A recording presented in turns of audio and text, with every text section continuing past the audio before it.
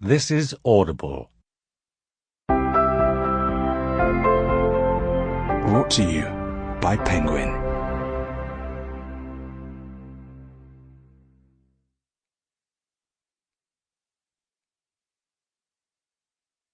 To the guerrilla bookshop manager known to friends as Per Pint for asking me, many years ago, the question Susan asks in this book. I'm surprised more people haven't asked it. And to too many absent friends.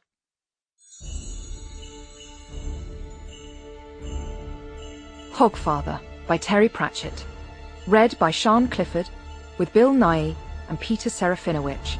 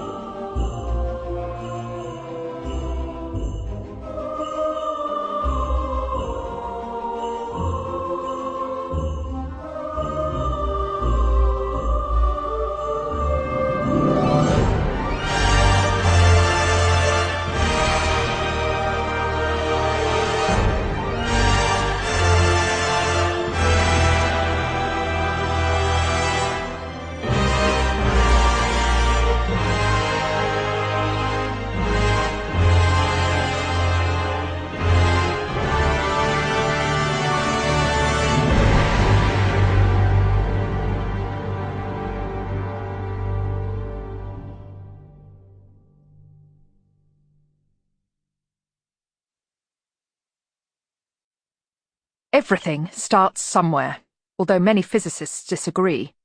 But people have always been dimly aware of the problem with the start of things. They wonder aloud how the snowplow driver gets to work, or how the makers of dictionaries look up the spelling of the words. Yet there is the constant desire to find some point in the twisting, knotting, ravelling nets of space-time on which a metaphorical finger can be put to indicate that here is the point where it all began. Something began when the Guild of Assassins enrolled Mr. Teatime, who saw things differently from other people. And one of the ways that he saw things differently from other people was in seeing other people as things.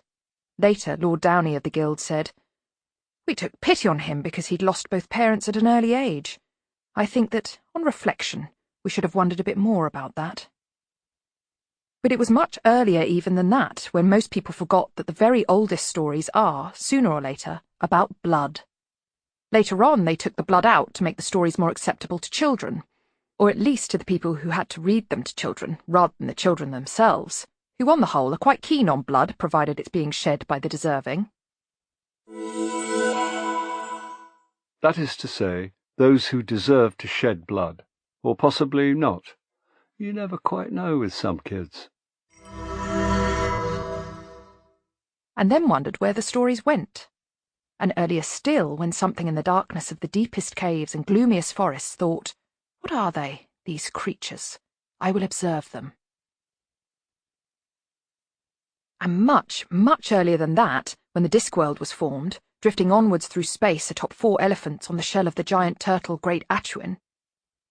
Possibly, as it moves, it gets tangled like a blind man in a cobwebbed house in those highly specialised little space-time strands that try to breed in every history they encounter, stretching them and breaking them and tugging them into new shapes. Or possibly not, of course. The philosopher Didactylus has summed up an alternative hypothesis as, "Things just happen. What the hell?" The senior wizards of Unseen University stood and looked at the door. There was no doubt that whoever had shut it wanted it to stay shut. Dozens of nails secured it to the doorframe, planks had been nailed right across, and finally it had, up until this morning, been hidden by a bookcase that had been put in front of it. "And there's the sign, Ridcully," said the Dean. "You have read it, I assume? You know, the sign which says, 'Do not under any circumstances open this door'?" "Of course I've read it," said Ridcully. "Why do you think I want it opened?" Why?" said the lecturer in recent runes. "To see why they wanted it shut, of course." This exchange contains almost all you need to know about human civilization, at least those bits of it that are now under the sea, fenced off or still smoking. He gestured to Modo, the university's gardener and odd-job dwarf, who was standing by with a crowbar. "Go to it, lad!" The gardener saluted. "Right you are, sir." Against a background of splintering timber, Ridcully went on. "It says on the plans that this was a bathroom. There's nothing frightening about a bathroom, for God's sake. I want a bathroom. I'm fed up with sluicing down with you fellows. It's unhygienic. You can catch stuff. My father told me that. Where you get lots of people bathing together, the Veruca gnome is running around with his little sack." "Is that like the Tooth Fairy?" said the Dean sarcastically. "I'm in charge here, and I want a bathroom of my own," said Ridcully firmly. "And that's all there is to it, all right? I want a bathroom in time for Hogswatch night, understand?" And that's a problem with beginnings, of course. Sometimes, when you're dealing with occult realms that have quite a different attitude to time, you get the effect a little way before the cause. From somewhere on the edge of hearing came a glingle, glingle, glingle noise, like little silver bells. At about the same time as the Arch-Chancellor was laying down the law, Susan Stowe-Hellett was sitting up in bed reading by candlelight. Frost patterns curled across the windows. She enjoyed these early evenings. Once she had put the children to bed, she was more or less left to herself. Mrs. Gator was pathetically scared of giving her any instructions, even though she paid Susan's wages. Not that the wages were important, of course. What was important was that she was being her own person and holding down a real job. And being a governess was a real job. The only tricky bit had been the embarrassment when her employer found out that she was a duchess, because in Mrs. Gator's book, which was a rather short book with big handwriting, the upper crust wasn't supposed to work. It was supposed to loaf around. It was all Susan could do to stop her curtsying when they met. A flicker made her turn her head. The candle flame was streaming out horizontally, as though in a howling wind. She looked up. The curtains billowed away from the window, which flung itself open with a clatter. But there was no wind. At least no wind in this world. Images formed in her mind. A red ball. The sharp smell of snow. And then they were gone, and instead there were... "Teeth," said Susan aloud. "Teeth again." She blinked. When she opened her eyes, the window was, as she knew it would be, firmly shut.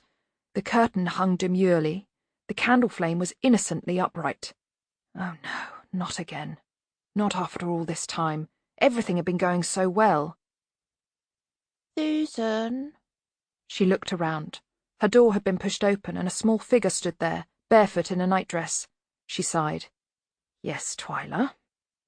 "I'm afraid of the monster in the cellar, Susan. It's going to eat me up." Susan shut her book firmly and raised a warning finger. "What have I told you about trying to sound ingratiatingly cute, Twyla?" she said. The little girl said, "You said I mustn't. You said that exaggerated lisping is a hanging offence, and I only do it to get attention." "Good. Do you know what monster it is this time?" "It's the big hairy one with—" Susan raised the finger. "Ah," she warned. "With 8 arms," Twyla corrected herself. "What again?" "Oh, all right." She got out of bed and put on her dressing gown, trying to stay quite calm while the child watched her. So they were coming back. Oh, not the monster in the cellar. That was all in a day's work. But it looked as if she was going to start remembering the future again. She shook her head. However far you ran away, you always caught yourself up. But monsters were easy, at least. She'd learned how to deal with monsters. She picked up the poker from the nursery fender and went down the back stairs with Twyla following her. The Gators were having a dinner party. Muffled voices came from the direction of the dining room. Then, as she crept past, a door opened and yellow light spilled out, and a voice said, "Ye gods, there's a girl in a nightshirt out here with a poker!" She saw figures silhouetted in the light and made out the worried face of Mrs. Gator. "Susan, what are you doing?" Susan looked at the poker and then back at the woman. "Twyla said she's afraid of a monster in the cellar, Mrs. Gator." "And you're going to attack it with a poker, eh?" said one of the guests. There was a strong atmosphere of brandy and cigars. "Yes," said Susan simply. "Susan's our governess," said Mrs. Gator. I told you about her." There was a change in the expression on the faces peering out from the dining room. It became a sort of amused respect. "She beats up monsters with a poker," said someone. "Actually, that's a very clever idea," said someone else. "Little girl gets it into her head there's a monster in the cellar. You go in with the poker and make a few bashing noises while the child listens, and then everything's all right. Good thinking, that girl. Very sensible, very modern." "Is that what you're doing, Susan?" said Mrs. Gator anxiously. "Yes, Mrs. Gator," said Susan obediently. "This I've got to watch. By Io, it's not every day you see monsters beaten up by a girl," said the man behind her. There was a swish of silk and a cloud of cigar smoke as the diners poured out into the hall. Susan sighed again and went down the cellar stairs, while Twyla sat demurely at the top, hugging her knees. A door opened and shut. There was a short period of silence, and then a terrifying scream. One woman fainted and a man dropped his cigar. "You don't have to worry. Everything will be all right," said Twyla calmly. "She always wins. Everything will be all right." There were thuds and clangs, and then a whirring noise, and finally a sort of bubbling. Susan pushed open the door. The poker was bent at right angles. There was nervous applause. "Very well done," said a guest. "Very persicological. Clever idea, that, bending the poker, and I expect you're not afraid any more, eh, little girl?" "No," said Twyla. "Very persicological." "Susan says don't get afraid, get angry," said Twyla. "Thank you, Susan," said Mrs. Gator, now a trembling bouquet of nerves. "And, now, Sir Geoffrey, if you'd all like to come back into the parlour, the drawing room." The party went back up the hall. The last thing Susan heard before the door shut was, "Dashed convincing, the way she bent the poker like that." She waited. "Have they all gone, Twyla?" "Yes, Susan." Good. Susan went back into the cellar and emerged towing something large and hairy with 8 legs. She managed to haul it up the steps and down the other passage to the backyard, where she kicked it out. It would evaporate before dawn. "That's what we do to monsters," she said. Twyla watched carefully. "And now it's bed for you, my girl," said Susan, picking her up. "Can I have the poker in my room for the night?" "All right." "It only kills monsters, doesn't it?" the child said sleepily as Susan carried her upstairs. "That's right," Susan said. "All kinds." She put the girl to bed next to her brother and leaned the poker against the toy cupboard. The poker was made of some cheap metal with a brass knob on the end. She would, Susan reflected, give quite a lot to be able to use it on the children's previous governess. Good night. Good night. She went back to her own small bedroom and got back into bed, watching the curtains suspiciously. It would be nice to think she'd imagined it. It would also be stupid to think that too. But she'd been nearly normal for 2 years now, making her own way in the real world, never remembering the future at all. Perhaps she had just dreamed things, but even dreams could be real. She tried to ignore the long thread of wax that suggested the candle had, just for a few seconds, streamed in the wind. As Susan sought sleep, Lord Downey sat in his study catching up on the paperwork. Lord Downey was an assassin, or, rather, an assassin. The capital letter was important. It separated those curs who went around murdering people for money from the gentlemen who were occasionally consulted by other gentlemen who wished to have removed, for consideration, any inconvenient razor blades from the candy floss of life. The members of the Guild of Assassins considered themselves cultured men who enjoyed good music and food and literature, and they knew the value of human life, to a penny in many cases. Lord Downey's study was oak-panelled and well-carpeted. The furniture was very old and quite worn, but the wear was the wear that comes only when very good furniture is carefully used over several centuries. It was matured furniture. A log fire burned in the grate. In front of it, a couple of dogs were sleeping in the tangled way of large, hairy dogs everywhere. Apart from the occasional doggy snore or the crackle of a shifting log, there were no other sounds but the scratching of Lord Downey's pen and the ticking of the long-case clock by the door. Small, private noises which only served to define the silence. At least, this was the case until someone cleared their throat. The sound suggested very clearly that the purpose of the exercise was not to erase the presence of a troublesome bit of biscuit, but merely to indicate in the politest possible way the presence of the throat. Downey stopped writing, but did not raise his head. Then, after what appeared to be some consideration, he said in a business-like voice, "The doors are locked, the windows are barred. The dogs do not appear to have woken up. The squeaky floorboards haven't. Other little arrangements, which I will not specify, seem to have been bypassed. That severely limits the possibilities. I really doubt that you are a ghost, and gods generally do not announce themselves so politely. You could, of course, be Death, but I don't believe he bothers with such niceties, and besides, I'm feeling quite well. Something hovered in the air in front of his desk. My teeth are in fine condition, so you are unlikely to be the tooth fairy. I've always found that a stiff brandy before bedtime quite does away with the need for the Sandman, and since I can carry a tune quite well, I suspect I'm not likely to attract the attention of Old Man Trouble. The figure drifted a little nearer. I suppose a gnome could get through a mouse-hole, but I have traps down, Downey went on.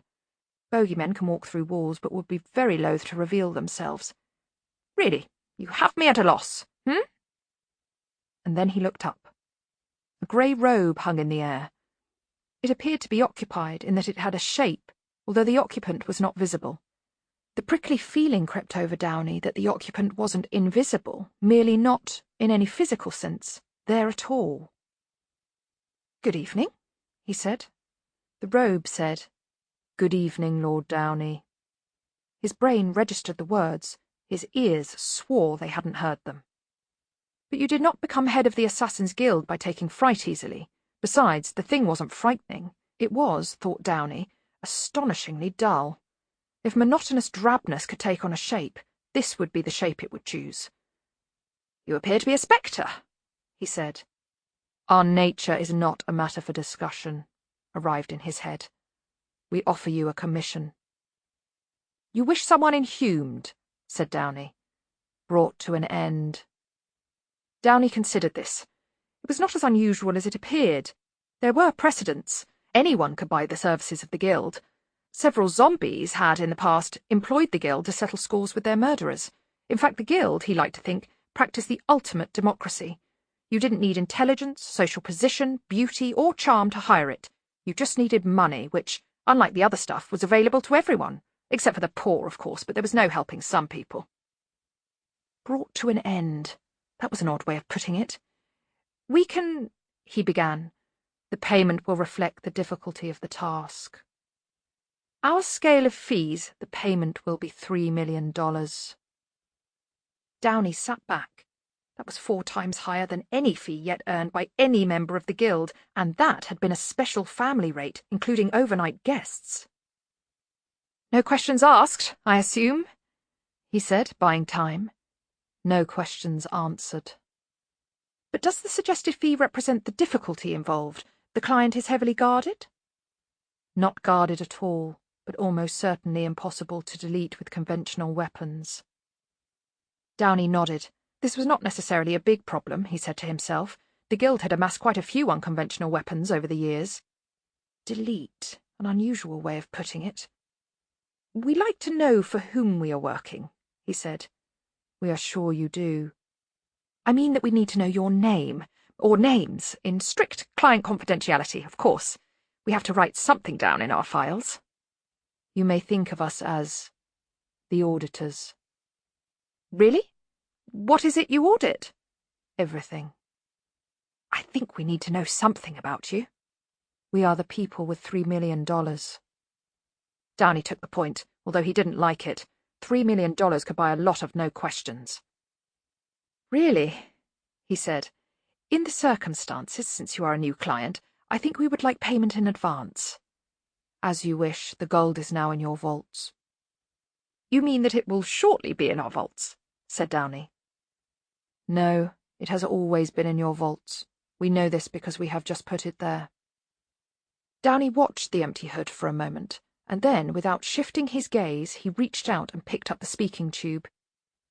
Mr. Winvow? He said, after whistling into it. Ah, good. Tell me, how much do we have in our vaults at the moment? Oh, approximately. To the nearest million, say. He held the tube away from his ear for a moment, and then spoke into it again. Well, be a good chap and check anyway, will you?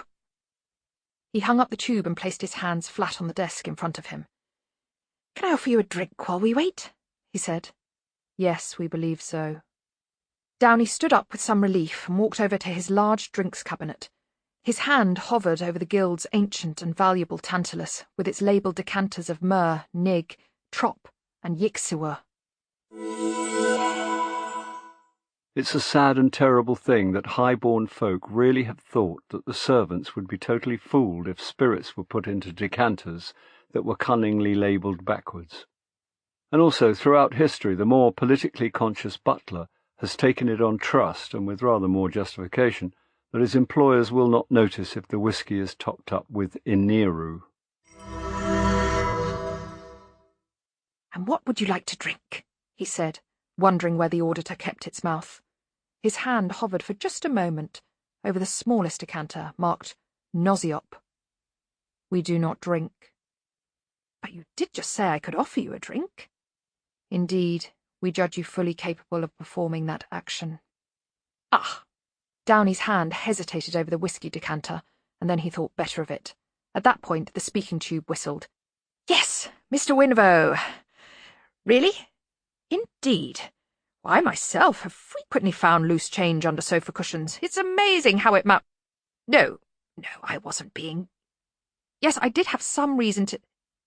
No blame attaches to you in any... No, I could hardly see how it... Yes, go and have a rest. What a good idea. Thank you. He hung up the tube again. The cowl hadn't moved. We will need to know where, when, and of course, who, he said after a moment. The cowl nodded. The location is not on any map. We would like the task to be completed within the week. This is essential. As for the who... A drawing appeared on Downey's desk, and in his head arrived the words, Let us call him the Fat Man. Is this a joke? Said Downey. We do not joke. No, you don't, do you? Downey thought. He drummed his fingers. There are many who would say this, person does not exist, he said. He must exist. How else could you so readily recognize his picture? And many are in correspondence with him. Well, yes, of course, in a sense, he exists. In a sense, everything exists. It is cessation of existence that concerns us here. Finding him would be a little difficult. You will find persons on any street who can tell you his approximate address. Yes, of course, said Downey, wondering why anyone would call them persons. It was an odd usage. But, as you say, I doubt that they could give a map reference, and even then, how could the Fat Man be inhumed? A glass of poisoned sherry, perhaps. The cowl had no face to crack a smile. You misunderstand the nature of employment, it said in Downey's head. He bridled at this. Assassins were never employed. They were engaged or retained or commissioned, but never employed. Only servants were employed. What is it that I misunderstand, exactly? He said. We pay, you find the ways and means. The cowl began to fade. How can I contact you? Said Downey. We will contact you. We know where you are. We know where everyone is. The figure vanished. At the same moment, the door was flung open to reveal the distraught figure of Mr. Winvow, the guild treasurer. Excuse me, my lord, but I really had to come up. He flung some discs on the desk. Look at them! Downey carefully picked up a golden circle. It looked like a small coin, but no denomination, said Winvo. No heads, no tails, no milling. It's just a blank disc. They're all just blank discs. Downey opened his mouth to say, valueless? He realised that he was half hoping that this was the case. If they, whoever they were, had paid him worthless metal, then there wasn't even the glimmering of a contract. But he could see this wasn't the case. Assassins learned to recognise money early in their careers.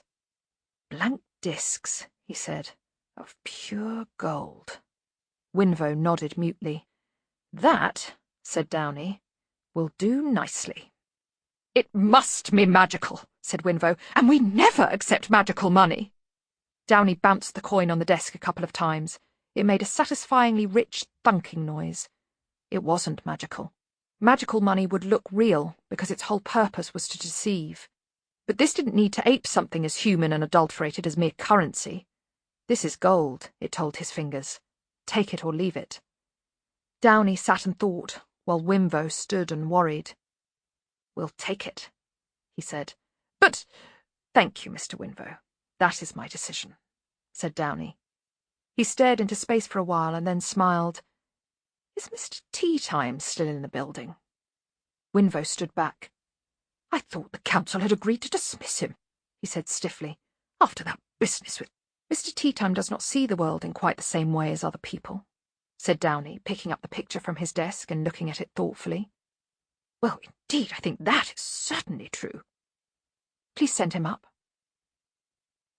The guild attracted all sorts of people, Downey reflected. He found himself wondering how it had come to attract Winvo, for one thing. It was hard to imagine him stabbing anyone in the heart in case he got blood on the victim's wallet. Whereas Mr. Teatime... The problem was that the guild took young boys and gave them a splendid education and incidentally taught them how to kill, cleanly and dispassionately, for money and for the good of society, or at least that part of society that had money, and what other kind of society was there? But very occasionally you found you'd got someone like Mr. Teatime, to whom the money was merely a distraction. Mr. Teatime had a truly brilliant mind, but it was brilliant like a fractured mirror, all marvellous facets and rainbows, but ultimately also something that was broken. Mr. Teatime enjoyed himself too much, and other people also. Downey had privately decided that sometime soon Mr. Teatime was going to meet with an accident.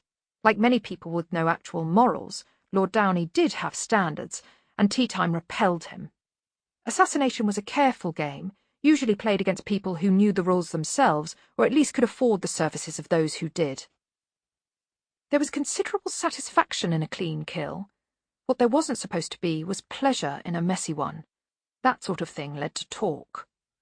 On the other hand, Teatime's corkscrew of a mind was exactly the tool to deal with something like this. And if he didn't, well, that was hardly Downey's fault, was it? He turned his attention to the paperwork for a while. It was amazing how the stuff mounted up, but you had to deal with it. It wasn't as though they were murderers, after all. There was a knock at the door. He pushed the paperwork aside and sat back. "Come in, Mr. Teatime," he said. It never hurt to put the other fellow slightly in awe of you. In fact, the door was opened by one of the guild's servants, carefully balancing a tea tray. "Ah, Carter," said Lord Downey, recovering magnificently. "Just put it on the table over there, will you?" "Yes, sir," said Carter. He turned and nodded. "Sorry, sir, I will go and fetch another cup directly, sir." "What?" "For your visitor, sir." "What visitor?" "Oh, and Mr. Teatime—" He stopped. He turned. There was a young man sitting on the hearthrug, playing with the dogs.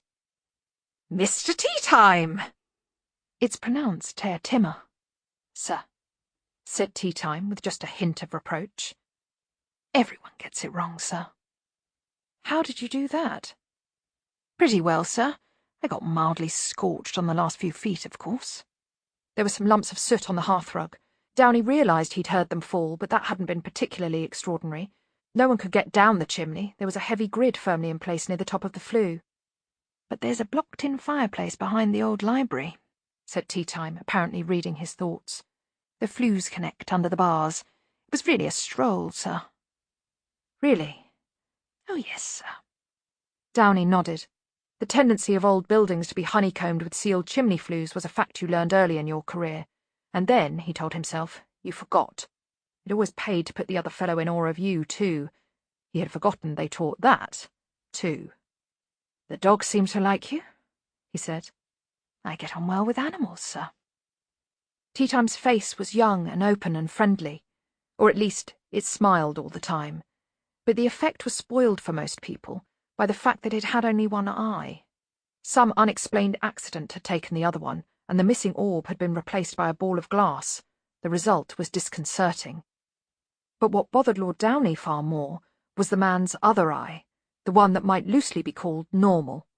He'd never seen such a small and sharp pupil. Tea Time looked at the world through a pinhole. He found he'd retreated behind his desk again. There was that about Tea Time. You always felt happier if you had something between you and him. "You like animals, do you?" he said. "I have a report here that says you nailed Sir George's dog to the ceiling." "Couldn't have it barking while I was working, sir." "Some people would have drugged it." "Oh?" Tea Time looked despondent for a moment, but then he brightened. "But I definitely fulfilled the contract, sir. There can be no doubt about that, sir. I checked Sir George's breathing with a mirror as instructed. It's in my report." "Yes, indeed." Apparently the man's head had been several feet from his body at that point. It was a terrible thought that Tea Time might see nothing incongruous about this. "And the servants?" he said. "Couldn't have them bursting in, sir." Downey nodded, half hypnotized by the glassy stare and the pinhole eyeball.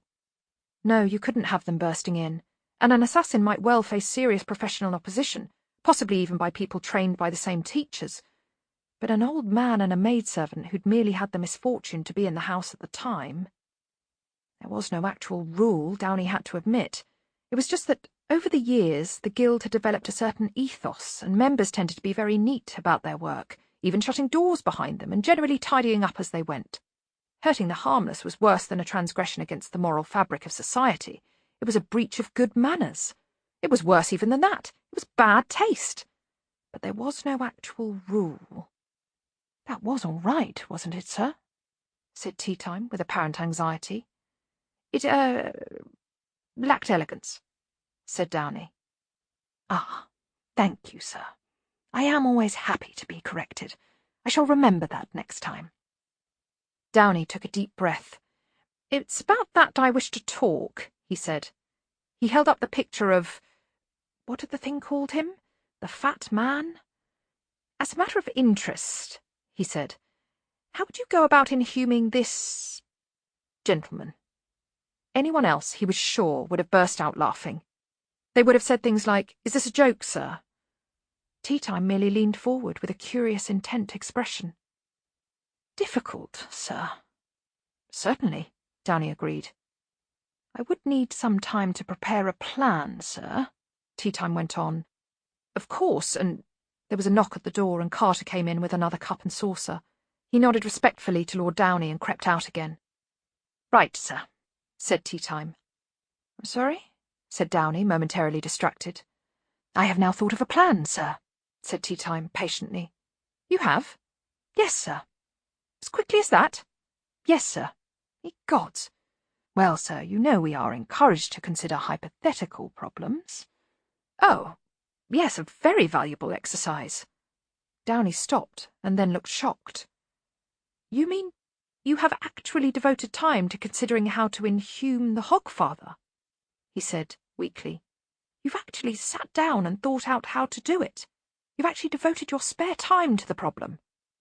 "Oh, yes, sir. And the soul-cake duck. And the Sandman. And death." Downey blinked again. "You've actually sat down and considered how to—" "Yes, sir. I've amassed quite an interesting file. In my own time, of course." "I want to be quite certain about this, Mr. Tea Time. You have applied yourself to a study of ways of killing death?" "Only as a hobby, sir." "Well, yes, hobbies. Yes, I mean, I used to collect butterflies myself," said Downey, recalling those first moments of awakening pleasure at the use of poison and the pin. "But actually, sir, the basic methodology is exactly the same as it would be for a human. Opportunity, geography, technique. You just have to work with the known facts about the individual concerned. Of course, with this one, such a lot is known." "And you've worked it all out, have you?" said Downey, almost fascinated. "Oh, a long time ago, sir." "When, may I ask?" "I think it was when I was lying in bed one Hogswatch night, sir."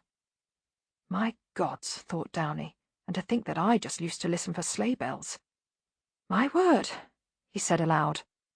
"I may have to check some details, sir. I'd appreciate access to some of the books in the dark library, but yes, I think I can see the basic shape." "And yet, this person, some people might say that he is technically immortal."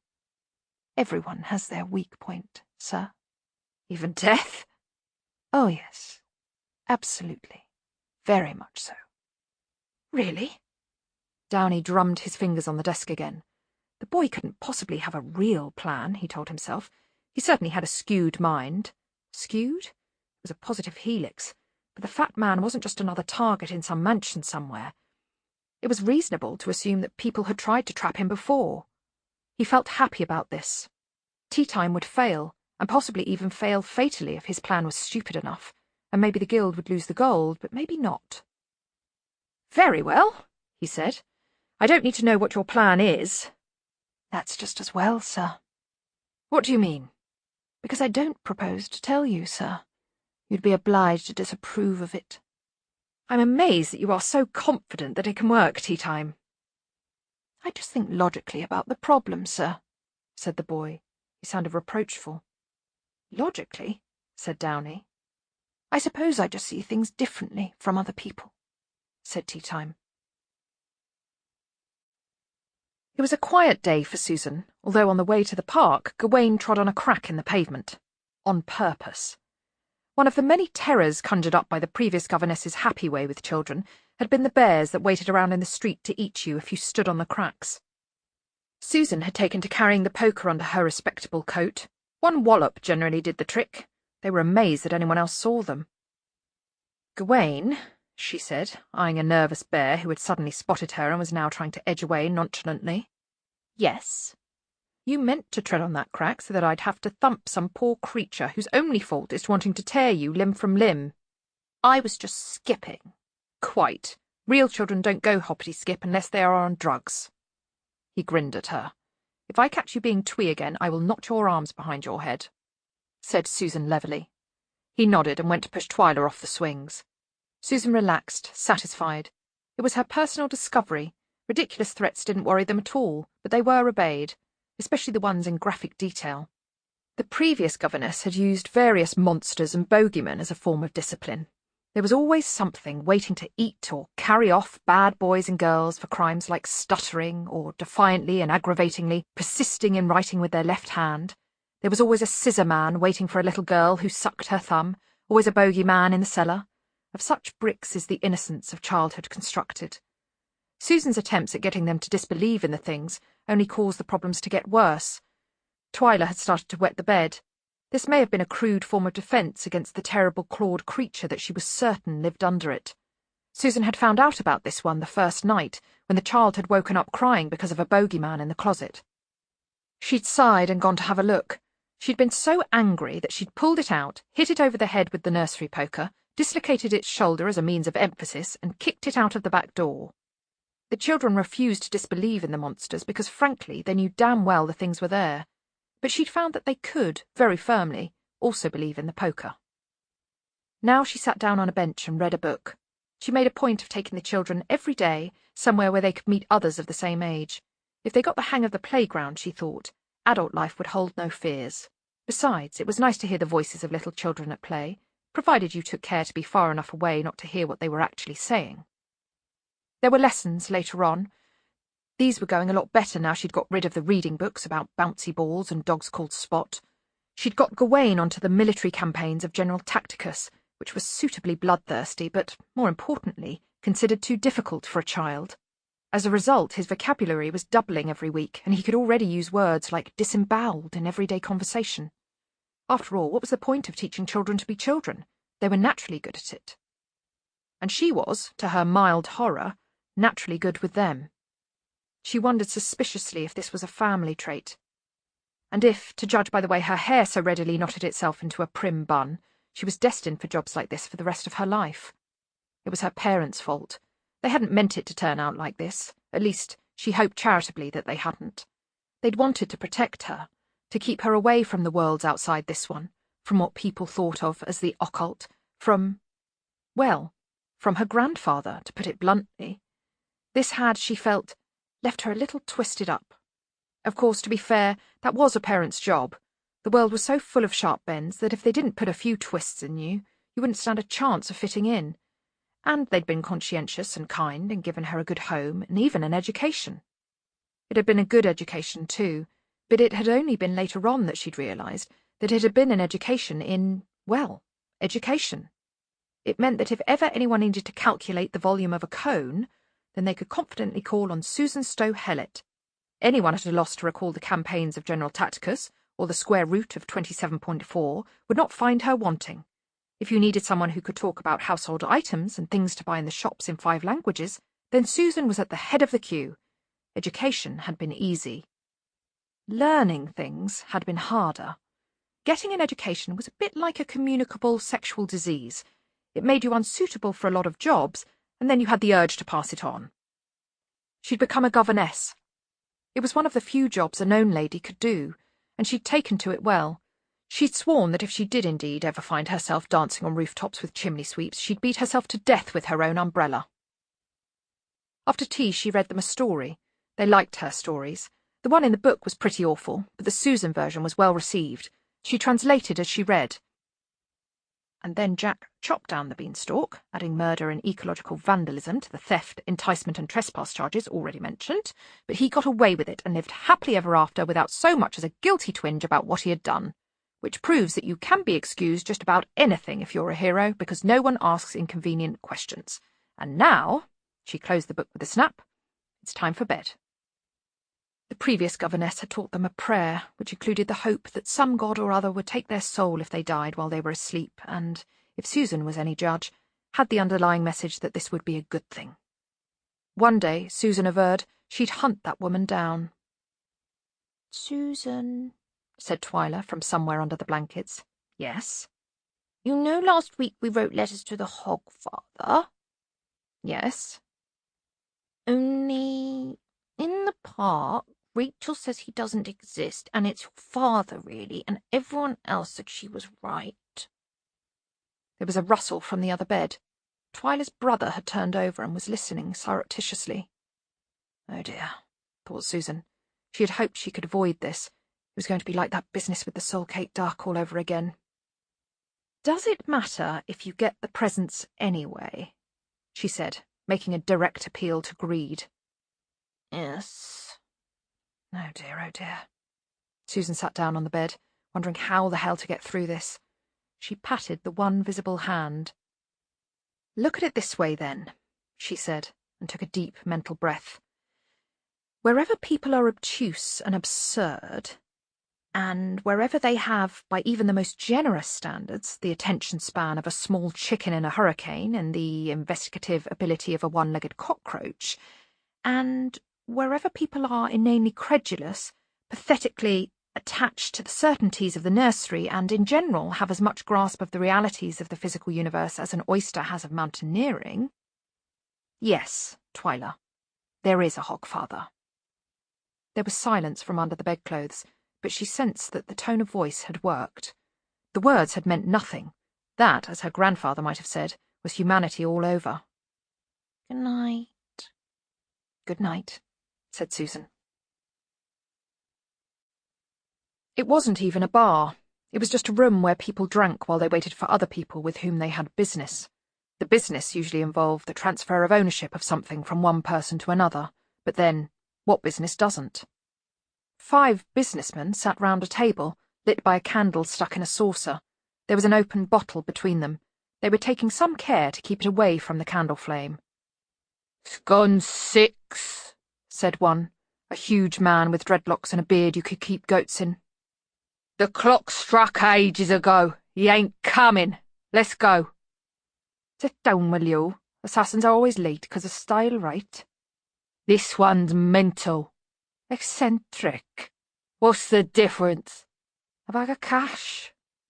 The 3 that hadn't spoken yet looked at one another. "What's this?" You never said he was an assassin, said Chickenwire. He never said the guy was an assassin, did he, Banjo? There was a sound like distant thunder. It was Banjo Lillywhite clearing his throat. That's right, said a voice from the upper slopes. You's never said. The others waited until the rumble died away. Even Banjo's voice hulked. The first speaker waved his hands vaguely, trying to get across the point that someone was a hamper of food, several folding chairs, a tablecloth, an assortment of cooking gear, and an entire colony of ants short of a picnic. Mental! And he's got a funny eye. It's just glass, all right, said the one known as Cat's Eye, signalling a waiter for 4 beers and a glass of milk. And he's paying $10,000 each. I don't care what kind of eye he's got. I heard it was made of the same stuff they make them fortune-telling crystals out of. You can't tell me that's right, and he looks at you with it, said the first speaker. He was known as Peachy, although no one had ever found out why. Peachy was not someone you generally ask questions of, except the sort that go like, If I give you all my money, could you possibly not break the other leg? Thank you so much. Cat's Eye sighed. Certainly there was something odd about Mr. Teatime, there was no doubt about that. But there was something weird about all assassins. And the man paid well. Lots of assassins used informers and locksmiths. It was against the rules technically, but standards were going down everywhere, weren't they? Usually they paid you late and sparsely, as if they were doing the favour. But Teatime was okay. True, after a few minutes talking to him, your eyes began to water and you felt you needed to scrub your skin even on the inside, but no one was perfect, were they? Peachy leaned forward. You know what? He said. I reckon he could be here already. In disguise, laughing at us. Well, if he's in here laughing at us... He cracked his knuckles. Medium Dave Lillywhite, the last of the 5, looked around. There were indeed a number of solitary figures in the low, dark room. Most of them wore cloaks with big hoods. They sat alone, in corners, hidden by the hoods. None of them looked very friendly. Don't be daft, Peachy, Cat's Eye murmured. That's the sort of thing they do, Peachy insisted. They're masters of disguise. With that eye of his. That guy sitting by the fire has got an eye patch, said Medium Dave. Medium Dave didn't speak much. He watched a lot. The others turned to stare. He'll wait till we're off our guard, then go, ha ha ha ha, said Peachy.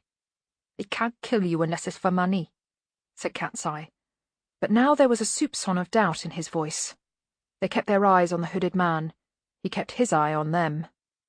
If asked to describe what they did for a living, the 5 men around the table would have said something like, this and that, or the best I can, although in Banjo's case he'd probably have said, duh. They were, by the standards of an uncaring society, criminals, although they wouldn't have thought of themselves as such, and couldn't even spell words like nefarious. What they generally did was move things around. Sometimes the things were on the wrong side of a steel door, say, or in the wrong house. Sometimes the things were in fact people who were far too unimportant to trouble the Assassin's Guild with, but who were nevertheless inconveniently positioned where they were and could much better be located on, for example, a seabed somewhere. Chickenwire had got his name from his own individual contribution to the science of this very specialised concrete overshoe form of waste disposal. An unfortunate drawback of the process was the tendency for bits of the client to eventually detach and float to the surface, causing much comment in the general population. Enough chicken wire, he'd pointed out, would solve that, while also allowing the ingress of crabs and fish going about their vital recycling activities. None of the 5 belonged to any formal guild, and they generally found their clients among those people who, for their own dark reasons, didn't want to put the guilds to any trouble, sometimes because they were guild members themselves. They had plenty of work. There was always something that needed transferring from A to B, or, of course, to the bottom of the sea. Any minute now, said Peachy, as the waiter brought their beers. Banjo cleared his throat. This was a sign that another thought had arrived. What I don't understand, he said, is... Yes, said his brother. Ankh-Morpork's underworld, which was so big that the overworld floated around on top of it like a very small hen trying to mother a nest of ostrich chicks, already had Big Dave, Fat Dave, Mad Dave, Wee Davy, and Lanky Di. Everyone had to find their niche. What I don't understand is, how long has this place had waiters? Good evening, said Tea Time, putting down the tray. They stared at him in silence. He gave them a friendly smile. Peachy's huge hand slapped the table. You crept up on us, you little... he began. Men in their line of business develop a certain prescience. Medium Dave and Cat's Eye, who were sitting on either side of Peachy, leaned away nonchalantly. Hi, said Tea Time. There was a blur, and a knife shuddered in the table between Peachy's thumb and index finger. He looked down at it in horror. My name's Taya Timmer, said Tea Time. Which one are you? Peachy, said Peachy, still staring at the vibrating knife. That's an interesting name, said Tea Time. Why are you called Peachy? Peachy? Medium Dave coughed. Peachy looked up into Tea Time's face. The glass eye was a mere ball of faintly glowing grey. The other eye was a little dot in a sea of white. Peachy's only contact with intelligence had been to beat it up and rob it whenever possible, but a sudden sense of self-preservation glued him to his chair. "'Cause I don't shave," he said. "Peachy don't like blades, mister," said Cat's Eye. "And do you have a lot of friends, Peachy?" said Tea Time.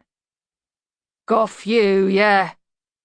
With a sudden whirl of movement that made the men start, Tea Time spun away, grabbed a chair, swung it up to the table and sat down on it. 3 of them had already got their hands on their swords. "I don't have many," he said apologetically. "Don't seem to have the knack. On the other hand, I don't seem to have any enemies at all. Not one. Isn't that nice?" Tea Time had been thinking, in the cracking, buzzing firework display that was his head. What he had been thinking about was immortality. He might have been quite insane, but he was no fool. There were in the Assassin's Guild a number of paintings and busts of famous members who had, in the past, put... No, of course that wasn't right. There were paintings and busts of the famous clients of members, with a noticeably modest brass plaque screwed somewhere nearby, bearing some unassuming little comment like, "Departed this vale of tears on Groon the 3rd, year of the Sideways Leech, with the assistance of the Honourable K.W. Dobson, Viper House."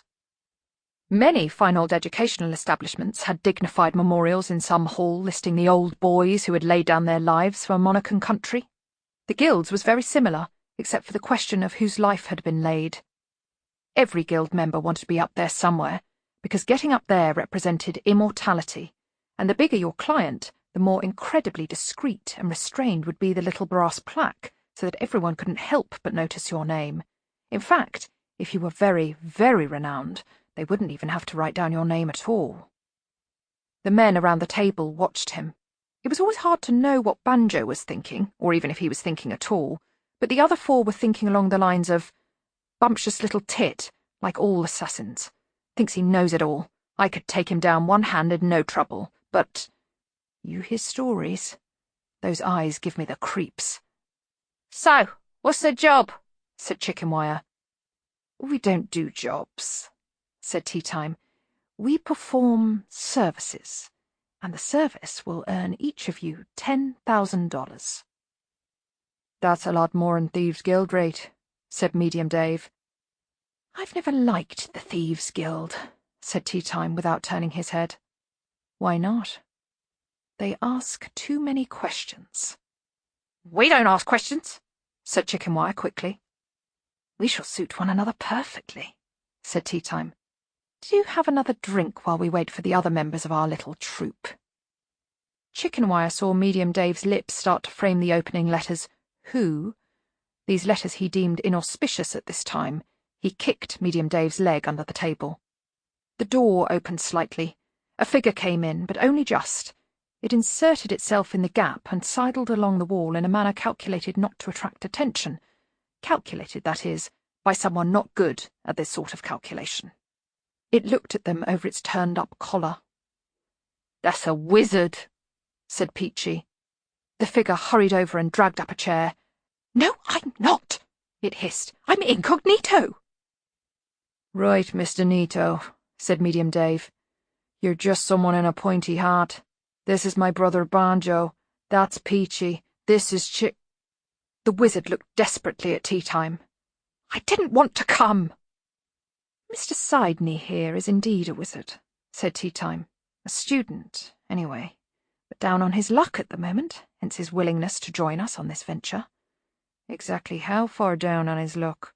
said Medium Dave. The wizard tried not to meet anyone's gaze. "I made a misjudgment to do with a wager," he said. Lost a bet, you mean? Said Chicken Wire. "I paid up on time," said Sidney. "Yes, but Chrysoprase the Troll has this odd little thing about money that turns into lead the next day," said Tea Time cheerfully. "So our friend needs to earn a little cash in a hurry, and in a climate where arms and legs stay on." "No one said anything about there being magic in all this," said Peachy. "Our destination is— Probably you should think of it as something like a wizard's tower, gentlemen," said Tea Time. "It isn't an actual wizard's tower, is it?" said Medium Dave. "They got a very odd sense of humour when it comes to booby traps." "No." "Guards?"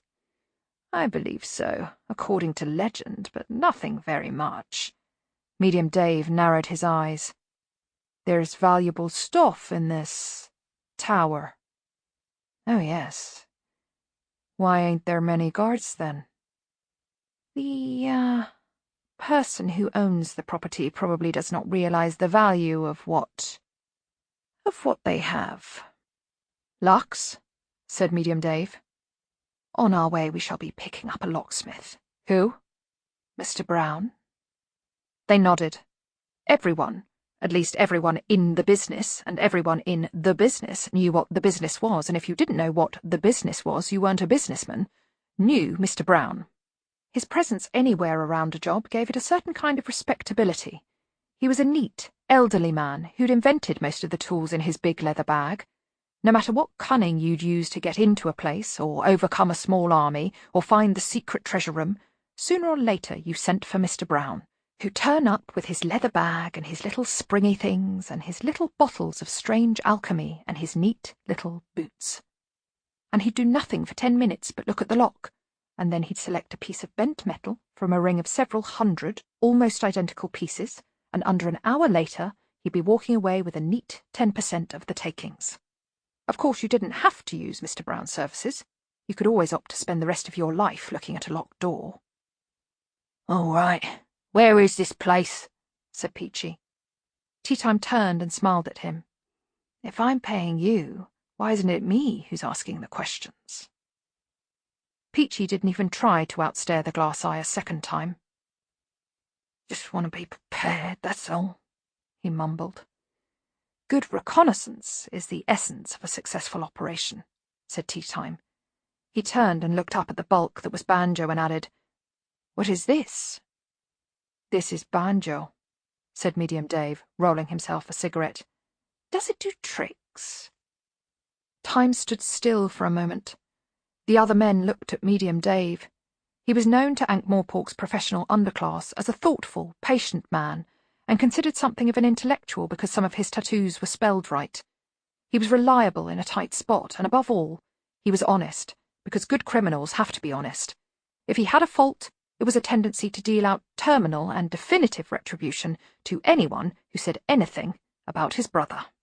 If he had a virtue, it was a tendency to pick his time. Medium Dave's fingers tucked the tobacco into the paper and raised it to his lips. "No," he said. Chicken Wire tried to defrost the conversation. "He's not what you'd call bright, but he's always useful. He can lift 2 men in each hand. By their necks." "Yeah," said Banjo. He looks like a volcano, said Tea Time. Really? Said Medium Dave Lillywhite. Chickenwire reached out hastily and pushed him back down in his seat. Tea Time turned and smiled at him. I do so hope we're going to be friends, Mr. Medium Dave, he said. It really hurts to think I might not be among friends. He gave him another bright smile. Then he turned back to the rest of the table. Are we resolved, gentlemen?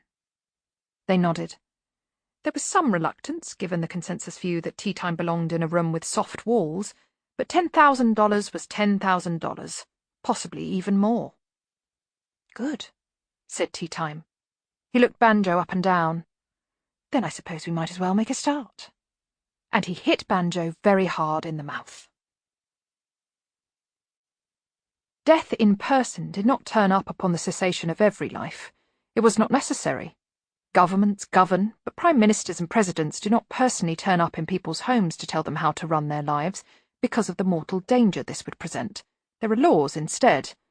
But from time to time, Death checked up to see that things were functioning properly, or, to put it another and more accurate way, properly ceasing to function in the less significant areas of his jurisdiction. And now he walked through dark seas. Silt rose in clouds around his feet as he strode along the trench bottom. His robes floated out around him. There was silence, pressure, and utter darkness. But there was life down here, even this far below the waves. There were giant squid and lobsters with teeth on their eyelids. There were spidery things with their stomachs on their feet, and fish that made their own light. It was a quiet, black nightmare world, but life lives everywhere that life can. Where life can't, this takes a little longer. Death's destination was a slight rise in the trench floor. Already the water around him was getting warmer and more populated by creatures that looked as though they had been put together from the bits left over from everything else. Unseen but felt, a vast column of scalding hot water was welling up from a fissure.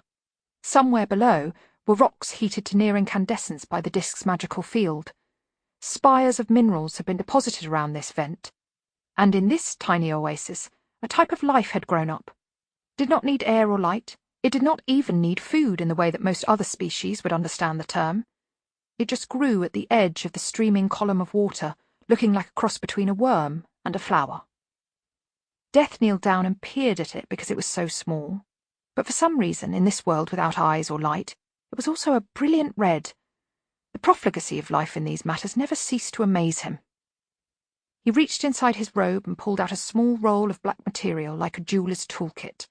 With great care, he took from one of its pouches a scythe about an inch long and held it expectantly between thumb and forefinger. Somewhere overhead, a shard of rock was dislodged by a stray current and tumbled down, raising little puffs of silt as it bounced off the tubes. It landed just beside the living flower and then rolled, wrenching it from the rock. Death flicked the tiny scythe just as the bloom faded. The omnipotent eyesight of various supernatural entities is often remarked upon. It is said they can see the fall of every sparrow. And this may be true, but there is only one who is always there when it hits the ground. The soul of the tube worm was very small and uncomplicated. It wasn't bothered about sin. It had never coveted its neighbour's polyps. It had never gambled or drunk strong liquor. It had never bothered itself with questions like, why am I here? Because it had no concept at all of here, or, for that matter, of I. Nevertheless, something was cut free under the surgical edge of the scythe and vanished in the roiling waters. Death carefully put the instrument away and stood up. All was well. Things were functioning satisfactorily, but they weren't. In the same way that the best of engineers can hear the tiny change that signals a bearing going bad, long before the finest of instruments would detect anything wrong, Death picked up a discord in the symphony of the world. It was one wrong note among billions, but all the more noticeable for that, like a tiny pebble in a very large shoe. He waved a finger in the waters. For a moment a blue door-shaped outline appeared. He stepped through it and was gone. The tube creatures didn't notice him go. They hadn't noticed him arrive. They never ever noticed anything. A cart trundled through the freezing, foggy streets, the driver hunched in his seat. He seemed to be all big, thick brown overcoat. A figure darted out of the swirls and was suddenly on the box next to him. "Hi," it said. "My name's Taya Timmer. What's yours?" "Here, you get down. I ain't allowed to give The driver stopped. It was amazing how Tea Time had been able to thrust a knife through 4 layers of thick clothing and stop it just at the point where it pricked the flesh. "Sorry?" said Tea Time, smiling brightly. There ain't nothing valuable, you know, nothing valuable, only a few bags of—" "Oh, dear," said Tea Time, his face a sudden acre of concern. "Well, we'll just have to see, won't we? What is your name, sir?" Ernie, said Ernie. "Yes, Ernie, Tea Time turned his head slightly. "Come along, gentlemen. This is my friend Ernie. He's going to be our driver for tonight." Ernie saw 6 figures emerge from the fog and climb into the cart behind him. He didn't turn to look at them.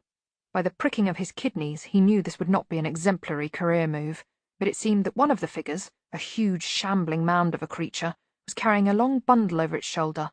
The bundle moved and made muffled noises. "Do stop shaking, Ernie. We just need a lift," said Tea Time as the cart rumbled over the cobbles. "Where to, mister?" "Oh, we don't mind, but first I'd like you to stop in Sator Square near the second fountain." The knife was withdrawn. Ernie stopped trying to breathe through his ears. What is it?" "You do seem tense, Ernie. I always find a neck massage helps." "I ain't rightly allowed to carry passengers, see? Charlie'll give me a right telling off." "Oh, don't you worry about that," said Tea Time, slapping him on the back. "We're all friends here." "What are we bringing the girl for?" said a voice behind them. "'S not right, hidden girls," said a deep voice. "Our mom said no hidden girls. Only bad boys do that. Our mom said—" "You be quiet, Banjo." "Our mom said—" "Shh! Ernie here doesn't want to listen to our troubles," said Tea Time, not taking his gaze off the driver. "Me? Deaf as a post, me," burbled Ernie, who in some ways was a very quick learner. "Can't hardly see more'n a few feet, neither. Got no recollection for them faces that I do see, come to that. Bad memory? Ha! Talk about bad memory. Caw, sometimes I can be like, as it were, on the cart, talking to people, ha! Just like I'm talking to you now, and then when they're gone, ha! Try as I might, do you think I can remember anything about them? Or how many they were, or what they were carrying, or anything about any girl, or anything?" By this time his voice was a high-pitched wheeze. "Ha! Sometimes I forget my own name!" "It's Ernie, isn't it?" said Tea Time, giving him a happy smile. "Ah, and here we are. Oh dear, there seems to be some excitement." There was the sound of fighting somewhere ahead, and then a couple of masked trolls ran past with 3 watchmen after them. They all ignored the cart. "I heard the Debris gang were going to have a go at Packley Strong Room tonight," said a voice behind Ernie. "Looks like Mr. Brown won't be joining us then," said another voice. There was a snigger. "Oh, I don't know about that, Mr. Lillywhite. I don't know about that at all," said a third voice, and this one was from the direction of the fountain. "Could you take my bag while I climb up, please? Do be careful, it's a little heavy." It was a neat little voice. The owner of a voice like that kept his money in a shovel purse and always counted his change carefully. Ernie thought all this, and then tried very hard to forget that he had. "On you go, Ernie," said Tea Time. "Round behind the university, I think." As the cart rolled on, the neat little voice said, "You grab all the money, and then you get out very smartly. Am I right?" There was a murmur of agreement. "Learned that on my mother's knee, yeah." "You learned a lot of stuff across your ma's knee, Mr. Lillywhite." "Don't you say nothing about our mom." The voice was like an earthquake. "This is Mr. Brown, Banjo. You smarten up." "He didn't to talk about our mom." All right, all right. Hello, Banjo. I think I may have a sweet somewhere. Yes, there you are. Yes, your ma knew the way all right. You go in quietly, you take your time, you get what you came for, and you leave smartly and in good order. You don't hang around at the scene to count it out, and tell one another what brave lads you are. Am I right?"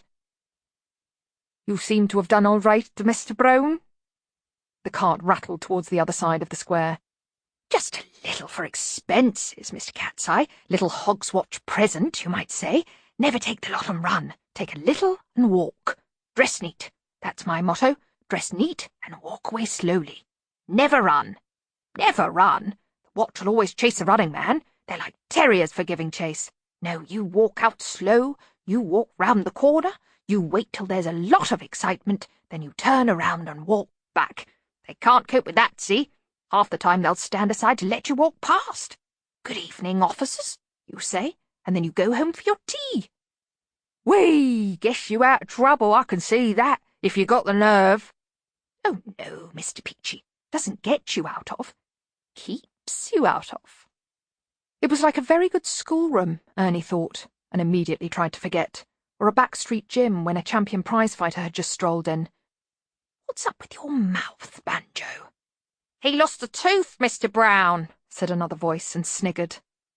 Lost a tooth, Mr. Brown, said the thunder that was Banjo.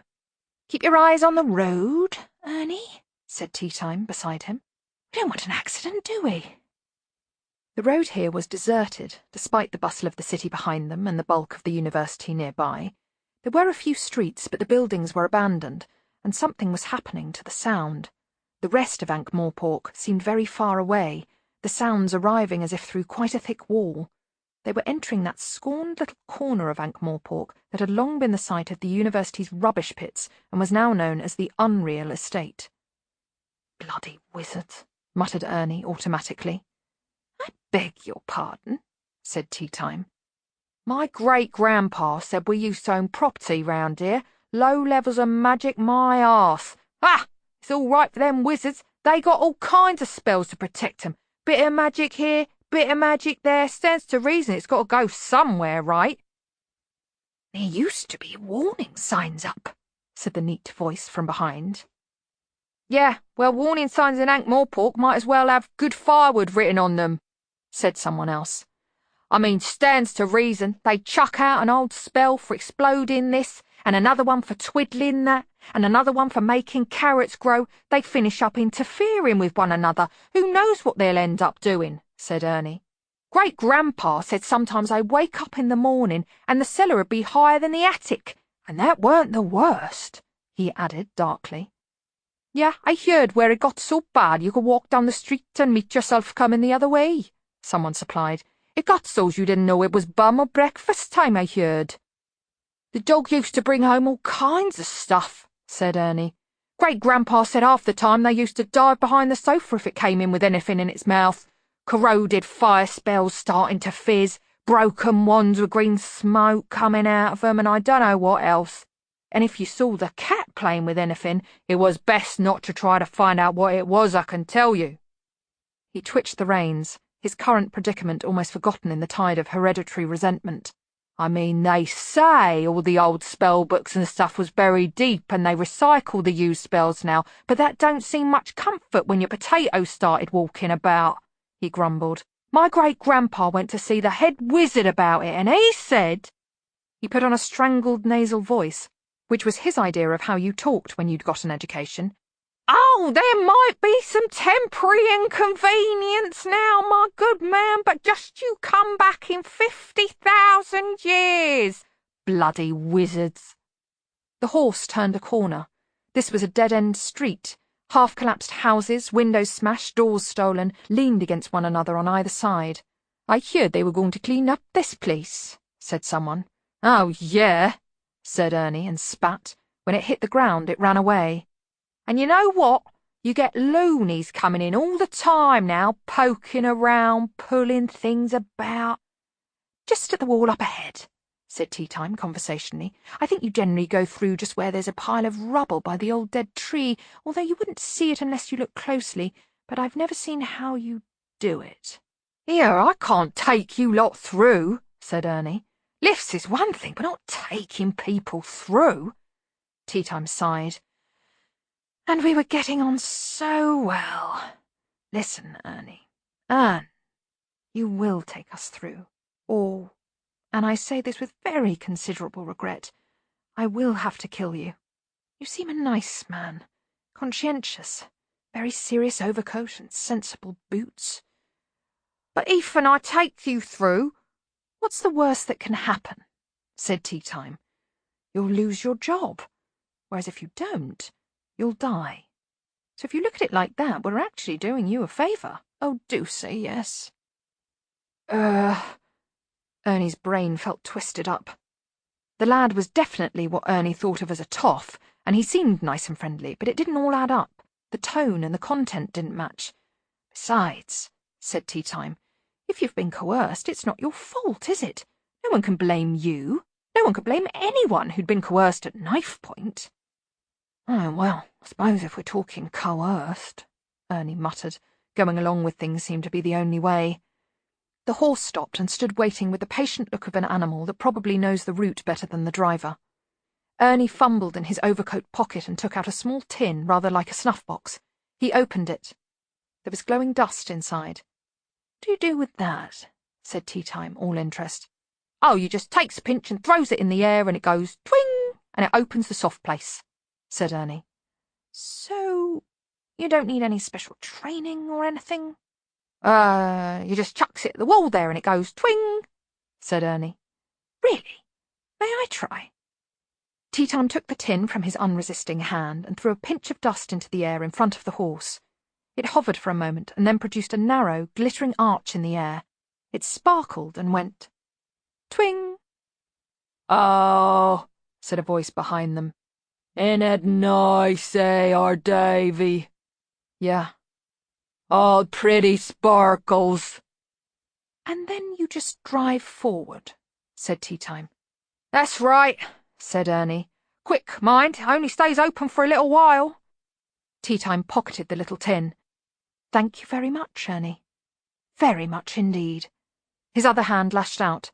There was a glint of metal. The carter blinked and then fell sideways off his seat. There was silence from behind, tinted with horror and possibly just a little terrible admiration. "Wasn't he dull?" said Tea Time, picking up the reins. Snow began to fall. It fell on the recumbent shape of Ernie, and it also fell through several hooded grey robes that hung in the air. There appeared to be nothing inside them. You could believe they were there merely to mark a certain point in space. "Well," said one, "we are frankly impressed." "Indeed," said another. "We would never have thought of doing it this way." "He is certainly a resourceful human," said a third. "The beauty of it all," said the first, or it may have been the second, because absolutely nothing distinguished the robes, "is that there is so much else we will control." "Quite," said another. "It is really amazing how they think, a sort of illogical logic." "Children," said another. "Who would have thought it? But today the children, tomorrow the world." "Give me a child until he is 7 and he's mine for life," said another. There was a dreadful pause. The consensus beings that called themselves the Auditors did not believe in anything, except possibly immortality, and the way to be immortal, they knew, was to avoid living. Most of all, they did not believe in personality. To be a personality was to be a creature with a beginning and an end. And since they reasoned that in an infinite universe any life was by comparison unimaginably short, they died instantly. There was a flaw in their logic, of course, but by the time they found this out it was always too late. In the meantime, they scrupulously avoided any comment, action, or experience that set them apart. "You said me," said one. "Ah, yes, but you see we were quoting," said the other one hurriedly. "Some religious person said that, about educating children, and so would logically say me, but I wouldn't use that term of myself, damn." The robe vanished in a little puff of smoke. "Let that be a lesson to us," said one of the survivors, as another and totally indistinguishable robe popped into existence where the stricken colleague had been. "Yes," said the newcomer. "Well, it certainly appears." It stopped. A dark shape was approaching through the snow. "It's him," it said. They faded hurriedly, not simply vanishing, but spreading out and thinning until they were just lost in the background. The dark figure stopped by the dead carter and reached down. "Could I give you a hand?" Ernie looked up gratefully. "Cool, yeah," he said. He got to his feet, swaying a little. "Your fingers are cold, mister." "Sorry." What did he go and do that for? I did what he said. He could have killed me. Ernie felt inside his overcoat and pulled out a small and, at this point, strangely transparent silver flask. "I always keep a nip on me these cold nights," he said. "Keeps me spirits up." Yes, indeed. Death looked around briefly and sniffed the air. "How am I going to explain all this then, eh?" said Ernie, taking a pull. Sorry, that was very rude of me. I wasn't paying attention. I said, what am I going to tell people? Letting some blokes ride off with my cart neat as you like? That's going to be the sack for sure. I'm going to be in big trouble. Ah, well. There at least I have some good news, Ernest.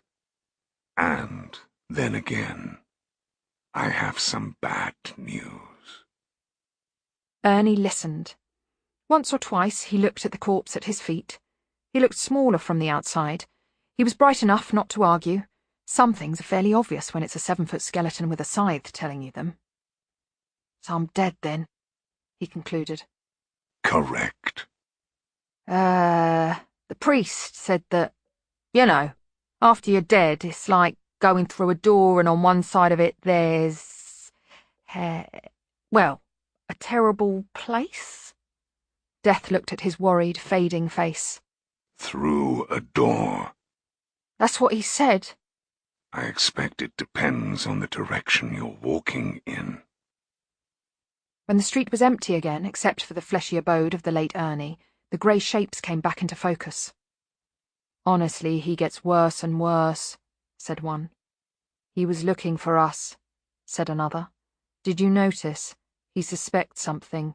He gets so concerned about things." "Yes, but the beauty of this plan," said a third, "is that he can't interfere." "He can go everywhere," said one. "No," said another. "Not quite everywhere." And with ineffable smugness they faded into the foreground. It started to snow quite heavily. It was the night before Hogswatch. All through the house, one creature stirred. It was a mouse. And someone, in the face of all appropriateness, had baited a trap.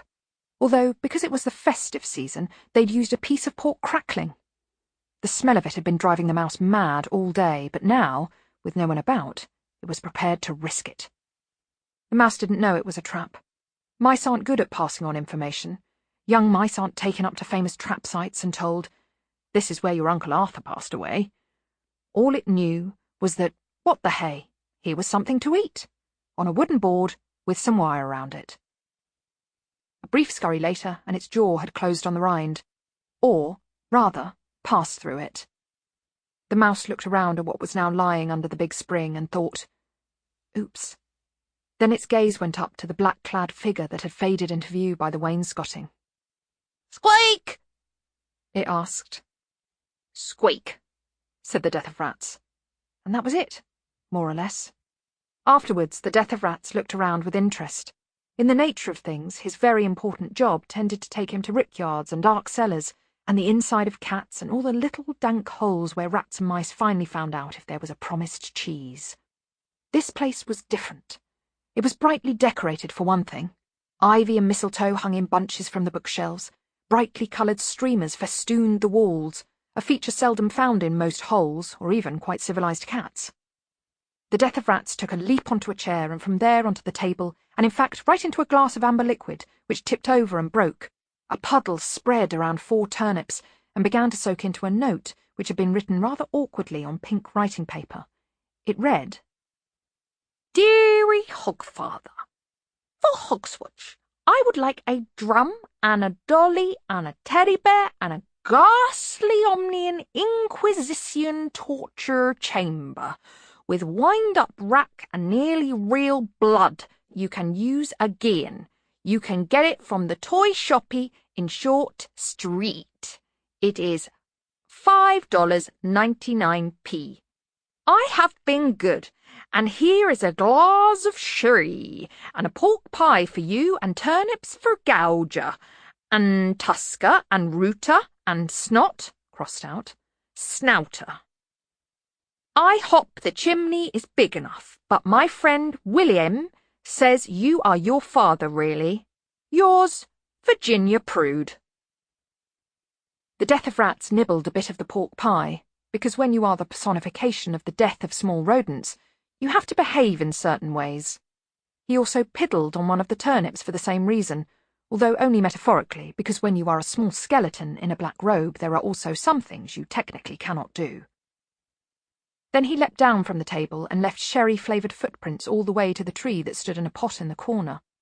It was really only a bare branch of oak, but so much shiny holly and mistletoe had been wired onto it that it gleamed in the light of the candles.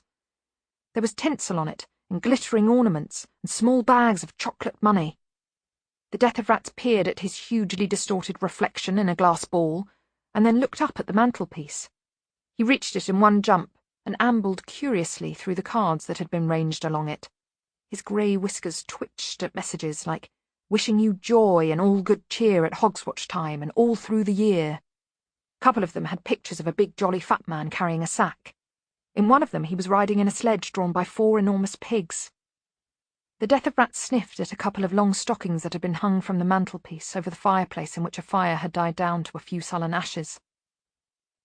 He was aware of a subtle tension in the air, a feeling that here was a scene that was also a stage, a round hole, as it were, waiting for a round peg. There was a scraping noise. A few lumps of soot thumped into the ashes. The grim squeaker nodded to himself. The scraping became louder and was followed by a moment of silence, and then a clang as something landed in the ashes and knocked over a set of ornamental fire irons. The rat watched carefully as a red-robed figure pulled itself upright and staggered across the hearthrug, rubbing its shin where it had been caught by the toasting fork. It reached the table and read the note. The Death of Rats thought he heard a groan. The turnips were pocketed, and so, to the Death of Rats' annoyance, was the pork pie. He was pretty sure it was meant to be eaten here, not taken away. The figure scanned the dripping note for a moment, and then turned around and approached the mantelpiece. The Death of Rats pulled back slightly behind Season's greetings. A red-gloved hand took down a stocking. There was some creaking and rustling, and it was replaced, looking a lot fatter. The larger box sticking out of the top had, just visible, the words, "Victim figures not included, 3 to 10 years." The Death of Rats couldn't see much of the donor of this munificence. The big red hood hid all the face, apart from a long white beard. Finally, when the figure finished, it stood back and pulled a list out of its pocket. It held it up to the hood and appeared to be consulting it. It waved its other hand vaguely at the fireplace, the sooty footprints, the empty sherry glass, and the stocking. Then it bent forward as if reading some tiny print. "Ah, yes," it said. Ho, ho, ho." With that, it ducked down and entered the chimney. There was some scrabbling before its boots gained a purchase, and then it was gone. The Death of Rats realised he'd begun to gnaw his little scythe's handle in sheer shock. Squeak! He landed in the ashes and swarmed up the sooty cave of the chimney. He emerged so fast that he shot out with his legs still scrabbling and landed in the snow on the roof.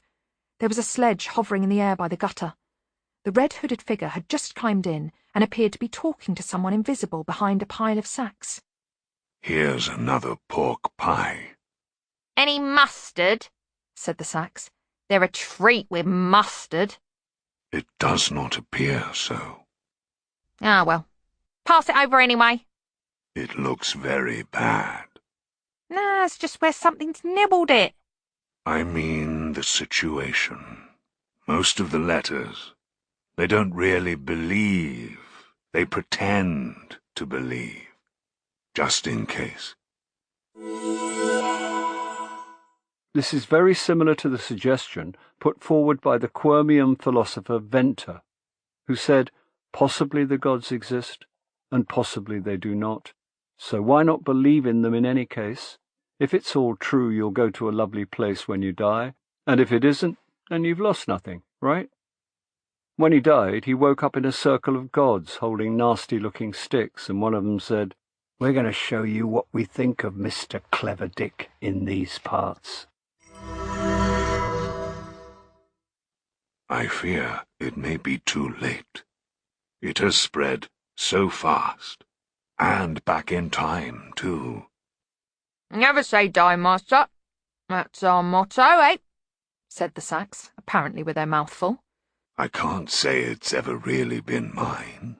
I meant we're not going to be intimidated by the certain prospect of complete and utter failure, Master.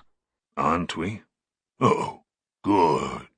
Well, I suppose we'd better be going. The figure picked up the reins.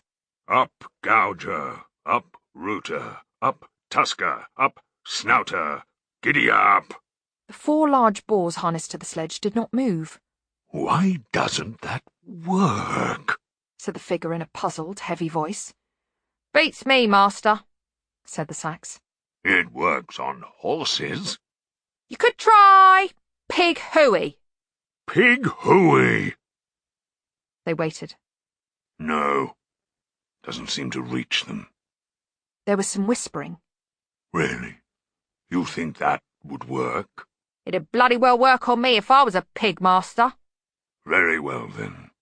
The figure gathered up the reins again. Apple sauce! The pig's legs blurred. Silver light flicked across them and exploded outwards. They dwindled to a dot and vanished. Squeak! The Death of Rats skipped across the snow, slid down a drainpipe and landed on the roof of a shed. There was a raven perched there. It was staring disconsolately at something. Squeak! Look at that, will ya? said the raven rhetorically. It waved a claw at a bird table in the garden below.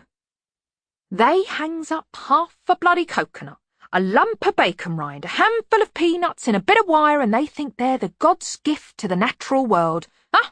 Do I see eyeballs? Do I see entrails? I think not. Most intelligent bird in the temperate latitudes, and I gets the cold shoulder just because I can't hang upside down and go twit, twit. Look at robins now. Stroppy little evil buggers, fight like demons, but all they got to do is go bob, bob, bobbing along, and they can't move for breadcrumbs, whereas myself can recite poems and repeat many humorous phrases. Squeak! Yes? What? The Death of Rats pointed at the roof and then the sky and jumped up and down excitedly. The raven swivelled one eye upwards. Oh, yes, him, he said. Turns up at this time of year. Tends to be associated distantly with robins, which...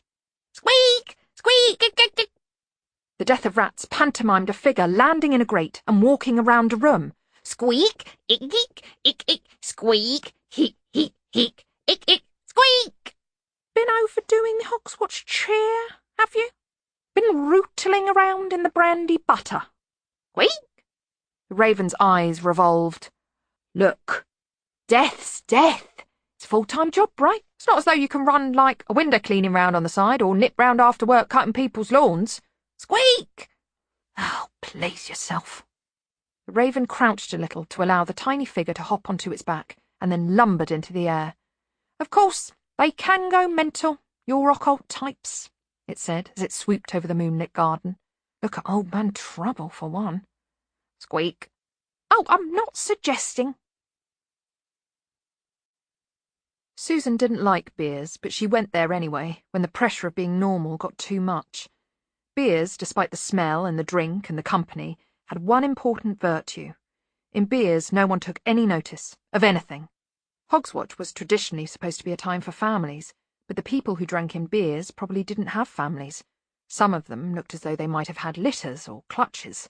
Some of them looked as though they'd probably eaten their relatives, or at least someone's relatives. Beers was where the undead drank, and when Igor the barman was asked for a Bloody Mary, he didn't mix a metaphor. The regular customers didn't ask questions, and not only because some of them found anything above a growl hard to articulate. None of them was in the answers business. Everyone in beers drank alone, even when they were in groups. Or packs. Despite the decorations put up inexpertly by Igor the barman to show willing, beers was not a family place. He'd done his best, but black and purple and vomit yellow weren't a good colour combination for paper chains, and no Hogswatch fairy doll should be nailed up by its head. Family was a subject Susan liked to avoid.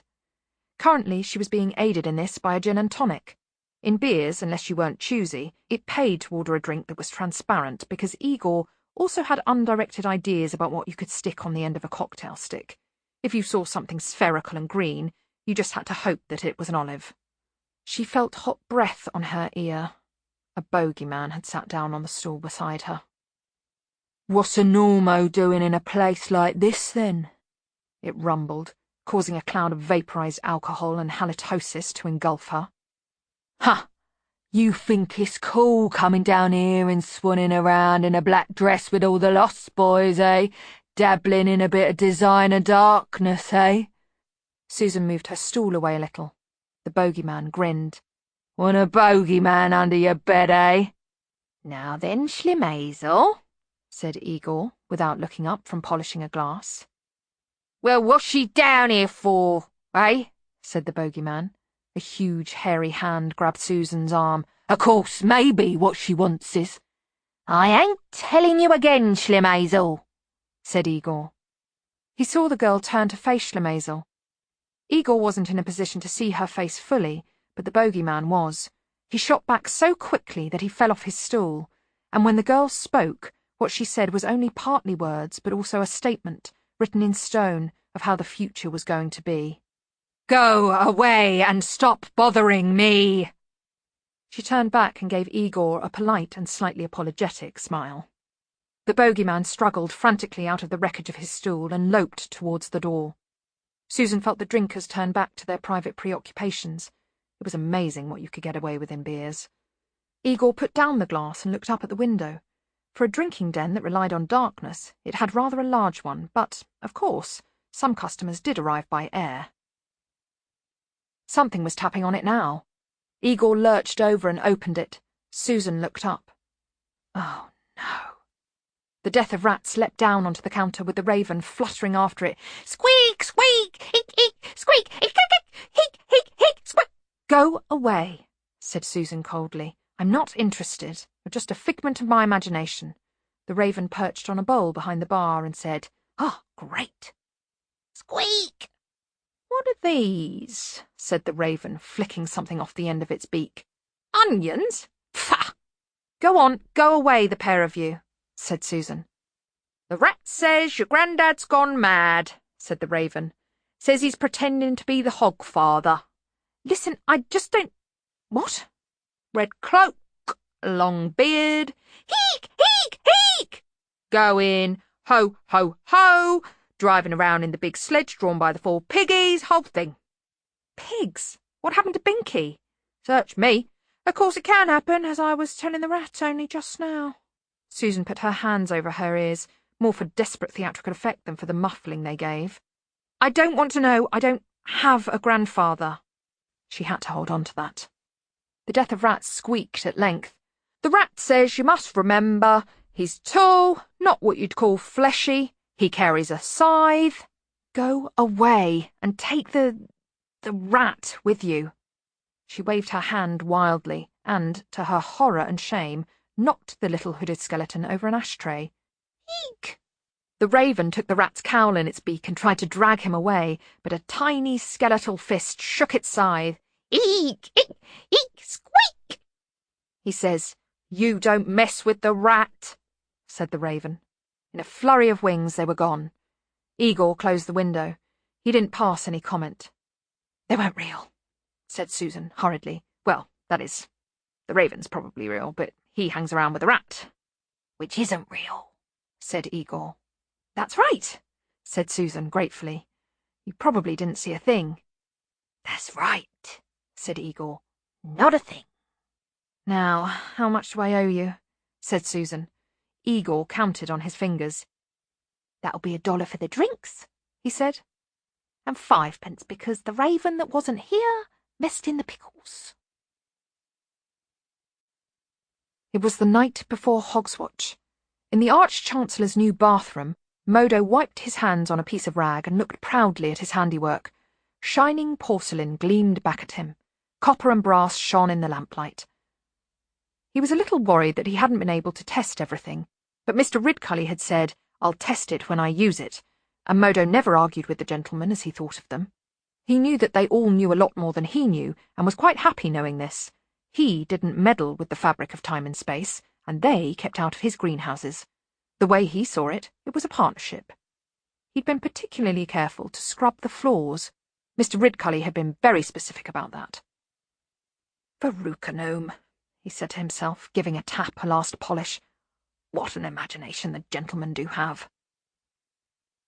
Far off, unheard by anyone, was a faint little noise like the ringing of tiny silver bells. Glingle, glingle, glingle. And someone landed abruptly in a snowdrift and said, "Bugger," which is a terrible thing to say as your first word ever. Overhead, heedless of the new and somewhat angry life that was even now dusting itself off, the sledge soared onwards through time and space. "I'm finding the beard a bit of a trial," said Death. "Why have you got to have the beard?" said the voice from among the sacks. "I thought you said people see what they expect to see." "Children don't. Too often they see what's there." "Well, at least it's keeping you in the right frame of mind, Master.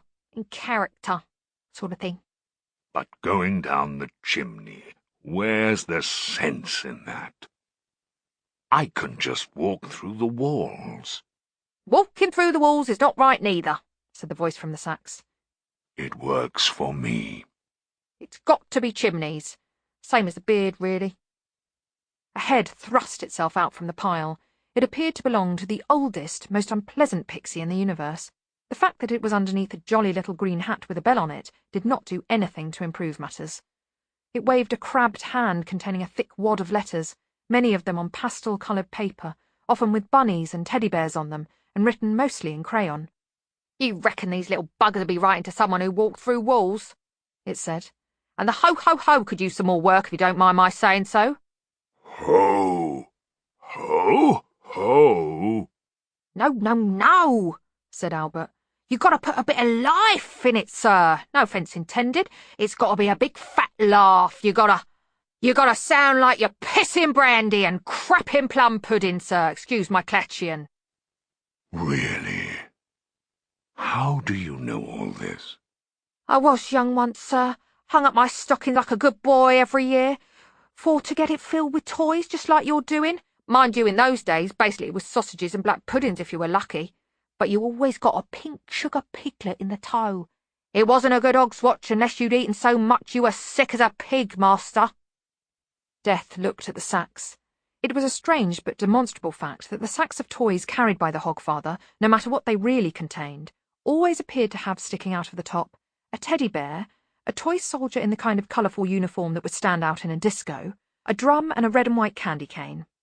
The actual contents always turned out to be something a bit garish and costing $5.99. Death had investigated one or two. There had been a real Agatean ninja, for example, with fearsome death grip, and a Captain Carrot one-man night watch with a complete wardrobe of toy weapons, each of which cost as much as the original wooden doll in the first place. Mind you, the stuff for the girls was just as depressing. It seemed to be nearly all horses. Most of them were grinning. Horses, Death felt, shouldn't grin. Any horse that was grinning was planning something. He sighed again.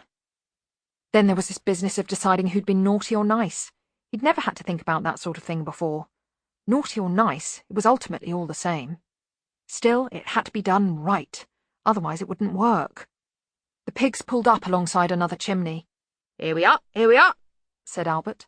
"James Riddle, aged 8. Ha! Yes. He actually says in his letter, I bet you don't exist, 'cause everyone knows it's your parents. Oh, yes, said Death with what almost sounded like sarcasm. I'm sure his parents are just impatient to bang their elbows in 12 feet of narrow, unswept chimney. I don't think. I shall tread extra soot into his carpet. Right, sir. Good thinking, speaking of which. Down you go, sir. How about if I don't give him anything, as a punishment for not believing? Yeah, but what's that going to prove? Death sighed. I suppose you're right. Did you check the list? Yes, twice. Are you sure that's enough? Definitely. Couldn't really make head or tail of it, to tell you the truth. How can I tell if he's been naughty or nice, for example? Ah, well, I don't know. Has he hung his clothes up? That sort of thing? And if he has been good, I may give him this Clatchian war chariot with real spinning sword blades? That's right. And if he's been bad? Albert scratched his head. When I was a lad, you got a bag of bones. It's amazing how kids got better behaved towards the end of the year. Oh dear. And now? Albert held a package up to his ear and rustled it. Sounds like socks. Socks. Could be a woolly vest. Serve him right, if I may venture to express an opinion. Albert looked across the snowy rooftops and sighed. This wasn't right. He was helping because, well, death was his master and that's all there was to it. And if the master had a heart, it would be in the right place, but... Are you sure we ought to be doing this, master? Death stopped, halfway out of the chimney. Can you think of a better alternative, Albert? And that was it. Albert couldn't. Someone had to do it. There were bears on the street again. Susan ignored them and didn't even make a point of not treading on the cracks. They just stood around, looking a bit puzzled and slightly transparent, visible only to children and Susan. News like Susan gets around. The bears had heard about the poker. Nuts and berries, their expressions seemed to say. That's what we're here for. Big sharp teeth? What big sharp... Oh, these big sharp teeth, they're just for, cracking nuts, and some of these berries can be really vicious. The city's clocks were striking 6 when she got back to the house. She was allowed her own key. It wasn't as if she was a servant, exactly. You couldn't be a duchess and a servant, but it was all right to be a governess. It was understood that it wasn't exactly what you were. It was merely a way of passing the time till you did what every girl, or gel, was supposed to do in life, i.e. marry some man.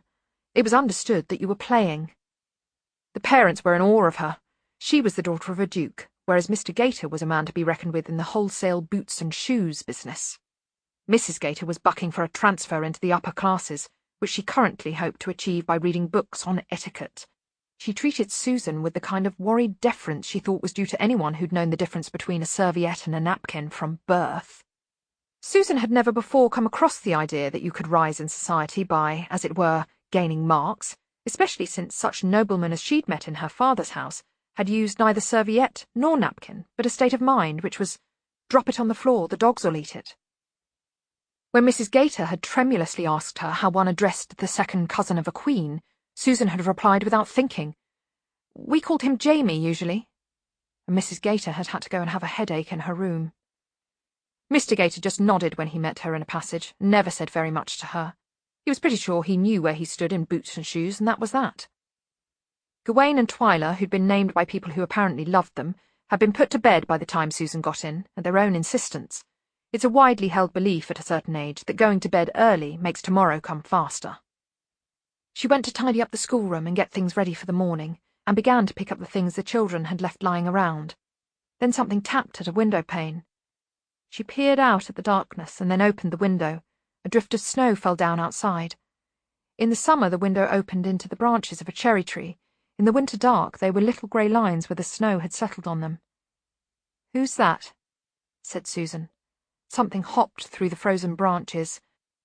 "Tweet, tweet, tweet, would you believe?" said the raven. "Not you again. You wanted maybe some dear little robin. Listen, you're grand. Go away." Susan slammed the window and pulled the curtains across. She put her back to them to make sure and tried to concentrate on the room. It helped to think about normal things. There was the hogswatch tree, a rather smaller version of the grand one in the hall. She'd helped the children to make paper decorations for it. Yes, think about that. There were the paper chains. There were the bits of holly thrown out from the main rooms for not having enough berries on them and now given fake modelling clay berries and stuck in anyhow on shelves and behind pictures. There were 2 stockings hanging from the mantelpiece of the small schoolroom grate. There were Twyla's paintings, all blobby blue skies and violently green grass and red houses with 4 square windows. There were normal things. She straightened up and stared at them. her fingernails beating a thoughtful tattoo on a wooden pencil case. The door was pushed open. It revealed the tousled shape of Twyla hanging onto the doorknob with one hand. "Susan, there's a monster under my bed again." The click of Susan's fingernails stopped. "I can hear it moving about." Susan sighed and turned towards the child. "All right, Twyla. I'll be along directly." The girl nodded and went back to her room, leaping into bed from a distance as a precaution against claws. There was a metallic zing as Susan withdrew the poker from the little brass stand it shared with the tongs and the coal shovel. She sighed. Normality was what you made it. She went into the children's bedroom and leaned over as if to tuck Twyla up. Then her hand darted down and under the bed.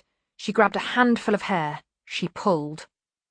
The bogeyman came out like a cork, but before it could get its balance, it found itself spread-eagled against the wall with one arm behind its back. But it did manage to turn its head to see Susan's face glaring at it from a few inches away. Gawain bounced up and down on his bed. "Do the voice on it! Do the voice on it!" he shouted. "Don't do the voice! Don't do the voice!" pleaded the bogeyman urgently. "Hit it on the head with the poker!" "Not the poker! Not the poker!" "It's you, isn't it?" said Susan. "From this afternoon." "Aren't you going to poke it with the poker?" said Gawain. "Not the poker," whined the bogeyman. "You in town?" whispered Susan. "Yes!" The bogeyman's forehead wrinkled with puzzlement. "Here! How come you can see me?" "Then this is a friendly warning. Understand? Because it's Hogswatch." The bogeyman tried to move. "You call this friendly?" "Oh, you want to try for unfriendly?" said Susan, adjusting her grip. No, I like friendly." "This house is out of bounds, right?" "You a witch or something?" moaned the bogeyman. "I'm just something. Now, you won't be around here again, will you? Otherwise, it'll be the blanket next time." "No." "I mean it. We'll put your head under the blanket." "No." "It's got fluffy bunnies on it." "No." "Off you go, then." The bogeyman half fell, half ran towards the door. "It's not right," it mumbled. "You're not supposed to see us if you ain't dead or magic. It's not fair." "Try number 19, said Susan, relenting a little. "The governess there doesn't believe in bogeymen." "Right," said the monster, hopefully. "She believes in algebra, though." "Oh, nice." The bogeyman grinned hugely. It was amazing the sort of mischief that could be caused in a house where no one in authority thought you existed. "I'll be off then," it said. Happy Hogswatch." "Possibly," said Susan as it slunk away. "That wasn't as much fun as the one last month," said Gawain, getting between the sheets again. "You know, when you kicked him in the trousers." "Just you two get to sleep now," said Susan. "Verity said the sooner we got to sleep, the sooner the Hogfather would come," said Twyla conversationally. "Yes," said Susan. "Unfortunately, that might be the case." The remark passed right over their heads. She wasn't sure why it had gone through hers, but she knew enough to trust her senses. She hated that kind of sense. It ruined your life. But it was the sense she had been born with. The children were tucked in, and she closed the door quietly and went back to the schoolroom. Something had changed. She glared at the stockings, but they were unfulfilled. A paper chain rustled. She stared at the tree. Tinsel had been twined around it. Badly pasted together decorations had been hung on it, and on top was the fairy made of... She crossed her arms, looked up at the ceiling, and sighed theatrically. "It's you, isn't it?" she said. "Squeak." "Yes, it is. You're sticking out your arms like a scarecrow, and you've stuck a little star on your scythe, haven't you?" The Death of Rats hung his head guiltily. "Squeak." "You're not fooling anyone." "Squeak." "Get down from there this minute." "Squeak." "And what did you do with the fairy?" "It's shoved under a cushion on the chair," said a voice from the shelves on the other side of the room. There was a clicking noise, and the raven's voice added, "These damn eyeballs are hard, aren't they?" Susan raced across the room and snatched the bowl away so fast that the raven somersaulted and landed on its back. "They're walnuts," she shouted as they bounced around her. "Not eyeballs. This is a schoolroom, and the difference between a school and a A raven delicatessen is that they hardly ever have eyeballs lying around in bowls in case a raven drops in for a quick snack. Understand? No eyeballs. The world is full of small round things that aren't eyeballs, okay? The raven's own eyes revolved. And I suppose a bit of warm liver's out of the question? Shut up! I want both of you out of here right now. I don't know how you got in here. There's a law against coming down the chimney on Hogswatch night. But I don't want you back in my life, understand? The rat said you ought to be warned even if you were crazy, said the raven sulkily. I didn't want to come. There's a donkey dropped dead just outside the city gates. I'll be lucky now if I get a hoof. Warned? Said Susan. There it was again. The change in the weather of the mind, a sensation of tangible time. The death of rats nodded. There was a scrabbling sound far overhead. A few flakes of soot dropped down the chimney. Squeak, said the rat, but very quietly. Susan was aware of a new sensation, as a fish might be aware of a new tide, a spring of fresh water flowing into the sea. Time was pouring into the world. She glanced up at the clock. It was just on 6:30. The raven scratched its beak. The rat says you'd better watch out. There were others at work on this shining Hogswatch Eve. The Sandman was out and about, dragging his sack from bed to bed. Jack Frost wandered from windowpane to windowpane, making icy patterns. And one tiny hunched shape slid and slithered along the gutter, squelching its feet in slush and swearing under its breath. It wore a stained black suit and, on its head, the type of hat known in various parts of the multiverse as bowler, derby, or the one that makes you look a bit of a tit. The hat had been pressed down very firmly, and, since the creature had long pointy ears, these had been forced out sideways and gave it the look of a small malignant wingnut. The thing was a gnome by shape, but a fairy by profession. Fairies aren't necessarily little twinkly creatures. It's purely a job description, and the commonest ones aren't even visible. Such as the electric drill chuck key fairy. A fairy is simply any creature currently employed under supernatural laws to take things away, or, as in the case of the small creature presently climbing up the inside of a drainpipe and swearing, to bring things. Oh yes, he does. Someone has to do it, and he looks the right gnome for the job. Oh yes. Sidney was worried. He didn't like violence, and there had been a lot of it in the last few days, if days passed in this place. The men, well, they only seemed to find life interesting when they were doing something sharp to someone else, and while they didn't bother him much in the same way that lions don't trouble themselves with ants, they certainly worried him. But not as much as tea time did. Even the brute called Chicken Wire treated tea time with caution, if not respect, and the monster called Banjo just followed him around like a puppy. The enormous man was watching him now. He reminded Sidney too much of Ronnie Jenks, the bully who'd made his life miserable at Gamma Wimblestone's Dames School. Ronnie hadn't been a pupil.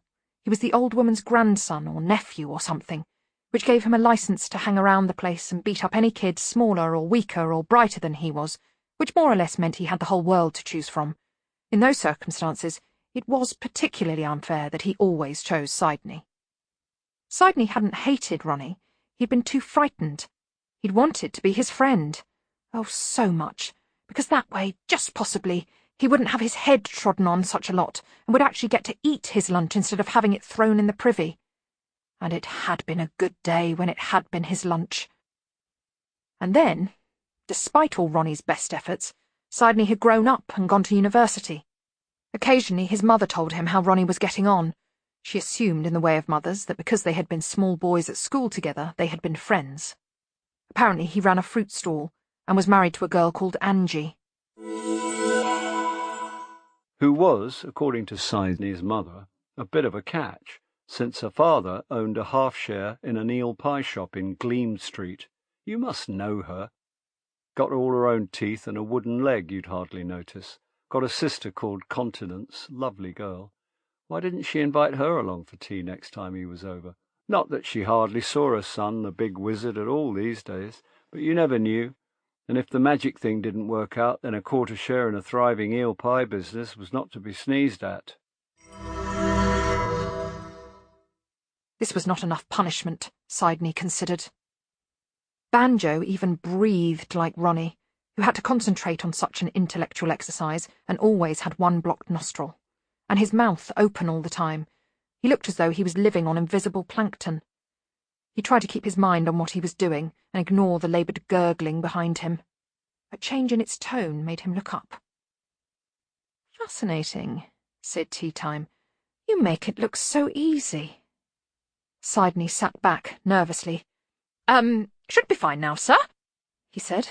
"It just got a bit scuffed when we were piling up the, He couldn't bring himself to say it. He even had to avert his eyes from the heap. It was the sound they'd made. The things," he finished. "We don't need to repeat the spell?" said Tea Time. "Oh, it'll keep going forever," said Sidney. "The simple ones do. It's just a state change powered by it just keeps going." He swallowed. "So," he said, "I was thinking, since you don't actually need me, sir, perhaps—" "Mr. Brown seems to be having some trouble with the locks on the top floor," said Tea Time. "That door we couldn't open, remember? I'm sure you'll want to help." Sidney's face fell. I'm not a locksmith." "They appear to be magical." Sidney opened his mouth to say, "But I'm very bad at magical locks," and then thought much better of it. He had already fathomed that if Tea Time wanted you to do something, and you weren't very good at it, then your best plan, in fact quite possibly your only plan, was to learn to be good at it very quickly. Sidney was not a fool. He'd seen the way the others reacted around tea time, and they were men who did things he'd only dreamed of. Not, that is, things that he wanted to do or wanted done to him. Just things that he dreamed of in the armpit of a bad night. At which point he was relieved to see Medium Dave walk down the stairs, and it said a lot for the effect of Tea Time's stare that anyone could be relieved to have it punctuated by someone like Medium Dave. "We found another guard, sir. Up on the 6th floor he's been hiding." Tea Time stood up. "Oh dear," he said. "Not trying to be heroic, was he?" "He's just scared. Shall we let him go?" "Let him go?" said Tea Time. "Far too messy. I'll go up there. Come along, Mr. Wizard." Sidney followed him reluctantly up the stairs. The tower, if that's what it was, he thought. He was used to the odd architecture at Unseen University, and this made UU look normal. Was a hollow tube. No fewer than 4 spiral staircases climbed the inside, criss-crossing on landings and occasionally passing through one another in defiance of generally accepted physics. But that was practically normal for an alumnus of Unseen University, although technically Sidney had not alumned. What threw the eye was the absence of shadows. You didn't notice shadows, how they delineated things, how they gave texture to the world, until they weren't there. The white marble, if that's what it was, seemed to glow from the inside. Even when the impossible sun shone through a window, it barely caused faint grey smudges where honest shadows should be. The tower seemed to avoid darkness.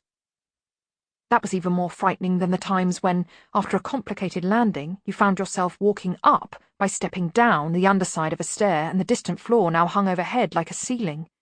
He'd noticed that even the other men shut their eyes when that happened. Tea Time, though, took those stairs 3 at a time, laughing like a kid with a new toy. They reached an upper landing and followed a corridor. The others were gathered by a closed door. "He's barricaded himself in," said Chickenwire. Tea Time tapped on it. "You in there," he said. "Come on out. You have my word you won't be harmed." "No." Tea Time stood back. "Banjo, knock it down," he said. Banjo lumbered forward. The door withstood a couple of massive kicks and then burst open. The guard was cowering behind an overturned cabinet. He cringed back as Tea Time stepped over it. "What are you doing here?" he shouted. "Who are you?" "Ah, I'm glad you asked. I'm your worst nightmare," said Tea Time cheerfully. The man shuddered.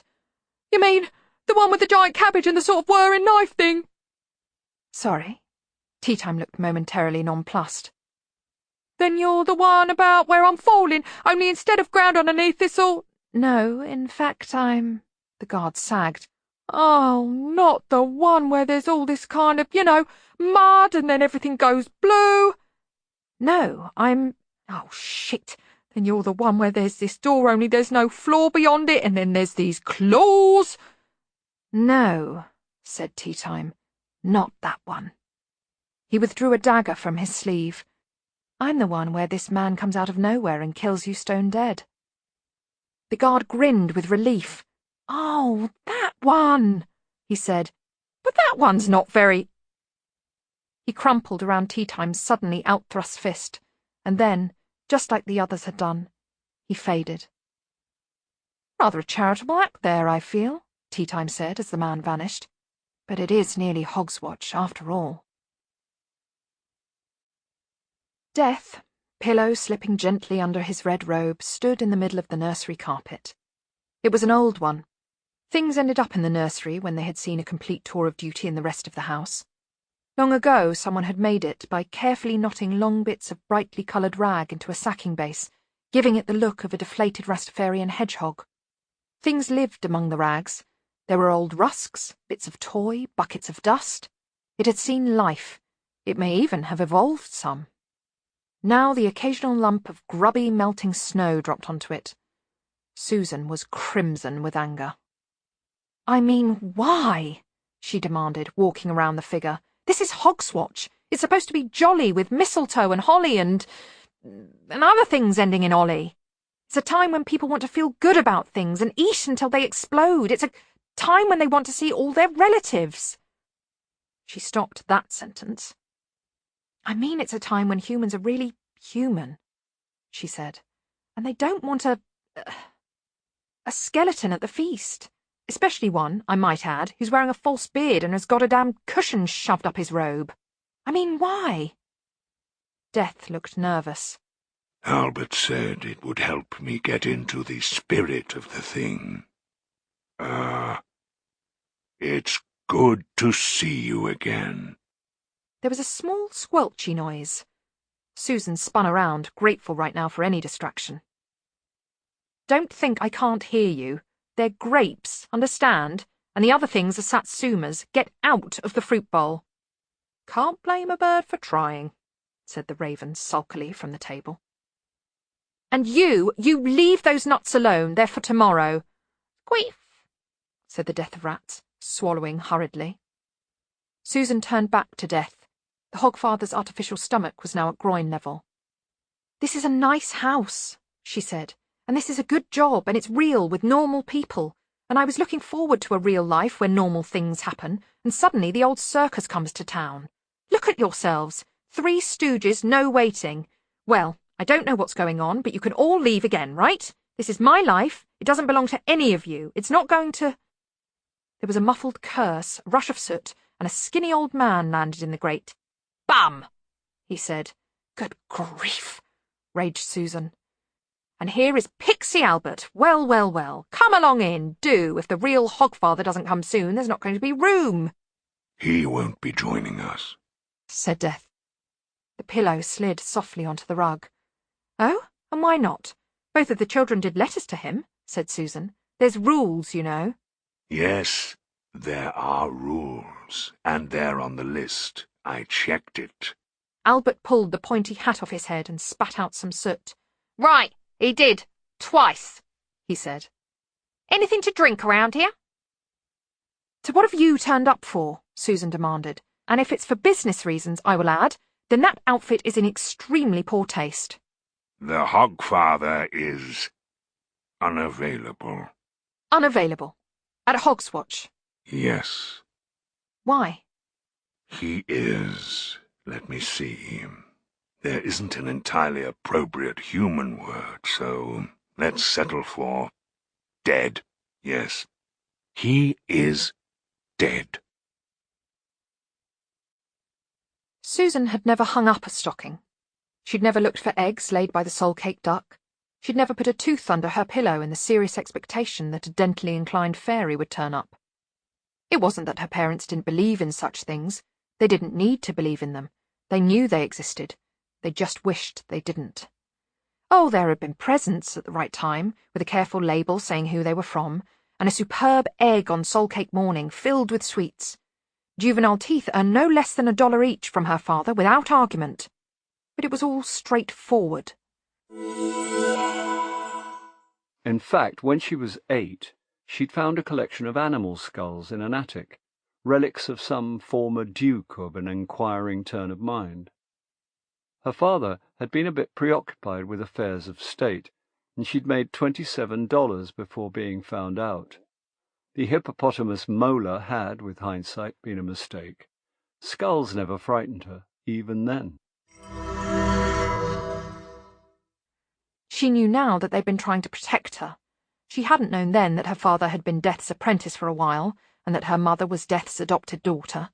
She'd had very dim recollections of being taken a few times to see someone who'd been quite, well, jolly in a strange, thin way, and the visits had suddenly stopped. And she'd met him later, and yes, he had his good side, and for a while she'd wondered why her parents had been so unfeeling, and she knew now why they'd tried to keep her away. There was far more to genetics than little squirmy spirals. She could walk through walls when she really had to. She could use a tone of voice that was more like actions than words, that somehow reached inside people and operated all the right switches. And her hair? That had only happened recently, though. It used to be unmanageable, but at around the age of 17 she had found it more or less managed itself. That had lost her several young men. Someone's hair rearranging itself into a new style, the tresses curling around themselves like a nest of kittens, could definitely put the crimp on any relationship. She'd been making good progress, though. She could go for days now without feeling anything other than entirely human. But it was always the case, wasn't it? You could go out into the world, succeed on your own terms, and sooner or later some embarrassing old relative was bound to turn up. Grunting and swearing, the gnome clambered out of another drainpipe, jammed its hat firmly on its head, threw its sack onto a snowdrift, and jumped down after it. "It's a good one," he said. "Ha! Taking weights to get rid of that one." He took a crumpled piece of paper out of a pocket and examined it closely. Then he looked at an elderly figure working away quietly at the next house. It was standing by a window, drawing with great concentration on the glass. The gnome wandered up, interested, and watched critically. "Why just fern patterns?" he said after a while. "Pretty, yeah, but you wouldn't catch me putting a penny in your hat for fern patterns." The figure turned, brush in hand. "I happen to like fern patterns," said Jack Frost coldly. "It's just that people expect, sad, big-eyed kids, kittens looking out of boots, little doggies, that sort of thing." "I do ferns." "Or big pots of sunflowers, happy seaside scenes." "And ferns." "I mean, supposing some big high priest wanted you to paint the temple ceiling with gods and angels and such like, what'd you do then?" He could have as many gods and angels as he liked, provided they "Look like ferns?" "I resent the implication that I am solely fern-fixated," said Jack Frost. "I can also do a very nice paisley pattern." "What's that look like then?" "Well, it does, admittedly, have a certain ferny quality to the uninitiated eye." Frost leaned forward. "Who are you?" The gnome took a step backwards. "You're not a tooth fairy, are you? I see more and more of them about these days. Nice girls." Nah, not teeth," said the gnome, clutching his sack. "What then?" The gnome told him. "Really?" said Jack Frost. "I thought they just turned up." "Well, come to that, I thought frost on the windows just happened all by itself," said the gnome. "Here, you don't half look spiky. I bet you go through a lot of bedsheets." "I don't sleep," said Frost icily, turning away. "And now, if you'll excuse me, I have a large number of windows to do. Ferns aren't easy. You need a steady hand." "What do you mean, dead?" Susan demanded. "How can the Hogfather be dead? He's isn't he what you are, and— Anthropomorphic personification, yes. He has become so, the spirit of Hogswatch. But how? How can anyone kill the Hogfather? Poisoned sherry? Spikes in the chimney? There are more subtle ways. Cough, cough, cough. Oh dear, this soot, said Albert loudly. chokes me up something cruel. And you've taken over, said Susan, ignoring him. That's sick. Death contrived to look hurt. I'll just go and have a look somewhere, said Albert, brushing past her and opening the door. She pushed it shut quickly. And what are you doing here, Albert? She said, clutching at the straw. I thought you'd die if you ever came back to the world. Ah, but we are not in the world, said Death. We are in the special congruent reality created for the Hogfather. Normal rules have to be suspended. How else could anyone get around the entire world in one night? That's right, said Albert, leering. One of the Hogfather's little helpers, mate. Official, got the pointy green hat and everything. He spotted the glass of sherry and couple of turnips that the children had left on the table and bore down on them. Susan looked shocked. A couple of days earlier she'd taken the children to the Hogfather's grotto in one of the big shops in the mall. Of course, it wasn't the real one, but it had turned out to be a fairly good actor in a red suit. There had been people dressed up as pixies, and a picket outside the shop by the Campaign for Equal Heights. The CEH was always ready to fight for the rights of the differently tall, and was not put off by the fact that most pixies and gnomes weren't the least interested in dressing up in little pointy hats with bells on when there were other, far more interesting things to do. All that tinkly-wee stuff was for the old folks back home in the forest. When a tiny man hit Ankh-Morpork, he preferred to get drunk, kick some serious ankle, and search for tiny women. In fact, the CEH now had to spend so much time explaining to people that they hadn't got enough rights that they barely had any time left to fight for them. None of the pixies had looked anything like Albert. If they had, people would have only gone into the grotto armed. Been good, have ya? Said Albert and spat into the fireplace. Susan stared at him. Death leaned down. She stared up into the blue glow of his eyes. You are keeping well, he said. Yes. Self-reliant, making your own way in the world. Yes. Good. Well, come, Albert. We will load the stockings and get on with things. A couple of letters appeared in Death's hand. Someone christened the child Twyla. I'm afraid so, but why? And the other one, Gawain? Yes, but look, how— Why Gawain? I suppose it's a good strong name for a fighter. A self-fulfilling prophecy, I suspect. I see the girl writes in green crayon on pink paper with a mouse in the corner. The mouse is wearing a dress. I ought to point out that she decided to do that so the Hogfather would think she was sweet, said Susan, including the deliberate bad spelling. But look, why are you— She says she is 5 years old. In years, yes. In cynicism, she's about 35. Why are you doing the— But she believes in the Hogfather. She'd believe in anything if there was a dolly in it for her. But you're not going to leave without telling me. Death hung the stockings back on the mantelpiece. Now, we must be going. Happy Hogswatch. Oh, yes. Ho-ho! Ho! Nice sherry, said Albert, wiping his mouth. Rage overtook Susan's curiosity. It had to travel quite fast. You've actually been drinking the actual drinks little children leave out for the actual Hogfather, she said. Yeah, why not?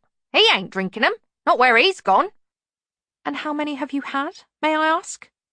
Dunno, ain't counted, said Albert happily. 1,800,706, said Death. and 68,319 pork pies. And 1 turnip. It looked pork pie shaped, said Albert. Everything does after a while. Then why haven't you exploded? Dunno. Always had a good digestion. To the Hogfather, all pork pies are as 1 pork pie, except the one like a turnip. Come, Albert. We have trespassed on Susan's time. Why are you doing this? Susan screamed. I am sorry. I cannot tell you. Forget you saw me. It's not your business. Not my business? How can— And now we must be going. Night-night, said Albert. The clock struck twice for the half hour. It was still 6:30, and they were gone. The sledge hurtled across the sky. She'll try to find out what this is all about, you know, said Albert. Oh, dear. Especially after you told her not to. You think so? Yeah, said Albert. Dear me. I still have a lot to learn about humans, don't I? Oh, I don't know, said Albert. Obviously, it would be quite wrong to involve a human in all this.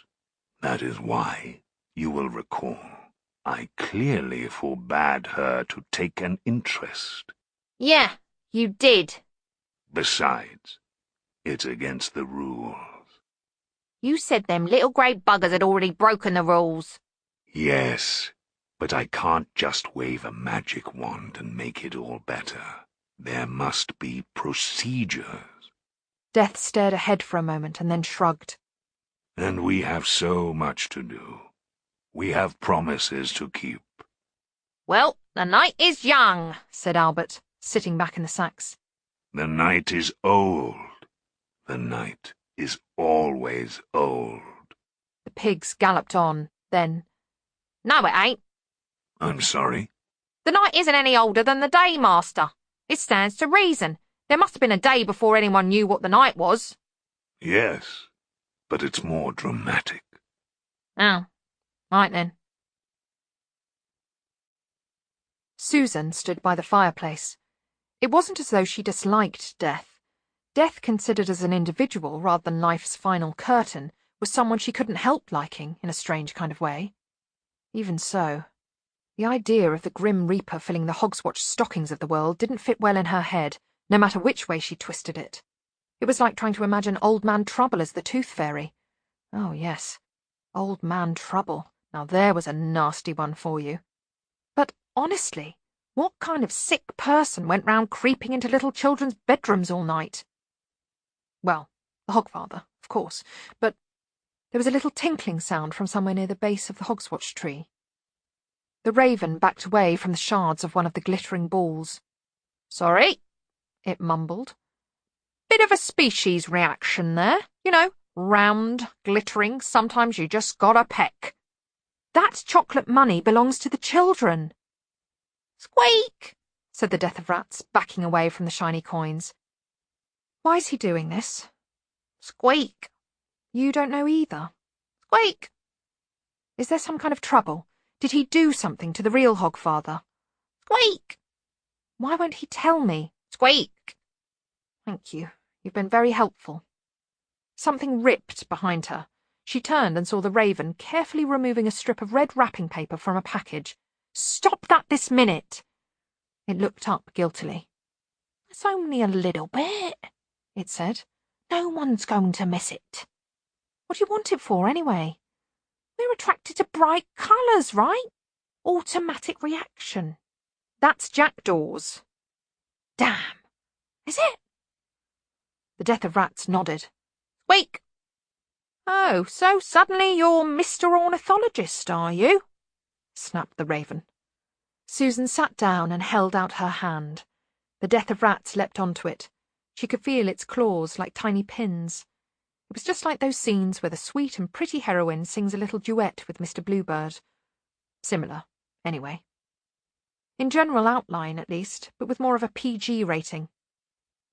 Has he gone funny in the head? Squeak. the rat shrugged. But it could happen, couldn't it? He's very old. I suppose he sees a lot of terrible things. Squeak! All the trouble in the world, the raven translated. I understood, said Susan. That was a talent, too. She didn't understand what the rat said. She just understood what it meant. There's something wrong and he won't tell me, said Susan. That made her even more angry. But Albert is in on it too, she added. She thought, thousands, millions of years in the same job. Not a nice one. It isn't always cheerful old men passing away at a great age. Sooner or later it was bound to get anyone down. Someone had to do something. It was like that time when Twyla's grandmother had started telling everyone that she was the Empress of Krull and had stopped wearing clothes. And Susan was bright enough to know that the phrase, someone ought to do something, was not by itself a helpful one. People who used it never added the rider, and that someone is me. But someone ought to do something, and right now the whole pool of someones consisted of her and no one else. Twyla's grandmother had ended up in a nursing home overlooking the sea at Quirm. That sort of option probably didn't apply here. Besides, he'd be unpopular with the other residents. She concentrated. This was the simplest talent of them all. She was amazed that other people couldn't do it. She shut her eyes, placed her hands palm down in front of her at shoulder height, spread her fingers and lowered her hands. When they were halfway down, she heard the clock stop ticking. The last tick was long drawn out, like a death rattle. Time stopped, but duration continued. She'd always wondered when she was small why visits to her grandfather could go on for days, and yet, when they got back, the calendar was still plodding along as if they'd never been away. Now she knew the why, although probably no human being would ever really understand the how. Sometime, somewhere, somehow, the numbers on the clock did not count. Between every rational moment were a billion irrational ones. Somewhere behind the hours there was a place where the Hogfather rode, the tooth fairies climbed their ladders, Jack Frost drew his pictures, the soul-cake duck laid her chocolate eggs. In the endless spaces between the clumsy seconds, death moved like a witch dancing through raindrops, never getting wet. Humans could live... No. Humans couldn't live here. No. Because even when you diluted a glass of wine with a bathful of water, you might have more liquid, but you still have the same amount of wine. A rubber band was still the same rubber band, no matter how far it was stretched. Humans could exist here, though. It was never too cold, although the air did prickle like winter air on a sunny day, but out of human habit, Susan got her cloak out of the closet. Squeak! Haven't you got some mice and rats to see to, then? Nah, it's pretty quiet just before Hogswatch, said the raven, who was trying to fold the red paper between his claws. You get a lot of gerbils and hamsters and that in a few days, mind, when the kids forget to feed them or try to find out what makes them go. Of course, she'd be leaving the children, but it wasn't as if anything had happened to them. There wasn't any time for it to happen to them in. She hurried down the stairs and let herself out of the front door. Snow hung in the air. It was not a poetic description. It hovered like the stars. When flakes touched Susan, they melted with little electric flashes. There was a lot of traffic in the street, but it was fossilized in time. She walked carefully between it until she reached the entrance to the park. The snow had done what even wizards and the watch couldn't do, which was clean up Ankh-Morpork. It hadn't had time to get dirty. In the morning it'd probably look as though the city had been covered in coffee meringue, but for now it mounded the bushes and trees in pure white. There was no noise. The curtains of snow shut out the city lights. A few yards into the park, and she might as well be in the country. She stuck her fingers into her mouth and whistled. You know, that could have been done with a bit more ceremony, said the raven, who'd perched on a snow-encrusted twig. Shut up. It's good, though. Better than most women could do. Shut up. They waited. Why have you stolen that piece of red paper from a little girl's present? Said Susan. I've got plans, said the raven darkly. They waited again. She wondered what would happen if it didn't work. She wondered if the rat would snigger. It had the most annoying snigger in the world. Then there were hoofbeats, and the floating snow burst open and the horse was there. Binky trotted round in a circle, and then stood and steamed. He wasn't saddled. Death's horse didn't let you fall. If I get on, Susan thought, it'll all start again. I'll be out of the light and into the world beyond this one. I'll fall off the tightrope. But a voice inside her said, "You want to, though, don't you?" 10 seconds later, there was only the snow. The raven turned to the death of rats. "Any idea where I can get some string?" Squeak! She was watched. One said, "Who is she?" One said, "Do we remember that Death adopted a daughter? The young woman is her daughter." One said, "She is human." One said, "Mostly." One said, "Can she be killed?" One said, "Oh, yes." One said, "Well, that's all right then." One said, we don't think we're going to get into trouble over this, do we? All this is not exactly authorized. We don't want questions asked." One said, "We have a duty to rid the universe of sloppy thinking." One said, "Everyone will be grateful when they find out." Binky touched down lightly on Death's lawn. Susan didn't bother with the front door, but went round the back, which was never locked. There had been changes. One significant change, at least. There was a cat flap in the door. She stared at it. After a second or two, a ginger cat came through the flap, gave her an "I'm not hungry and you're not interesting" look, and padded off into the gardens. Susan pushed open the door into the kitchen. Cats of every size and colour covered every surface. Hundreds of eyes swivelled to watch her. It was Mrs. Gammage all over again, she thought. The old woman was a regular in beers for the company and was quite gaga, and one of the symptoms of those going completely yo-yo was that they broke out in chronic cats, usually cats who'd mastered every detail of feline existence except the whereabouts of the dirt box. Several of them had their noses in a bowl of cream.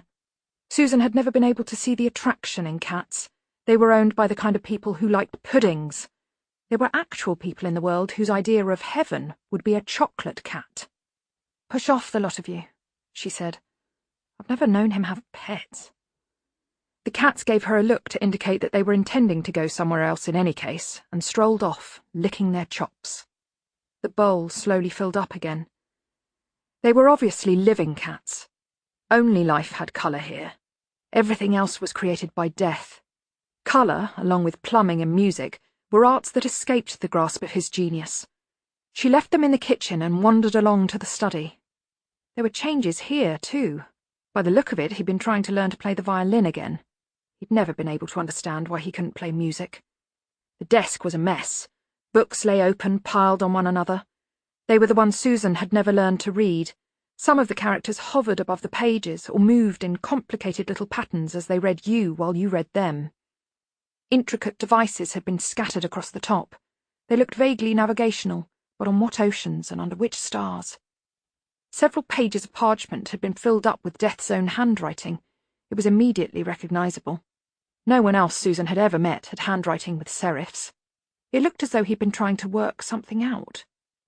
Not Clatch, not our Wonderland, not the Empire. Let us say 20 million children at 2 pounds of toys per child equals 17,857 tons, 1,785 tons per hour. Memo, don't forget the sooty footprints. More practice on the ho-ho-ho cushion. She put the paper back carefully. Sooner or later it'd get to you.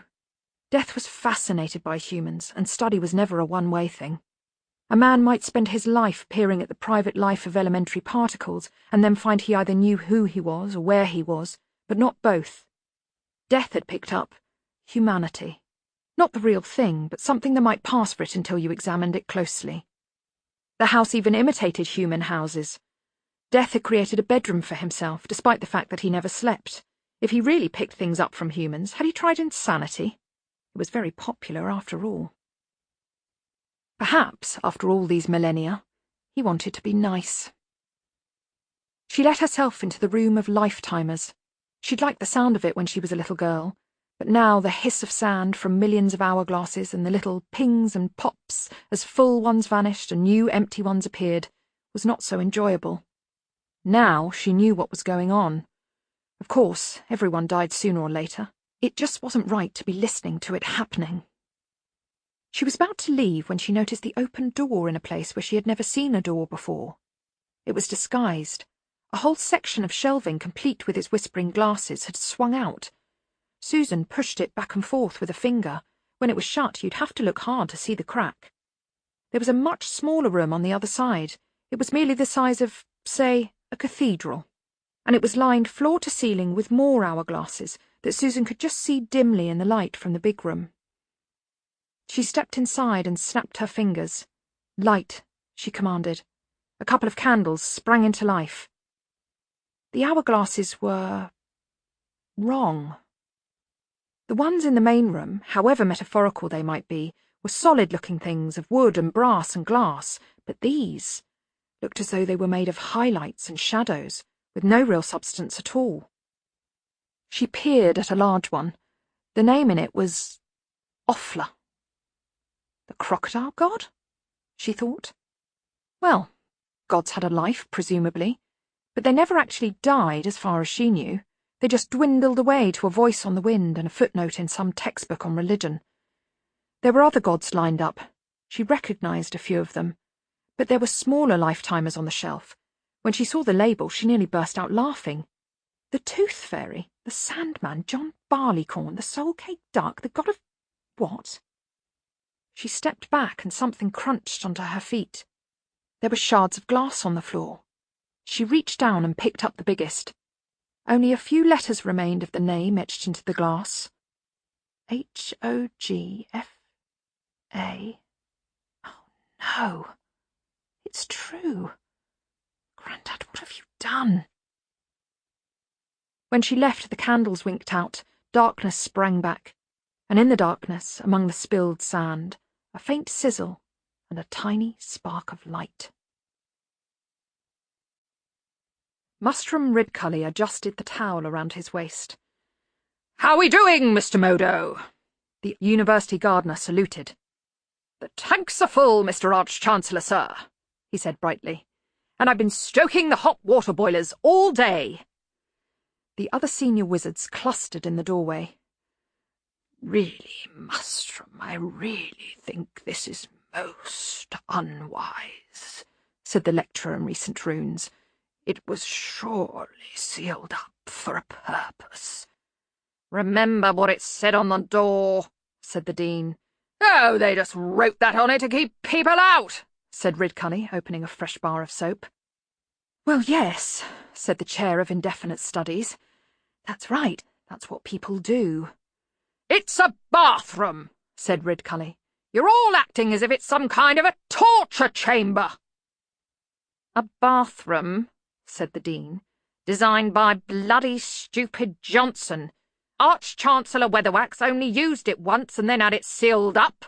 Mustrum, I beg you to reconsider. It's a Johnson." There was something of a pause because even Ridcully had to adjust his mind around this. The late, or at least severely delayed, Bergholt Stutley Johnson was generally recognised as the worst inventor in the world, yet in a very specialised sense. Merely bad inventors made things that failed to operate. He wasn't among these small fry. Any fool could make something that did absolutely nothing when you pressed the button. He scorned such fumble-fingered amateurs. Everything he built worked. It just didn't do what it said on the box.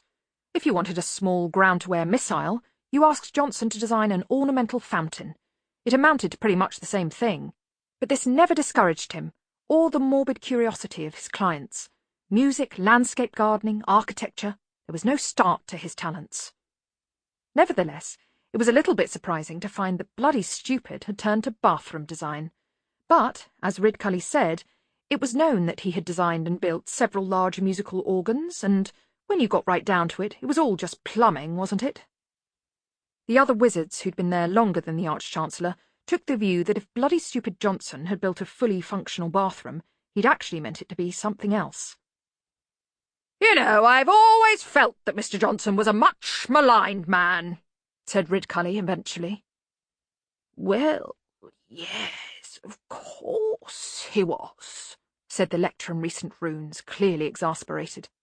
That's like saying that jam attracts wasps, you see.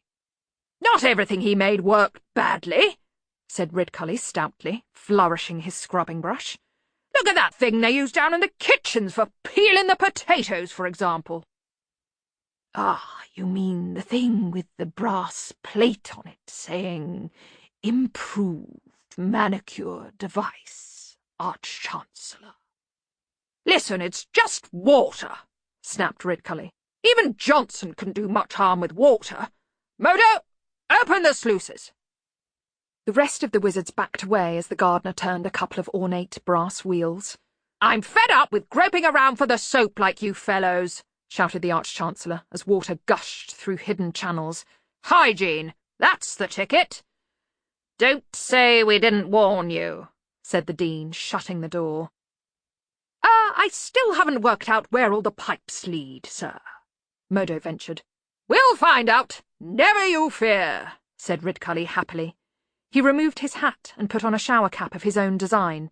In deference to his profession, it was pointy. He picked up a yellow rubber duck. Man the pumps, Mr. Modo, or dwarf them, of course, in your case. Yes, Arch-Chancellor? Modo hauled on a lever. The pipe started a hammering noise and steam leaked out of a few joints. Ridcully took a last look around the bathroom. It was a hidden treasure, no doubt about it. Say what you like, old Johnson must sometimes have got it right, even if it was only by accident. The entire room, including the floor and ceiling, had been tiled in white, blue and green. In the centre, under its crown of pipes, was Johnson's patent Typhoon Superior Indoor Ablutorium with automatic soap dish, a sanitary poem in mahogany, rosewood and copper. He'd got Modo to polish every pipe and brass tap until they gleamed. It had taken ages. Ridcully shut the frosted door behind him. The inventor of the ablutionary marvel had decided to make a mere shower a fully controllable experience, and one wall of the large cubicle held a marvellous panel covered with brass taps cast in the shape of mermaids and shells and, for some reason, pomegranates. There were separate feeds for salt water, hard water and soft water, and huge wheels for accurate control of temperature. Ridcully inspected them with care.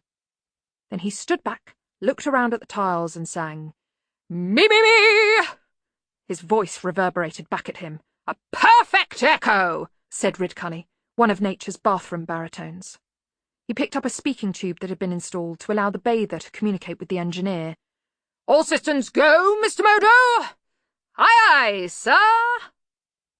Ridcully opened the tap marked spray and leapt aside because part of him was still well aware that Johnson's inventiveness didn't just push the edge of the envelope, but often went across the room and out through the wall of the sorting office.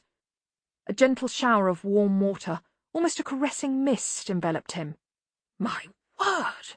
he exclaimed, and tried another tap. Shower turned out to be a little more invigorating. Torrent made him gasp for breath, and Deluge sent him groping to the panel because the top of his head felt that it was being removed. Wave sloshed a wall of warm salt water from one side of the cubicle to the other before it disappeared into the grating that was set into the middle of the floor. "Are you all right, sir?" Modo called out. "Marvellous! And there's a dozen knobs I haven't tried yet." Modo nodded and tapped a valve. Ridcully's voice, raised in what he considered to be song, boomed out through the thick clouds of steam. "Oh, I knew an agricultural worker of some description, possibly a thatcher. And I knew him well, and he was a farmer. Now I come to think of it, and he had a daughter, and her name I can't recall at the moment. And, where was I? Yes, chorus. Something, something, a humorously shaped vegetable. A turnip, I believe, something, something, and a sweet nightingale. Whoa, whoa, whoa. The song shut off suddenly. All Modo could hear was a ferocious gushing noise. "Arch-Chancellor?" After a moment, a voice answered from near the ceiling. It sounded somewhat high and hesitant. I wonder if you would be so very good as to shut the water off from out there, my dear chap. Quite gently, if you wouldn't mind. Modo carefully spun a wheel. The gushing sound gradually subsided. Ah, well done, said the voice, but now from somewhere nearer floor level. Well, jolly good job. I think we can definitely call it a success. Yes, indeed.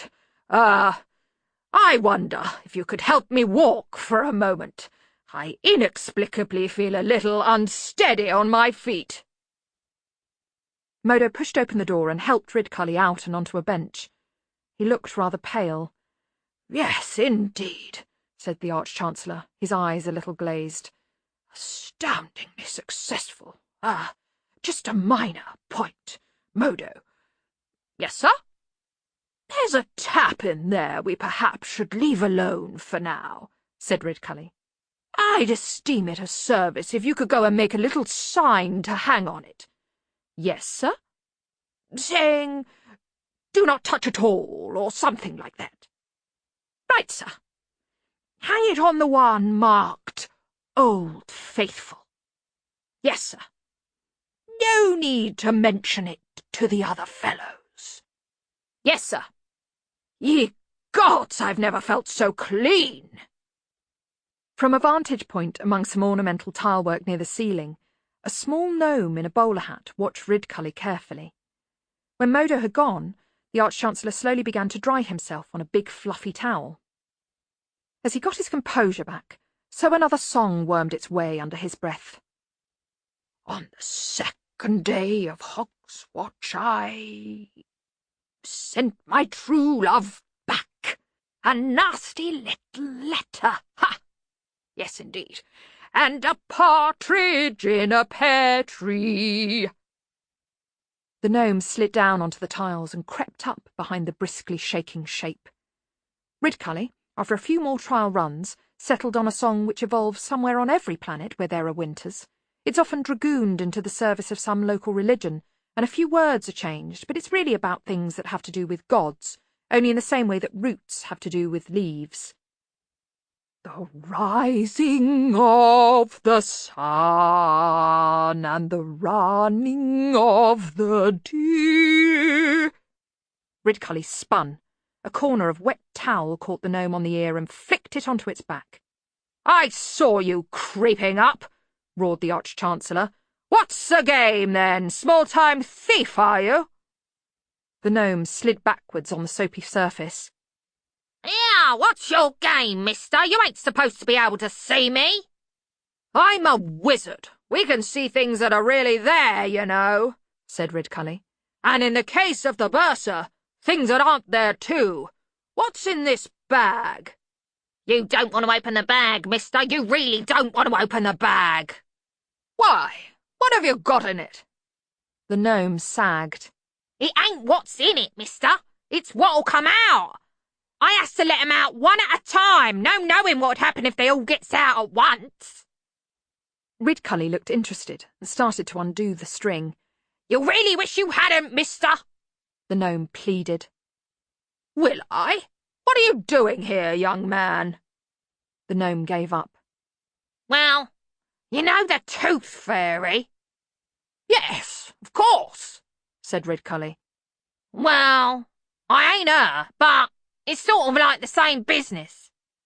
What? You take things away? Not take away as such. More sort of bring. Ah, like new teeth. Like new verrucas, said the gnome. Death threw the sack into the back of the sledge and climbed in after it. You're doing well, master, said Albert. This cushion is still uncomfortable, said Death, hitching his belt. I am not used to a big fat stomach. Just a stomach's the best I could do, master. You're starting off with a handicap sort of thing. Albert unscrewed the top of a bottle of cold tea. All the sherry had made him thirsty. Doing well, master. he repeated, taking a pull. All the soot in the fireplace, the footprints, them swig sherries, the sleigh tracks all over the roofs. It's gotta work. You think so? Sure. And I made sure some of them saw me. I know if they are peeping. Death added proudly. Well done, sir. Yes. Though here's a tip, though. Just ho-ho-ho will do. Don't say cower brief mortals, unless you want them to grow up to be moneylenders or some such. Ho! Ho! Ho! Yes, you're really getting the hang of it. Albert looked down hurriedly at his notebook so that Death wouldn't see his face. Now, I got to tell you, Master, what'll really do some good is a public appearance. Really. Oh. I don't normally do them. The Hogfather's more of a public figure, Master, and one good public appearance will do more good than any amount of letting kids see you by accident. Good for the old belief muscles. Really? Ho, ho, ho! Right, that's really good, Master. Where was I? Yes, the shops will be open late. Lots of kiddies get taken to see the Hogfather, you see. Not the real one, of course, just some old geezer with a pillow up his jumper saving your presents, Master. Not real? Ho, ho, ho! Oh, no, and you don't need... The children know this? Ho, ho, ho! Albert scratched his nose. Suppose so, Master. This should not be. No wonder there has been this difficulty. Belief was compromised. Ho, ho, ho! Could be, Master. The ho-ho... Where does this travesty take place? Ho, ho, ho! Albert gave up. Well, Crumley's in the mall, for one. Very popular, the Hogfather grotto. They always have a good Hogfather, apparently. Let's get there and slay them. Ho, ho, ho! Right you are, Master. That was a pun, or play on words, Albert. I don't know if you noticed. I'm laughing like hell deep down, sir. Ho, ho, ho! Arch-Chancellor Ridcully grinned. He often grinned. He was one of those men who grinned even when they were annoyed. But right now he grinned because he was proud. A little sore still, perhaps, but still proud. "Amazing bathroom, ain't it?" he said. "They had it walled up, you know. Damn silly thing to do. I mean, perhaps there were a few teething troubles." He shifted gingerly. "But that's only to be expected. It's got everything, do you see? Foot baths in the shape of clamshells, look. A whole wardrobe for dressing gowns, and that tub over there's got a big blower thingy so's you get bubbly water without even having to eat starchy food. And this thingy here with the mermaids holding it up's a special pot for your toenail clippings. It's got everything, this place." A special pot for nail clippings, said the Veruca gnome. "Oh, can't be too careful," said Ridcully, lifting the lid of an ornate jar marked bath salts and pulling out a bottle of wine. "Get hold of something like someone's nail clipping and you've got 'em under your control. That's real old magic, dawn-o'-time stuff." He held the wine bottle up to the light. "Should be cooled nicely by now," he said, extracting the cork. "Verucas, eh?" "Wish I knew why," said the gnome. "You mean you don't know?" "No. Suddenly I wake up and I'm the Veruca gnome." "Puzzling, that," said Ridcully. "My dad used to say the Veruca gnome turned up if you walked around in bare feet, but I never knew you existed. I thought he just made it up. I mean, tooth fairies, yes, and them little buggers that live in flowers used to collect 'em myself as a lad, but can't recall anything about Verucas." He drank thoughtfully. "Got a distant cousin called Veruca, as a matter of fact. It's quite a nice sound, when you come to think of it." He looked at the gnome over the top of his glass. You didn't become Arch-Chancellor without a feeling for subtle wrongness in a situation. Well, that wasn't quite true. It was more accurate to say that you didn't remain Arch-Chancellor for very long. Good job, is it? He said thoughtfully. Dandruff would be better, said the gnome. At least I'd be out in the fresh air. I think we'd better check up on this, said Ridcully. Of course, it might be nothing. Oh, thank you, said the Veruca gnome gloomily.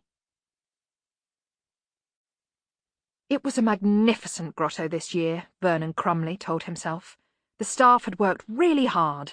The Hogfather's sleigh was a work of art in itself, and the pigs looked really real and a wonderful shade of pink. The grotto took up nearly all of the first floor.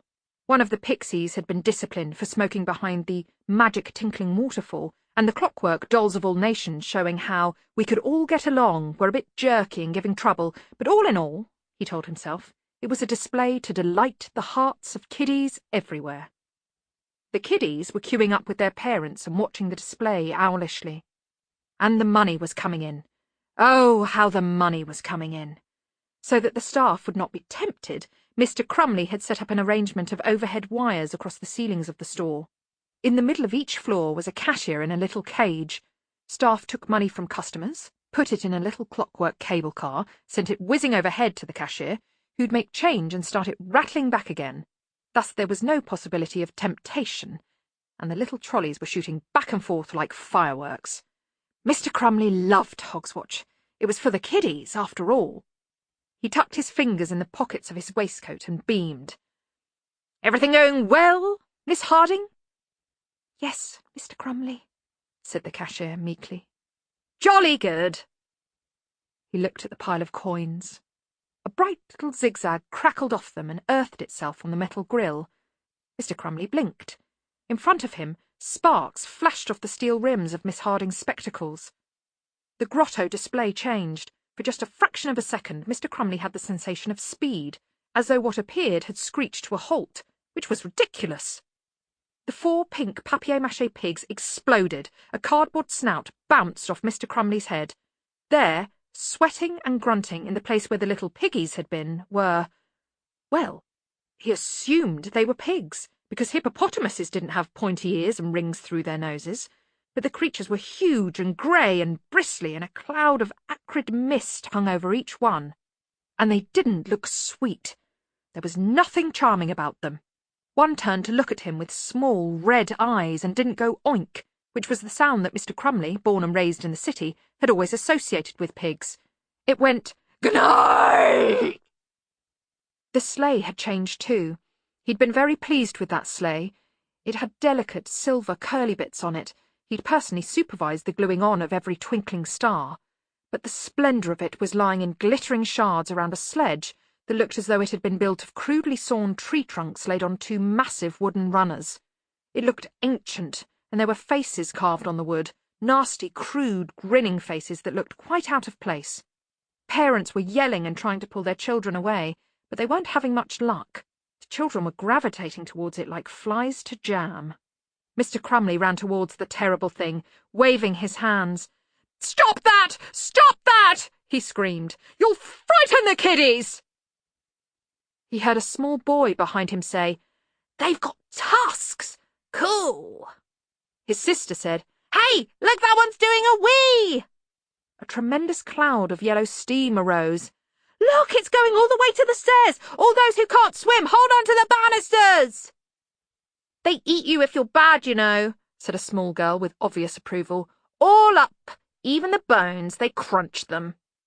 Another, older child opined, "Don't be childish, they're not real, they've just got a wizard in to do the magic. Or it's all done by clockwork. Everyone knows they're not really One of the boars turned to look at him. The boy moved behind his mother. Mr. Crumley, tears of anger streaming down his face, fought through the milling crowd until he reached the Hogfather's grotto. He grabbed a frightened pixie. "It's the Campaign for Equal Heights that have done this, isn't it?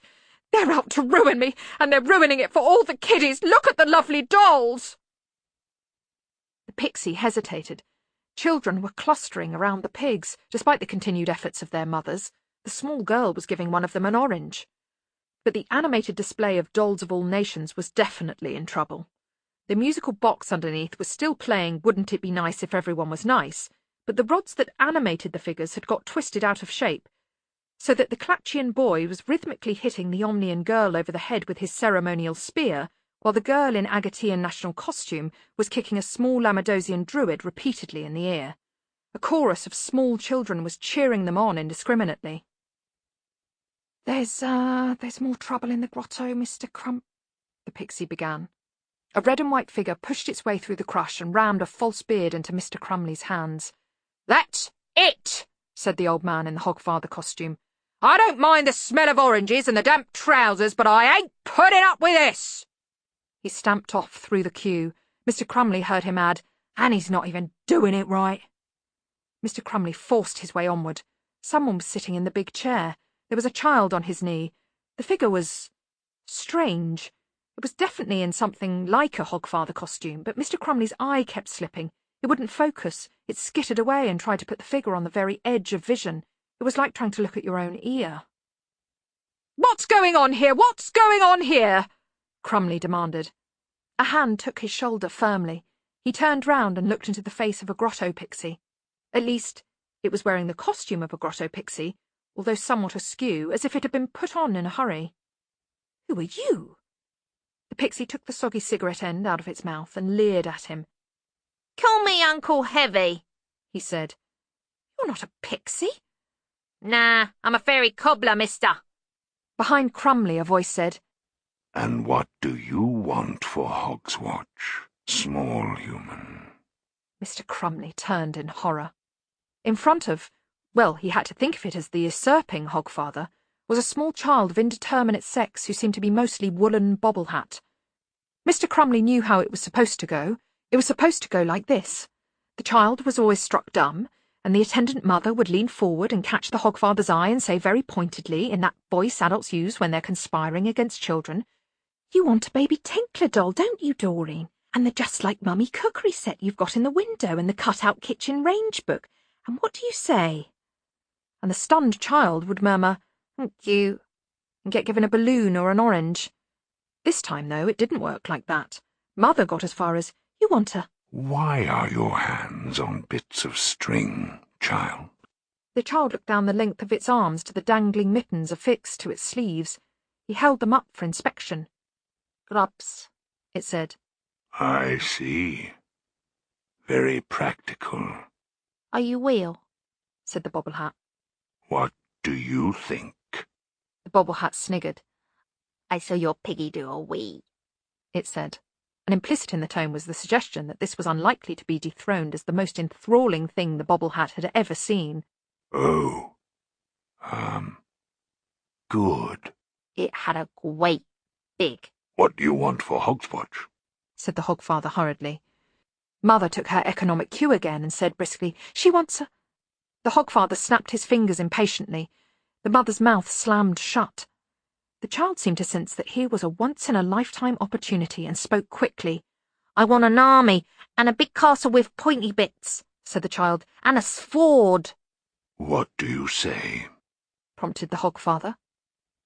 A big sword? Said the child after a pause for deep cogitation. That's right. Uncle Heavy nudged the Hogfather. They're supposed to thank you, he said. Are you sure? People don't, normally. I meant they thanked the Hogfather, Albert hissed. which is you, right? Yes, of course. You're supposed to say thank you. Thank you. And be good. This is part of the contract. S. Then we have a contract. The Hogfather reached into his sack and produced a very large model castle with, as correctly interpreted, pointy blue cone roofs on turrets suitable for princesses to be locked in, a box of several hundred assorted knights and warriors, and a sword. It was 4 feet long and glinted along the blade. The mother took a deep breath. You can't give her that, she screamed. It's not safe. It's a sword, said the Hogfather. They're not meant to be safe. She's a child, shouted Crumley. It's educational. What if she cuts herself? That will be an important lesson. Uncle Heavy whispered urgently. Really? Oh, well, it's not for me to argue, I suppose. The blade went wooden. And she doesn't want all that other stuff, said Doreen's mother in the face of previous testimony. She's a girl. Anyway, I can't afford big posh stuff like that. I thought I gave it away, said the Hogfather, sounding bewildered. You do? Said the mother. You do? Said Crumley, who'd been listening in horror. You don't? That's our merchandise. You can't give it away. Hogswatch isn't about giving it all away. I mean, yes, of course. Of course, things are given away, he corrected himself, aware that people were watching. First they have to be bought, do you see? I mean, ha!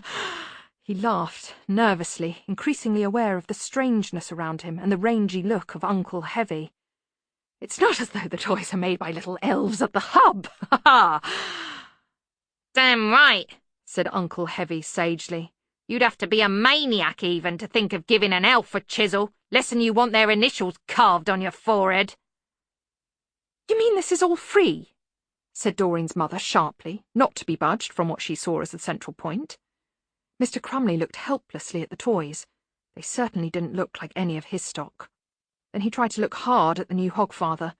Every cell in his brain was telling him that here was a fat, jolly man in a red and white suit.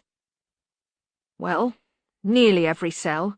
A few of the sparkier ones were saying that his eyes were reporting something else, but they couldn't agree on what. A couple had shut down completely. The words escaped through his teeth. It seems to be, he said.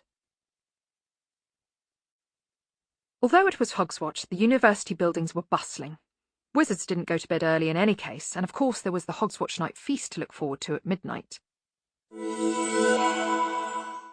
Often they lived to a timescale to suit themselves. Many of the senior ones, of course, lived entirely in the past, but several were like the Professor of Anthropics, who had invented an entire temporal system based on the belief that all the other ones were a mere illusion. Many people are aware of the weak and strong anthropic principles. The weak one says, basically, that it was jolly amazing of the universe to be constructed in such a way that humans could evolve to a point where they make a living in, for example, universities, while the strong one says that, on the contrary, the whole point of the universe was that humans should not only work in universities, but also write for huge sums books with words like cosmic and chaos in the titles. And they are correct. The universe clearly operates for the benefit of humanity. This can be readily seen from the convenient way the sun comes up in the morning when people are ready to start the day. The UU Professor of Anthropics had developed the special and inevitable anthropic principle, which was that the entire reason for the existence of the universe was the eventual evolution of the UU Professor of Anthropics. But this was only a formal statement of the theory which absolutely everyone, with only some minor details of a fill-in name here nature, secretly believes to be true. It would give some idea of the scale of the Hogswatch Night Feast that a light snack at UU consisted of a mere 3 or 4 courses, not counting the cheese and nuts. Some of the wizards had been practising for weeks. The Dean, in particular, could now lift a 20-pound turkey on one fork. Having to wait until midnight merely put a healthy edge on appetites already professionally honed.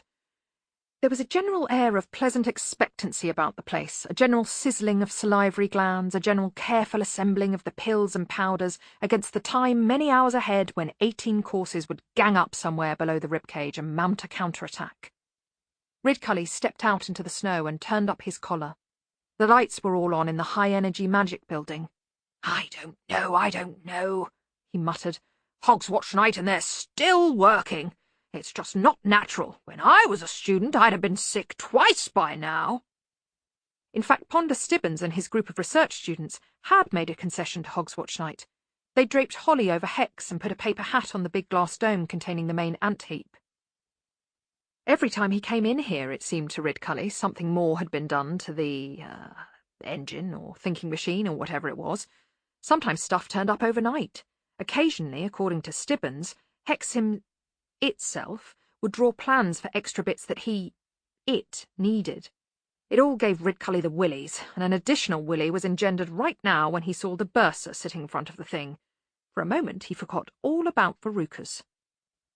"What are you doing here, old chap?" he said. "You should be inside, jumping up and down to make more room for tonight." "Hooray for the pink, grey and green," said the bursar. We thought Hex might be of, help, sir," said Ponder Stibbons, who liked to think of himself as the university's token sane person. "With the bursar's problem, we thought it might be a nice Hogswatch present for him." "Ye gods, bursar's got no problems," said Ridcully, and patted the aimlessly smiling man on the head while mouthing the words, "mad as a spoon." "Mine just wanders a bit, that's all. I said mine wanders a bit, eh?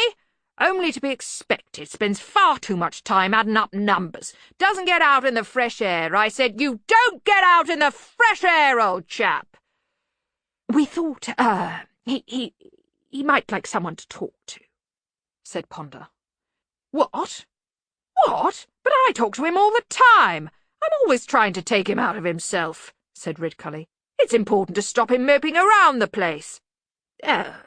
Yes, "Certainly," said Ponder diplomatically. He recalled the bursar as a man whose idea of an exciting time had once been a soft-boiled egg. "So, well, let's give it another try, shall we? Are you ready, Mr. Dinwiddie?" "Yes, thank you. A green one with cinnamon, if it's not too much trouble." "Can't see how he can talk to a machine," said Ridcully in a sullen voice.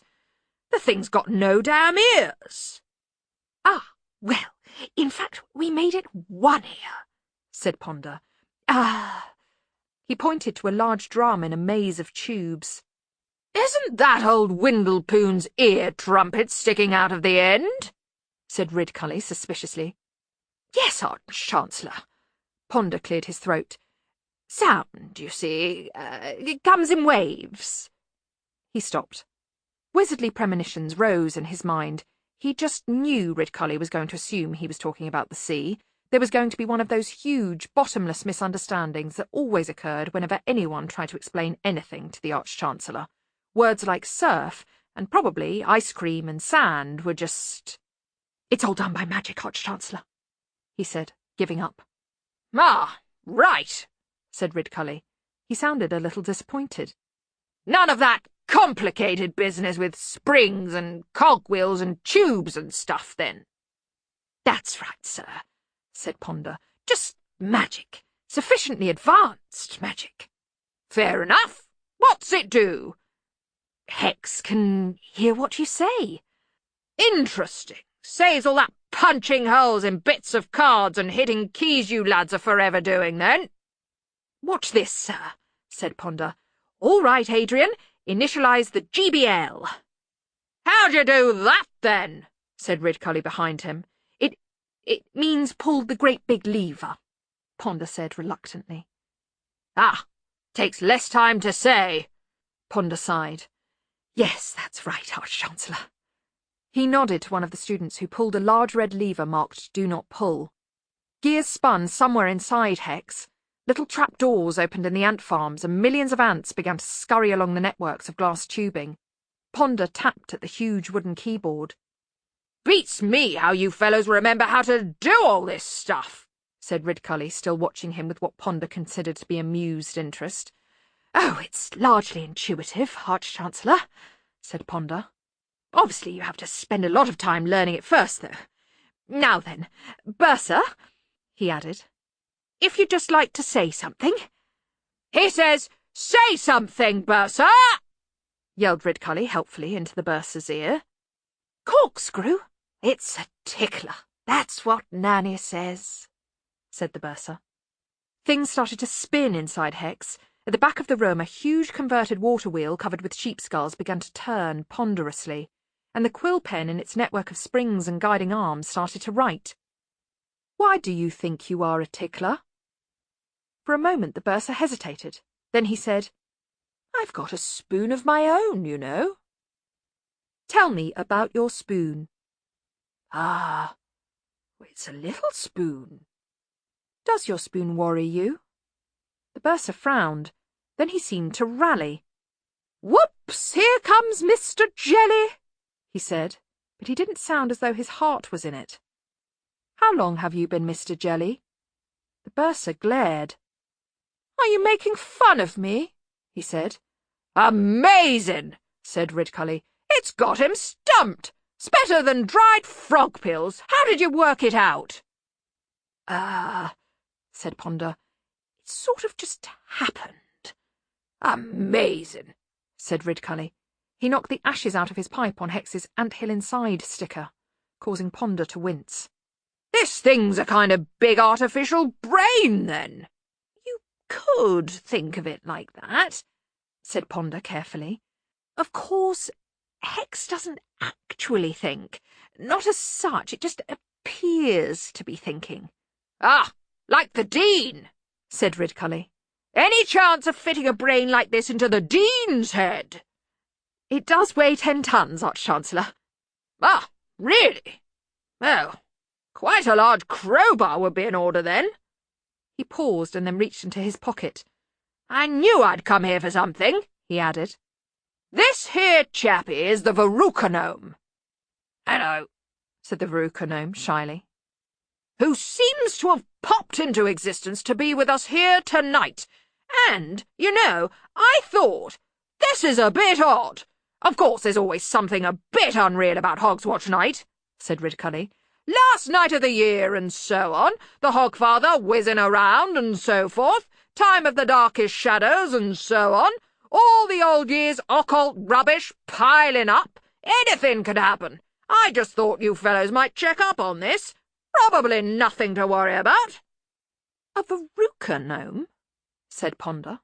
The gnome clutched his sack protectively.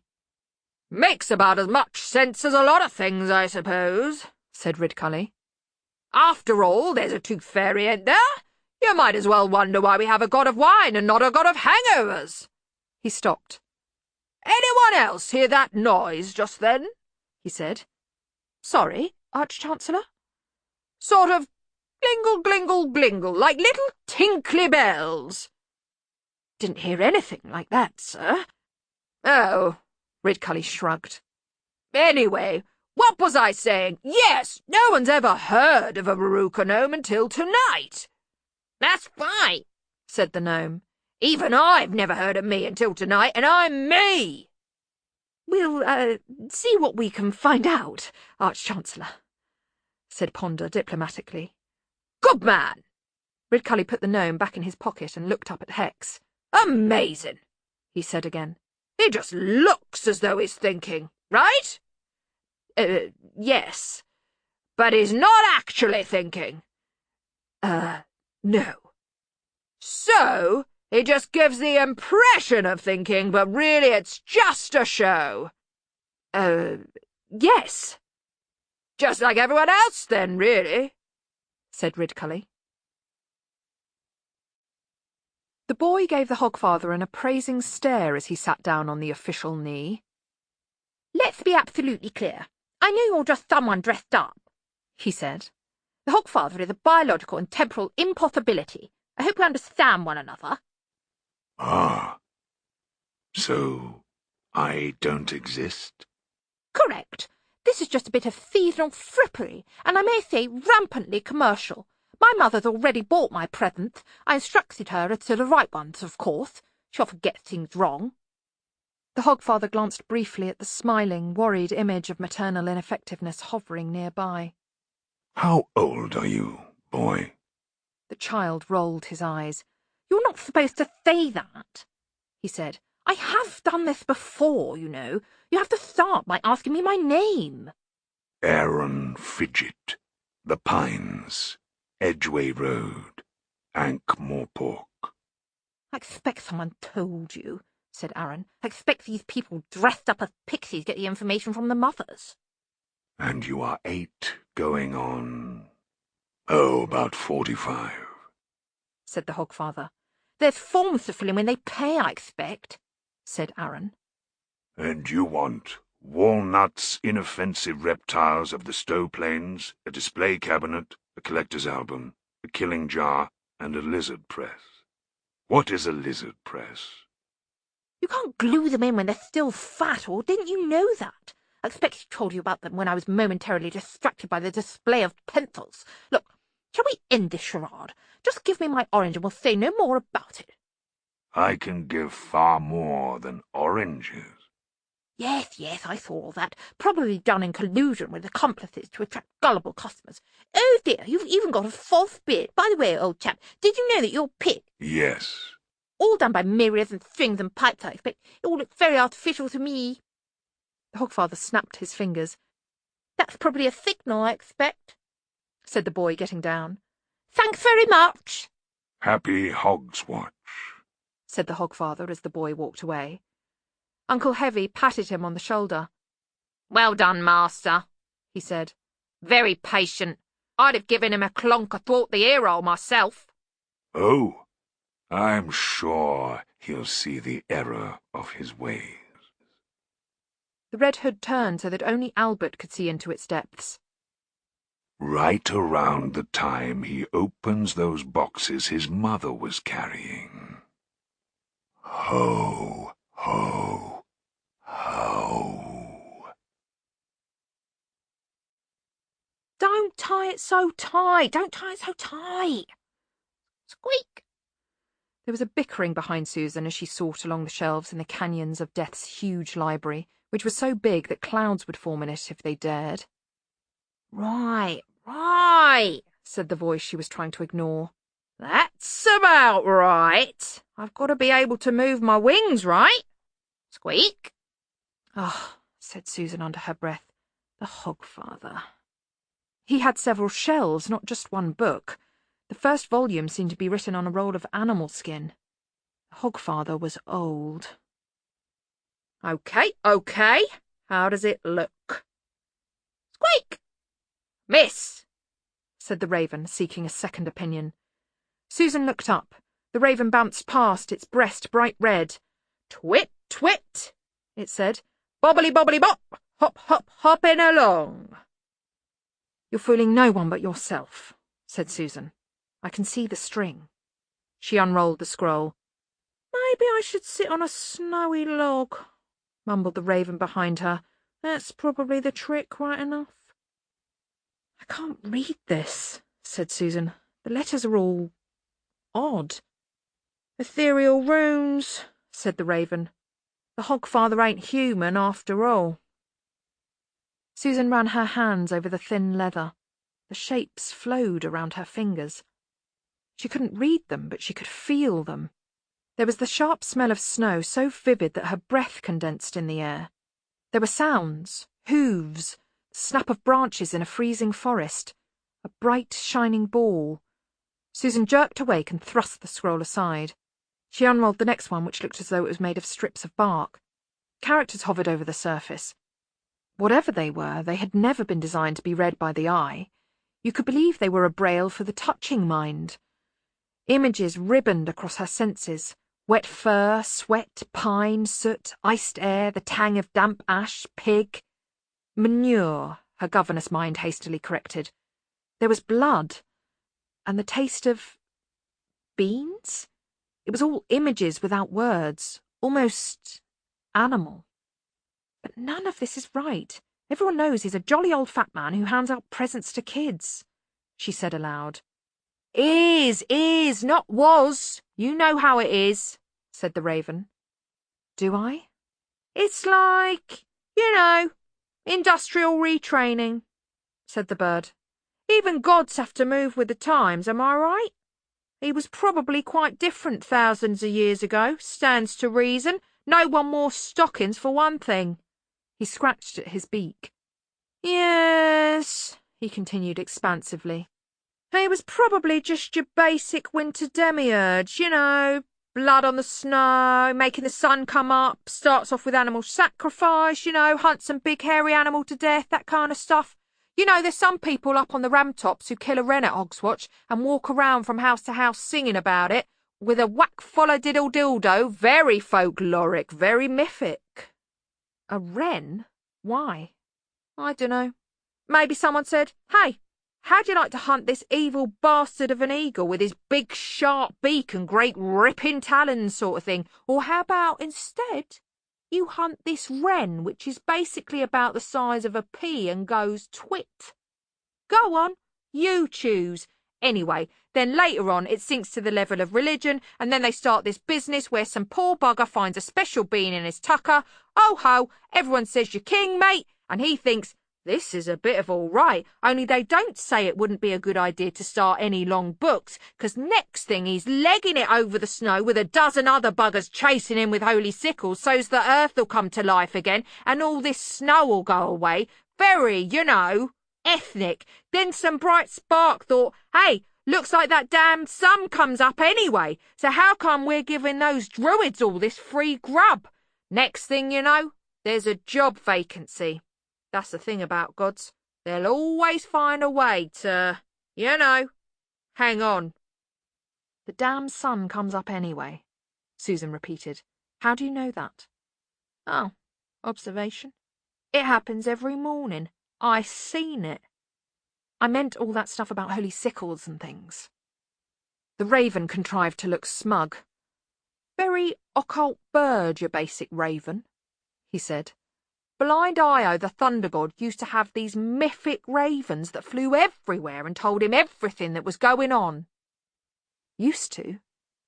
Well, you know how he's not got eyes in his face, just these, free-floating eyeballs that go and zoom around? The raven coughed in species embarrassment. Bit of an accident waiting to happen, really. Do you ever think of anything except eyeballs? Well, there's entrails. Squeak! He's right, though, said Susan. Gods don't die, never completely die. There's always somewhere, she told herself, inside some stone, perhaps, or the words of a song, or riding the mind of some animal, or maybe in a whisper on the wind.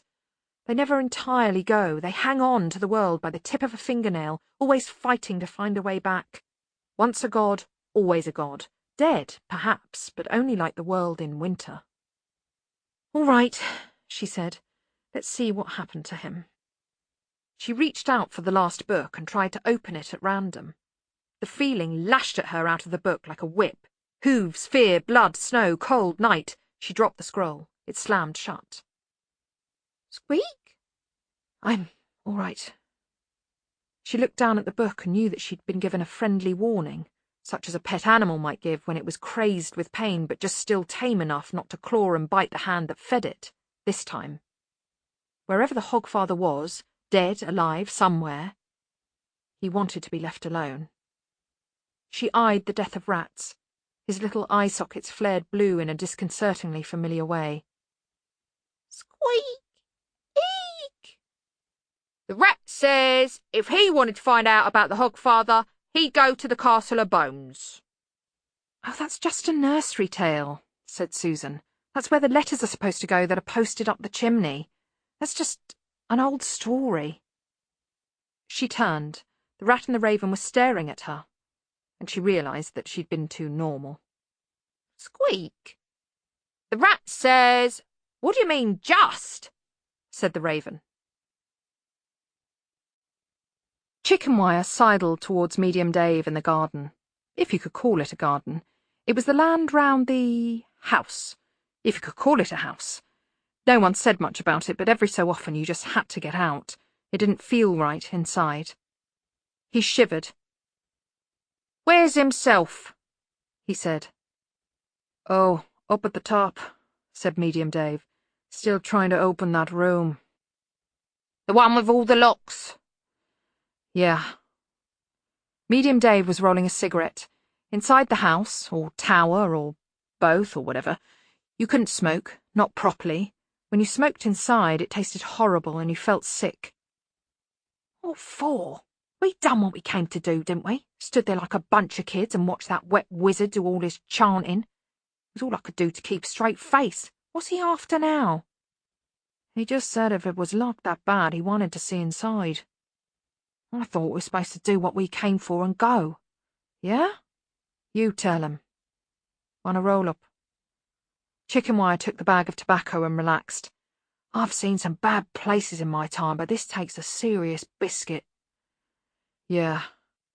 It's the cute that wears you down, and there's got to be something else to eat than apples. Yeah, and that damn sky. That damn sky's really getting on my nerves. Yeah. They kept their eyes averted from that damn sky. For some reason it made you feel that it was about to fall on you, and it was worse if you let your eyes stray to the gap where a gap shouldn't be. The effect was like getting toothache in your eyeballs. In the distance, Banjo was swinging on a swing. Odd that, Dave thought. Banjo seemed perfectly happy here. He found a tree that grows lollipops yesterday, he said moodily. Well, I say yesterday, but how can you tell? And he follows the man around like a dog. No one ever laid a punch on Banjo since her mom died. He's just like a little boy, you know. Inside. Always has been. Looks to me for everything. Used to be, if I told him punch someone, he'd do it. And they stayed punched. Yeah, now he follows him around everywhere. Makes me sick. What are you doing here, then? $10,000. And he says there's more, you know, more than we can imagine. He was always tea time. He ain't just after money. Yeah, well, I didn't sign up for world domination, said Medium Dave. That sort of thing gets you into trouble. I remember your mam saying that sort of thing, said Chickenwire. Medium Dave rolled his eyes. Everyone remembered Ma Lillywhite. Very straight lady was your ma. Tough, but fair. Yeah, tough. I recall that time she strangled Glossy Ron with his own leg, Chickenwire went on. She had a wicked right arm on her, your mam. Yeah. Wicked. She wouldn't have stood for someone like tea time. Yeah, said Medium Dave. That was a lovely funeral you boys gave her. Most of the shades turned up. Very respectful. All them flowers, and everyone looking so... Chickenwire floundered. Happy? In a sad way, of course. Yeah. You got any idea how to get back home? Medium Dave shook his head. Me neither. Find the place again, I suppose. Chickenwire shivered. I mean, what he did to that Carter. Well, I wouldn't even act like that to me own dad. Yeah. Ordinary mental, yes, I can deal with that.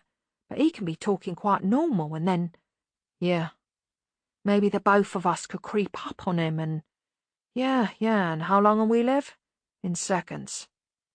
We could get lucky, Chickenwire began. Yeah. You've seen him. This isn't one of those blokes who threatens you. This is one of those blokes who'd kill you soon as look at you. Easier, too. We got to hang on, right? It's like that saying about riding a tiger. What's saying about riding a tiger? Said Chickenwire suspiciously. Well, Medium Dave hesitated. Yeah, well, you get branches slapping you in the face, fleas, that sort of thing. So you got to hang on. Think of the money. There's bags of it in there. You saw it. I keep thinking of that glass eye watching me. I keep thinking it can see right in my head. Don't worry. He doesn't suspect you of anything. How'd you know? You're still alive, yeah? In the grotto of the Hogfather, a round-eyed child. Happy Hogswatch. Ho ho ho. And your name is Euphrasia Goat, correct? Go on, dear. Answer the nice man. And you are 6 years old. Go on, dear. They're all the same at this age, aren't they? And you want a pony. A small hand pulled the Hogfather's hood down to mouth level. Heavy Uncle Albert heard a ferocious whispering. Then the Hogfather leaned back. Yes, I know. What a naughty pig it was indeed. His shape flickered for a moment, and then a hand went into the sack. Here is a bridle for your pony. and a saddle, and a rather strange hard hat, and a pair of those trousers that make you look as though you have a large rabbit in each pocket. But we can't have a pony, can we, Yuffie, because we live on the 3rd floor? Oh, yes. It's in the kitchen. I'm sure you're making a little joke, Hogfather, said Mother sharply. Ho, ho! Yes. What a jolly fat man I am. In the kitchen? What a joke. Dollies and so on will be delivered later as per your letter. What do you say, Yuffie? Thank you.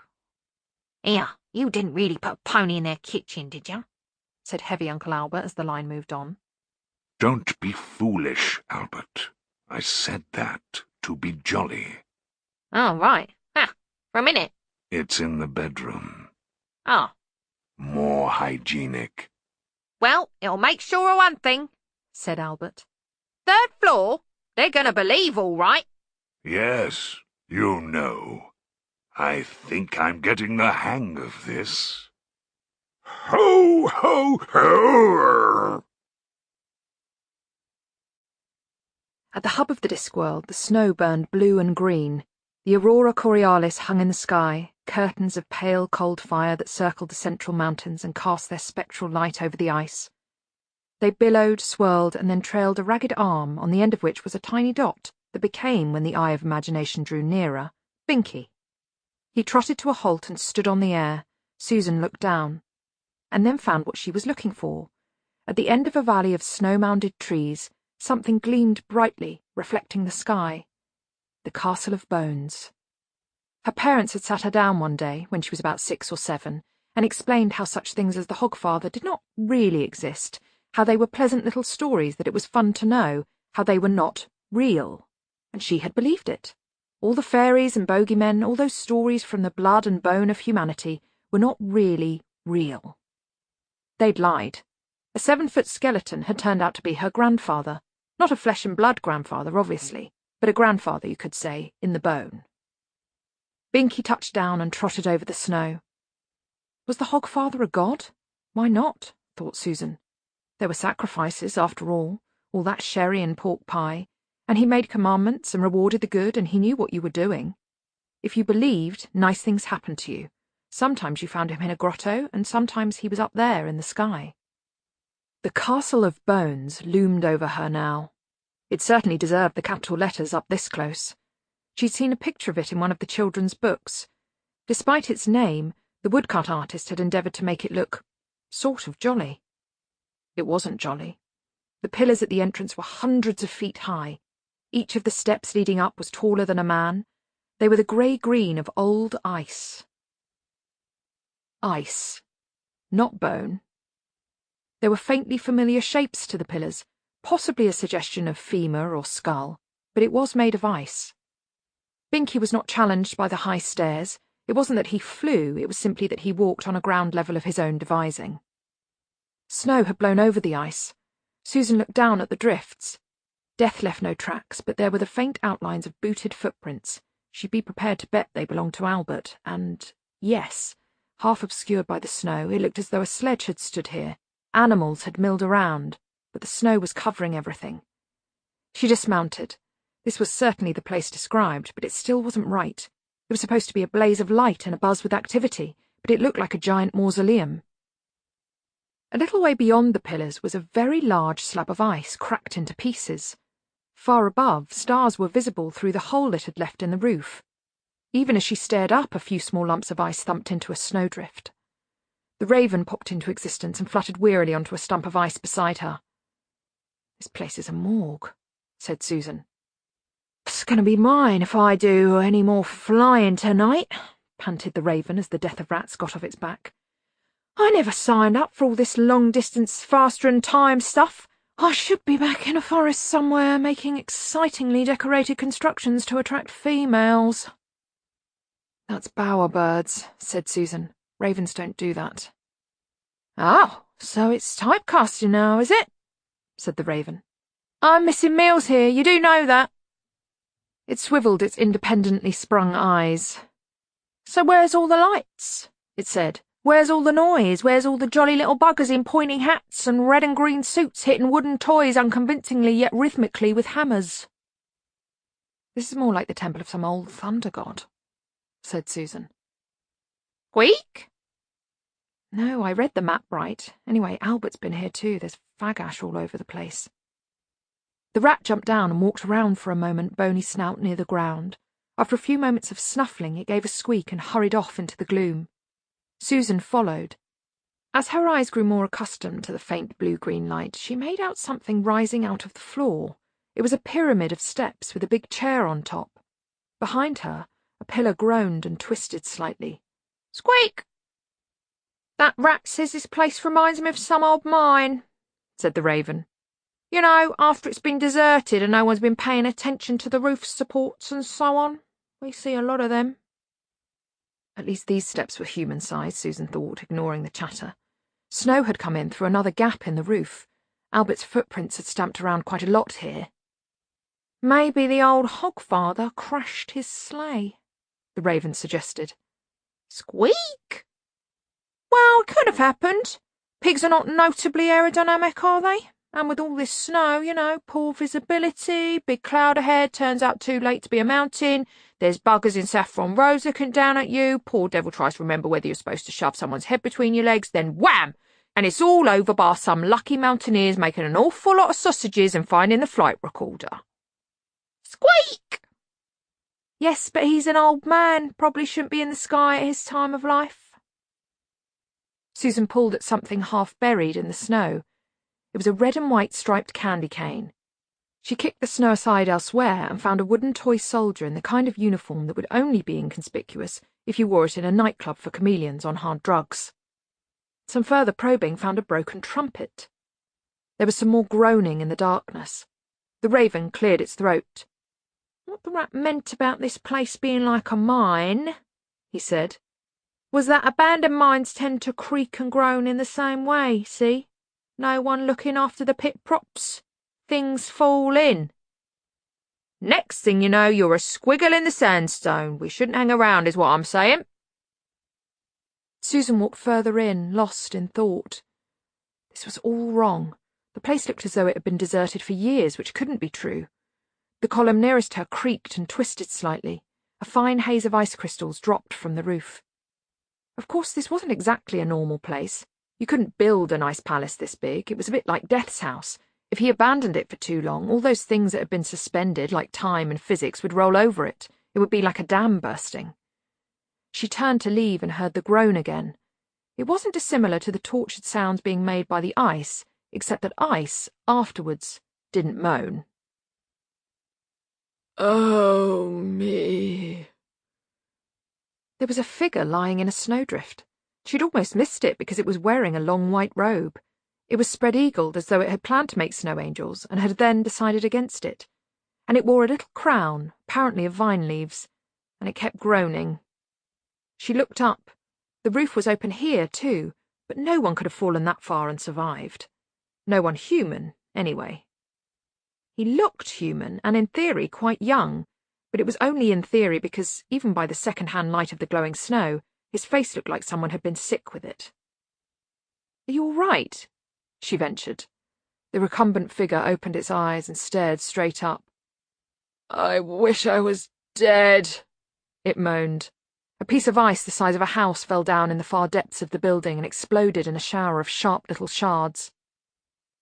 You may have come to the right place, said Susan. She grabbed the boy under his arms and hauled him out of the snow.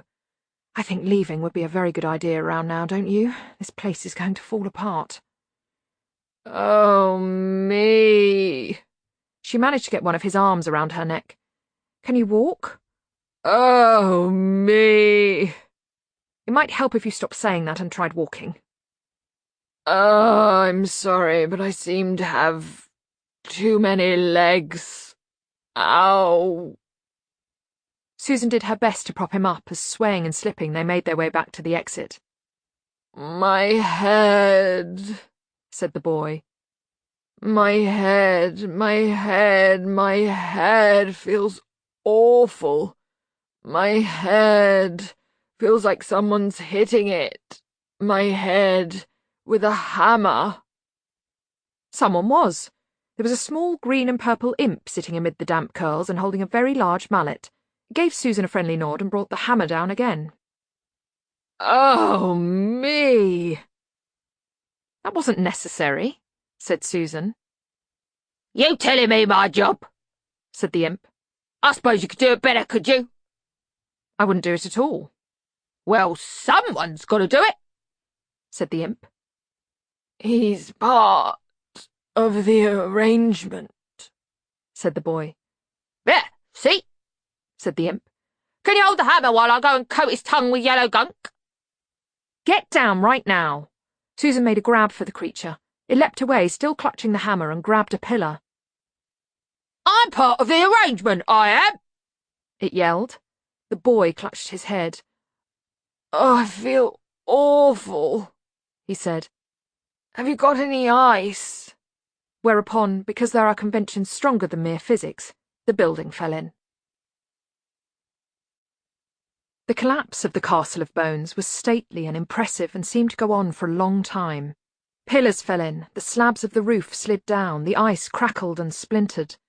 The air above the tumbling wreckage filled with a haze of snow and ice crystals. Susan watched from the trees. The boy, who she'd leaned against a handy trunk, opened his eyes. "That was amazing," he managed. "Why, you mean the way it's all turning back into snow?" "The way you just picked me up and ran. Ouch." "Oh, that." The grinding of the ice continued. The fallen pillars didn't stop moving when they collapsed, but went on tearing themselves apart. When the fog of ice settled, there was nothing but drifted snow. "As though it was never there," said Susan aloud. She turned to the groaning figure. "All right, what were you doing there?" "I don't know. I just opened my eyes and there I was." "Who are you?" I think my name is Bilious. I'm the god of hangovers." "There's a god of hangovers?" "An god," he corrected. "When people witness me, you see, they clutch their head and say, 'Oh, God.' Oof. How many of you are standing here?" "What? There's just me." "Oh, fine, fine." "I've never heard of a god of hangovers." "You've heard of Bibulus, the god of wine?" Ouch. "Oh, yes." "Big fat man wears vine leaves round his head, always pictured with a glass in his hand. Ow. Well, you know why he's so cheerful, him and his big face. It's because he knows he's going to feel good in the morning. It's because it's me that "Gets the hangovers," said Susan. "I don't even drink. Ow. But who is it who ends up head down in the privy every morning? Ah!" He stopped and clutched at his head. "Should your skull feel like it's lined with dog hair?" "I don't think so." Oh. Bilious swayed. "You know when people say, 'I had 15 lagers last night, and when I woke up, my head was clear as a bell?'" "Oh, yes." "Bastards! That's because I was the one who woke up groaning in a pile of recycled chili. Oh, just once I'd like to open my eyes in the morning without my head sticking to something." He paused. "Are there any giraffes in this wood?" "Up here? I shouldn't think so." He looked nervously past Susan's head. "Not even indigo-coloured ones which are sort of stretched and keep flashing on and off?" "Very unlikely." "Thank goodness for that." He swayed back and forth. "Excuse me, I think I'm about to throw up my breakfast." "It's the middle of the evening." "Is it? Ooh, in that case, I think I'm about to throw up my dinner." He folded up gently in the snow behind the tree. He's a long streak of widow, isn't he? Said a voice from a branch. It was the Raven. Got a neck with a knee in it. The Ogod reappeared after a noisy interlude. I know I must eat, he mumbled. It's just that the only time I remember seeing my food, it's always going the other way. What were you doing in there? Said Susan. Ouch! Oh, search me, said the Ogod. It's only a mercy I wasn't holding a traffic sign and wearing a... He winced and paused. Having some kind of women's underwear about my person. He sighed. Someone, somewhere has a lot of fun, he said wistfully. I wish it was me. Get a drink inside you, that's my advice, said the Raven. Have a hair of the dog that bit someone else. But why there? Susan insisted. The Ogod stopped trying to glare at the Raven. I don't know. Where was there exactly? Susan looked back at where the castle had been. It was entirely gone. It was a very important building there a moment ago, she said. The Ogod nodded carefully. I often see things that weren't there a moment ago, he said, and they often aren't there a moment later, which is a blessing in most cases, let me tell you, so I don't usually take a lot of notice. He folded up and landed in the snow again. There's just snow now, Susan thought. Nothing but snow and the wind. There's not even a ruin. The certainty stole over her again that the Hogfather's castle wasn't simply not there any more. No, it had never been there. There was no ruin, no trace. It had been an odd enough place. It was where the Hogfather lived, according to the legends, which was odd when you thought about it. It didn't look like the kind of place a cheery old toy-maker would live in. The wind soughed in the trees behind them. Snow slid off branches. Somewhere in the dark there was a flurry of hooves. A spidery little figure leapt off a snowdrift and landed on the Ogod's head. It turned a beady eye up towards Susan. All right by you, is it? Said the imp, producing its huge hammer.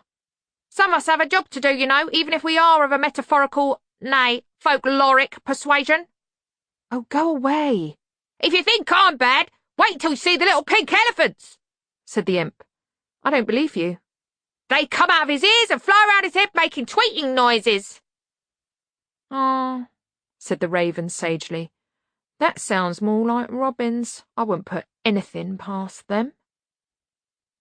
The Ogod grunted. Susan suddenly felt that she didn't want to leave him. He was human. Well, human-shaped. Well, at least he had 2 arms and legs. He'd freeze to death here.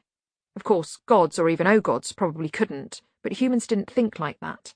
You couldn't just leave someone. She prided herself on this bit of normal thinking. Besides, he might have some answers if she could make him stay awake enough to understand the questions. From the edge of the frozen forest, animal eyes watched them go.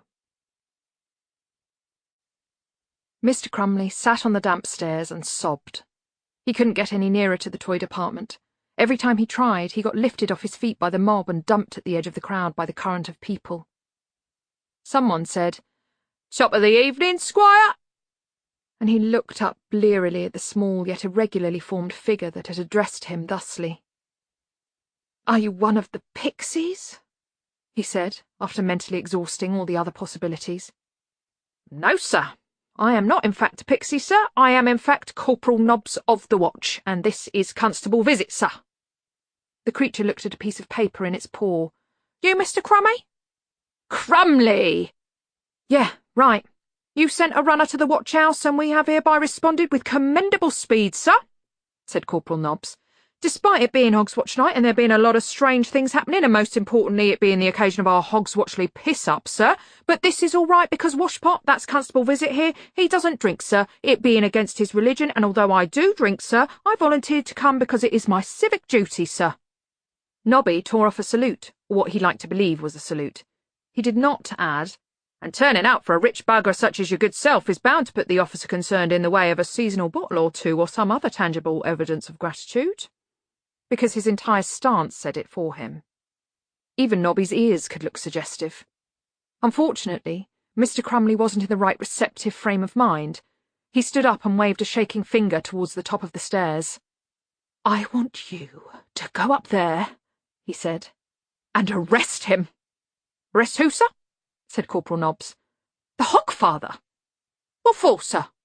Because he's sitting up there as bold as brass in his grotto, giving away presents. Corporal Nobbs thought about this.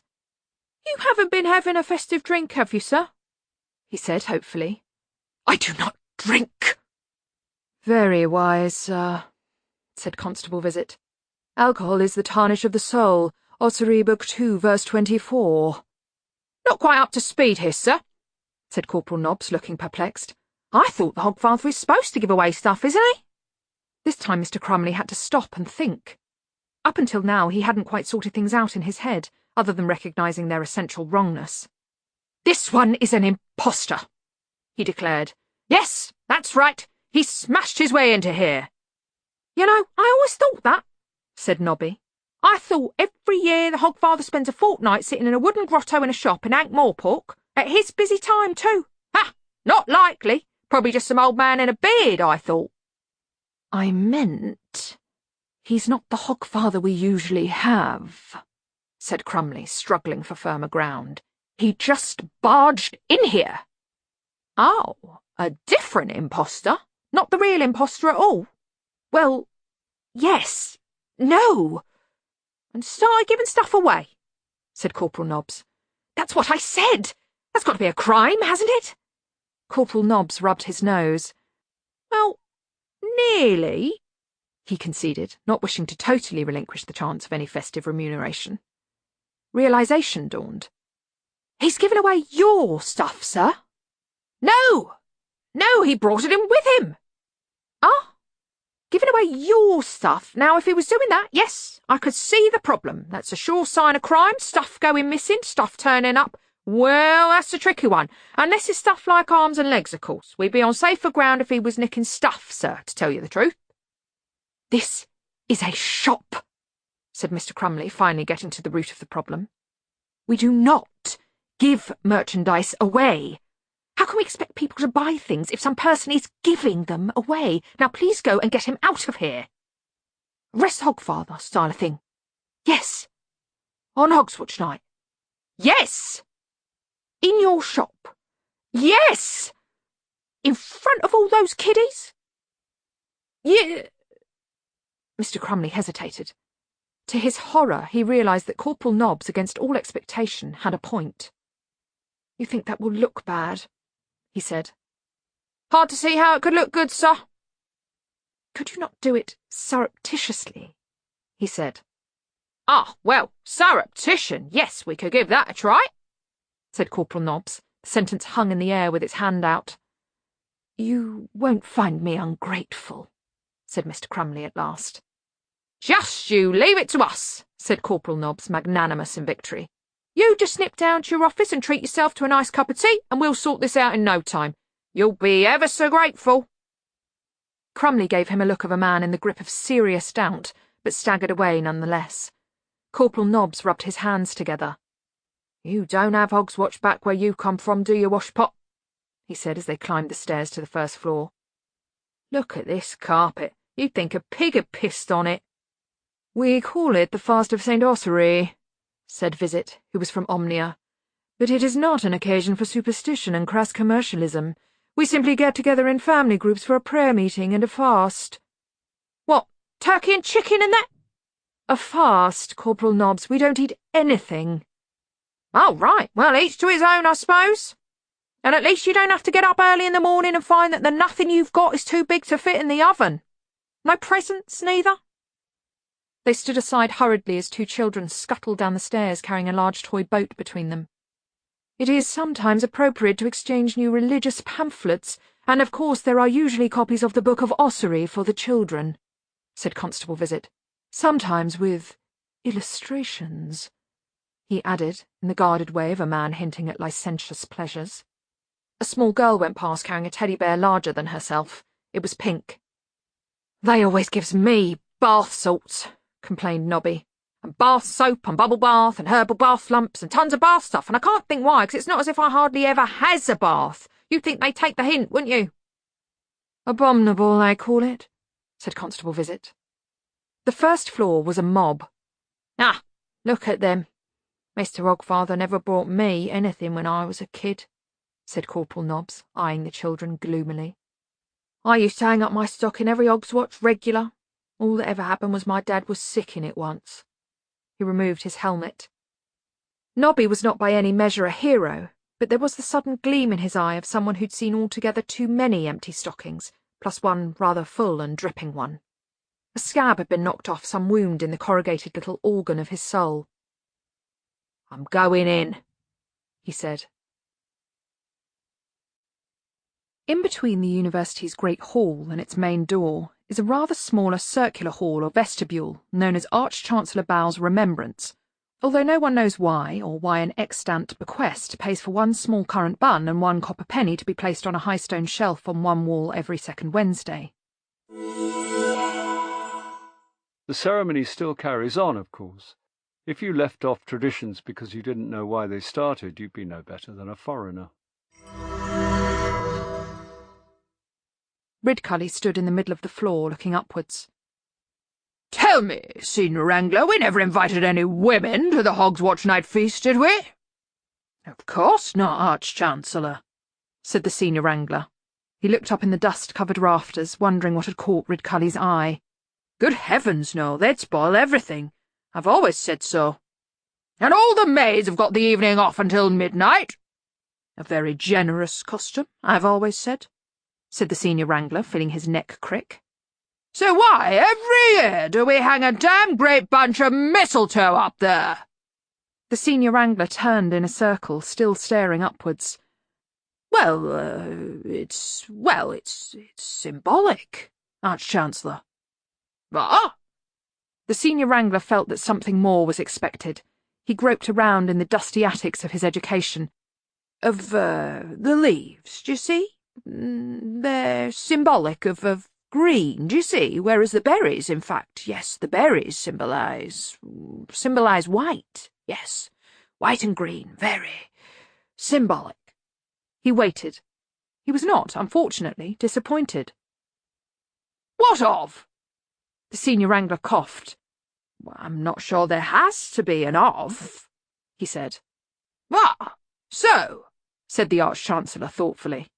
It could be said that the white and green symbolize a small, parasitic plant. Yes, indeed, said the Senior Wrangler. So mistletoe, in fact, symbolizes mistletoe.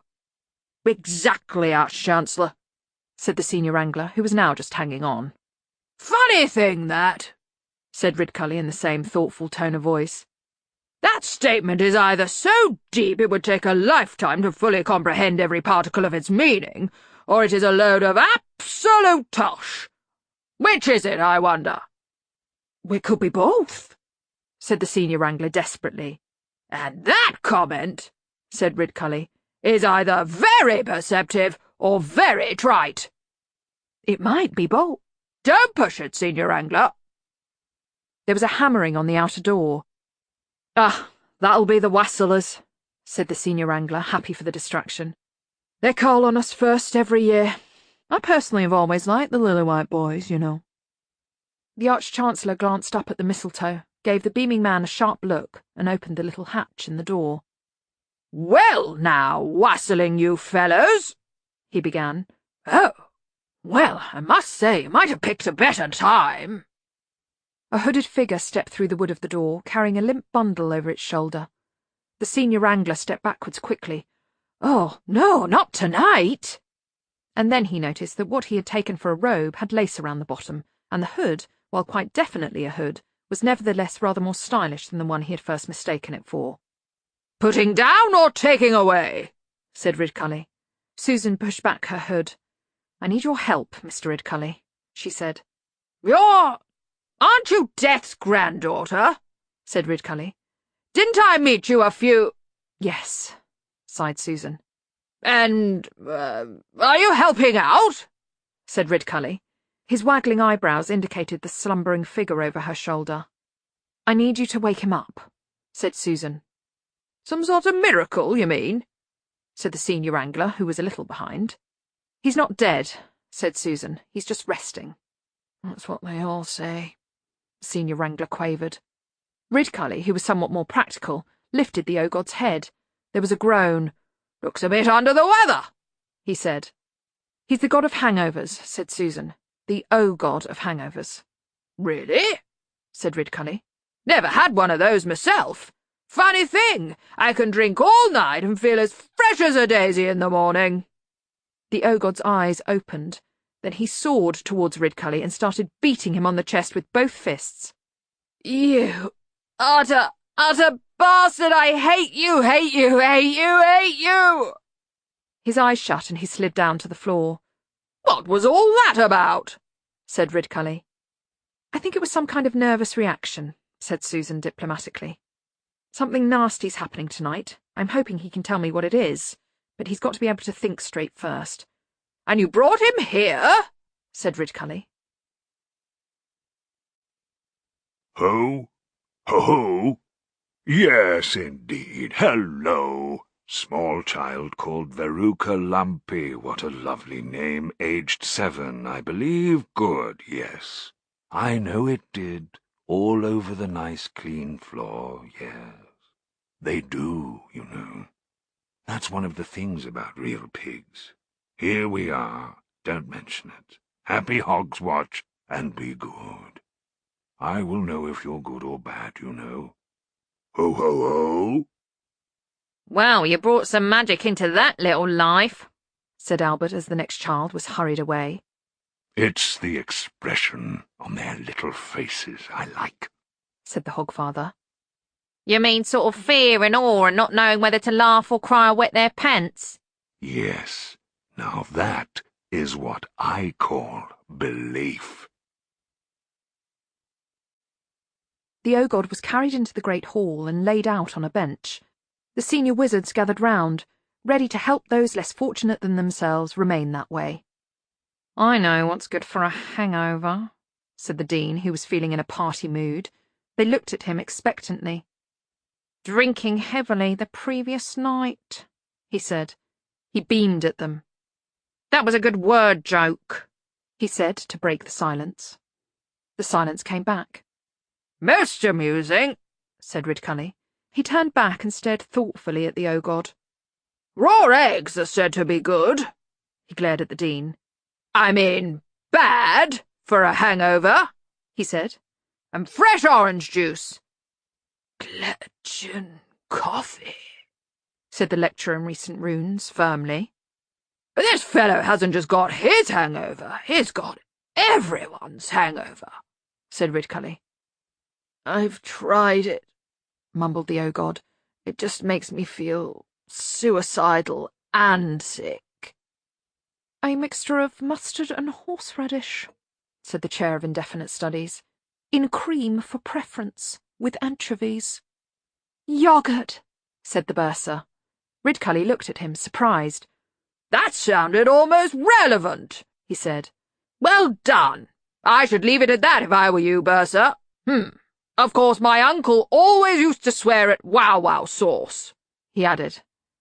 "You mean swear by, surely," said the lecturer in recent runes. "Possibly both," said Ridcully. "I know he once drank a whole bottle of it as a hangover cure, and it certainly seemed to cure him. He looked very peaceful when they came to lay him out." "Willow bark," said the bursar. "That's a good idea," said the lecturer in recent runes. "It's an analgesic." "Really? Well, possibly, though it's probably better to give it to him by mouth," said Ridcully. "I say, you're feeling yourself, bursar. You seem somewhat coherent." The O-god opened his crusted eyes. "Will all that stuff help?" he mumbled. "It'll probably kill you," said Susan. "Oh, good." "We could add Engelbert's enhancer," said the dean. "Remember when Modo put some on his peas? We could only manage one each." "Can't you do something more, well, magical?" said Susan. "Magic the alcohol out of him or something." "Yes, but it's not alcohol by this time, is it?" said Ridcully. "It'll have turned into a lot of nasty little poisons all dancing round on his liver." "Spold's unstirring divisor would do it," said the lecturer in recent runes. "Very simply, too. You'd end up with a large beaker full of all the nastiness. Not difficult at all if you don't mind the side effects." "Tell me about the side effects," said Susan, who had met wizards before. "The main one is that the rest of him would end up in a somewhat larger beaker," said the lecturer in recent runes. "Alive?" The lecturer in recent runes screwed up his face and waggled his hands. "Broadly, yes," he said. "Living tissue, certainly, and definitely sober." "I think we had in mind something that would leave him the same shape and still breathing," said Susan. "Well, you might have said—" Then the Dean repeated the mantra that has had such a marked effect on the progress of knowledge throughout the ages. "Why don't we just mix up absolutely everything and see what happens?" he said. And Ridcully responded with a traditional response. "It's got to be worth a try," he said. The big glass beaker for the cure had been placed on a pedestal in the middle of the floor. The wizards liked to make a ceremony of everything in any case, but felt instinctively that if they were going to cure the biggest hangover in the world, it needed to be done with style. Susan and Bilius watched as the ingredients were added. Round about halfway, the mixture, which was an orange-brown colour, went gloop. "Not a lot of improvement, I feel," said the lecturer in recent runes. Engelbert's enhancer was the penultimate ingredient. The Dean dropped in a greenish ball of light that sank under the surface. The only apparent effect was that it caused purple bubbles to creep over the sides of the beaker and drip onto the floor. "That's it," said the Ogod. "I think the yoghurt probably wasn't a good idea," said the Dean. "I'm not drinking that," said Bilius firmly, and then clutched at his head. "But gods are practically unkillable, aren't they?" said the Dean. "Oh, good," muttered Bilius.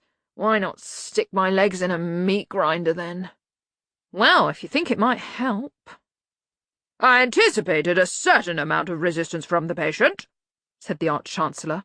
He removed his hat and fished out a small crystal ball from a pocket in the lining. "Let's see what the god of wine is up to at the moment, shall we? Shouldn't be too difficult to locate a fun-loving god like him on an evening like this." He blew on the glass and polished it. Then he brightened up. "Why, here he is, the little rascal. Undone manifesting, I do believe. Yes, yes, reclining on his couch, surrounded by naked maenads." "What? Maniacs?" said the Dean. "He means excitable young women," said Susan, and it seemed to her that there was a general ripple of movement among the wizards, a sort of nonchalant drawing towards the glittering ball. "Can't quite see what he's doing," said Ridcully. "Let me see if I can make it out," said the Chair of Indefinite Studies hopefully. Ridcully half turned to keep the ball out of his reach. "Oh, yes," he said.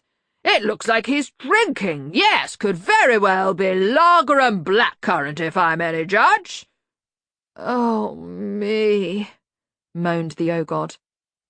"These young women, now," the lecturer in recent runes began. "I can see there's some bottles on the table," Ridcully continued. "That one, yes, could be scumble, which, as you know, is made from apples." "Mainly apples," the Dean volunteered. "Now, about these poor mad girls." The Ogod slumped to his knees. "And there's, that drink, you know, there's a worm in the bottle." "Oh, me." And there's an empty glass, a big one. Can't quite see what it contained, but there's a paper umbrella in it and some cherries on a stick. Oh, and an amusing little monkey." "Oh." "Of course, there's a lot of other bottles, too," said Ridcully cheerfully.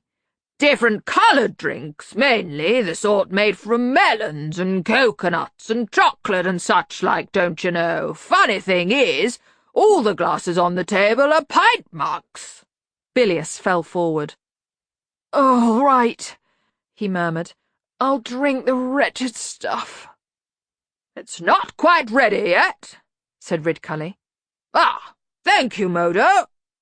Modo tiptoed in, pushing a trolley. There was a large metal bowl on it, in which a small bottle stood in the middle of a heap of crushed ice. "Only just made this for Hogswatch dinner," said Ridcully. "Hasn't had much time to mature yet." He put down the crystal and fished a pair of heavy gloves out of his hat. The wizards spread like an opening flower. One moment they were gathered around Ridcully, the next they were standing close to various items of heavy furniture. Susan felt she was present at a ceremony and hadn't been told the rules. "What's that?" she said as Ridcully carefully lifted up the bottle. "Wow sauce," said Ridcully. "Finest condiment known to man. A happy accompaniment to meat, fish, fowl, eggs, and many types of vegetable dishes. It's not safe to drink it when sweat's still condensing on the bottle, though." He peered at the bottle and then rubbed at it, causing a glassy, squeaky noise. "On the other hand," he said brightly, "if it's a kill-or-cure remedy, then we are, given that the patient is practically immortal, probably onto a winner." He placed a thumb over the cork and shook the bottle vigorously. There was a crash as the chair of indefinite studies and the senior wrangler tried to get under the same table. "And these fellows seem to have taken against it for some reason," he said, approaching the beaker. "I prefer a sauce that doesn't mean you mustn't make any jolting movements for half an hour after using it," muttered the dean. "And that can't be used for breaking up small rocks," said the senior wrangler. "Or getting rid of tree roots," said the chair of indefinite studies. "And which isn't actually outlawed in 3 cities," said the lecturer in recent runes. Ridcully cautiously uncorked the bottle. There was a brief hiss of indrawn air. He allowed a few drops to splash into the beaker. Nothing happened. A more generous helping was allowed to fall. The mixture remained irredeemably inert. Ridcully sniffed suspiciously at the bottle. "I wonder if I added enough grated wahoonie," he said, and then upturned the sauce and let most of it slide into the mixture. It merely went gloop. The wizards began to stand up and brush themselves off, giving one another the rather embarrassed grins of people who know that they've just been part of a synchronized making-a-fool-of-yourself team. "I know we've had that asafoetida rather a long time," said Ridcully. He turned the bottle round, peering at it sadly. Finally, he tipped it up for the last time and thumped it hard on the base. A trickle of sauce arrived on the lip of the bottle and glistened there for a moment. Then it began to form a bead. As if drawn by invisible strings, the heads of the wizards turned to look at it. Wizards wouldn't be wizards if they couldn't see a little way into the future. As the bead swelled and started to go pear-shaped, they turned and, with a surprising turn of speed for men so wealthy in years and waistline, began to dive for the floor. The drop fell. It went gloop. And that was all. Ridcully, who'd been standing like a statue, sagged in relief. "I don't know," he said, turning away. "I wish you fellows would show some backbone." The fireball lifted him off his feet. Then it rose to the ceiling, where it spread out widely and vanished with a pop, leaving a perfect chrysanthemum of scorched plaster. Pure white light filled the room, and there was a sound. Tinkle, tinkle. Fizz. The wizards risked looking around. The beaker gleamed. It was filled with a liquid glow which bubbled gently and sent out sparkles like a spinning diamond. "My word," breathed the lecturer in recent runes. Ridcully picked himself up off the floor. Wizards tended to roll well, or in any case are well padded enough to bounce. Slowly, the flickering brilliance casting their long shadows on the walls, the wizards gravitated towards the beaker. "Well, what is it?" said the dean. "I remember my father telling me some very valuable advice about drinks," said Ridcully. "He said, 'Son, never drink any drink with a paper umbrella in it, never drink any drink with a humorous name, and never drink any drink that changes colour when the last ingredient goes in, and never, ever do this." He dipped his finger into the beaker. It came out with one glistening drop on the end. "Careful, Arch-Chancellor," warned the Dean. "What you have there might represent pure sobriety." Ridcully paused with the finger halfway to his lips. "Good point," he said. "I don't want to start being sober at my time of life." He looked round. "How do we usually test stuff?" "Generally we ask for student volunteers," said the Dean. "What happens if we don't get any?" "We give it to them anyway." "Isn't that a bit unethical?" "Not if we don't tell them, Arch-Chancellor." "Ah, good point." "I'll try it," the Ogod mumbled. "Something these gentlemen have cooked up," said Susan. "It might kill you." "You've never had a hangover, I expect," said the Ogod. "Otherwise you wouldn't talk such rot." He staggered up to the beaker, managed to grip it on the second go, and drank the lot. "There'll be fireworks now," said the Raven from Susan's shoulder. "Flames coming out of the mouth, screams, clutching at the throat, lying down under the cold tap, that sort of thing."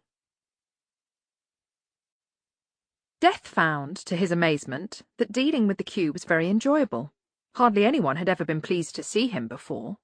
"Next. And what's your name, little He hesitated, but rallied and continued. person?" "Nobby Nobbs, Hogfather," said Nobby.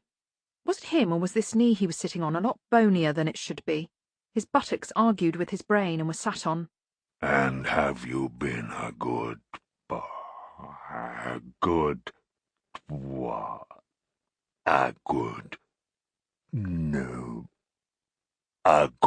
individual?" And suddenly Nobby found he had no control at all of his tongue. Of its own accord, gripped by a terrible compulsion, it said, "Us." He struggled for self-possession as the great voice went on. "So, I expect you'll want a present for a good male."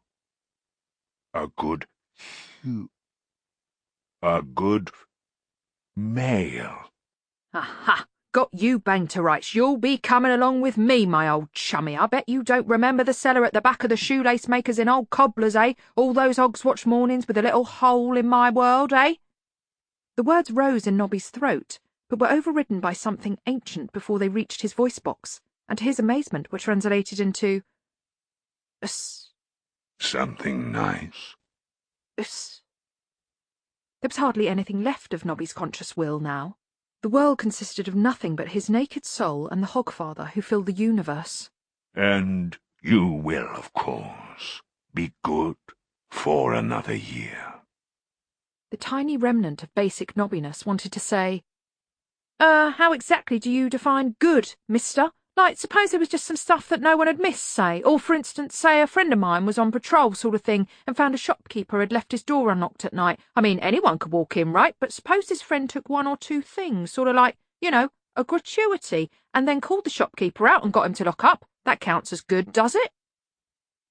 Good and bad were, to Nobby's way of thinking, entirely relative terms. Most of his relatives, for example, were criminals.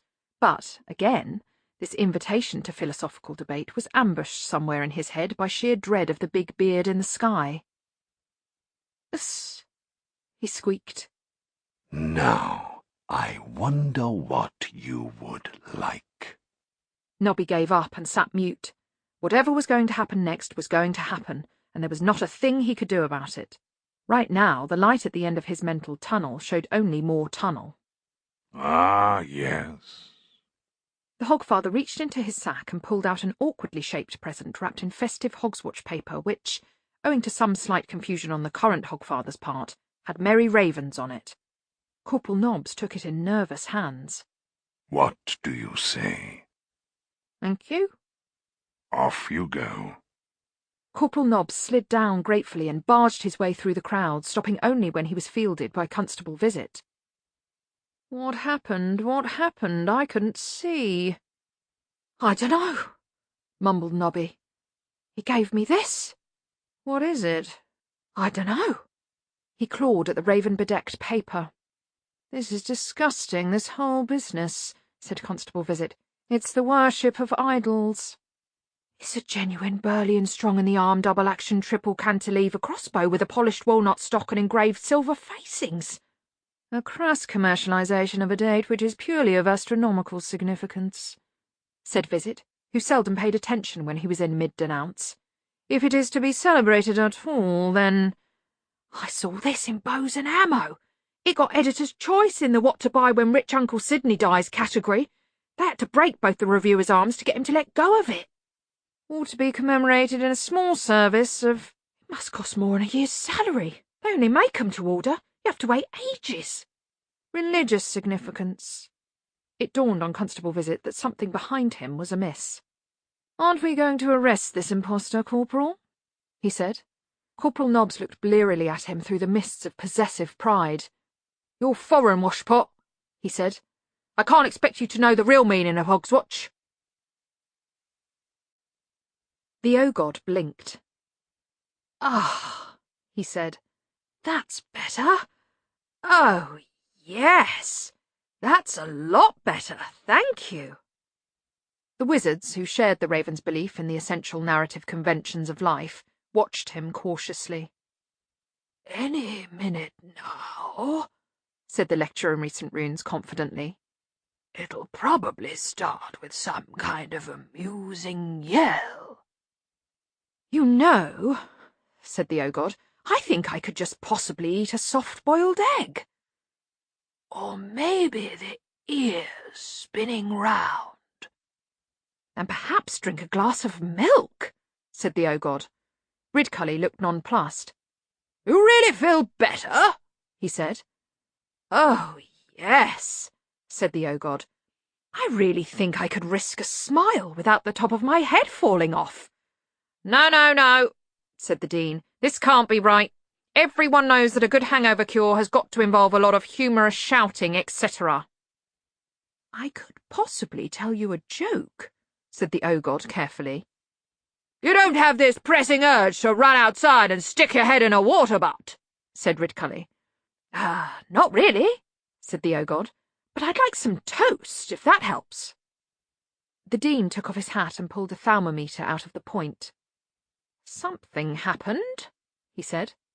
There was a massive thalmic surge.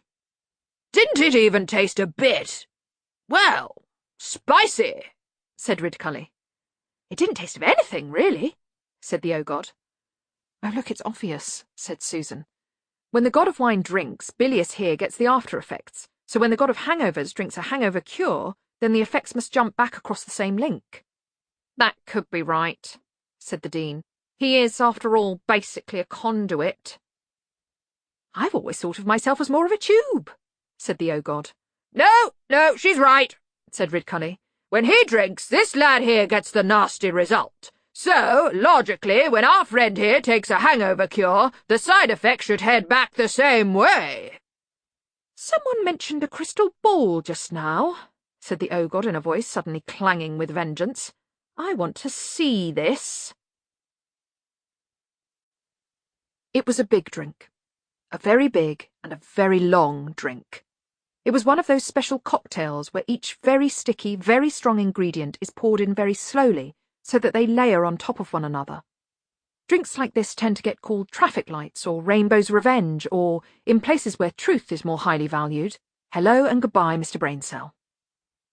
In addition, this drink had some lettuce floating in it, and a slice of lemon, and a piece of pineapple hooked coquettishly on the side of the glass, which had sugar frosted round the rim. There were 2 paper umbrellas, one pink and one blue, and they each had a cherry on the end. And someone had taken the trouble to freeze ice cubes in the shape of little elephants. After that, there's no hope. You might as well be drinking in a place called Coco Cabana. The god of wine picked it up lovingly. It was his kind of drink. There was a rumba going on in the background. There were also a couple of young ladies snuggling up to him. It was going to be a good night. It was always a good night. "Happy Hogswatch, everyone," he said, and raised the glass, and then, "Can anyone hear something?" Someone blew a paper squeaker at him. "No, seriously, like a sort of descending note." Since no one paid this any attention, he shrugged and nudged one of his fellow drinkers. "How about we have a couple more and go to this club I know?" he said. And then the wizards leaned back, and one or two of them grimaced. Only the O-God stayed glued to the glass, face contorted in a vicious smile. "We have eructation!" he shouted and punched the air. "Yes, yes, yes! The worm is on the other boot now, eh? Ha! How'd you like them apples, huh?" "Well, mainly apples," said the Dean. "Looked like a lot of other things to me," said Ridcully. "It seems we have reversed the cause-effect flow." "Will it be permanent?" said the O-God hopefully. "I shouldn't think so. After all, you are the god of hangovers. It'll probably just reverse itself again when the potion wears off." "Then I may not have much time. Bring me, let's see, 20 pints of lager, some pepper vodka, and a bottle of coffee liqueur with an umbrella in it. Let's see how he enjoys that, Mr. You've got room for another one in there." Susan grabbed his hand and pulled him over to a bench. "I didn't have you sobered up just so you could go on a binge," she said. He blinked at her. "You didn't?" "I want you to help me." "Help you what?" "You said you'd never been human before, didn't you?" The O-God looked down at himself. "That's right," he said. "Never." "You've never incarnated?" said Ridcully. "Surely that's a rather personal question, isn't it?" said the Chair of Indefinite Studies. "That's right," said the O-God. "Odd, that. I remember always having headaches, but never having a head. That can't be right, can it?" "You existed in potentia," said Ridcully. "Did I?" "Did he?" said Susan. Ridcully paused. "Oh, dear," he said. "I think I did it, didn't I? I said something to young Stibbons about drinking and hangovers, didn't I?" "And you created him just like that?" said the Dean. "I find that very hard to believe, Mustrum. Ha! Out of thin air, I suppose we can all do that, can we? Anyone care to think up some new pixie?" "Like the hair loss fairy," said the lecturer in recent runes. The other wizards laughed. "I am not losing my hair," snapped the Dean. "It is just very finely spaced." "Half on your head and half on your hairbrush," said the lecturer in recent runes. "No sense in being bashful about going bald," said Ridcully evenly. "Anyway, you know what they say about bald men, Dean." "Yes, they say, 'Look at him, he's got no hair,'" said the lecturer in recent runes. The Dean had been annoying him lately. "For the last time," shouted the Dean, "I am not—" He stopped. There was a glingle, glingle, glingle noise. "I wish I knew where that was coming from," said Ridcully. The Dean began. "Is there something on my head?" The other wizards stared. Something was moving under his hat. Very carefully, he reached up and removed it. The very small gnome sitting on his head had a clump of the Dean's hair in each hand. It blinked guiltily in the light. "Is there a problem?" it said. "Get it off me!" the Dean yelled. The wizards hesitated. They were all vaguely aware of the theory that very small creatures could pass on diseases, and while the gnome was larger than such creatures were generally thought to be, no one wanted to catch expanding scalp sickness. Susan grabbed it. "Are you the hair loss fairy?" she said. "Apparently," said the gnome, wriggling in her grip. The Dean ran his hands desperately through his hair. "What have you been doing with my hair?" he demanded. "Well, some of it I think I have to put on hair brushes," said the gnome, "but sometimes I think I weave it into little mats to block up the bath with." "What do you mean, you think?" said Ridcully. "Just a minute," said Susan. She turned to the O-God. "Where exactly were you before I found you in the snow?" Sort of everywhere, I think," said the O-God. "Anywhere where drink had been consumed in beastly quantities some time previously, you could say." "Aha!" said Ridcully. "You were an immanent vital force, yes?" "I suppose I could have been," the O-God conceded. And when we joked about the hair loss fairy, it suddenly focused on the Dean's head, said Ridcully, where its operations have been noticeable to all of us in recent months, although of course we have been far too polite to pass comment on the subject. You're calling things into being, said Susan. Things like the give the Dean a huge bag of money goblin, said the Dean, who could think very quickly at times. He looked around hopefully. Anyone hear any fairy tinkling? Do you often get given huge bags of money, sir? Said Susan. Not on what you'd call a daily basis, no, said the Dean. But if... Then there probably isn't any occult room for a huge bags of money goblin, said Susan. I personally have always wondered what happens to my socks, said the bursar cheerfully. You know how there's always one missing? When I was a lad, I always thought that something was taking them. The wizards gave this some thought. Then they all heard it, the little crinkly, tinkling noise of magic taking place. The Arch-Chancellor pointed dramatically skywards. To the laundry, he said. It's downstairs, Ridcully, said the Dean. Down to the laundry!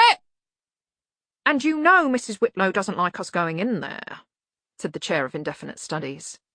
And who is Arch-Chancellor of this university, may I ask? Said Ridcully. Is it Mrs. Whitlow? I don't think so. Is it me? Why, how amazing, I do believe it is.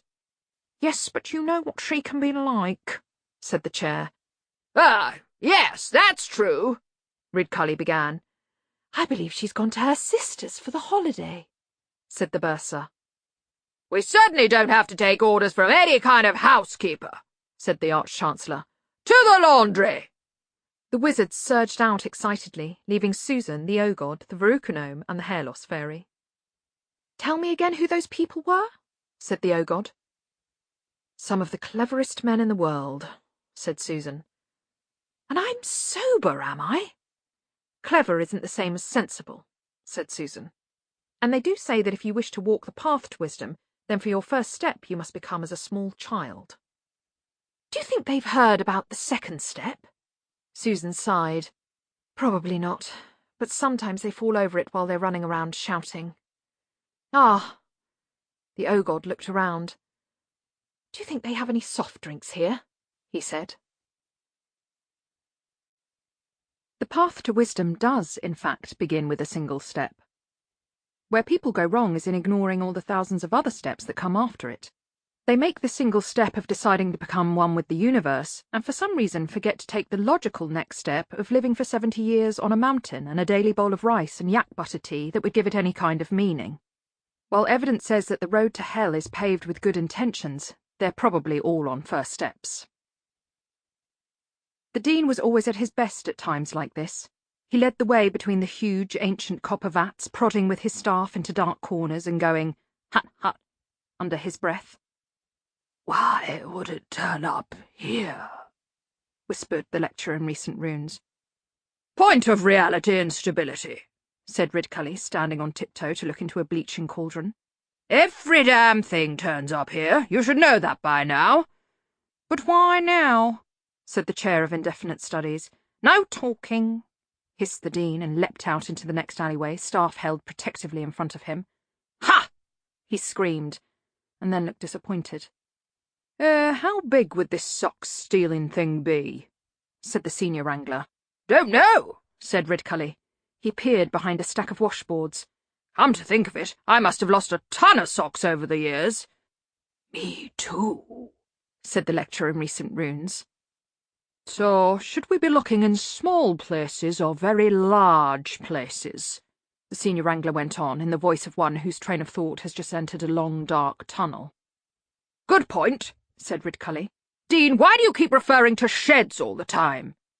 It's hut, Mustrum, said the Dean. It means... Small wooden building? Ridcully suggested. Well, sometimes, agreed, but other times, well, you just have to say, hut. This sock creature, does it just steal them or does it eat them? Said the Senior Wrangler. Valuable contribution, that man, said Ridcully, giving up on the Dean. Right, pass the word along. No one is to look like a sock, understand? How can you... the Dean began, and stopped. They all heard it. Grumph, grumph, grumph. It was a busy sound, the sound of something with a serious appetite to satisfy. The eater of socks, moaned the senior wrangler with his eyes shut. How many tentacles would you expect it to have? Said the lecturer in recent runes. I mean, roughly speaking. It's a very large sort of noise, isn't it? Said the bursar. To the nearest dozen, say, said the lecturer in recent runes, edging backwards. Grumph, grumph, grumph. It'd probably tear our socks off as soon as look at us, wailed the senior wrangler. Ah, so at least 5 or 6 tentacles, then, would you say? Said the lecturer in recent runes. Seems to me it's coming from one of the washing engines, said the Dean. The engines were each 2 stories high and usually only used when the university's population soared during term time. A huge treadmill connected to a couple of big bleached wooden paddles in each vat, which were heated via the fireboxes underneath. In full production, the washing engines needed at least 6 people to manhandle the loads, maintain the fires, and oil the scrubbing arms. Ridcully had seen them at work once, when it had looked like a picture of a very clean and hygienic hell, the kind of place soap might go to when it died. The Dean stopped by the door to the boiler area. Something's in here, he whispered. Listen. Grumph. It stopped. It knows we're here, he hissed. All right. Ready? Hup. No, squeaked the lecturer in recent runes. I'll open the door and you be ready to stop it. 1, 2, 3. Oh! The sleigh soared into the snowy sky. On the whole, I think that went very well, don't you? Yes, master, said Albert. I was rather puzzled by the little boy in the chainmail, though. I think that was a watchman, master. Really? Well, he went away happy, and that's the main thing. Is it, master? There was worry in Albert's voice. Death's osmotic nature tended to pick up new ideas altogether too quickly. Of course, Albert understood why they had to do all this, but the master... Well, sometimes the master lacked the necessary mental equipment to work out what should be true and what shouldn't. And I think I've got the laugh working really well now. Ho, ho, ho! Yes, sir, very jolly, said Albert. He looked down at the list. Still, work goes on, eh? The next one's pretty close, master, so I should keep them down low if I was you. Jolly good. Ho, ho! Sarah, the little match girl, doorway of Thimble's Pipe and Tobacco Shop, Money Trap Lane, it says here. And what does she want for Hogswatch? Ho, ho, ho. Dunno, never sent a letter. By the way, just a tip, you don't have to say ho ho ho all the time, master. Let's see, it says here. Albert's lips moved as he read. I expect a doll is always acceptable. Or a soft toy of some description. The sack seems to know. What have we got for her, Albert? Ho, ho, ho! Something small was dropped into his hand. This, said Albert. Oh. There was a moment of horrible silence as they both stared at the life-timer. You're for life, not just for Hogswatch, prompted Albert. Life goes on, master, in a manner of speaking. But this is Hogswatch night. Very traditional time for this sort of thing, I understand, said Albert. I thought it was the season to be jolly, said Death. Ah, well, yes, you see, one of the things that makes folks even more jolly is knowing there are people who ain't, said Albert in a matter-of-fact voice. That's how it goes, master. Master? No. Death stood up. This is how it shouldn't go. The university's great hall had been set for the Hogswatch night feast.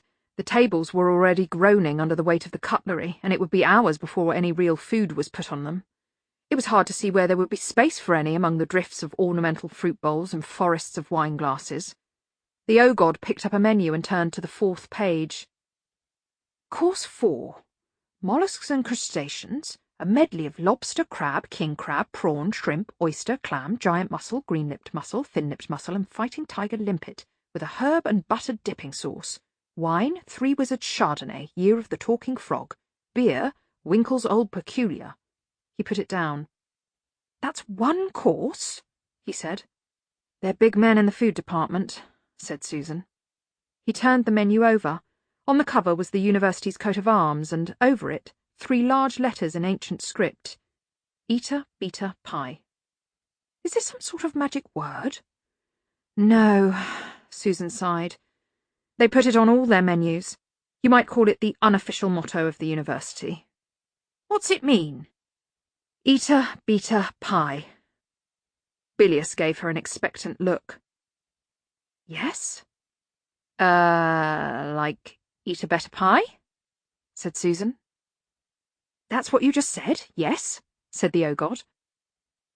No, you see the letters are Ephebian characters which just sound a bit like eat a better pie. Ah, Bilious nodded wisely. I can see that might cause confusion. Susan felt a bit helpless in the face of the look of helpful puzzlement. No, she said. In fact, they are supposed to cause a little bit of confusion, and then you laugh. It's called a pune or play on words. Eater, beater, pie. She eyed him carefully. You laugh, she said. With your mouth. Only in fact, you don't laugh because you're not supposed to laugh at things like this. Perhaps I could find that glass of milk, said the O-God helplessly, peering at the huge array of jugs and bottles. He'd clearly given up on sense of humour. I gather the Arch-Chancellor won't have milk in the university, said Susan. He says he knows where it comes from and it's unhygienic. And that's a man who eats 3 eggs for breakfast every day, mark you. How do you know about milk, by the way? I've got, memories, said the O-God. Not exactly of anything, specific, just, memories. Like I know trees usually grow green end up, that sort of thing. I suppose gods just know things. Any special godlike powers? I might be able to turn water into an evanescent drink. He pinched the bridge of his nose. Is that any help? And it's just possible I can give people a blinding headache. I need to find out why my grandfather is acting strange. Can't you ask him? He won't tell me. Does he throw up a lot? I shouldn't think so. He doesn't often eat. The occasional curry, once or twice a month. He must be pretty thin. You've no idea. Well, then, does he often stare at himself in the mirror and say, "Ah," or stick out his tongue and wonder why it's gone yellow? You see, it's possible I might have some measure of influence over people who are hungover. If he's been drinking a lot, I might be able to find him. I can't see him doing any of those things. I think I'd better tell you. My grandfather is Death. Oh, I'm sorry to hear that. I said Death. Sorry? Death, Death.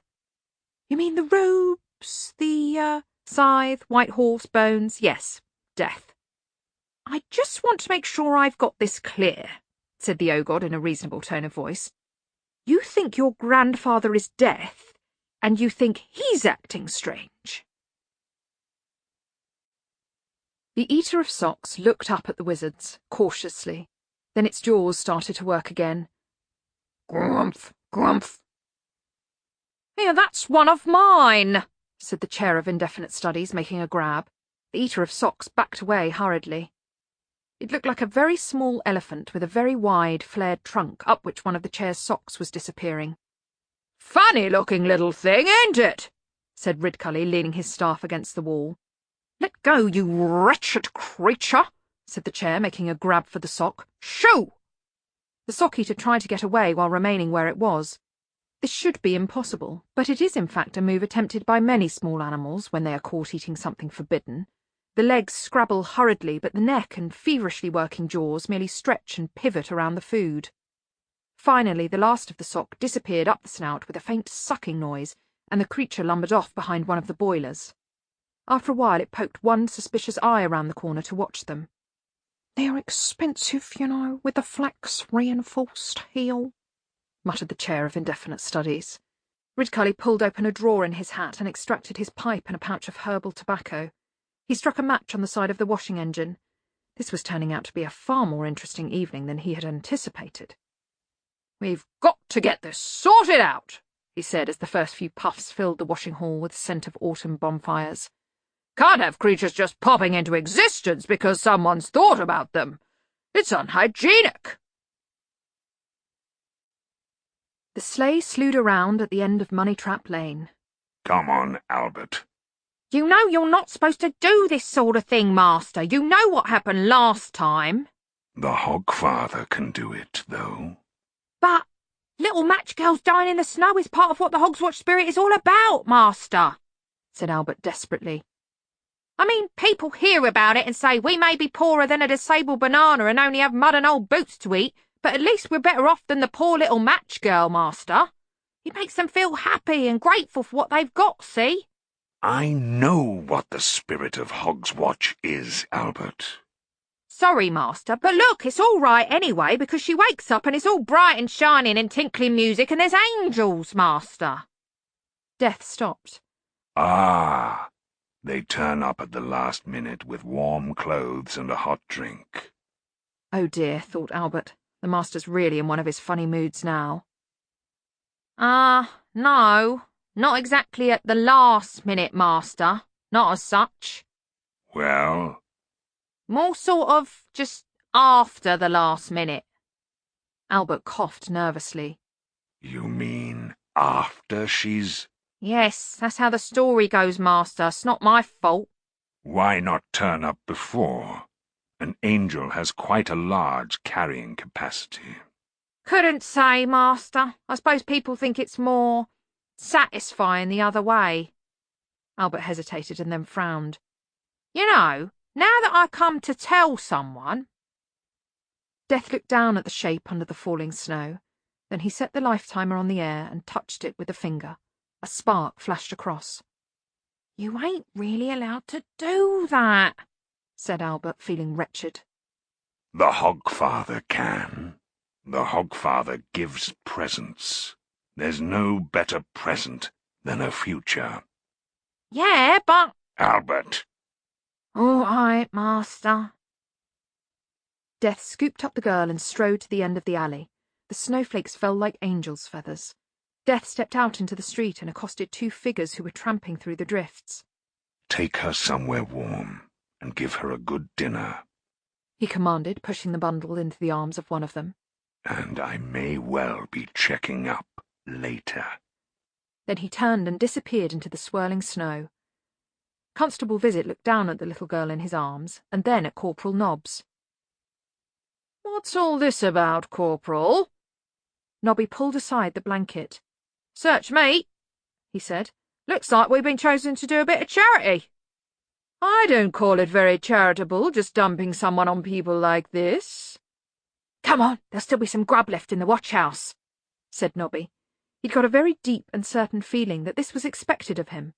He remembered a big man in a grotto, although he couldn't quite remember the face, and he couldn't quite remember the face of the person who had handed over the girl, so that meant it must be the same one. Shortly afterwards there was some tinkling music and a very bright light, and two rather affronted angels appeared at the other end of the alley, but Albert threw snowballs at them until they went away. Hex worried Ponder Stibbons. He didn't know how it worked, but everyone else assumed that he did. Oh, he had a good idea about some parts, and he was pretty certain that Hex thought about things by turning them all into numbers and crunching them. A clothes wringer from the laundry, or CWL, had been plumbed in for this very purpose. But why did it need a lot of small religious pictures? And there was the mouse. It didn't seem to do much, but whenever they forgot to give it its cheese, Hex stopped working. There were all those ram skulls. The ants wandered over to them occasionally, but they didn't seem to do anything. What Ponder was worried about was the fear that he was simply engaged in a cargo cult. He'd read about them, ignorant. Ignorant, a state of not knowing what a pronoun is or how to find the square root of 27.4. and merely knowing childish and useless things like which of the 70 almost identical-looking species of the purple sea snake are the deadly ones, how to treat the poisonous pith of the sago tree to make a nourishing gruel, how to foretell the weather by the movements of the tree-climbing burglar crab, how to navigate across 1,000 miles of featureless ocean by means of a piece of string and a small day model of your grandfather, how to get essential vitamins from the liver of the ferocious ice bear, and other such trivial matters. It's a strange thing that when everyone becomes educated, everyone knows about the pronoun, but no one knows about the sago. Incredulous people. Credulous. Having views about the world, the universe, and humanity's place in it that are shared only by very unsophisticated people and the most intelligent and advanced mathematicians and physicists. Whose island might once have been visited by some itinerant merchant vessel that traded pearls and coconuts for such fruits of civilization as glass beads, mirrors, axes, and sexual diseases, would later make big model ships out of bamboo in the hope of once again attracting this magical cargo. Of course, they were far too ignorant and credulous to know that just because you built the shape, you didn't get the substance. He'd built the shape of Hex, and, it occurred to him, he'd built it in a magical university where the border between the real and not real was stretched so thin you could almost see through it. He got the horrible suspicion that somehow they were merely making solid a sketch that was hidden somewhere in the air. Hex knew what it ought to be. All that business about the electricity, for example. Hex had raised the subject one night not long after it had asked for the mouse. Ponder prided himself that he knew pretty much all there was to know about electricity, but they'd tried rubbing balloons and glass rods until they'd been able to stick Adrian onto the ceiling, and it hadn't had any effect on Hex. Then they'd tried tying a lot of cats to a wheel which, when revolved against some beads of amber, caused any amount of electricity all over the place.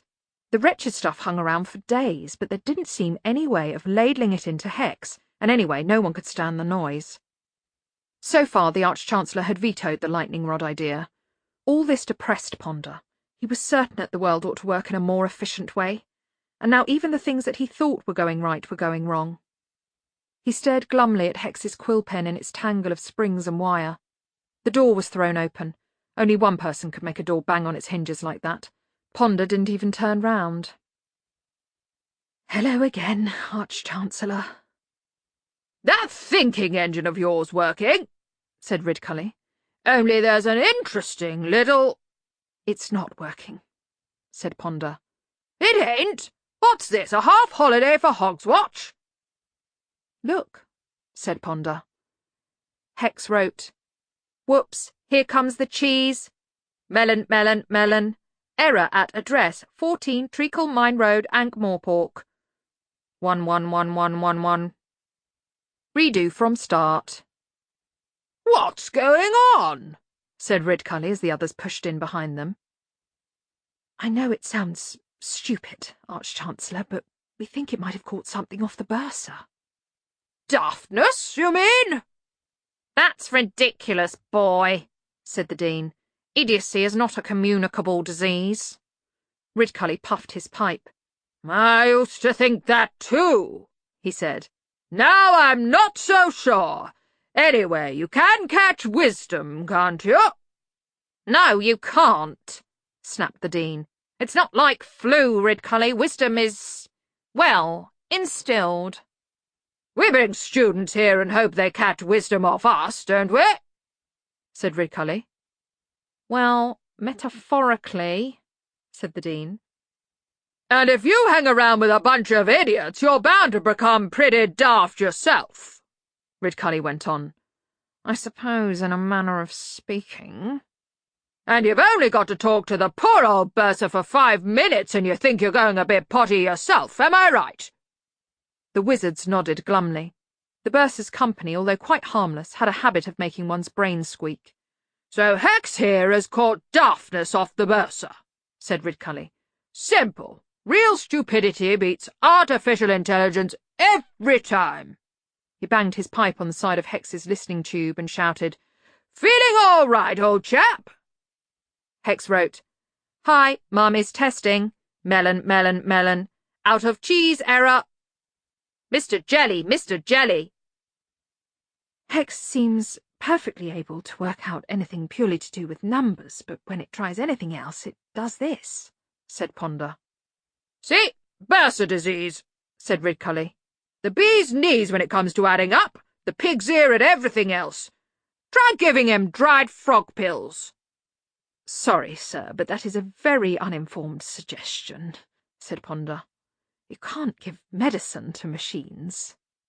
Don't see why not, said Ridcully. He banged on the tube again and bellowed, Soon have you back on your... Yes, indeed, old chap. Where's that board with all the letter and number buttons, Mr. Stibbons? Ah, good. He sat down and typed, with one finger, as slowly as a company chairman. D-R-Y-D-F-R-O-R-G 1/2 P-I-L-L-S. Hex's pipes jangled. That can't possibly work, sir, said Ponder. It ought to, said Ridcully.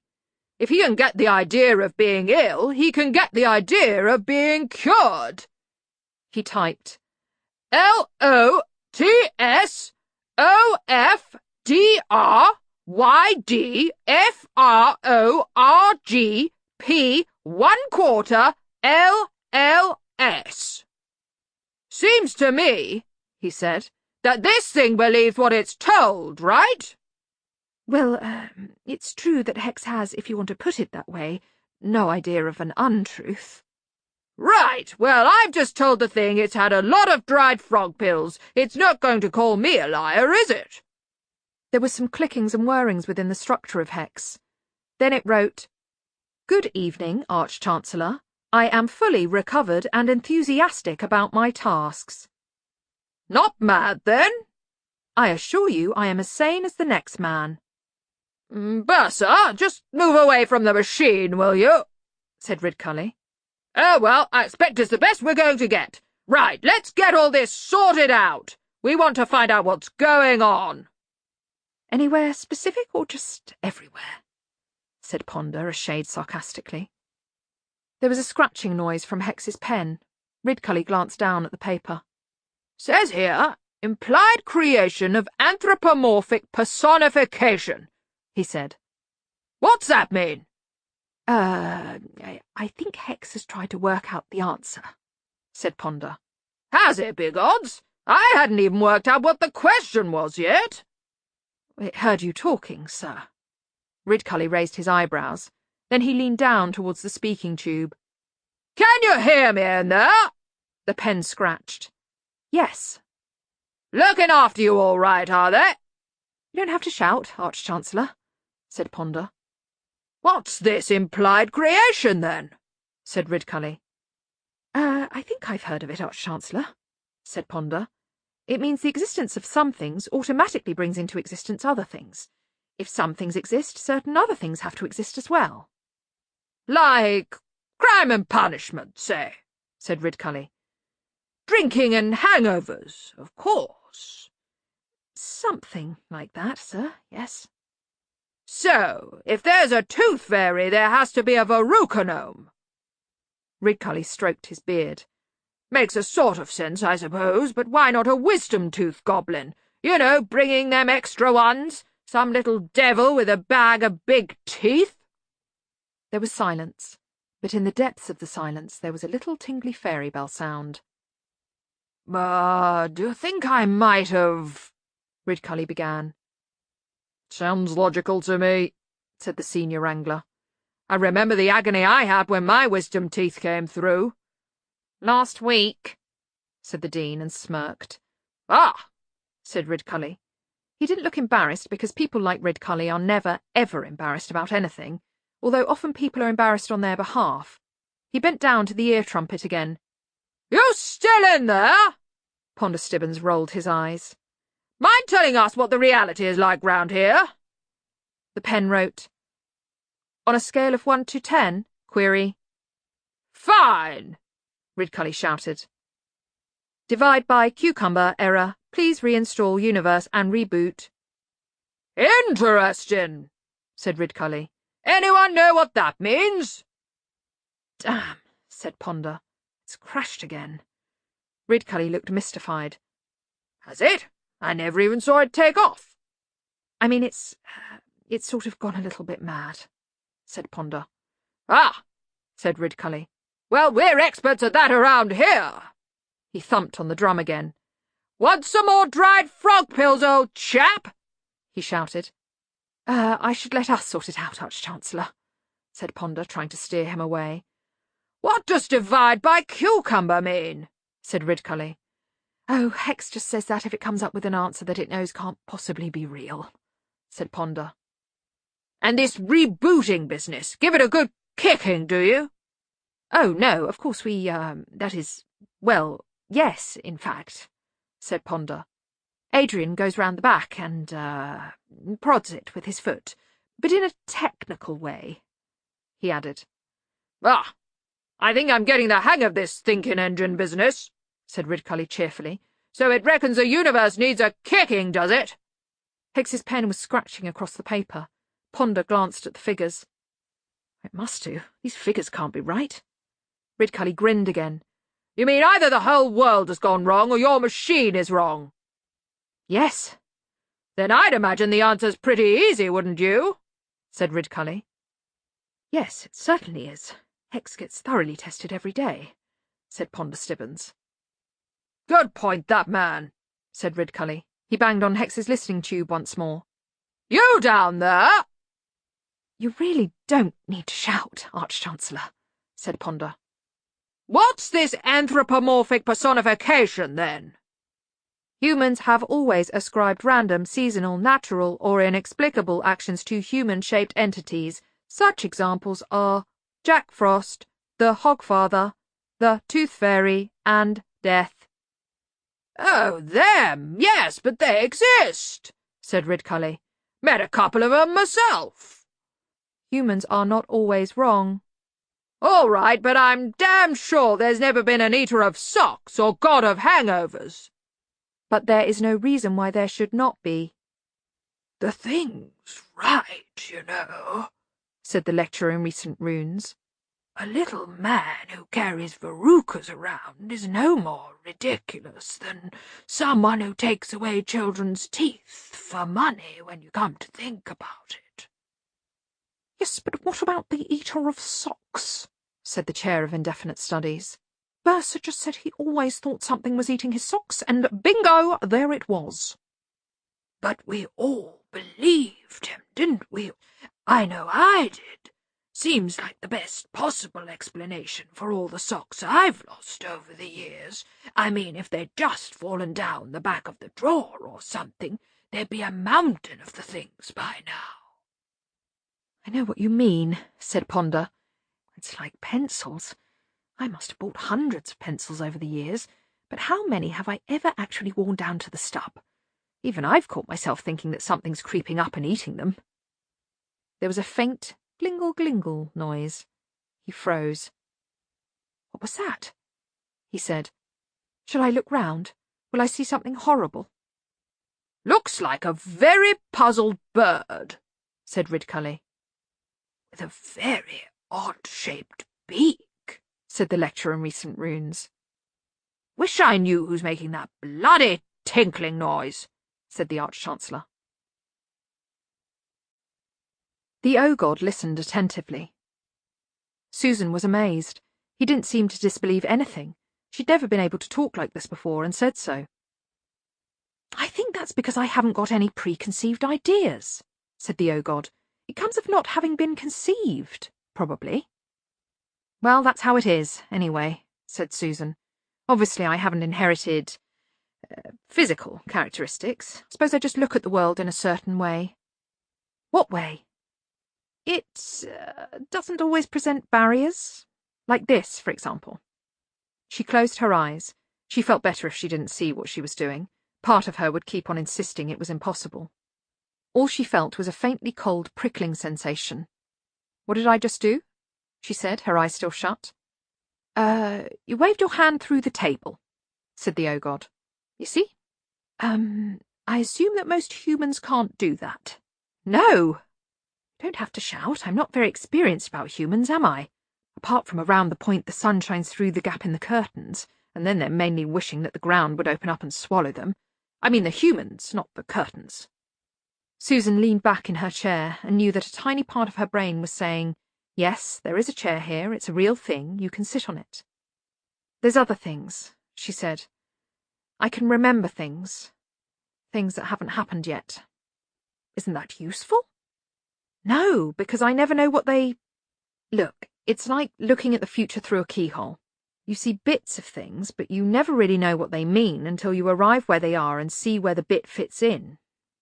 That could be a problem, said the O-God politely.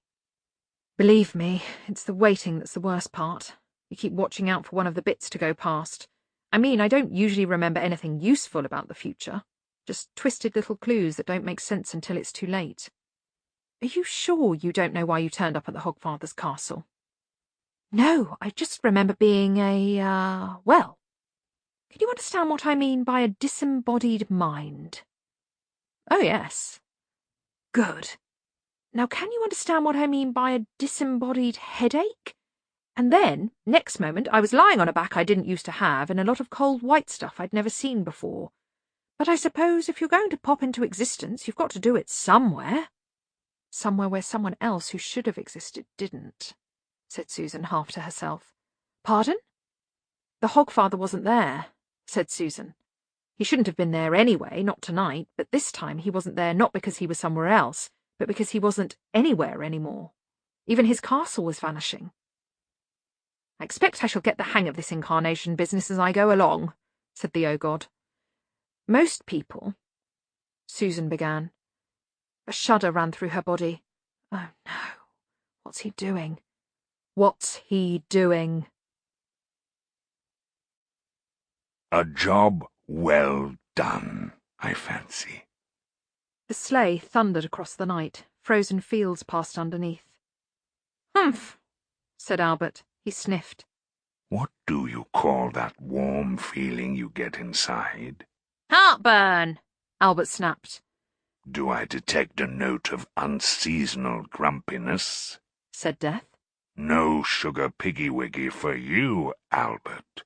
I don't want any present, Master, Albert sighed, except maybe to wake up and find it's all back to normal. Look, you know it always goes wrong when you start changing things. But the Hogfather can change things. Little miracles all over the place, with many a merry ho, ho, ho, teaching people the real meaning of Hogswatch, Albert. What, you mean that the pigs and cattle have all been slaughtered and with any luck everyone's got enough food for the winter? Well, when I say the real meaning... Some wretched devil's had his head chopped off in a wood somewhere because he found a bean in his dinner and now the summer's going to come back. Not exactly that, but... Oh, you mean that they've chased down some poor beasts and shot arrows up into their apple trees and now the shadows are going to go away? That is definitely a meaning, but Then you're talking about the one where they light a bloody big bonfire to give the sun a hint and tell it to stop lurking under the horizon and do a proper day's work.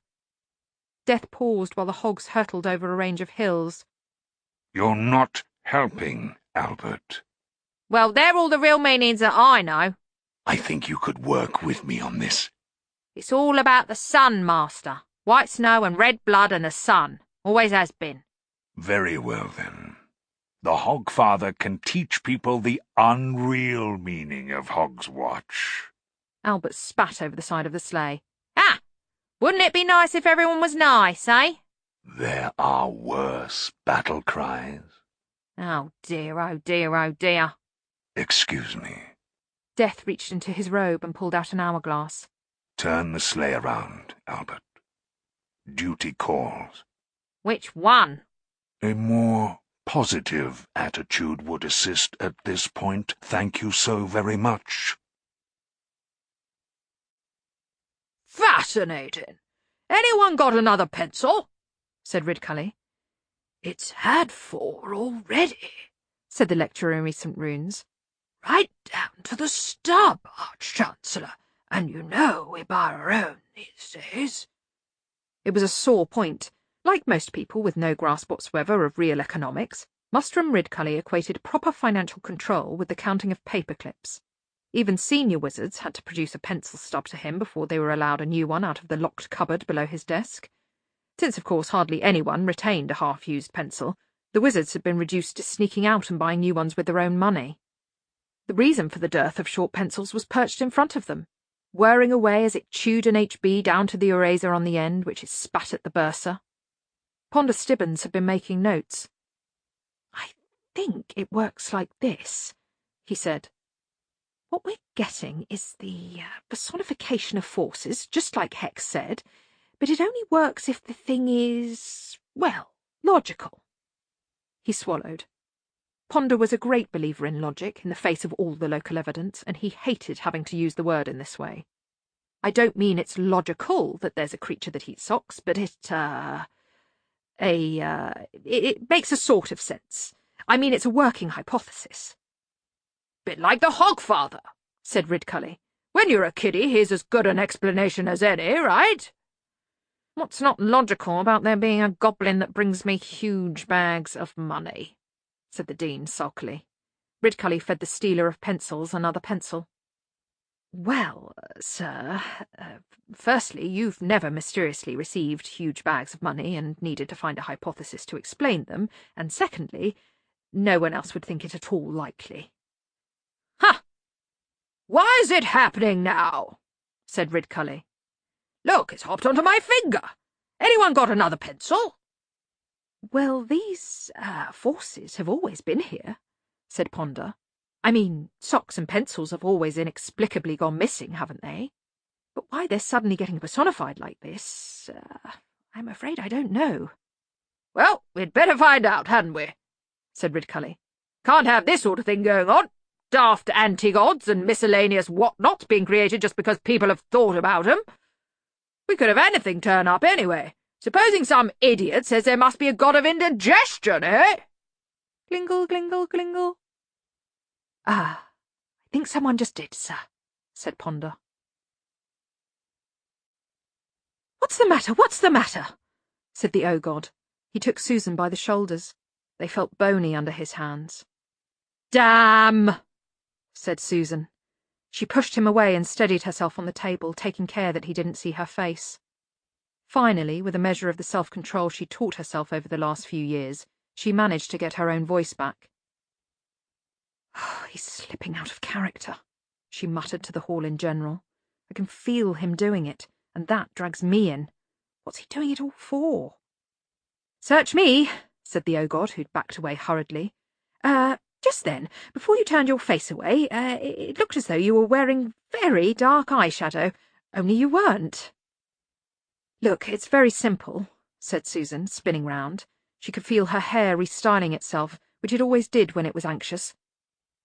"You know how stuff runs in families? Blue eyes, buck teeth, that sort of thing. Well, death runs in my family." "In everybody's family, doesn't it?" said the O-God. "Just shut up, please, don't gabble," said Susan. "I didn't mean death, I meant death with a capital D. I remember things that haven't happened yet, and I can talk that talk and stalk that stalk, and if he gets sidetracked, then I'll have to do it. And he does get sidetracked. I don't know what's really happened to the real Hogfather, or why Grandfather's doing his job. But I know a bit about how he thinks, and he's got no mental shields like we have. He doesn't know how to forget things or ignore things. He takes everything literally and logically and doesn't understand why that doesn't always work." She saw his bemused expression. "Look, how would you make sure everyone in the world was well fed?" she demanded. "Me? Oh, well, The O-God spluttered for a moment. "I suppose you'd have to think about the prevalent political systems and the proper division and cultivation of arable land, and—" Yes, but he'd just give everyone a good meal," said Susan. "Oh, I see, very impractical. Ha! It's as silly as saying you could clothe the naked by, well, giving them some clothes." "Yes. I mean, no, of course not. I mean, obviously you'd give— Oh, you know what I mean. Yes, I suppose so. But he wouldn't." There was a crash beside them. A burning wheel always rolls out of flaming wreckage. Two men carrying a large sheet of glass always cross the road in front of any comedy actor involved in a crazy car chase. Some narrative conventions are so strong that equivalents happen even on planets where the rocks boil at noon. And when a fully laden table collapses, one miraculously unbroken plate always rolls across the floor and spins to a halt. Susan and the Ogod watched it, and then turned their attention to the huge figure now lying in what remained of an enormous centrepiece made of fruit. "He just came right out of the air," whispered the Ogod. "Really? Don't just stand there. Give me a hand to help him up, will you?" said Susan, pulling at a large melon. "Ah, that's a bunch of grapes behind his ear." "Well, I don't like even to think about grapes." "Oh, come on!" Together they managed to get the newcomer onto his feet. "Toga, sandals. He looks a bit like you," said Susan as the fruit victim swayed heavily. "Was I that green colour?" "Close." Is there a privy nearby?" mumbled their burden through clammy lips. "I believe it's through that arch over there," said Susan. "I've heard it's not very pleasant, though." "That's not a rumour. That's a forecast," said the fat figure and lurched off. "And then, can I please have a glass of water and one charcoal biscuit?" They watched him go. "Friend of yours?" said Susan. "God of indigestion, I think. Look, I think I do remember something," said the Ogod. "Just before I, incarnated. But it sounds stupid." "Well, teeth," said the Ogod. Susan hesitated. "You don't mean something attacking you, do you?" she said flatly. "No, just sensation of toothiness. Probably doesn't mean much. As god of hangovers, I see a lot worse, I can tell you." "Just teeth, lots of teeth, but not horrible teeth, just lots and lots of little teeth. Almost sad?" "Yes! How did you know?" "Oh, maybe I remember you telling me before you told me. I don't know. How about a big shiny red globe?" The Ogod looked thoughtful for a moment and then said, "No, can't help you there, I'm afraid. It's just teeth. Rows and rows of teeth." "I don't remember rows," said Susan. "I just felt teeth were important." Nah, it's amazing what you can do with a beak," said the Raven, who'd been investigating the laden table and had succeeded in levering a lid off a jar. "What have you got there?" said Susan wearily. "Eyeballs," said the Raven. "Ha! Wizards know how to live, all right, eh? They don't want for nothing around here, I can tell you." "They're olives," said Susan. "Tough luck," said the Raven. "They're mine now." "They're a kind of fruit, or a vegetable or something." "You sure?" The Raven swiveled one doubtful eye on the jar and the other on her. "Yes." The eyes swiveled again. "So you're an eyeball expert all of a sudden?" "Look, they're green, you stupid bird." "They could be very old eyeballs," said the Raven defiantly. "Sometimes they go like that." "Squeak!" said the Death of Rats, who was halfway through a cheese. "And not so much of the stupid," said the Raven. "Corvids are exceptionally bright with reasoning and, in the case of some forest species, tool-using abilities." "Oh, so you are an expert on ravens, are you?" said Susan. "Madam, I happen to be a—" "Squeak!" said the Death of Rats again. They both turned. It was pointing at its grey teeth. "The Tooth Fairy?" said Susan. "What about her?" "Squeak!" "Rows of teeth," said the Ogod again. "Like rows, you know." "What's the Tooth Fairy?"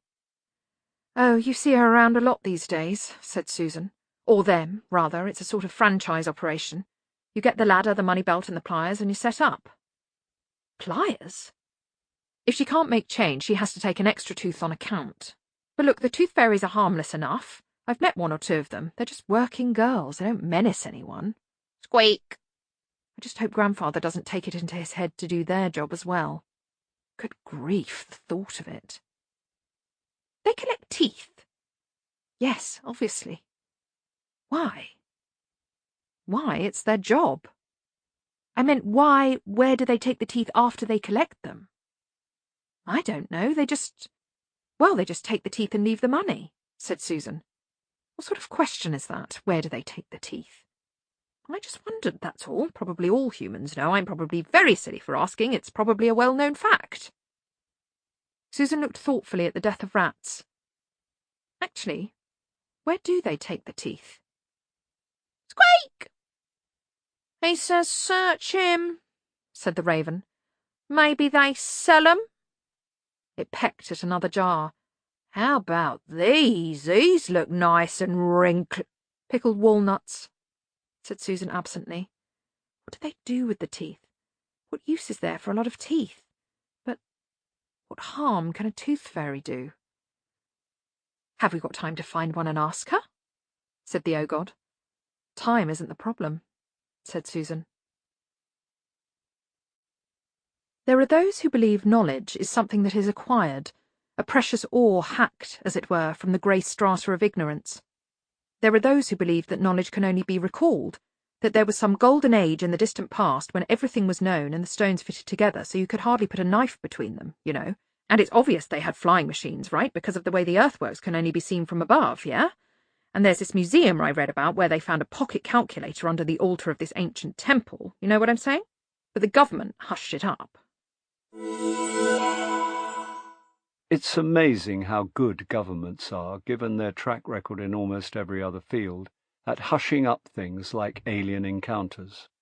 One reason may be that the aliens themselves are too embarrassed to talk about it. It's not known why most of the space-going races of the universe want to undertake rummaging in earthling underwear as a prelude to formal contact. But representatives of several hundred races have taken to hanging out, unsuspected by one another, in rural corners of the planet, and, as a result of this, keep on abducting other would-be abductees. Some have been in fact abducted while waiting to carry out an abduction on a couple of other aliens trying to abduct the aliens who were, as a result of misunderstood instructions, trying to form cattle into circles and mutilate crops. The planet Earth is now banned to all alien races until they can compare notes and find out how many, if any, real humans they have actually got.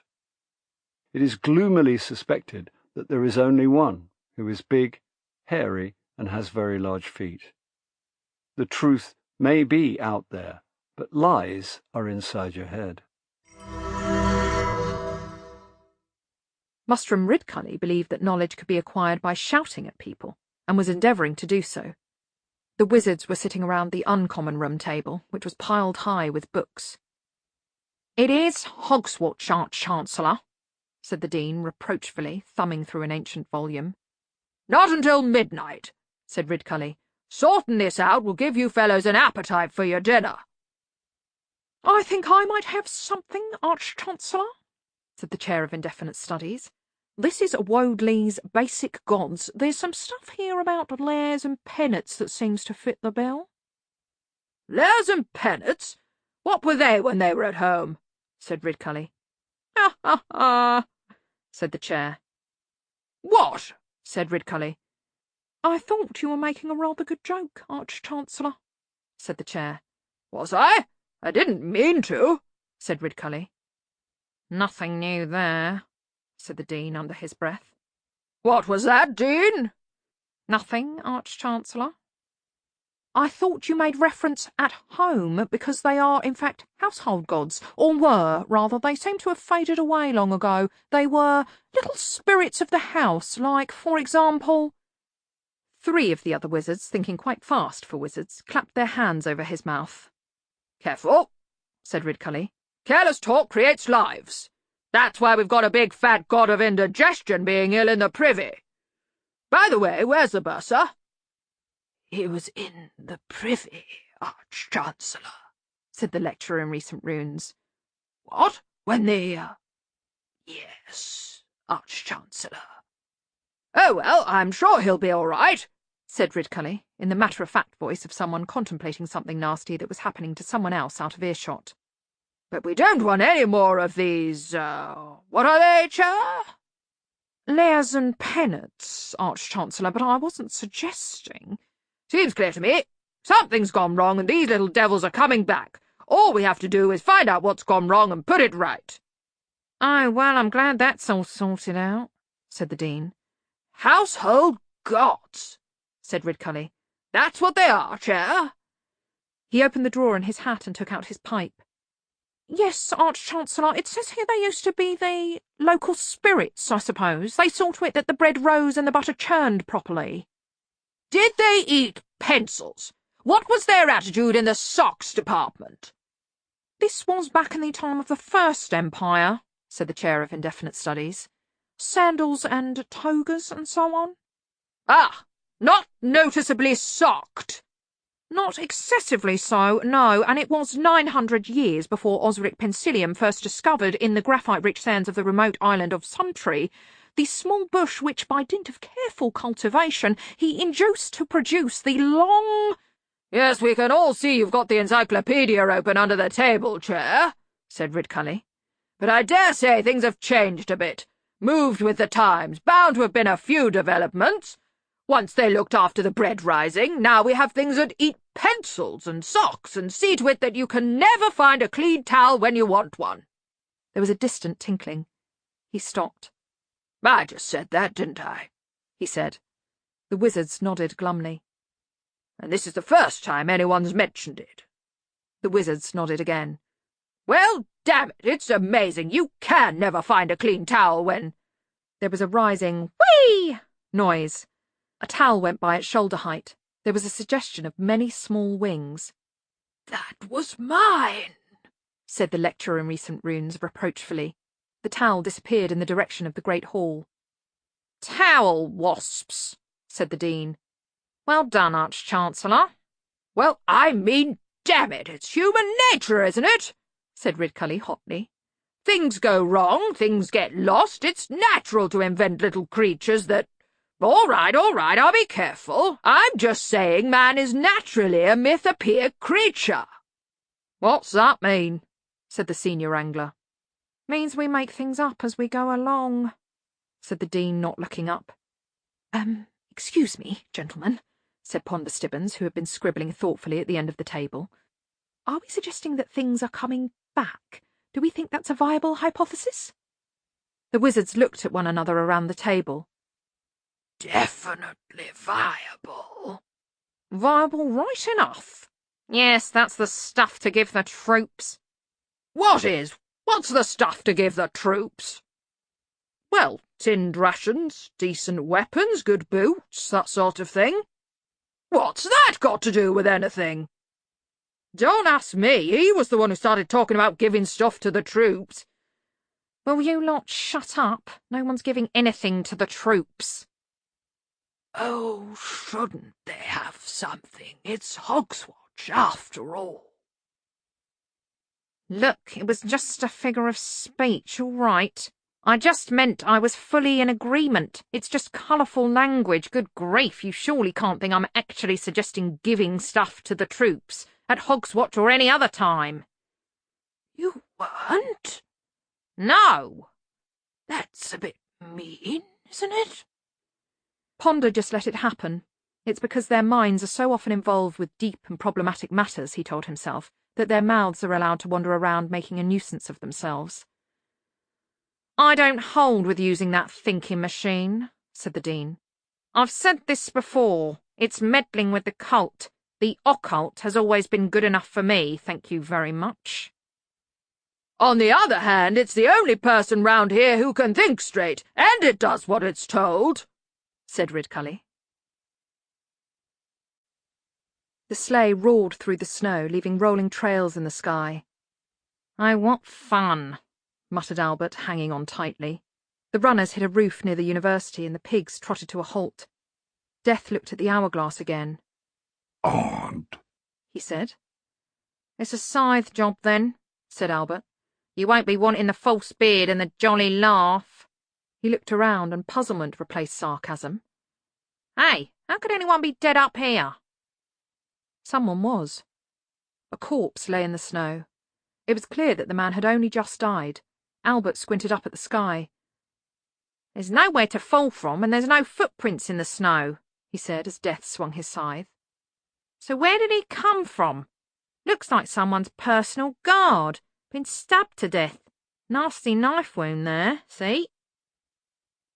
It's not good, agreed the spirit of the man, looking down at himself. Then he stared from himself to Albert to Death, and his phantom expression went from shock to concern. They got the teeth. All of them. They just walked in and they... No, wait! He faded and was gone. Well, what was that all about? Said Albert. I have my suspicions. See that badge on his shirt? Looks like a drawing of a tooth. Yes, it does. Where's that come from? A place I cannot go. Albert looked down at the mysterious corpse and then back up at Death's impassive skull. I keep thinking it was a funny thing, us bumping into your granddaughter like that, he said. Yes. Albert put his head on one side. Given the large number of chimneys and kids in the world, etc. Indeed. Amazing coincidence, really. It just goes to show. Hard to believe, you might say. Life certainly springs a few surprises. Not just life, I reckon, said Albert. And she got real worked up, didn't she? Flew right off the old handle. Wouldn't be surprised if she started asking questions. That's people for you. But Rat is hanging around, ain't he? He'll probably keep an eye socket on her. Guide her path, probably. He is a little scamp, isn't he? Albert knew he couldn't win. Death had the ultimate poker face. I'm sure she'll act sensibly. Oh, yeah, said Albert as they walked back to the sleigh. It runs in the family, acting sensibly. Like many barmen, Igor kept a club under the bar to deal with those little upsets that occurred around closing time, although in fact beers never closed and no one could ever remember not seeing Igor behind the bar. Nevertheless, things sometimes got out of hand, or paw, or talon. Igor's weapon of choice was a little different. It was tipped with silver, for werewolves, hung with garlic, for vampires, and wrapped around with a strip of blanket, for bogeymen. For everyone else, the fact that it was 2 feet of solid bog oak usually sufficed. He'd been watching the window. The frost was creeping across it. For some reason, the creeping fingers were forming into a pattern of 3 little dogs looking out of a boot. Then someone had tapped him on the shoulder. He'd spun around, club already in his hand, and relaxed. Oh, it's you, miss. I didn't hear the door. There hadn't been the door. Susan was in a hurry. Have you seen Violet lately, Igor? The tooth girl? Igor's one eyebrow writhed in concentration. No, I haven't seen her for a week or 2. The eyebrow furrowed into a V of annoyance as he spotted the raven, which tried to shuffle behind a half-empty display card of beer nuts. You can get that out of here, miss, he said. You know the rule about pets and familiars. If it can't turn back into human on demand, it's out. Yeah, well, some of us have more brain cells than fingers, muttered a voice from behind the beer nuts. Where does she live? Now, miss, you know I never answers questions like that. Where does she live, Igor? Shamlegger Street, next to the picture framers, said Igor automatically. The eyebrow knotted in anger as he realised what he'd said. Now, miss, you know the rules. I don't get bitten, I don't get me throat torn out, and no one hides behind me door. And you don't try your granddad's voice on me. I could ban you for messing me about like that. Sorry, it's important, said Susan. Out of the corner of her eye she could see that the raven had crept onto the shelves and was pecking the top of a jar. Yeah, well, suppose one of the vampires decides it's important he's missed his tea, grumbled Igor, putting the club away. There was a plink from the direction of the pickled egg jar. Susan tried hard not to look. Can we go? Said the O-God. All this alcohol makes me nervous. Susan nodded and hurried out. Igor grunted. Then he went back to watching the frost, because Igor never demanded much out of life. After a while he heard a muffled voice say, On! I on! It was indistinct because the raven had speared a pickled egg with its beak. Igor sighed and picked up his club, and it would have gone very hard for the raven if the death of rats hadn't chosen that moment to bite Igor on the ear. Down there, said Death. The reins were hauled so sharply, so quickly, that the hogs ended up facing the other way. Albert fought his way out of a drift of teddy bears where he'd been dozing. What's up? What's up? Did we hit something? He said. Death pointed downwards. An endless white snowfield lay below, only the occasional glow of a window candle or a half-covered hut indicating the presence on this world of brief mortality. Albert squinted and then saw what Death had spotted. Some old bugger trudging through the snow, he said. Been gathering wood by the look of it. A bad night to be out, he said. And I'm out in it too, come to that. Look, Master, I'm sure you've done enough now to make sure. Something's happening down there, ho, ho, ho. Look, he's all right, said Albert, hanging on as a sleigh tumbled downwards. There was a brief wedge of light below as the wood-gatherer opened the door of a snow-drifted hovel. See, over there's a couple of blokes catching him up. Look, they're weighed down with parcels and stuff, see? He's going to have a decent hog's watch after all, no problem there. Now can we go? Death's glowing eye sockets took in the scene in minute detail. It's wrong. Oh, no. Here we go again. The O-God hesitated. What do you mean you can't walk through the door? Said Susan. You walk through the door in the bar. That was different. I have certain godlike powers in the presence of alcohol. Anyway, we've knocked, and she hasn't answered, and whatever happened to Mr. Manners? Susan shrugged and walked through the cheap woodwork. She knew she probably shouldn't. Every time she did something like this, she used up a certain amount of, well, normal, and sooner or later she'd forget what doorknobs were for, just like Grandfather. Come to think of it, he'd never found out what doorknobs were for. She opened the door from the inside. The O-God stepped in and looked around. This did not take long. It was not a large room. It had been subdivided from a room that itself hadn't been all that big to start with. This is where the Tooth Fairy lives, Bilious said. It's a bit pokey, isn't it? Stuff all over the floor. What are these things hanging from this line? They're women's clothes, said Susan, rummaging through the paperwork on a small rickety table. They're not very big, said the O-God, and a bit thin.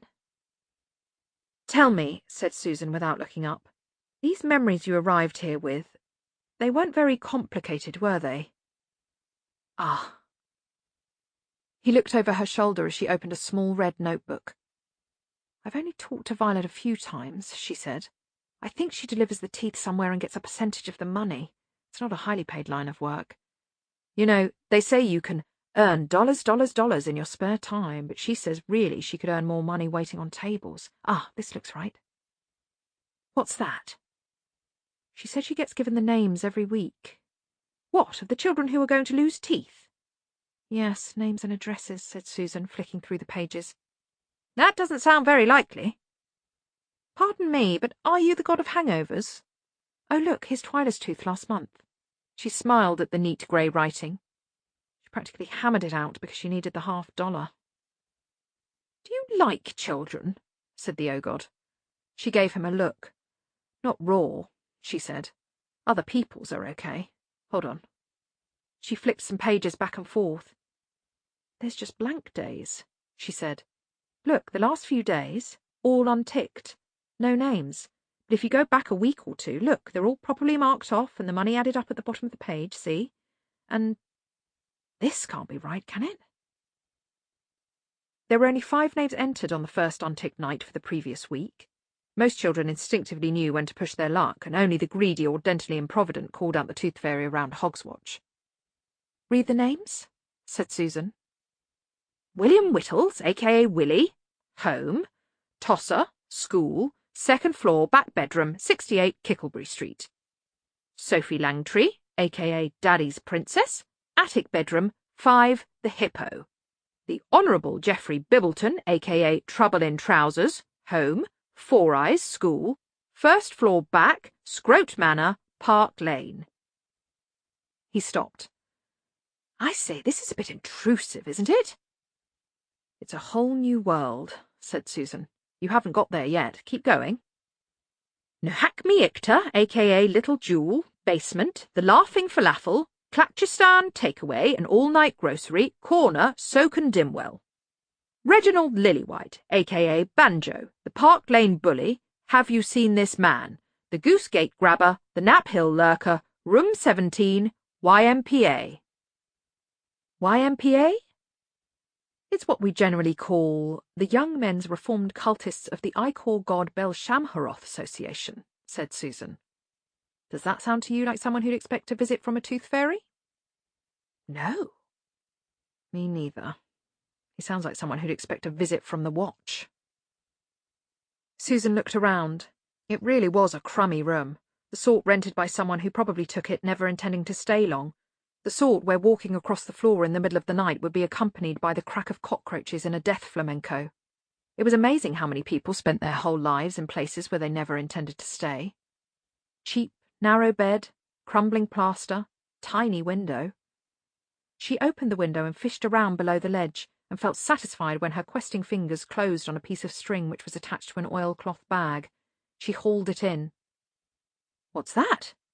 said the O-God as she opened it on the table.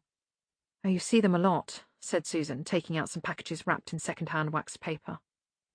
"You live alone, mice and roaches eat everything, there's nowhere to store food, but outside the window it's cold and safe. More or less safe. It's an old trick. Now, look at this. Leathery bacon, a green loaf and a bit of cheese you could shave. She hasn't been back home for some time, believe me." "Oh dear, what now?" "Where would she take the teeth?" said Susan to the world in general, but mainly to herself. "What the hell does the tooth fairy do with—" There was a knock at the door. Susan opened it. Outside was a small, bald man in a long brown coat. He was holding a clipboard and blinked nervously at the sight of her. He began. "Can I help you?" said Susan. I saw the lights here, thought Violet was in," said the little man.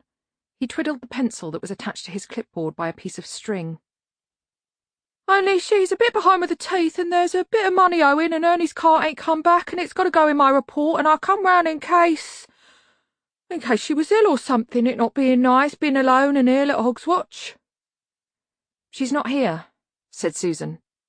The man gave her a worried look and shook his head sadly. "There's nearly $13 in pillow money, see? I'll have to report it." "Who to?" "Has to go higher up, see? I just hope it's not going to be like that business in Quern where the girls started robbing houses. We never heard the end of that one." "Report to who?" "And there's the ladder and the pliers." The man went on in a litany against a world that had no understanding of what it meant to have to fill in an AF-17 report in triplicate. "How can I keep track of stock taking if people go around taking stock?" He shook his head. "I dunno. They get the job, they think it's all nice sunny nights, they get a bit of sharp weather and suddenly it's goodbye, Charlie, I'm off to be a waitress in the warm. And then there's Ernie. I know him. It's a nip to keep out the cold and then another one to keep it company and then a third in case the other two get lost. It's all going to have to go down in my report, you know, and who's going to get the blame? I'll tell you." "It's going to be you, isn't it?" said Susan. She was almost hypnotised. The man even had a fringe of worried hair and a small, worried moustache, and the voice suggested exactly that here was a man who, at the end of the world, would worry that it would be blamed on him. "That's right," he said, but in a slightly grudging voice. He was not about to allow a bit of understanding to lighten his day. "And the girls all go on about the job, but I tell them they've got it easy. It's just basically ladder work. They don't have to spend their evenings knee-deep in paper and making shortfalls good out of their own money, I might add." "You employ the tooth fairies," said Susan quickly. The O-God was still vertical, but his eyes had glazed over. The little man preened slightly. "Sort of," he said. "Basically, I run bulk collection and dispatch." "Where to?" He stared at her. Sharp, direct questions weren't his forte. "I just see to it they gets on the cart," he mumbled. "When they're on the cart and Ernie signed the GV-19 for 'em, that's it done and finished, only like I said, he ain't turned up this week, and—" "A whole cart for a handful of teeth?" "Well, there's the food for the guards, and— Here! Who are you, anyway? What are you doing here?" Susan straightened up. "I don't have to put up with this," she said sweetly to no one in particular. She leaned forward again. "What cart are we talking about here, Charlie?" The Ogod jolted away. The man in the brown coat shot backwards and splayed against the corridor wall as Susan advanced. "Comes Tuesdays," he panted. "Here, whoa!" "And where does it go?" "Dunno, like I said when he's—" "Sign the GV-19 for them, it's you done and finished," said Susan in her normal voice. "Yes, you said. What's Violet's full name? She never mentioned it." The man hesitated. "I said—" "Violet Bottler!" "Thank you." "And Ernie's gone too," said Charlie, continuing more or less on autopilot. "I call that suspicious. I mean, he's got a wife and everything. Won't be the first man to get his head turned by $13 and a pretty ankle, and of course no one thinks about Muggins who has to carry the can. I mean, supposing we was all to get it in our heads to run off with young women." He gave Susan the stern look of one who, if it was not for the fact that the world needed him, would even now be tiring of painting naked young ladies on some tropical island somewhere. "What happens to the teeth?" said Susan. He blinked at her. A bully, thought Susan. A very small, weak, very dull bully, who doesn't manage any real bullying because there's hardly anyone smaller and weaker than him, so he just makes everyone's lives just that little bit more difficult. "What sort of question is that?" he managed in the face of her stare. "You never wondered?" said Susan, and added to herself, "I didn't. Did anyone?" "Well, it's not my job. I just—" "Oh, yes, you said," said Susan. "Thank you. You've been very helpful. Thank you very much." The man stared at her and then turned and ran down the stairs. "Drat," said Susan. "That's a very unusual swear word," said the Ogod nervously. "It's so easy," said Susan. "If I want to, I can find anybody. It's a family trait." "Oh, good. No. Have you any idea how hard it is to be normal? The things you have to remember? How to go to sleep? How to forget things? What doorknobs are for?" Why ask him, she thought as she looked at his shocked face. All that's normal for him is remembering to throw up what someone else drank. "Oh, come on," she said and hurried towards the stairs. It was so easy to slip into immortality, to ride the horse, to know everything, and every time you did, it brought closer the day when you could never get off and never forget. Death was hereditary. You got it from your ancestors. "Where are we going now?" said the Ogod. "Down to the YMPA," said Susan. The old man in the hovel looked uncertainly at the feast spread in front of him. He sat on his stool as curled up on himself as a spider in a flame. "I'd got a bit of a mess of beans cooking," he mumbled, looking at his visitors through filmy eyes. "Good heavens, you can't eat beans at Hogswatch," said the king, smiling hugely. "That's terribly unlucky. Eating beans at Hogswatch, my word, yes." "Didn't know that," the old man said, looking down desperately at his lap. "We've brought you this magnificent spread, don't you think so?" "I bet you're incredibly grateful for it, too," said the page sharply. "Yes, well, of course, it's very kind of you, gentlemen," said the old man in a voice the size of a mouse. He blinked, uncertain of what to do next. "The turkey's hardly been touched. Still plenty of meat on it," said the king. "And do have some of this cracking good widgeon stuffed with swan's liver." "Only I'm partial to a bowl of beans, and I've never been beholden to no one or nobody," the old man said, still staring at his lap. "Good heavens, man, you don't need to worry about that," said the king heartily. "It's Hogswatch. I was only just now looking out of the window and I saw you plodding through the snow, and I said to young Germain here, I said, 'Who's that chappie?' And he said, 'Oh, he's some peasant fellow who lives up by the forest.' And I said, 'Well, I couldn't eat another thing, and it's Hogswatch after all.' And so we just bundled everything up, and here we are." "And I expect you're pathetically thankful," said the page. "I expect we've brought a ray of light into your dark tunnel of a life, "Yes, well, of course, only I've been saving 'em for weeks, see, and there's some baking potatoes under the fire. I found 'em in the cellar, and the mice had hardly touched 'em." The old man never raised his eyes from knee level. and our dad brought me up never to ask for. Listen, said the king, raising his voice a little. I've walked miles tonight, and I bet you've never seen food like this in your whole life, eh? Tears of humiliated embarrassment were rolling down the old man's face. Well, I'm sure it's very kind of you fine gentlemen, but I ain't sure I knows how to eat swans and such like, but if you want a bit of my beans, you've only got to say. Let me make myself absolutely clear, said the king sharply. This is some genuine Hogswatch charity, do you understand? And we're going to sit here and watch the smile on your grubby but honest face, is that understood? And what do you say to the good king? The peasant hung his head. Thank you. Right, said the king, sitting back. Now pick up your fork. The door burst open. An indistinct figure strode into the room, snow swirling around it in a cloud. What's going on here? The page started to stand up, drawing his sword. He never worked out how the other figure could have got behind him, but there it was, pressing him gently down again. Hello, son. My name is Albert, said a voice by his ear. Why don't you put that sword back very slowly? People might get hurt. A finger prodded the king, who had been too shocked to move. What do you think you are doing, sire? The king tried to focus on the figure.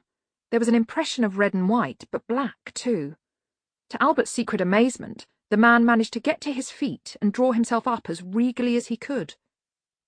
What is going on here, whoever you are, is some fine old Hogswatch charity, and who— No, it's not. What? How dare you? Were you here last month? Will you be here next week? No. But tonight, you wanted to feel all warm inside. Tonight you will want them to say, "What a good king he is." Oh no, he's going too far again, muttered Albert under his breath. He pushed the page down again. No, you stay still, sonny, else you'll just be a paragraph. Whatever it is, it's more than he's got, snapped the king, and all we've had from him is ingratitude. Yes, that does spoil it, doesn't it? Death leaned forward. Go away. To the king's own surprise, his body took over and marched him out of the door. Albert patted the page on the shoulder. And you can run along too, he said. I didn't mean to go upsetting anyone, it's just that I never asked no one for nothing, mumbled the old man, in a small, humble world of his own, his hands tangling themselves together out of nervousness. Best if you leave this one to me, master, if you don't mind, said Albert. I'll be back in just a tick. Loose ends, he thought. That's my job. Tying up loose ends. The master never thinks things through. He caught up with the king outside. Ah, there you are, your sire, he said. Just before you go, won't keep you a minute, just a minor point. Albert leaned close to the stunned monarch. If anyone was thinking about making a mistake, you know, like maybe sending the guards down here tomorrow, tipping the old man out of his hovel, chucking him in prison, anything like that, well, that's the kind of mistake he ought to treasure on account of it being the last mistake he'll ever make. A word to the wise men, right? He tapped the side of his nose conspiratorially. Happy Hogswatch. Then he hurried back into the hovel. The feast had vanished. The old man was looking blearily at the bare table. Half-eaten leavings, said Death. We could certainly do better than this. He reached into the sack. Albert grabbed his arm before he could withdraw his hand. Mind taking a bit of advice, master? I was brung up in a place like this. Does it bring tears to your eyes? A box of matches to me hair, more like. Listen. The old man was only dimly aware of some whispering. He sat hunched up, staring at nothing. Well, if you are sure. Been there, done that, chewed the bones, said Albert. Charity ain't giving people what you wants to give. It's giving people what they need to get. Very well. Death reached into the sack again. Happy Hogswatch. Ho, ho, ho. There was a string of sausages. There was a side of bacon, and a small tub of salt pork, and a mass of chitterlings wrapped up in grease paper. There was a black pudding. There were several other tubs of disgusting yet savoury pork-adjacent items highly prized in any pig-based economy, and laid on the table with a soft thump, there was— "A pig's head," breathed the old man. "A whole one. Ain't had brawn in years. And a basin of pig knuckles. And a bowl of pork dripping." Ho, ho, ho. Amazing, said Albert. How did you get the head's expression to look like the king? I think that's accidental. Albert patted the old man on the back. Have yourself a ball, he said. In fact, have two. Now, I think we ought to be going, Master. They left the old man staring at the laden board. Wasn't that nice? Said Death, as the hogs accelerated. Oh, yes, said Albert, shaking his head. Poor old devil. Beans at Hogswatch. Unlucky, that. Not a night for a man to find a bean in his bowl. I feel I was cut out for this sort of thing, you know. Really, Master? It's nice to do a job where people look forward to seeing you.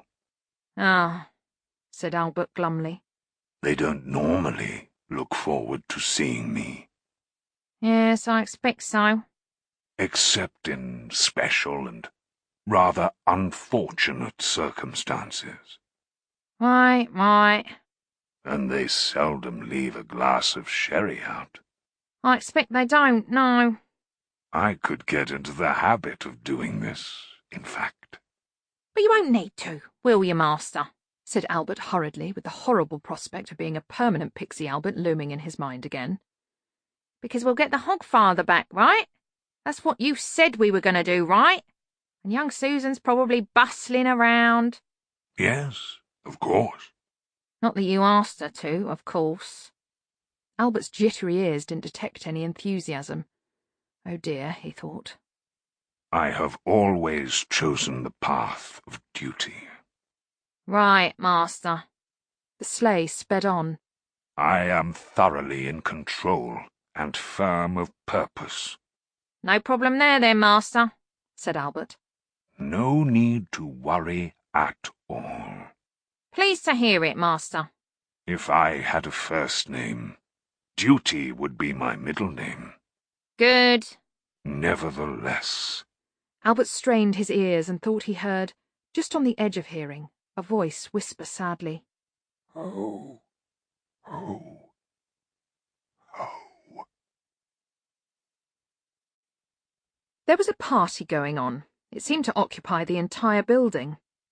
Certainly very energetic young men, said the Ogod, carefully stepping over a wet towel. Are women allowed in here? No, said Susan. She stepped through a wall into the superintendent's office. A group of young men went past, manhandling a barrel of beer.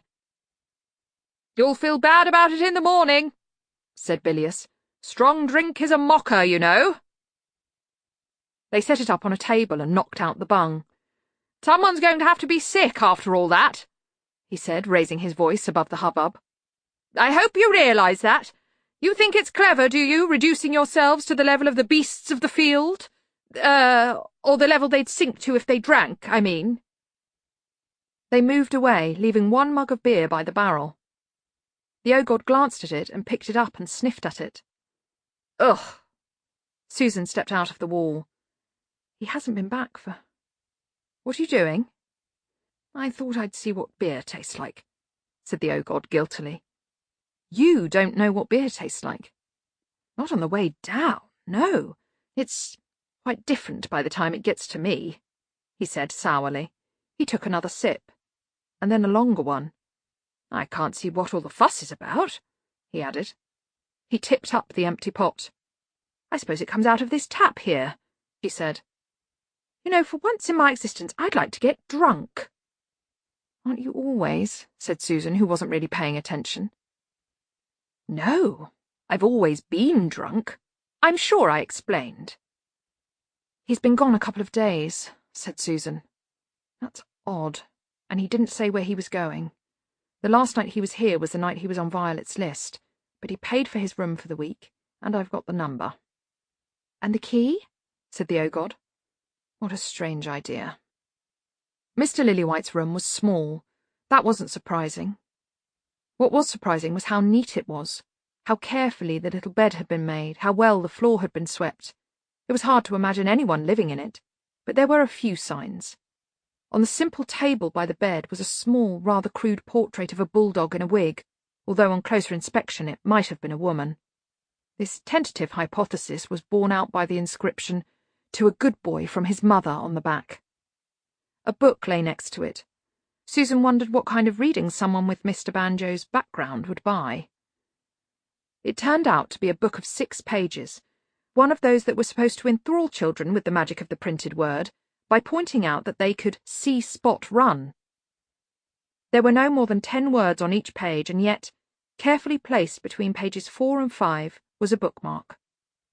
She turned back to the cover. The book was called Happy Tales. There was a blue sky and trees and a couple of impossibly pink children playing with a jolly-looking dog. It looked as though it had been read frequently, if slowly. And that was it. A dead end. No. Perhaps not.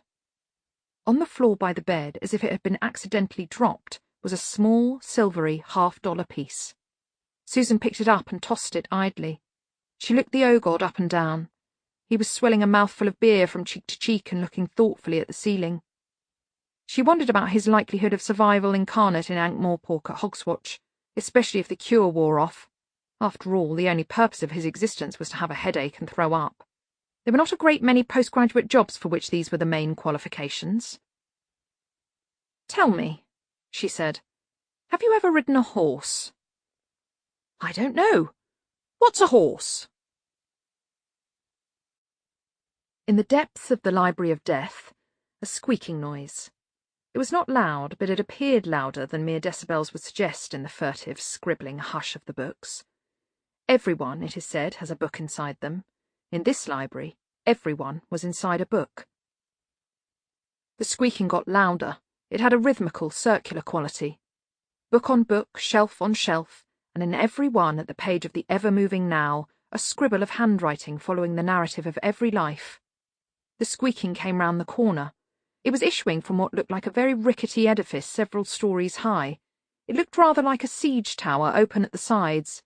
At the base, between the wheels, was a pair of geared treadles which moved the whole thing. Susan clung to the railing of the topmost platform. "Can't you hurry up?" she said. "We're only at the BI's at the moment." "I've been peddling for ages," panted the O-God. "Well, A is a very popular letter." Susan stared up at the shelves. A was for Anon, among other things. All those people who, for one reason or another, never officially got a name. They tended to be short books. Bow, Bod, Bog. Turn left.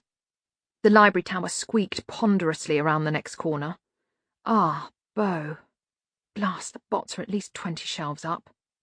"Oh, how nice," said the O-God grimly. He heaved on the lever that moved the drive chain from one sprocket to another and started to pedal again. Very ponderously, the creaking tower began to telescope upwards. "Right, we're there," Susan shouted down after a few minutes of slow rise. "Here's... let's see... Barna Bottler." "I expect Violet will be a lot further," said the O-God, trying out irony. "Onwards!" Swaying a little, the tower headed down the B's until... "Stop!"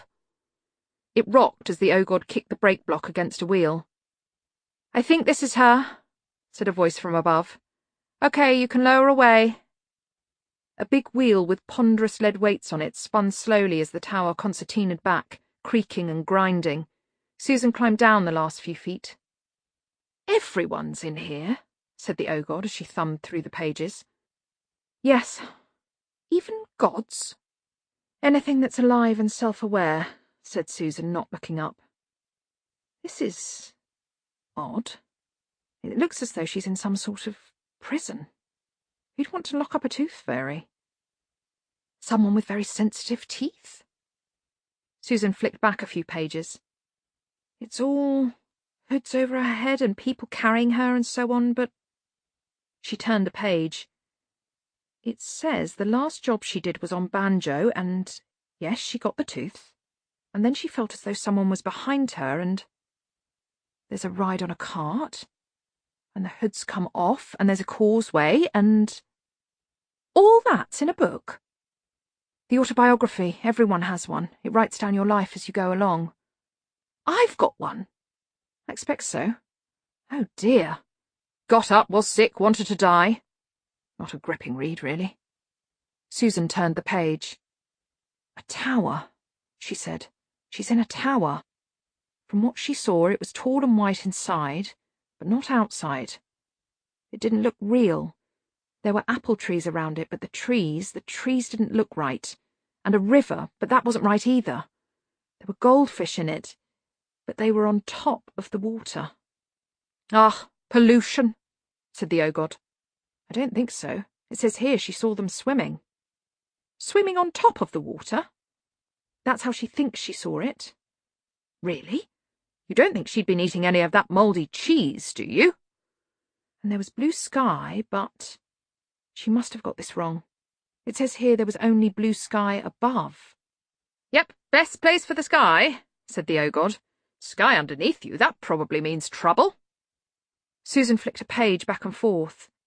She means sky overhead, but not around the edges, I think. No sky on the horizon. Excuse me, said the ogod. I'm not long in this world, I appreciate that, but I think you have to have sky on the horizon. That's how you can tell it's the horizon. A sense of familiarity was creeping up on Susan, but surreptitiously, dodging behind things whenever she tried to concentrate on it. I've seen this place, she said, tapping the page. If only she'd looked harder at the trees. She says they've got brown trunks and green leaves, and it says here she thought they were odd, and... She concentrated on the next paragraph. Flowers growing in the grass, with big round petals. She stared unseeing at the ogod again. This isn't a proper landscape, she said. It doesn't sound too unreal to me, said the ogod. Sky, trees, flowers, dead fish. Brown tree trunks. Really, they're mostly a sort of greyish mossy colour. You only ever see brown tree trunks in one place, said Susan.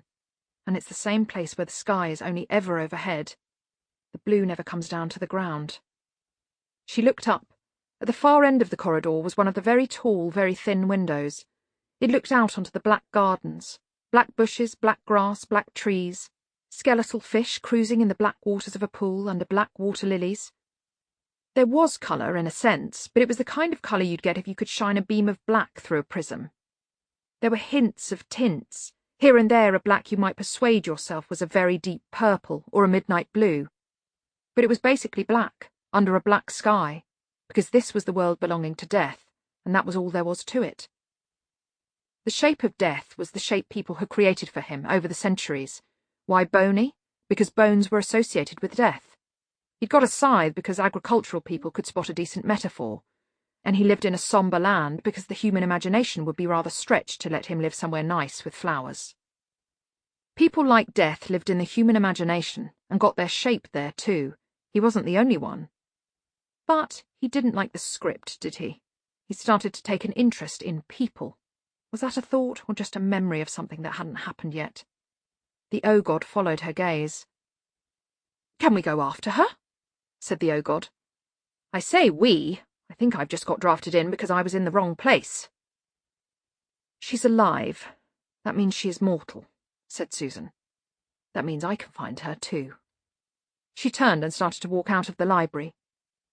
If she says the sky is just blue overhead, what's between it and the horizon? Said the ogod, running to keep up. You don't have to come, said Susan. It's not your problem. Yes, but given that my problem is that my whole purpose in life is to feel rotten, anything's an improvement. It could be dangerous. I don't think she's there of her own free will. Would you be any good in a fight? Yes, I could be sick on people. It was a shack somewhere on the outskirts of the plains town of Scroat. Scroat had a lot of outskirts, spread so widely, a busted cart here, a dead dog there, that often people went through it without even knowing it was there, and really it only appeared on the maps because cartographers get embarrassed about big empty spaces. Hogswatch came after the excitement of the cabbage harvest when it was pretty quiet in Scroat, and there was nothing much to look forward to until the fun of the Sprout Festival. This shack had an iron stove with a pipe that went up through the thick cabbage leaf thatch. Voices echoed faintly within the pipe. This is really, really stupid. I think the tradition got started when everyone had them big chimneys, Master. This voice sounded as though it was coming from someone standing on the roof and shouting down the pipe. Indeed. It's only a mercy it's unlit. There was some muffled scratching and banging, and then a thump from within the pot-belly of the stove. Damn! What's up, Master? The door has no handle on the inside. I call that inconsiderate. There were some more bumps and then a scrape as the stove lid was lifted up and pushed sideways. An arm came out and felt around the front of the stove until it found the handle. It played with it for a while, but it was obvious that the hand did not belong to a person used to opening things. In short, Death came out of the stove. Exactly how would be difficult to describe without folding the page.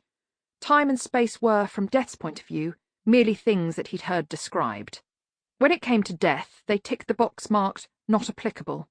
It might help to think of the universe as a rubber sheet, or perhaps not. Let us in, Master, a pitiful voice echoed down from the roof. It's brass monkeys out here. Death went over to the door. Snow was blowing underneath it.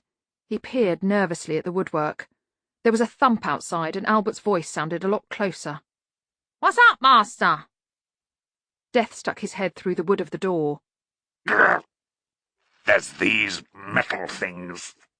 Bolts, Master. You slide them, said Albert, sticking his hands under his armpits to keep them warm. Ah!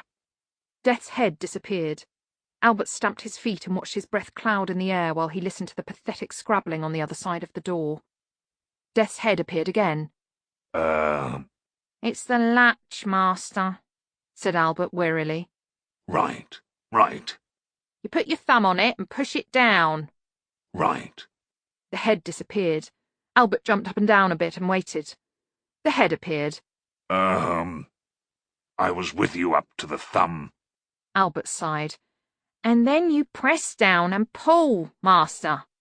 Ah, right, got you. The head disappeared. Oh dear, thought Albert. He just can't get the hang of them, can he? The door jerked open. Death stood behind it, beaming proudly as Albert staggered in, snow blowing in with him. Blimey, it's getting really parky, said Albert. Any sherry? He added hopefully. It appears not. Death looked at the sock hooked onto the side of the stove. It had a hole in it. A letter in erratic handwriting was attached to it. Death picked it up. The boy wants a pair of trousers that he doesn't have to share, a huge meat pie, a sugar mouse, a lot of toys, and a puppy called Scruff. Ah, sweet, said Albert. I shall wipe away a tear, 'cause what he's getting, see, is this little wooden toy and an apple. He held them out. But the letter clearly... Yes, well, it's socio-economic factors again, right? Said Albert. The world would be in a right mess if everyone got what they asked for, eh? I gave them what they wanted in the store. Yeah, and that's going to cause a lot of trouble, Master. All them toy pigs that really work.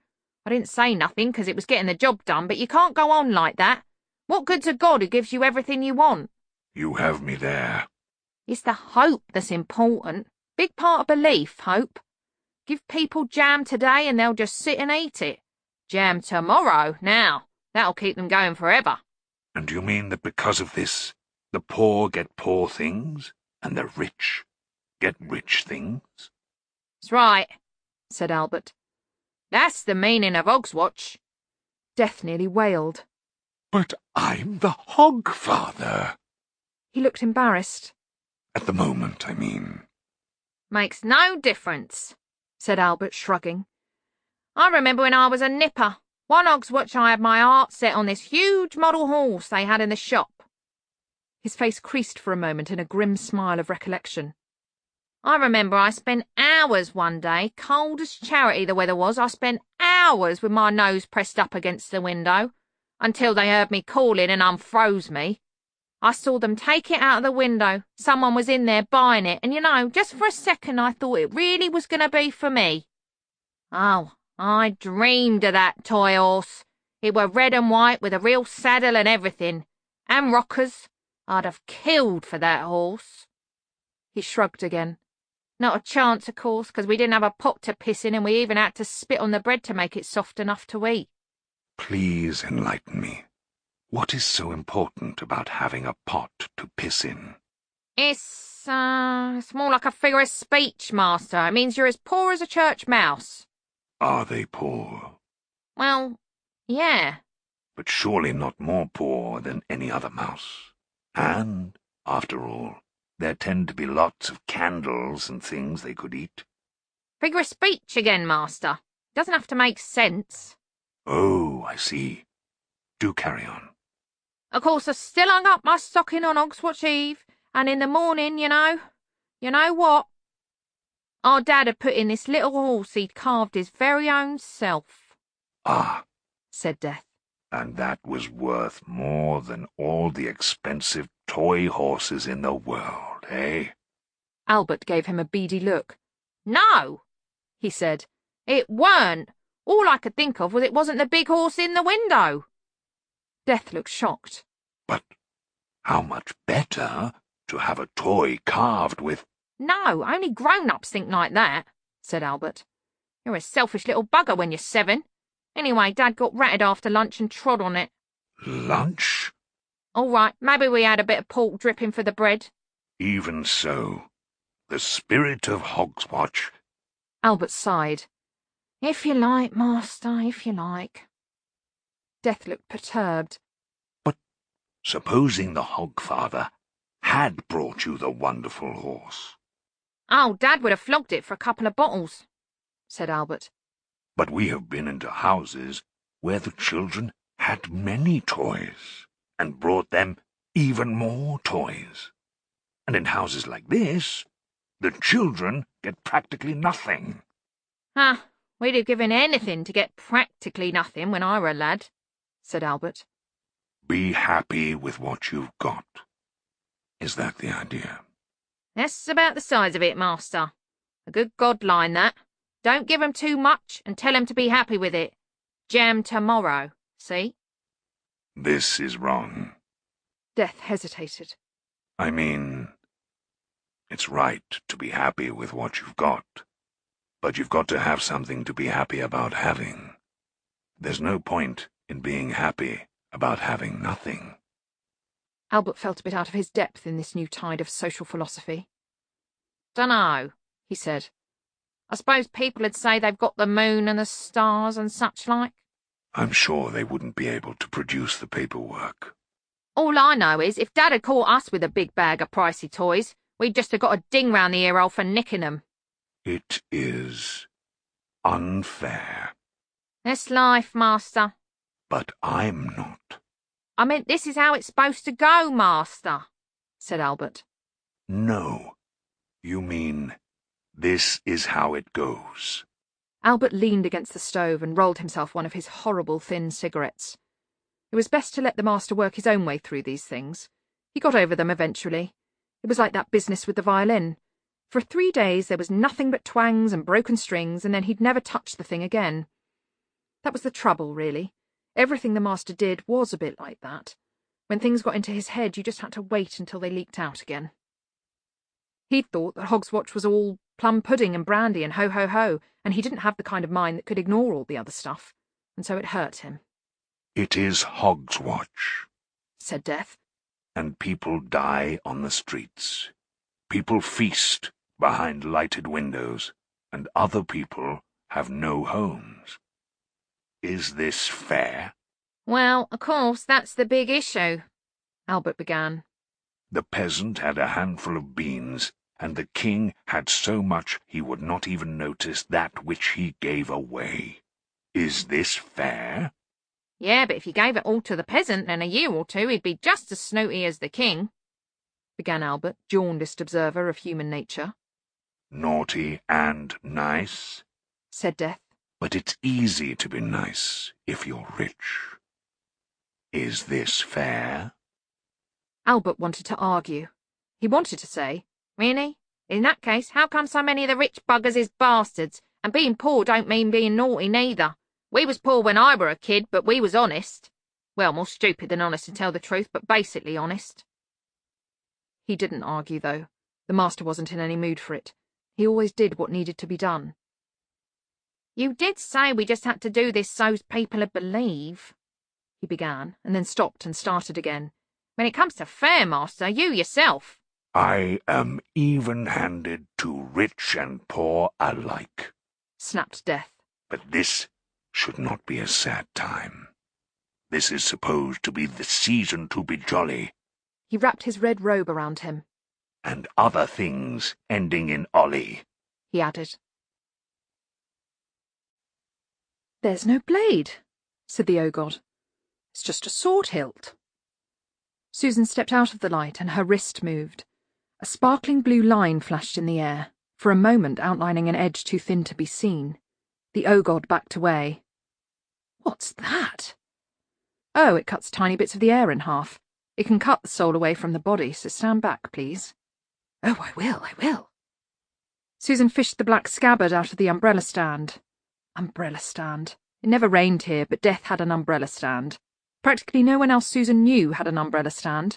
In any list of useful furniture, the one found at the bottom would be the umbrella stand.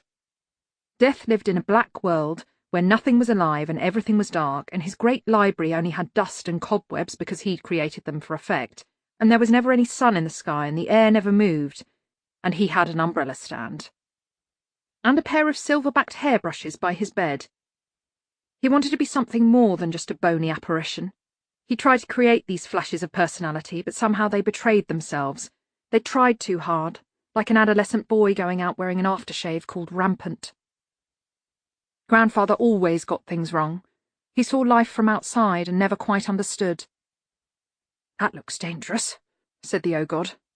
Susan sheathed the sword. I hope so, she said. Where are we going exactly? Somewhere under an overhead sky, said Susan. And I've seen it before. Recently. I know the place. They walked out to the stable yard. Binky was waiting. I said you don't have to come, said Susan, grasping the saddle. I mean, you're an innocent bystander. But I'm a god of hangovers who's been cured of hangovers, said the O-God. Haven't really got any function at all. He looked so forlorn when he said this that she relented. All right, come on then. She pulled him up behind her. Just hang on, she said, and then she said, hang on somewhere differently, I mean. I'm sorry, was that a problem? Said the O-God, shifting his grip. It might take too long to explain, and you probably don't know all the words. Around the waist, please. Susan took out Violet's hourglass and held it up. There was a lot of sand left to run, but she couldn't be certain that was a good sign. All she could be certain of was that the horse of death could go anywhere. The sound of Hex's quill as it scrabbled across the paper was like a frantic spider trapped in a matchbox.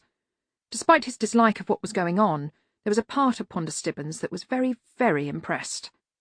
In the past, when Hex had been recalcitrant about its calculations, when it had got into a mechanical sulk and had started writing things like out of cheese error and redo from start, Ponder had tried to sort things out calmly and logically.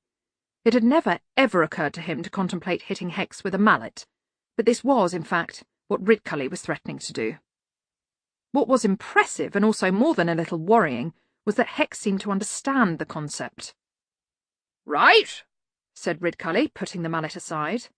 Let's have no more of this insufficient dates business, shall we? There's boxes of the damn things back in the Great Hall. You can have the lot as far as I'm concerned.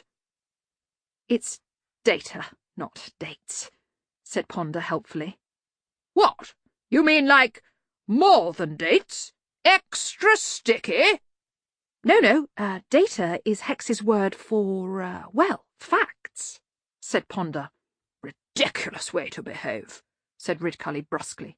If he's stumped for an answer, why can't he write, "You've got me there," or "Damned if I know," or "That's a bit of a puzzler and no mistake"?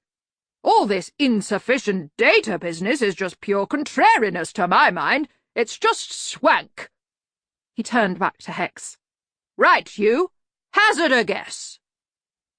The quill started to write, insuf, and then stopped. After quivering for a moment, it went down a line and started again. This is just calculating aloud, you understand. Fair enough, said Ridcully. The amount of belief in the world must be subject to an upper limit. What an odd question, said the Dean. Sounds sensible, said Ridcully. I suppose people just believe in stuff. Obviously there's a limit to what you can believe in. I've always said so. So what? Creatures have appeared that were once believed in. Yes, you could put it like that. They disappeared because they were not believed in. Seems reasonable, said Ridcully. People were believing in something else, query. Ridcully looked at the other wizards. They shrugged. Could be, he said guardedly. People can only believe in so many things. It follows that if a major focus of belief is removed, there will be spare belief. Ridcully stared at the words. You mean sloshing around? The big wheel with the ram skulls on it began to turn ponderously. The scurrying ants in the glass tubes took on a new urgency. What's happening? Said Ridcully in a loud whisper. I think Hex is looking up the word sloshing, said Ponder. It may be in long-term storage. A large hourglass came down on the spring.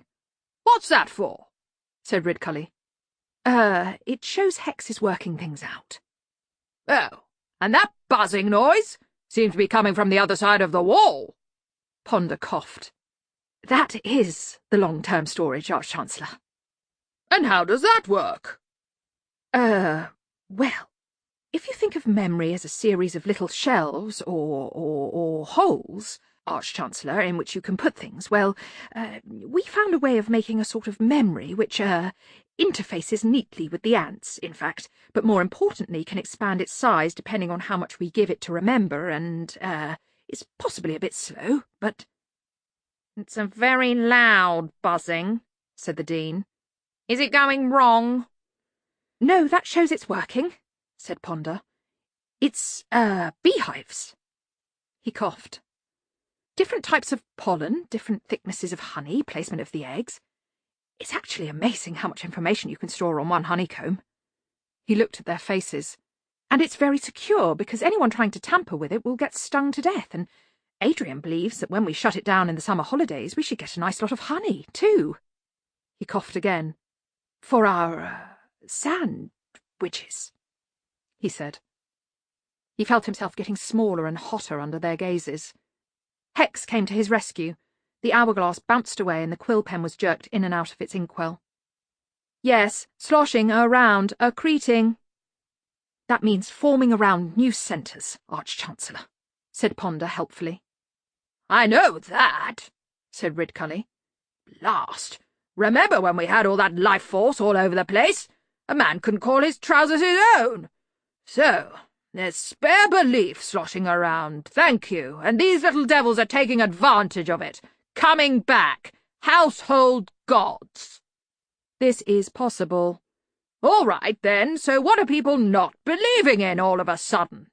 Out of cheese, error, melon, melon, melon. Redo from start. Thank you. A simple I don't know would have been sufficient, said Ridcully, sitting back. One of the major gods, said the Chair of Indefinite Studies. Ha! We'd soon know about it if one of those vanished. It's Hogswatch, said the Dean. I suppose the Hogfather is around, is he? You believe in him? said Ridcully. Well, he's for kids, isn't he? said the Dean. But I'm sure they all believe in him. I certainly did. It wouldn't be Hogswatch when I was a kid without a pillowcase hanging by the fire. A pillowcase? said the Senior Wrangler sharply. Well, you can't get much in a stocking, said the Dean. Yes, but a whole pillowcase, the Senior Wrangler insisted. Yes, what of it? Is it just me, or is that a rather greedy and selfish way to behave? In my family, we just hung up very small socks, said the Senior Wrangler. A sugar pig, a toy soldier, a couple of oranges, and that was it. Ha! Turns out people with whole pillowcases were cornering the market, eh?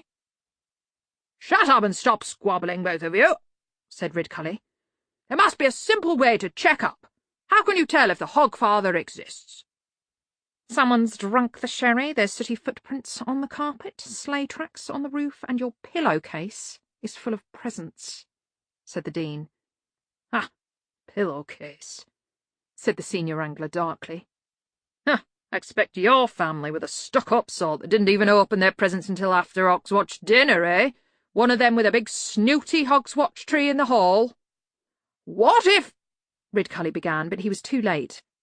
Well, said the Dean, of course we waited until after lunch. You know, it really used to wind me right up, people with big snooty Hogswatch trees, and I just bet you had one of those swanky fancy nutcrackers like a big thumbscrew, said the Senior Wrangler. Some people had to make do with the coal hammer out of the outhouse, of course, and had dinner in the middle of the day instead of la-di-da posh dinner in the evening.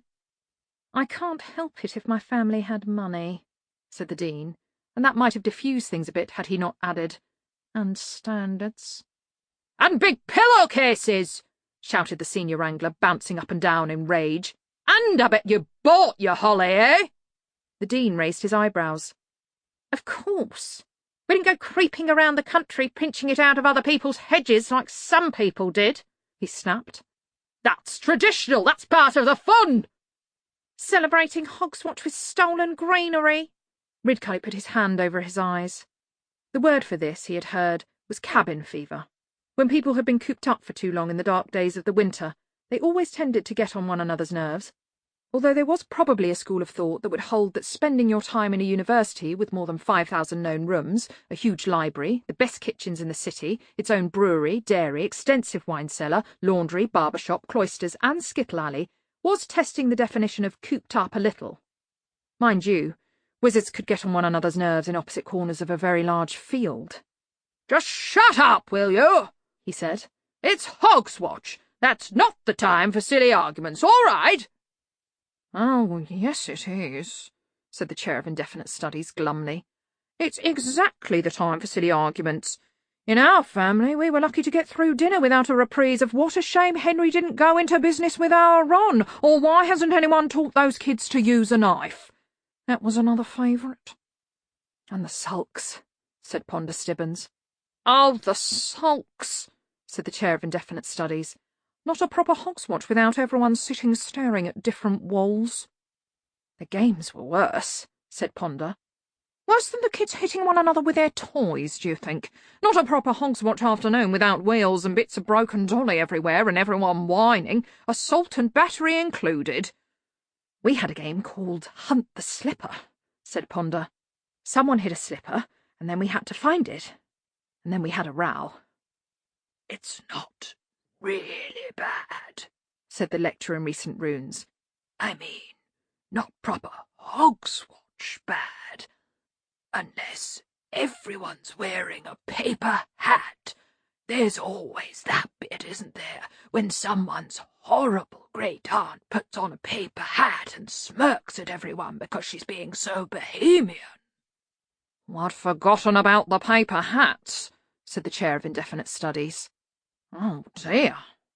And then later on someone will suggest a board game, said Ponder. That's right, where no one exactly remembers all the rules. Which doesn't stop someone suggesting that you play for pennies. And 5 minutes later there's two people not speaking to one another for the rest of their lives because of twopence. And some horrible little kid. I know, some little kid who's been allowed to stay up wins everyone's money by being a nasty little cutthroat swat. Right. Said Ponder, who rather suspected that he had been that child. And don't forget the presents, said the Chair of Indefinite Studies, as if reading off some internal list of gloom. How full of potential they seem in all that paper, how pregnant with possibilities, and then you open them and basically the wrapping paper was more interesting, and you have to say, how thoughtful, that will come in handy. It's not better to give than to receive, in my opinion, it's just less embarrassing. I've worked out, said the Senior Wrangler, that over the years I have been a net exporter of Hogswatch presents. Oh, everyone is, said the Chair. You spend a fortune on other people, and what you get when all the paper is cleared away is one slipper that's the wrong colour and a book about earwax." Ridcully sat in horrified amazement. He'd always enjoyed Hogswatch, every bit of it. He'd enjoyed seeing ancient relatives, he'd enjoyed the food, he'd been good at games, like Chase My Neighbour Up the Passage and Hooray, Jolly Tinker. He was always the first to don a paper hat. He felt that paper hats lent a special festive air to the occasion, and he always very carefully read the messages on Hogswatch cards and found time for a few kind thoughts about the sender.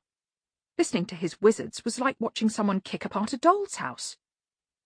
"At least the Hogswatch cracker mottos are fun," he ventured. They all turned to look at him, and then turned away again. "If you have the sense of humour of a wire coat hanger," said the senior wrangler. "Oh, dear," said Ridcully. "Then perhaps there isn't a Hogfather if all you chaps are sitting around with long faces. He's not the sort to let people go around being miserable." "Ridcully, he's just some old winter god," said the senior wrangler wearily. "He's not the cheerful fairy or anything." The lecturer in recent runes raised his chin from his hands. "What cheerful fairy?" "Oh, it's just something my granny used to go on about if it was a wet afternoon and we were getting on her nerves," said the senior wrangler. "She'd say, 'I'll call the cheerful fairy if you—'" He stopped, looking guilty. The Arch-Chancellor held a hand to his ear in a theatrical gesture denoting, "Hush, what was that I heard?" "Someone tinkled," he said. "Thank you, Senior Wrangler." "Oh, no," the senior wrangler moaned. "No, no, no." They listened for a moment. "We might have got away with it," said Ponder. "I didn't hear anything." "Yes, but you can just imagine her, can't you?"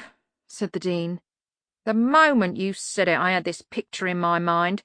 She's going to have a whole bag of word games for one thing, or she'll suggest we go outdoors for our health." The wizards shuddered. They weren't against the outdoors. It was simply their place in it they objected to. "Cheerfulness has always got me down," said the Dean. "Well, if some wretched little ball of cheerfulness turns up, I shan't have it for one," said the senior wrangler, folding his arms. "I've put up with monsters and trolls and big green things with teeth, so I'm not sitting still for any kind of—" "Hello, hello." The voice was the kind of voice that reads suitable stories to children. Every vowel was beautifully rounded, and they could hear the extra exclamation marks, born of a sort of desperate, despairing jollity, slot into place. They turned. The cheerful fairy was quite short and plump in a tweed skirt and shoes so sensible they could do their own tax returns, and was pretty much like the first teacher you get at school, the one who has special training in dealing with nervous incontinence, and little boys whose contribution to the wonderful world of sharing consists largely of hitting a small girl repeatedly over the head with a wooden horse. In fact, this picture was helped by the whistle on a string around her neck, and a general impression that at any moment she would clap her hands. The tiny gauzy wings just visible on her back were probably just for show, but the wizards kept on staring at her shoulder. "Hello," she said again, but a lot more uncertainly. She gave them a suspicious look. "You're rather big, boys," she said, as if they'd become so in order to spite her. She blinked. "It's my job to chase those blues away," she added, apparently following a memorized script. Then she seemed to rally a bit and went on, "So chins up, everyone, and let's see a lot of bright, shining faces." Her gaze met that of the senior wrangler, who had probably never had a bright, shining face in his entire life. He specialised in dull, sullen ones. The one he was wearing now would have won prizes. "Excuse me, madam," said Ridcully, "but is that a chicken on your shoulder?" It's the Bluebird of Happiness," said the cheerful fairy. Her voice now had the slightly shaking tone of someone who doesn't quite believe what she has just said, but is going to go on saying it anyway, just in case saying it will eventually make it true. "I beg your pardon, but it is a chicken. A live chicken," said Ridcully. "It just went cluck." "It is blue," she said hopelessly. "Well, that at least is true," Ridcully conceded as kindly as he could manage. "Left to myself, I expect I'd have imagined a slightly more streamlined Bluebird of Happiness, but I can't actually fault you there." The cheerful fairy coughed nervously and fiddled with the buttons on her sensible woolly jumper. How about a nice game to get us all in the mood? She said. A guessing game, perhaps? Or a painting competition? There may be a small prize for the winner. Madam, we're wizards, said the senior wrangler. We don't do cheerful. Charades? Said the cheerful fairy. Or perhaps you've been playing them already. How about a sing-song? Who knows Row, Row, Row Your Boat? Her bright little smile hit the group scowl of the assembled wizards. We don't want to be Mr. Grumpy, do we? She added hopefully. Yes, said the senior wrangler. The cheerful fairy sagged, and then patted frantically at her shapeless sleeves until she tugged out a balled-up handkerchief. She dabbed at her eyes. It's all going wrong again, isn't it? She said, her chin trembling. No one ever wants to be cheerful these days, and I really do try. I've made a joke book, and I've got 3 boxes of clothes for charades, and whenever I try to cheer people up, they all look embarrassed. And really, I do make an effort. She blew her nose loudly. Even the senior wrangler had the grace to look embarrassed. He began. Would it hurt anyone, just occasionally, to try to be a little bit cheerful? Said the cheerful fairy. In what way? Said the senior wrangler, feeling wretched. Well, there's so many nice things to be cheerful about, said the cheerful fairy, blowing her nose again. Raindrops and sunsets and that sort of thing, said the senior wrangler, managing some sarcasm, but they could tell his heart wasn't in it. Would you like to borrow my handkerchief? It's nearly fresh. Why don't you get the lady a nice sherry, said Ridcully, and some corn for her chicken? Oh, I never drink alcohol, said the cheerful fairy, horrified. Really? Said Ridcully. We find it something to be cheerful about. Mr. Stibbons, would you be so kind as to step over here for a moment? He beckoned him up close. There's got to be a lot of belief sloshing around to let her be created, he said. She's a good 14 stone, if I'm any judge. If we wanted to contact the Hogfather, how would we go about it? Let her up chimney? Yes, but not tonight, sir, said Ponder. He'll be out delivering. No telling where he'll be, then, said Ridcully. Blast! Of course, he might not have come here yet, said Ponder. Why should he come here? Said Ridcully. The librarian pulled the blankets over himself and curled up. As an orangutan, he hankered for the warmth of the rainforest. The problem was that he'd never even seen a rainforest, having been turned into an orangutan when he was already a fully grown human. Something in his bones knew about it, though, and didn't like the cold of winter at all. But he was also a librarian in those same bones, and he flatly refused to allow fires to be lit in the library. As a result, pillows and blankets went missing everywhere else in the university, and ended up in a sort of cocoon in the reference section, in which the ape lurked during the worst of the winter. He turned over and wrapped himself in the bursar's curtains. There was a creaking outside his nest, and some whispering. No, don't light the lamp. I wondered why I hadn't seen him all evening. Oh, he goes to bed early on Hogswatch Eve, sir. Here we are. There was some rustling. We're in luck, it hasn't been filled, said Ponder. Looks like he used one of the bursars. He puts it up every year? Apparently. But it's not as though he's a child. Certain childlike simplicity, perhaps. It might be different for orangutans, Arch-Chancellor. Do they do it in the jungle, do you think? I don't imagine so, sir. No chimneys, for one thing. And quite short legs, of course. Extremely underfunded in the sock area, orangutans. They'd be quits in if they could hang up gloves, of course. Hogfather would be on double shifts if they could hang up their gloves, on account of the length of their arms. Very good, Arch-Chancellor. I say, what's this on the... My word, a glass of sherry. Well, waste not, want not. There was a damp glugging noise in the darkness. I think that was supposed to be for the Hogfather, sir. And the banana? I imagine that's been left out for the pigs, sir. Pigs? Oh, you know, sir. Tusker and Snouter and Gouger and Rooter.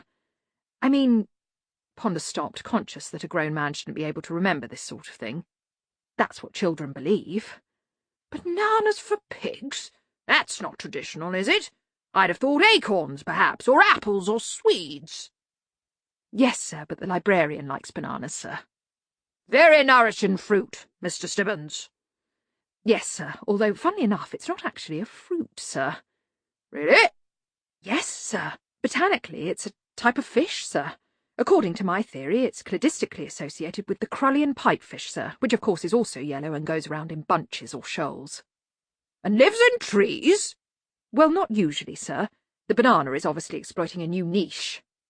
Good heavens, really? It's a funny thing, but I've never much liked bananas, and I've always been a bit suspicious of fish, too. That'd explain it. Yes, sir. Do they attack swimmers? Not that I've heard, sir.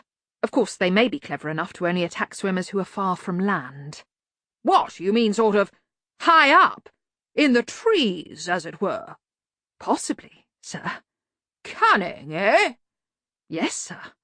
Well, we might as well make ourselves comfortable, Mr. Stibbons. Yes, sir. A match flared in the darkness as Ridcully lit his pipe.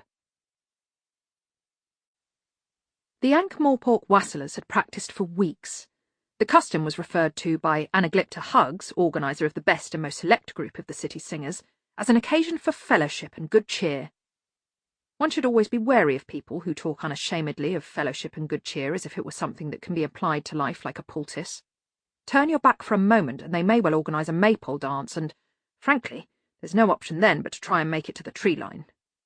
The singers were halfway down Park Lane now and halfway through The Red Rosy Hen in marvellous harmony. The red rosy hen greets the dawn of the day. In fact, the hen is not the bird traditionally associated with heralding a new sunrise, but Mrs. Huggs, while collecting many old folk songs for posterity, has taken care to rewrite them where necessary to avoid, as she put it, offending those of a refined disposition with unwarranted coarseness. Much to her surprise, people often couldn't spot the unwarranted coarseness until it had been pointed out to them. Sometimes a chicken is nothing but a bird. Their collecting tins were already full of donations for the poor of the city, or at least those sections of the poor who, in Mrs. Huggs' opinion, were suitably picturesque and not too smelly and could be relied upon to say thank you. People had come to their doors to listen.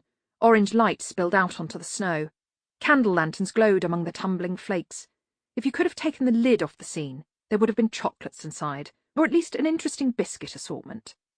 Mrs. Huggs had heard that wassailing was an ancient ritual, and you didn't need anyone to tell you what that meant, but she felt she'd carefully removed all those elements that would affront the refined ear, and it was only gradually that the singers became aware of the discord. Around the corner, slipping and sliding on the ice, came another band of singers. Some people marched to a different drummer. The drummer in question here must have been trained elsewhere, possibly by a different species, on another planet. In front of the group was a legless man on a small wheeled trolley who was singing at the top of his voice and banging two saucepans together. His name was Arnold Sideways. Pushing him along was Coffin Henry, whose croaking progress through an entirely different song was punctuated by bouts of off-the-beat coughing. He was accompanied by a perfectly ordinary-looking man in torn, dirty and yet expensive clothing, whose pleasant tenor voice was drowned out by the quacking of a duck on his head. He answered to the name of Duckman, although he never seemed to understand why, or why he was always surrounded by people who seemed to see ducks where no ducks could be. And finally, being towed along by a small grey dog on a string, was Foul Old Ron, generally regarded in Ankh-Morpork as the deranged beggar's deranged beggar. He was probably incapable of singing, but at least he was attempting to swear in time to the beat. Or beats. The wassailers stopped and watched them in horror. Neither party noticed, as the beggars oozed and ambled up the street, that little smears of black and grey were spiralling out of drains and squeezing out from under tiles and buzzing off into the night. People have always had the urge to sing and clang things at the dark stub of the year, when all sorts of psychic nastiness has taken advantage of the long grey days and the deep shadows to lurk and breed. Lately, people had taken to singing harmoniously, which rather lost the effect. Those who really understood just clanged something and shouted. The beggars were not in fact this well versed in folkloric practice. They were just making a din in the well-founded hope that people would give them money to stop. It was just possible to make out a consensus song in there somewhere. Hogswatch is coming, the pig is getting fat. Please put $1 in the old man's hat. If you ain't got $1, a penny will do. And if you ain't got a penny, Foul or Ron yodeled solo. Then... The duckman had, with great presence of mind, clamped a hand over Ron's mouth. "So sorry about this," he said, "but this time I'd like people not to slam their doors on us, and it doesn't scan anyway." The nearby doors slammed regardless. The other wassailers fled hastily to a more salubrious location. Goodwill to all men was a phrase coined by someone who hadn't met Foul or Ron. The beggars stopped singing, except for Arnold Sideways, who tended to live in his own small world. Nobody knows how good we can live on boat 3 times a day. Then the change in the air penetrated even his consciousness. Snow thumped off the trees as a contrary wind brushed them. There was a whirl of flakes, and it was just possible, since the beggars did not always have their mental compasses pointing due real, that they heard a brief snatch of conversation. It just ain't that simple, Master, that's all I'm saying. It is better to give than to receive, Albert. No, Master, it's just a lot more expensive. You can't just go around... Things rained down on the snow. The beggars looked at them. Arnold Sideways carefully picked up a sugar pig and bit its nose off.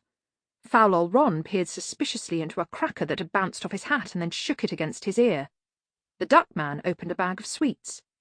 "Ah, humbugs," he said. Coffin Henry unlooped a string of sausages from around his neck. "Bugger it," said Foul old Ron. "It's a cracker," said the dog, scratching its ear. "You pull it." Ron waved the cracker aimlessly by one end. "Oh, give it here," said the dog, and gripped the other end in its teeth. "My word," said the duckman, fishing in a snowdrift. "Here's a whole roast pig! And a big dish of roast potatoes miraculously uncracked! And, look!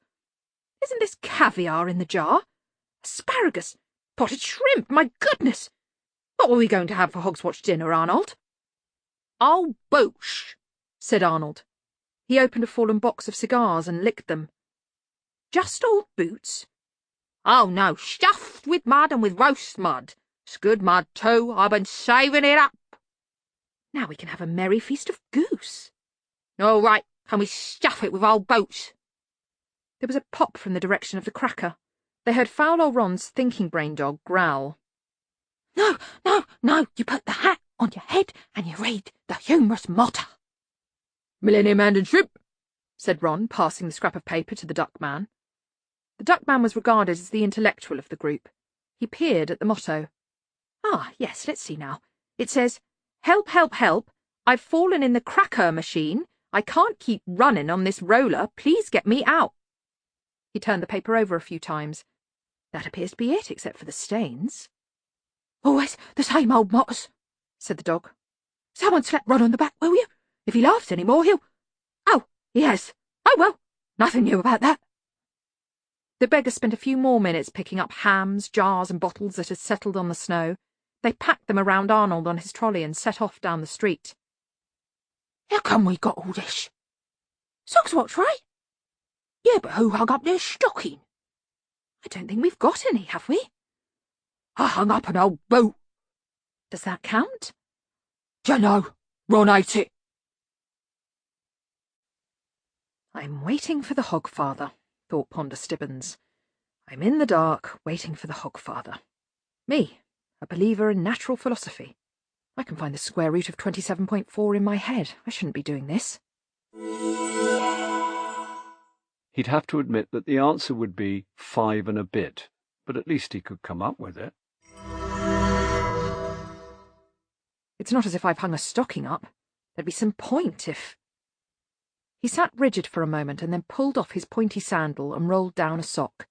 It helped if you thought of it as a scientific testing of an interesting hypothesis. From out of the darkness, Ridcully said, "How long do you think?"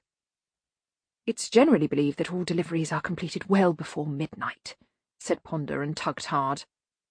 "Are you all right, Mr. Stibbons?" "Fine, sir, fine. Do you happen to have a drawing pin about you, or a small nail, perhaps?" "I don't believe so." "Oh, it's all right. I found a penknife." After a while, Ridcully heard a faint scratching noise in the dark. How do you spell electricity, sir? Ridcully thought for a while. You know, I don't think I ever do. There was silence again, and then a clang. The librarian grunted in his sleep. What are you doing? I just knocked over the coal shovel. Why are you feeling around on the mantelpiece? Oh, just looking. A little, experiment. After all, you never know. You never know what? Just never know, you know. Sometimes, you know, said Ridcully. I think I know quite a lot that I didn't used to know. It's amazing what you do end up knowing, I sometimes think. I often wonder what new stuff I'll know. Well, you never know. That's a fact. High over the city, Albert turned to Death, who seemed to be trying to avoid his gaze. You didn't get that stuff out of the sack. Not cigars and peaches in brandy and grub with fancy foreign names. Yes, it came out of the sack. Albert gave him a suspicious look. But you put it in the sack in the first place, didn't you? No. You did, didn't you? Albert stated. No. You put all those things in the sack. No. You got them from somewhere and put them in the sack. No. You did put them in the sack, didn't you? No. You put them in the sack. Yes. I knew you put them in the sack. Where did you get them? They were just lying around. Whole roast pig does not, in my experience, just lie around. No one seemed to be using them, Albert. Couple of chimneys ago we were over that big posh restaurant. Really? I don't remember. And it seemed to me you were down there a bit longer than usual, if you don't mind me saying so. Really? How exactly were they just, inverted comma, lying around, inverted comma? Just lying around. You know, recumbent. In a kitchen?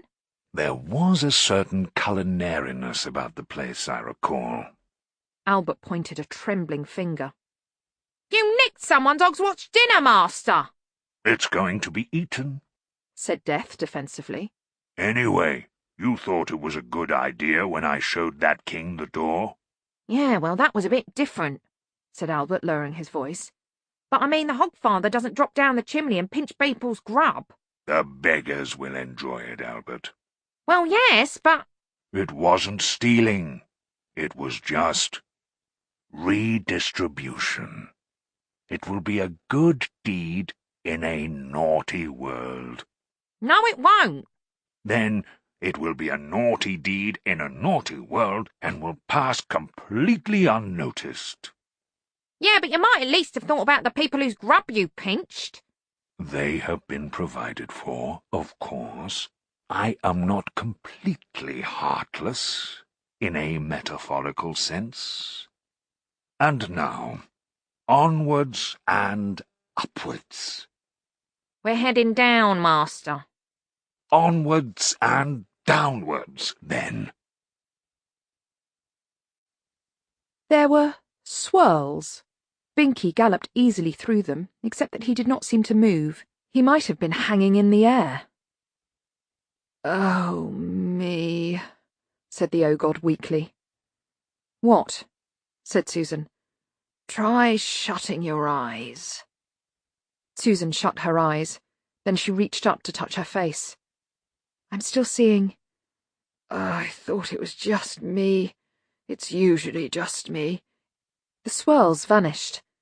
There was greenery below. And that was odd. It was greenery. Susan had flown a few times over countryside, even swamps and jungles, and there had never been a green as this. If green could be a primary colour, this was it. And that wiggly thing, that's not a river, she said. Isn't it? It's blue. The O-God risked a look down. Water's blue, he said. Of course it's not. Grass is green, water's blue. Oh, I can remember that. It's some of the stuff I just know. Well, in a way. Susan hesitated. Everyone knew grass was green and water was blue, Quite often it wasn't true, but everyone knew it in the same way they knew the sky was blue, too. She made the mistake of looking up as she thought that. There was the sky. It was indeed blue, and down there was the land. It was green. And in between was nothing. Not white space, not black night, just nothing all round the edges of the world. Where the brain said there should be, well, sky and land meeting neatly at the horizon, there was simply a void that sucked at the eyeball like a loose tooth. And there was the sun. It was under the sky, floating above the land. And it was yellow. Buttercup yellow. Binky landed on the grass beside the river, or at least on the green. It felt more like sponge or moss. He nuzzled it. Susan slid off, trying to keep her gaze low. That meant she was looking at the vivid blue of the water. There were orange fish in it. They didn't look quite right, as if they'd been created by someone who really did think a fish was two curved lines and a dot and a triangular tail. They reminded her of the skeletal fish in Death's quiet pool, fish that were appropriate to their surroundings, and she could see them, even though the water was just a block of colour which part of her insisted ought to be opaque. She knelt down and dipped her hand in. It felt like water, but what poured through her fingers was liquid blue. And now she knew where she was. The last piece clicked into place and the knowledge bloomed inside her.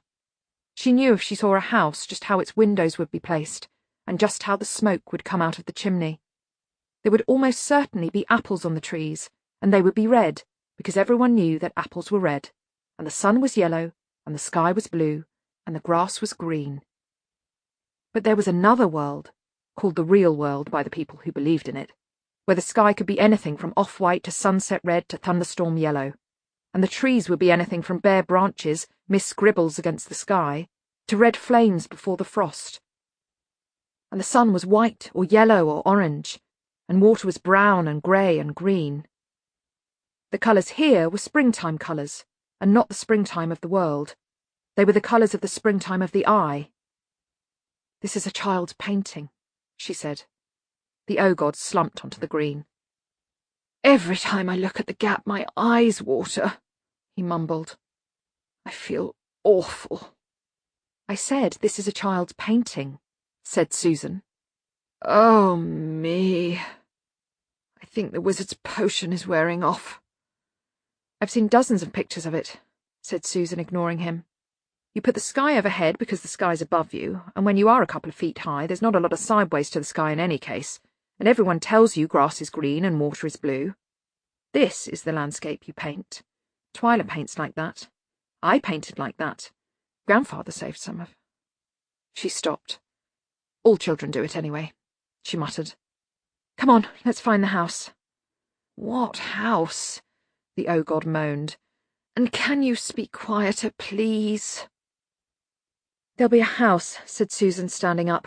"There's always a house, with 4 windows, and the smoke coming out of the chimney all curly like a spring. Look, this is a place like Death's country. It's not really geography." The O-God walked over to the nearest tree and banged his head on it as if he hoped it was going to hurt. "Feels like Joffy," he muttered. "But have you ever seen a tree like that? A big green blob on a brown stick? Looks like a lollipop," said Susan, pulling him along. "Dunno. First time I ever saw a tree. Oh, something dropped on my head." He blinked owlishly at the ground. "It's red." "It's an apple," she said. She sighed. "Everyone knows apples are red." There were no bushes, but there were flowers, each with a couple of green leaves. They grew individually, dotted around the rolling green. And then they were out of the trees, and there, by a bend in the river, was the house. It didn't look very big. There were 4 windows and a door. Corkscrew smoke curled out of the chimney.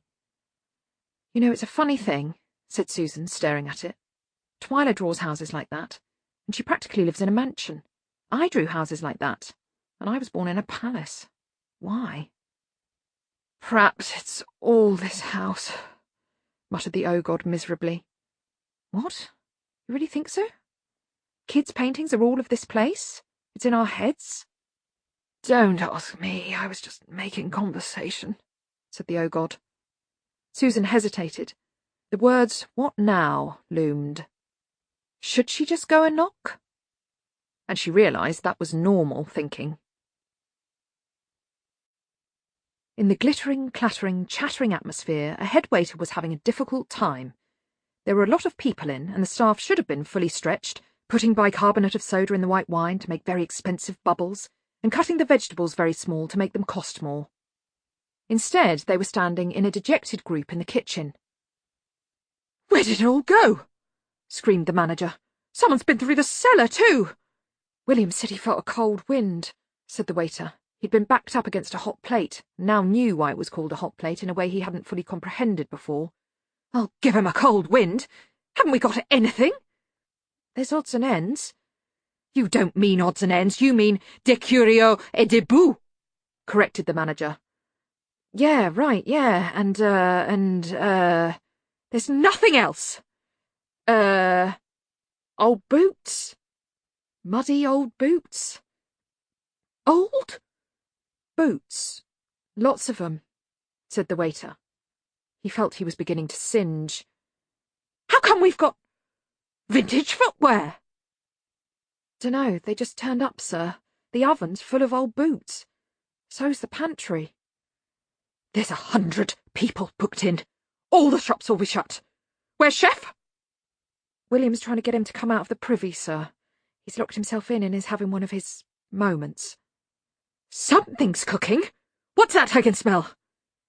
"Me, sir." "Old boots," muttered the manager. "Old boots. Old boots.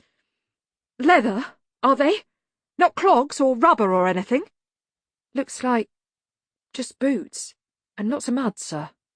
The manager took off his jacket. "All right. Got any cream, have we?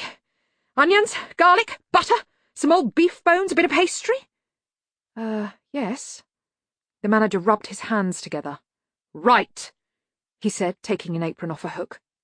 "You there, get some water boiling, lots of water, and find a really large hammer, and you chop some onions. The rest of you start sorting out the boots. I want the tongues out and the soles off. We'll do them, let's see, mousse de la boue dans un panier de la pâte de chaussure." "Where are we going to get that from, sir?" "Mud mousse in a basket of shoe pastry. Get the idea? It's not our fault if even Quirmians don't understand restaurant Quirmian. It's not like lying, after all." "Well, it's a bit like," the waiter began. He'd been cursed with honesty at an early stage. "Then there's brotte canne rôti façon ombre." The manager sighed at the head waiter's panicky expression. "Soldier's boot done in the Shades fashion," he translated. Shades fashion?" "In mud. But if we cook the tongues separately, we can put on longuette braisée, too." "There's some ladies' shoes, sir," said an underchef. "Right. Add to the menu. Let's see now. Sol d'une bonne femme. And, yes, servi dans une coulis de terre en l'eau." That's mud to you. "What about the laces, sir?" said another underchef. "Good thinking. Dig out that recipe for spaghetti carbonara." "Sir?" said the head waiter. "I started off as a chef," said the manager, picking up a knife. "How do you think I was able to afford this place? I know how it's done. Get the look and the sauce right, and you're 3/4 there." "But it's all going to be old boots," said the waiter. "Prime-aged beef," the manager corrected him. "It'll tenderize in no time." Anyway, we haven't got any soup." "Mud. And a lot of onions." "There's the puddings." "Mud. Let's see if we can get it to caramelize. You never know." "I can't even find the coffee. Still, they probably won't last till the coffee." "Mud. Café de terre," said the manager firmly. "Genuine ground coffee." "Oh, they'll spot that, sir." "They haven't up till now," said the manager darkly. "We'll never get away with it, sir. Never." In the country of the sky on top, Medium Dave Lillywhite hauled another bag of money down the stairs. "There must be thousands here," said Chickenwire. "Hundreds of thousands," said Medium Dave. "And what's all this stuff?" said Cat's Eye, opening a box. It's just paper. He tossed it aside. Medium Dave sighed. He was all for class solidarity, but sometimes Cat's Eye got on his nerves. They're title deeds, he said, and they're better than money. Paper's better than money, said Cat's Eye.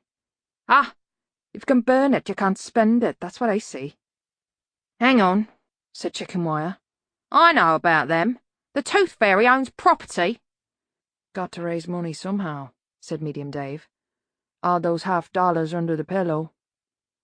If we steal 'em, do they become ours? Is that a trick question? Said Cat's Eye, smirking. Yeah, but 10,000 each doesn't sound such a lot when you see all this. He won't miss her. Gentlemen? They turned. Tea time was in the doorway. We were just piling up the stuff, said Chicken Wire. Yes, I know. I told you to. Right, that's right, you did, said Chicken Wire gratefully. And there's such a lot, said Tea Time. He gave them a smile. Cat's Eye coughed. It's got to be thousands, said Medium Dave. And what about all these deeds and so on? Look, this one's for that pipe shop in Honeytrap Lane. In Ankh-Morpork. I buy my tobacco there. Old Thimble is always moaning about the rent, too. Ah, so you opened the strong boxes, said Tea Time pleasantly. Well, yes. Fine, fine, said Tea Time. I didn't ask you to, but fine, fine. And how did you think the Tooth Fairy made her money? Little gnomes in some mine somewhere? Fairy gold? But that turns to trash in the morning. He laughed. Chicken Wire laughed. Even Medium Dave laughed. And then Tea Time was on him, pushing him irresistibly backwards until he hit the wall. There was a blur and he tried to blink, and his left eyelid was suddenly a rose of pain. Tea Time's good eye was close to him, if you could call it good. The pupil was a dot. Medium Dave could just make out his hand right by Medium Dave's face. It was holding a knife. The point of the blade could only be the merest fraction of an inch from Medium Dave's right eye. I know people say I'd kill them as soon as look at them, whispered Tea Time.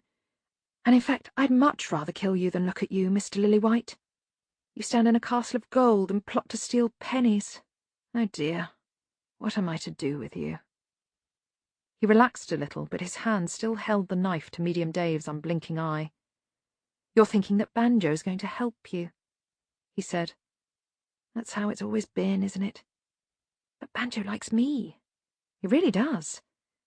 Banjo is my friend.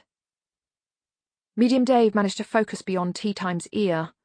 His brother was just standing there, with the blank face he had while he waited for another order or a new thought to turn up. If I thought you were feeling bad thoughts about me, I would be so downcast, said Tea Time. I do not have many friends left, Mr. Medium Dave. He stood back and smiled happily. All friends now? He said, as Medium Dave slumped down. Help him, Banjo. On cue, Banjo lumbered forward. Banjo has the heart of a little child, said Tea Time, the knife disappearing somewhere about his clothing. I believe I have, too. The others were frozen in place. They hadn't moved since the attack. Medium Dave was a heavy-set man, and Tea Time was a matchstick model, but he'd lifted Medium Dave off his feet like a feather. As far as the money goes, in fact, I really have no use for it, said Tea Time, sitting down on a sack of silver. It is small change. You may share it out amongst yourselves. And no doubt you'll squabble and double-cross one another more tiresomely. Oh dear, it is so awful when friends fall out. He kicked the sack. It split. Silver and copper fell in an expensive trickle. And you'll swagger and spend it on drink and women, he said as they watched the coins roll into every corner of the room. The thought of investment will never cross your scarred little minds. There was a rumble from Banjo. Even Tea Time waited patiently until the huge man had assembled a sentence. The result was, I got a piggy bank. And what would you do with $1 million, Banjo? Said Tea Time. Another rumble. Banjo's face twisted up. Buy a bigger piggy bank. Well done. The assassin stood up. Let's go and see how our wizard is getting on, shall we? He walked out of the room without looking back. After a moment, Banjo followed. The others tried not to look at one another's faces. Then Chickenwire said, Was he saying we could take the money and go? Don't be bloody stupid. We wouldn't get 10 yards, said Medium Dave, still clutching his face. Oh, this hurts. I think he cut the eyelid. He cut the damn eyelid! Then let's just leave the stuff and go. I never joined up to ride on tigers. And what'll you do when he comes after you? Why'd he bother with the likes of us? He's got time for his friends, said Medium Dave bitterly. For God's sake, someone get me a clean rag or something. OK, but you can't look everywhere. Medium Dave shook his head. He'd been through Ankh-Morpork's very own University of the Streets and had graduated with his life and an intelligence made all the keener by constant friction. You only had to look into Tea Time's mismatched eyes to know one thing, which was this, that if Tea Time wanted to find you, he would not look everywhere. He'd look in only one place, which would be the place where you were hiding. How come your brother likes him so much? Medium Dave grimaced. Banjo had always done what he was told, simply because Medium Dave had told him. Up to now, anyway. It must have been that punch in the bar. Medium Dave didn't like to think about it. He'd always promised their mother that he'd look after Banjo, and Banjo had gone back like a falling tree. It had been Ma Lillywhite's dying wish, although she hadn't known it at the time. Her last words to her son were, "You try it and get to the horses. I'll try to hold 'em off on the stairs, and if anything happens to me, take care of the dummy." And when Medium Dave had risen from his seat to punch Tea Time's unbalanced lights out, he suddenly found the assassin already behind him, holding a knife, in front of everyone. It was humiliating, that's what it was. And then Banjo had sat up, looking puzzled, and spat out a tooth. If it wasn't for Banjo going round with him all the time, we could gang up on him, said Cat's Eye. Medium Dave looked up, one hand clamping a handkerchief to his eye. Gang up on him, he said. Yes, all your fault, Chickenwire went on. Oh, yeah, so it wasn't you who said, wow, $10,000, count me in. Chickenwire backed away. I didn't know there was going to be all this creepy stuff. I want to go home. Medium Dave hesitated despite his pain and rage. This wasn't normal talk for Chickenwire, for all that he whined and grumbled. This was a strange place, no lie about that, and all that business with the teeth had been very odd. But he'd been out with Chickenwire when jobs had gone wrong, and both the Watch and the Thieves' Guild had been after them, and he'd been as cool as anyone. And if the Guild had been the ones to catch them, they'd have nailed their ears to their ankles and thrown them in the river.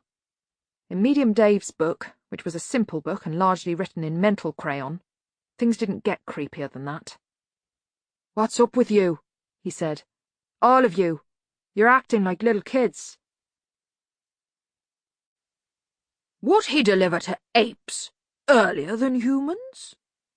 Interesting point, sir. Possibly you're referring to my theory that humans may have in fact descended from apes, of course, said Ponder. A bold hypothesis which ought to sweep away the ignorance of centuries if the Grants Committee could just see their way clear to letting me hire a boat and sail around to the islands of... I just thought he might deliver alphabetically, said Ridcully.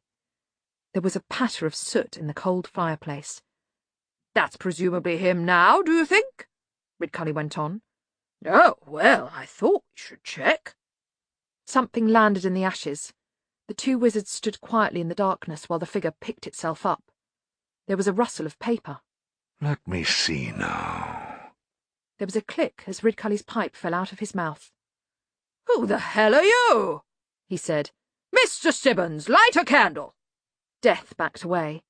I'm the Hogfather, of course. Ho, ho, ho. Who would you expect to come down a chimney on a night like this, may I ask? No, you're not. I am. Look, I've got the beard and the pillow and everything. You look extremely thin in the face. I'm not well. It's all this sherry. And rushing around, I am a bit ill. Terminally, I should say. Ridcully grabbed the beard. There was a twang as the string gave way. It's a false beard, No, it's not, said Death desperately. Here's the hooks for the ears, which must have given you a bit of trouble, I must say. Ridcully flourished the incriminating evidence. What were you doing coming down the chimney? He continued. Not in marvellous taste, I think. Death waved a small, grubby scrap of paper defensively. Official letter to the Hogfather, says here. He began, and then looked at the paper again. Well, quite a lot, in fact. It's a long list. Library stamps, reference books, pencils, bananas. The librarian asked the Hogfather for those things, said Ridcully. Why? I don't know, said Death. This was a diplomatic answer. He kept his finger over a reference to the Arch-Chancellor. The orangutan for Duck's Bottom was quite an interesting squiggle. I've got plenty in my desk drawer, mused Ridcully. I'm quite happy to give them out to any chap, provided he can prove he's used up the old one. They must show you an absence of pencil. Well, of course. If he needed essential materials, he need only have come to me. No man can tell you I'm an unreasonable chap. Death checked the list carefully. That is precisely correct, he confirmed with anthropological exactitude. Except for the bananas, of course. I wouldn't keep fish in my desk. Death looked down at the list and then back up at Ridcully. Good, he said in the hope that this was the right response. Wizards know when they're going to die. They generally know in time to have their best robe cleaned, do some serious damage to the wine cellar, and have a really good last meal. It's a nicer version of death row, with the bonus of no lawyers. Ridcully had no such premonitions, and to Ponder's horror, prodded Death in the cushion. Why you? He said. What's happened to the other fellow? I suppose I must tell you.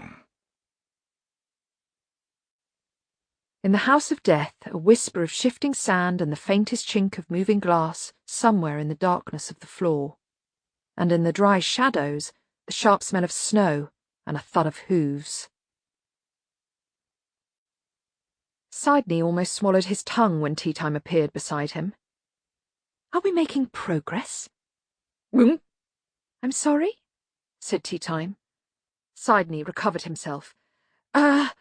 Some, he said. We think we've worked out, one lock. Light gleamed off Tea Time's eye. I believe there are 7 of them, said the assassin. Yes, but, they're half magic and half real and half not there. I mean, there's parts of them that don't exist all the time. Mr. Brown, who'd been working at one of the locks, laid down his pick. It's no good, mister, he said. Can't even get a purchase with a crowbar. Maybe if I went back to the city and got a couple of dragons, we could do something. You can melt through steel with them, if you twist their necks right and feed 'em carbon. I was told you were the best locksmith in the city, said Tea Time. Behind him, Banjo shifted position. Mr. Brown looked annoyed. Well, yes, he said. But locks don't generally alter themselves while you're working on 'em. That's what I'm saying. And I thought you could open any lock anyone ever made, said Tea Time. Made by humans, said Mr. Brown sharply. And most dwarfs. I don't know what made these. You never said anything about magic. That's a shame, said Tea Time. Then really I have no more need of your services. You may as well go back home. I won't be sorry. Mr. Brown started putting things back into his tool bag. What about my money? Do I owe you any? I came along with you. I don't see it's my fault that this is all magic business. I should get something. Ah, yes, I see your point, said Tea Time. Of course you should get what you deserve. Banjo? Banjo lumbered forward and then stopped. Mr. Brown's hand had come out of the bag holding a crowbar. You must think I was born yesterday, you slimy little bugger, he said. I know your type. You think it's all some kind of game. You make little jokes to yourself and you think no one else notices and you think you're so smart. Well, Mr. Teacup, I'm leaving, right? Right now. With what's coming to me, and you ain't stopping me, and Banjo certainly ain't. I knew old Ma Lillywhite back in the good old days. You think you're nasty? You think you're mean? Ma Lillywhite'd tear your ears off and spit 'em in your eye, you cocky little devil, and I worked with her, so you don't scare me, and nor does little Banjo, poor sod that he is. Mr. Brown glared at each of them in turn, flourishing the crowbar. Sidney cowered in front of the doors. He saw Tea Time nod gracefully, as if the man had made a small speech of thanks. "I appreciate your point of view," said Tea Time. "And I have to repeat, it's Tea Timmer. Now, please, Banjo." Banjo loomed over Mr. Brown, reached down, and lifted him up by the crowbar so sharply that his feet came out of his boots. "Here, you know me, Banjo," the locksmith croaked, struggling in mid-air. "I remembers you when you was little. I used to sit you on my knees. I often used to work for your ma." "D'you like apples?" Banjo rumbled. Brown struggled. "You got to say yes," Banjo said. "Yes." "D'you like pears?" "You got to say yes." "All right. Yes." "D'you like falling down the stairs?" Medium Dave held up his hands for quiet. He glared at the gang. "This place is getting to you, right? But we've all been in bad places before, right?" "Nice bad," said Chickenwire. "I've never been anywhere where it hurts to look at the sky. It gives me the creeps." "Chick's a little baby, nya, nya, nya," sang Cat's Eye. They looked at him. He coughed nervously. "Sorry, don't know why I said that." "If we stick together, we'll be fine." "Eeny, meeny, miny, moe," mumbled Cat's Eye. "What? What are you talking about?" "Sorry, it just sort of slipped out." "What I'm trying to say," said Medium Dave, "is that if—" "Peachy keeps making faces at me." "I didn't!" "Liar, liar, pants on fire." Two things happened at this point. Medium Dave lost his temper, and Peachy screamed. A small wisp of smoke was rising from his trousers.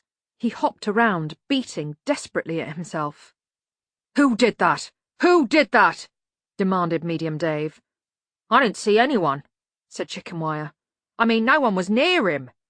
Cat's Eye said pants on fire, and next minute—" "Now he's sucking his thumb," Cat's Eye jeered. "Nyeh, nyeh, nyeh. Crying for mummy. You know what happens to kids who suck their thumbs? There's this big monster with scissors all—" "Will you stop talking like that?" shouted Medium Dave. "Blimey, it is like dealing with a bunch of—" Someone screamed high above. It went on for a while and seemed to be getting nearer, but then it stopped and was replaced by a rush of thumping and an occasional sound like a coconut being bounced on a stone floor.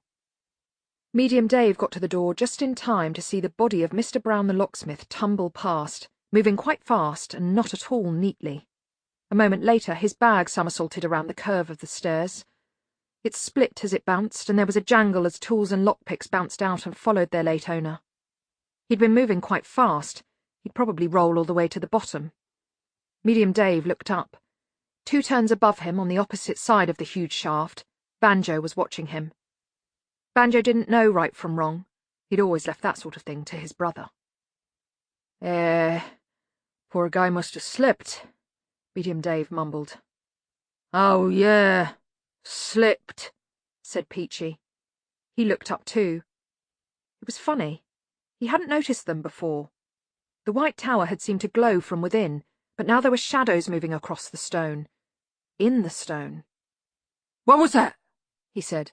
"That sound." "What sound?" "It sounded like knife scraping," said Peachy. "Really close." "There's only us here," said Medium Dave. "What are you afraid of? Attacked by daisies? Come on, let's go and help him." She couldn't walk through the door.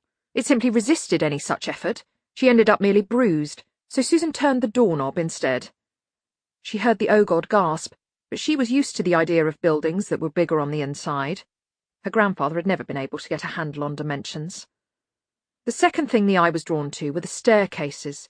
They started opposite one another in what was now a big round tower, its ceiling lost in the haze. The spirals circled into infinity. Susan's eyes went back to the first thing. It was a large conical heap in the middle of the floor. It was white. It glistened in the cool light that shone down from the mists. "It's teeth," she said. "I think I'm going to throw up," said the Ogod miserably. "There's nothing that scary about teeth," said Susan. She didn't mean it. The heap was very horrible indeed. "Did I say I was scared? I'm just hung over again. Oh, me." Susan advanced on the heap, moving warily. They were small teeth. Children's teeth. Whoever had piled them up hadn't been very careful about it either. A few had been scattered across the floor. She knew because she trod on one, and the slippery little crunching sound made her desperate not to tread on any more. Whoever had piled them up had presumably been the one who'd drawn the chalk marks around the obscene heap. "There are so many," whispered Bilious. "At least 20 million, given the size of the average milk tooth," said Susan. She was shocked to find that it came almost automatically. "How can you possibly know that?" "Volume of a cone," said Susan. "Pi times the square of the radius times the height divided by 3. I bet Miss Butts never thought it had come in handy in a place like this." "That's amazing. You did it in your head?" "This isn't right," said Susan quietly. "I don't think this is what the Tooth Fairy is all about. All that effort to get the teeth and then just to dump them like this. No. Anyway, there's a cigarette end on the floor. I don't see the Tooth Fairy as someone who rolls her own." She stared down at the chalk marks. Voices high above her made her look up. She thought she saw a head look over the stair rail and then draw back again. She didn't see much of the face, but what she saw didn't look fairy-like. She glanced back at the circle of chalk around the teeth. Someone had wanted all the teeth in one place and had drawn a circle to show people where they had to go. There were a few symbols scrawled around the circle. She had a good memory for small details. It was another family trait, and a small detail stirred in her memory like a sleepy bee. "Oh, no," she breathed. "Surely no one would try to—" Someone shouted. Someone up in the whiteness.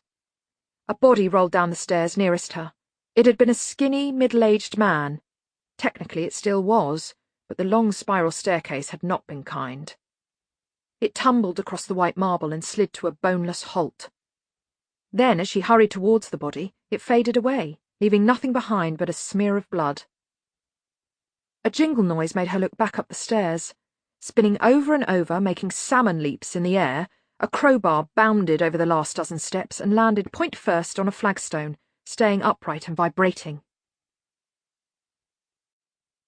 Chickenwire reached the top of the stairs, panting. "There's people down there, Mr. Teatime," he wheezed. "Dave and the others have gone down to catch them, Mr. Teatime." "Tea Timmer?" said Teatime, without taking his eyes off the wizard. "That's right, sir." "Well," said Teatime, "just do away with them." One of them is a girl, sir." Teatime still didn't look round. He waved a hand vaguely. "Then do away with them politely." "Yes, mister. Yes, right." Chickenwire coughed. "Don't you want to find out why they're here, sir?" "Good heavens, no. Why should I want to do that? Now go away." Chickenwire stood there for a moment and then hurried off. As he scurried down the stairs, he thought he heard a creak, as of an ancient wooden door. He went pale. It was just a door, said the sensible bit in front of his brain.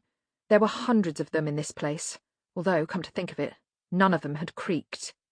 The other bit, the bit that hung around in dark places nearly at the top of his spinal column, said, "But it's not one of them, and you know it, because you know which door it really is." He hadn't heard that creak for 30 years. He gave a little yelp and started to take the stairs 4 at a time. In the hollows and corners, the shadows grew darker. Susan ran up a flight of stairs, dragging the ogod behind her. "Do you know what they've been doing?" she said. "You know why they've got all those teeth in a circle? The power. Oh, my—" "I'm not going to," said the head waiter firmly. "Look, I'll buy you a better pair after Hogswatch. There's 2 more choux pastry, 1 for purée de la terre and 3 more tarte à la boue," said a waiter, hurrying in. "Mud pies," moaned the waiter. "I can't believe we're selling mud pies. And now you want my boots." "With cream and sugar, mind you. A real taste of Ankh-Mor pork, and we can get at least 4 helpings off those boots. Fair's fair, we're all in our socks." "Table 7 says the steaks were lovely but a bit tough," said a waiter, rushing past. "Right, use a larger hammer next time and boil them for longer." The manager turned back to the suffering head waiter. "Look, Bill," he said, taking him by the shoulder. "This isn't food. No one expects it to be food. If people wanted food, they'd stay at home, isn't that so? They come here for ambiance, for the experience. This isn't cookery, Bill, this is cuisine, see?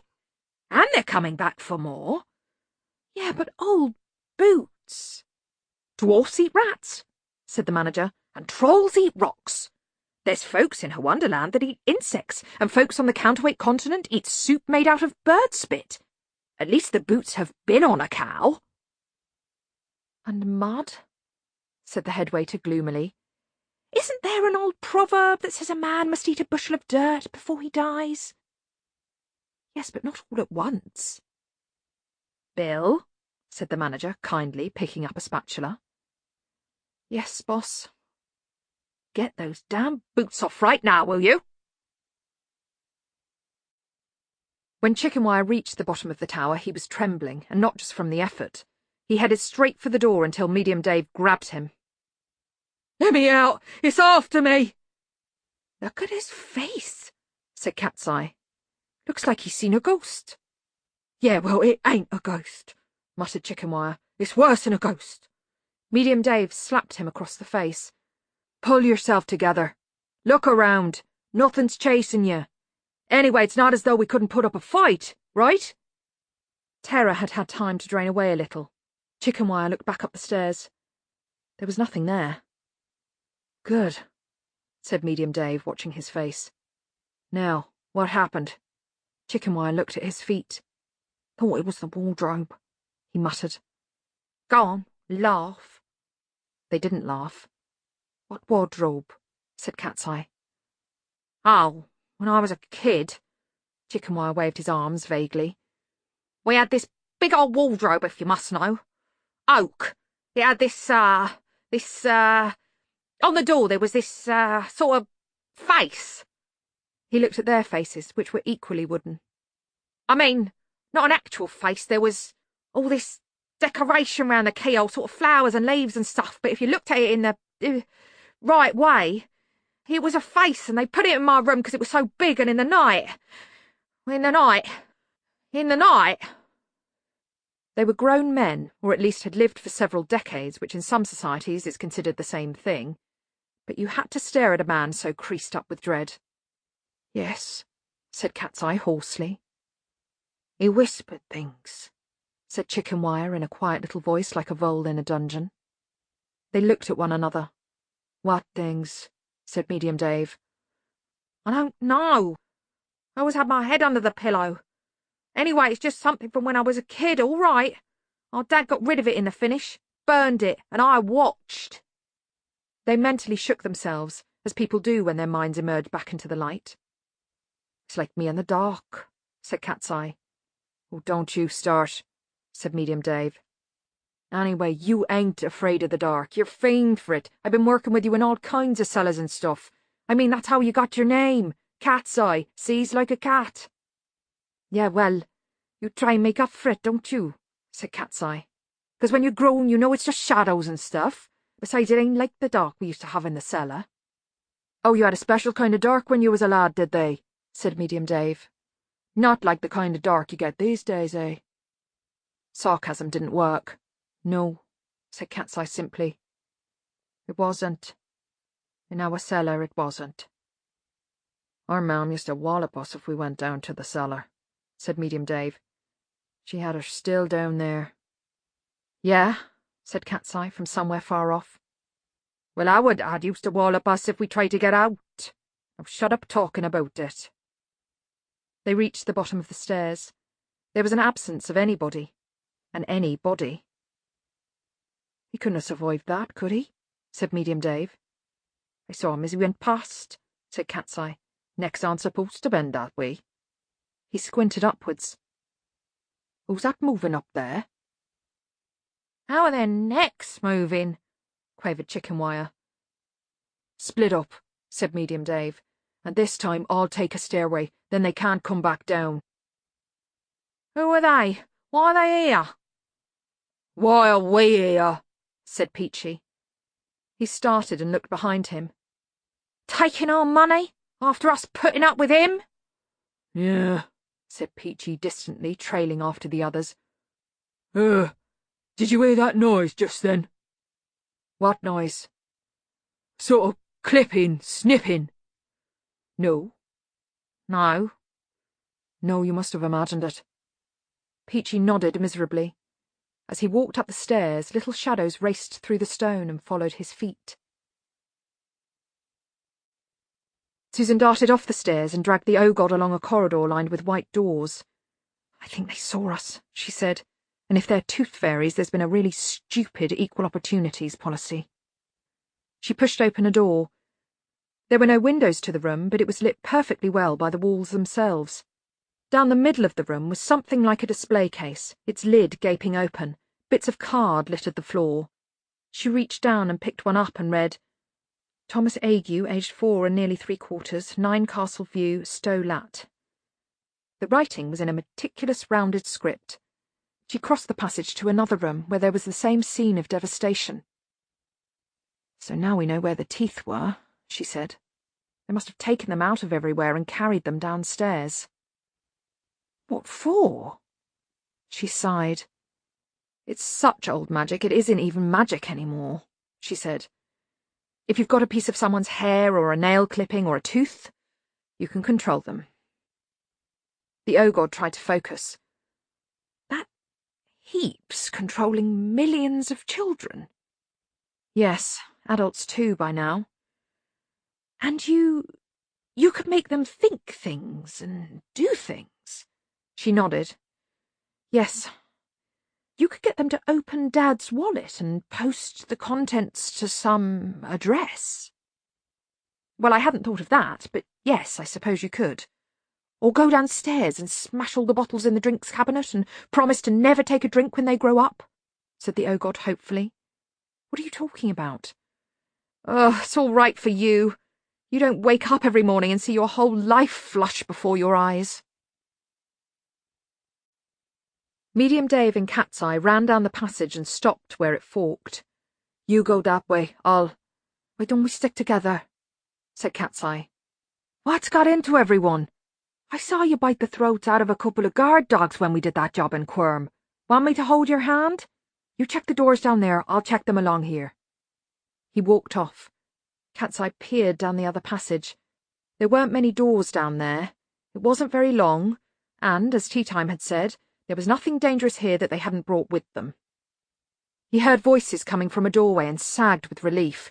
He could deal with humans. As he approached, a sound made him look round. Shadows were racing down the passage behind him. They cascaded down the walls and flowed over the ceiling.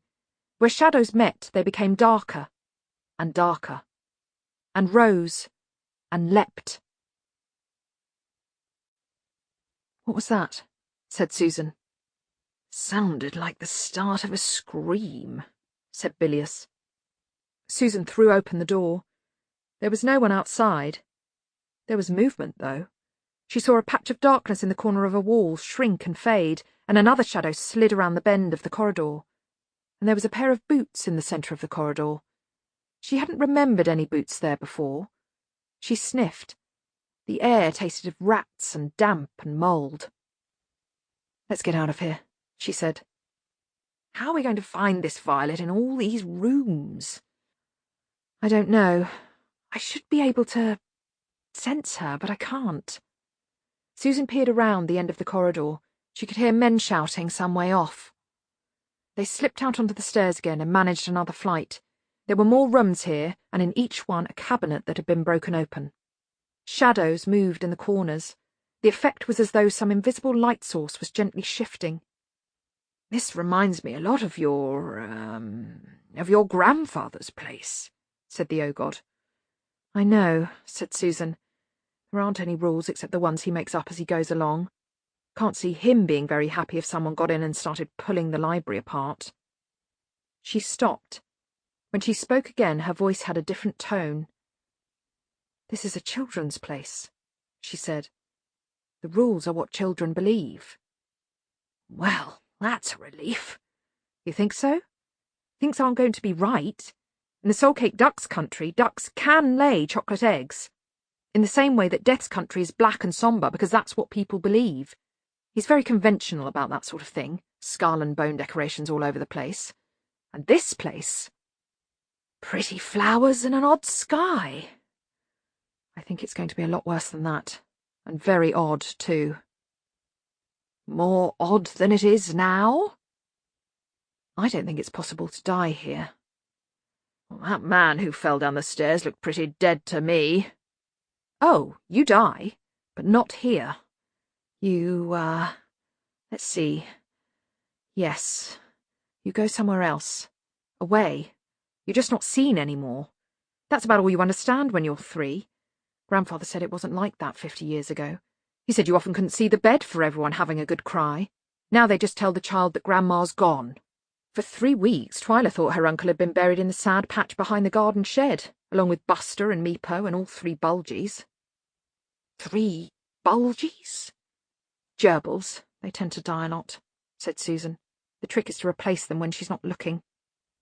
You really don't know anything, do you?" Hello?" The voice came from the corridor. They worked their way round to the next room. There, sitting on the floor and tied to the leg of a white display case, was Violet. She looked up in apprehension, and then in bewilderment, and finally in growing recognition.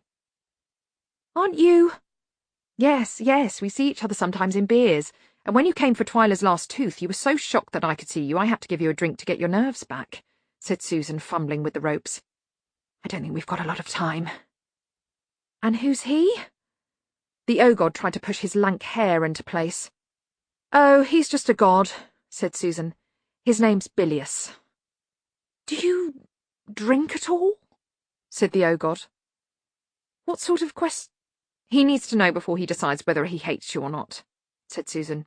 "It's a god thing." "No, I don't," said Violet. "What an idea! I've got the blue ribbon." The O-God raised his eyebrows at Susan.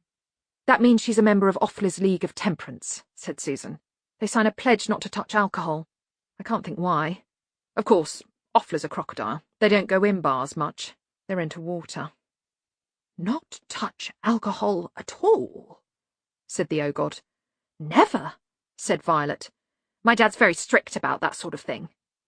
After a moment, Susan felt forced to wave a hand across their locked gaze. "Can we get on?" she said. "Good. Who brought you here, Violet?" "I don't know. I was doing the collection as usual, and then I thought I heard someone following me, and then it all went dark, and when I came to, we were— Have you seen what it's like outside?" "Yes." "Well, we were there.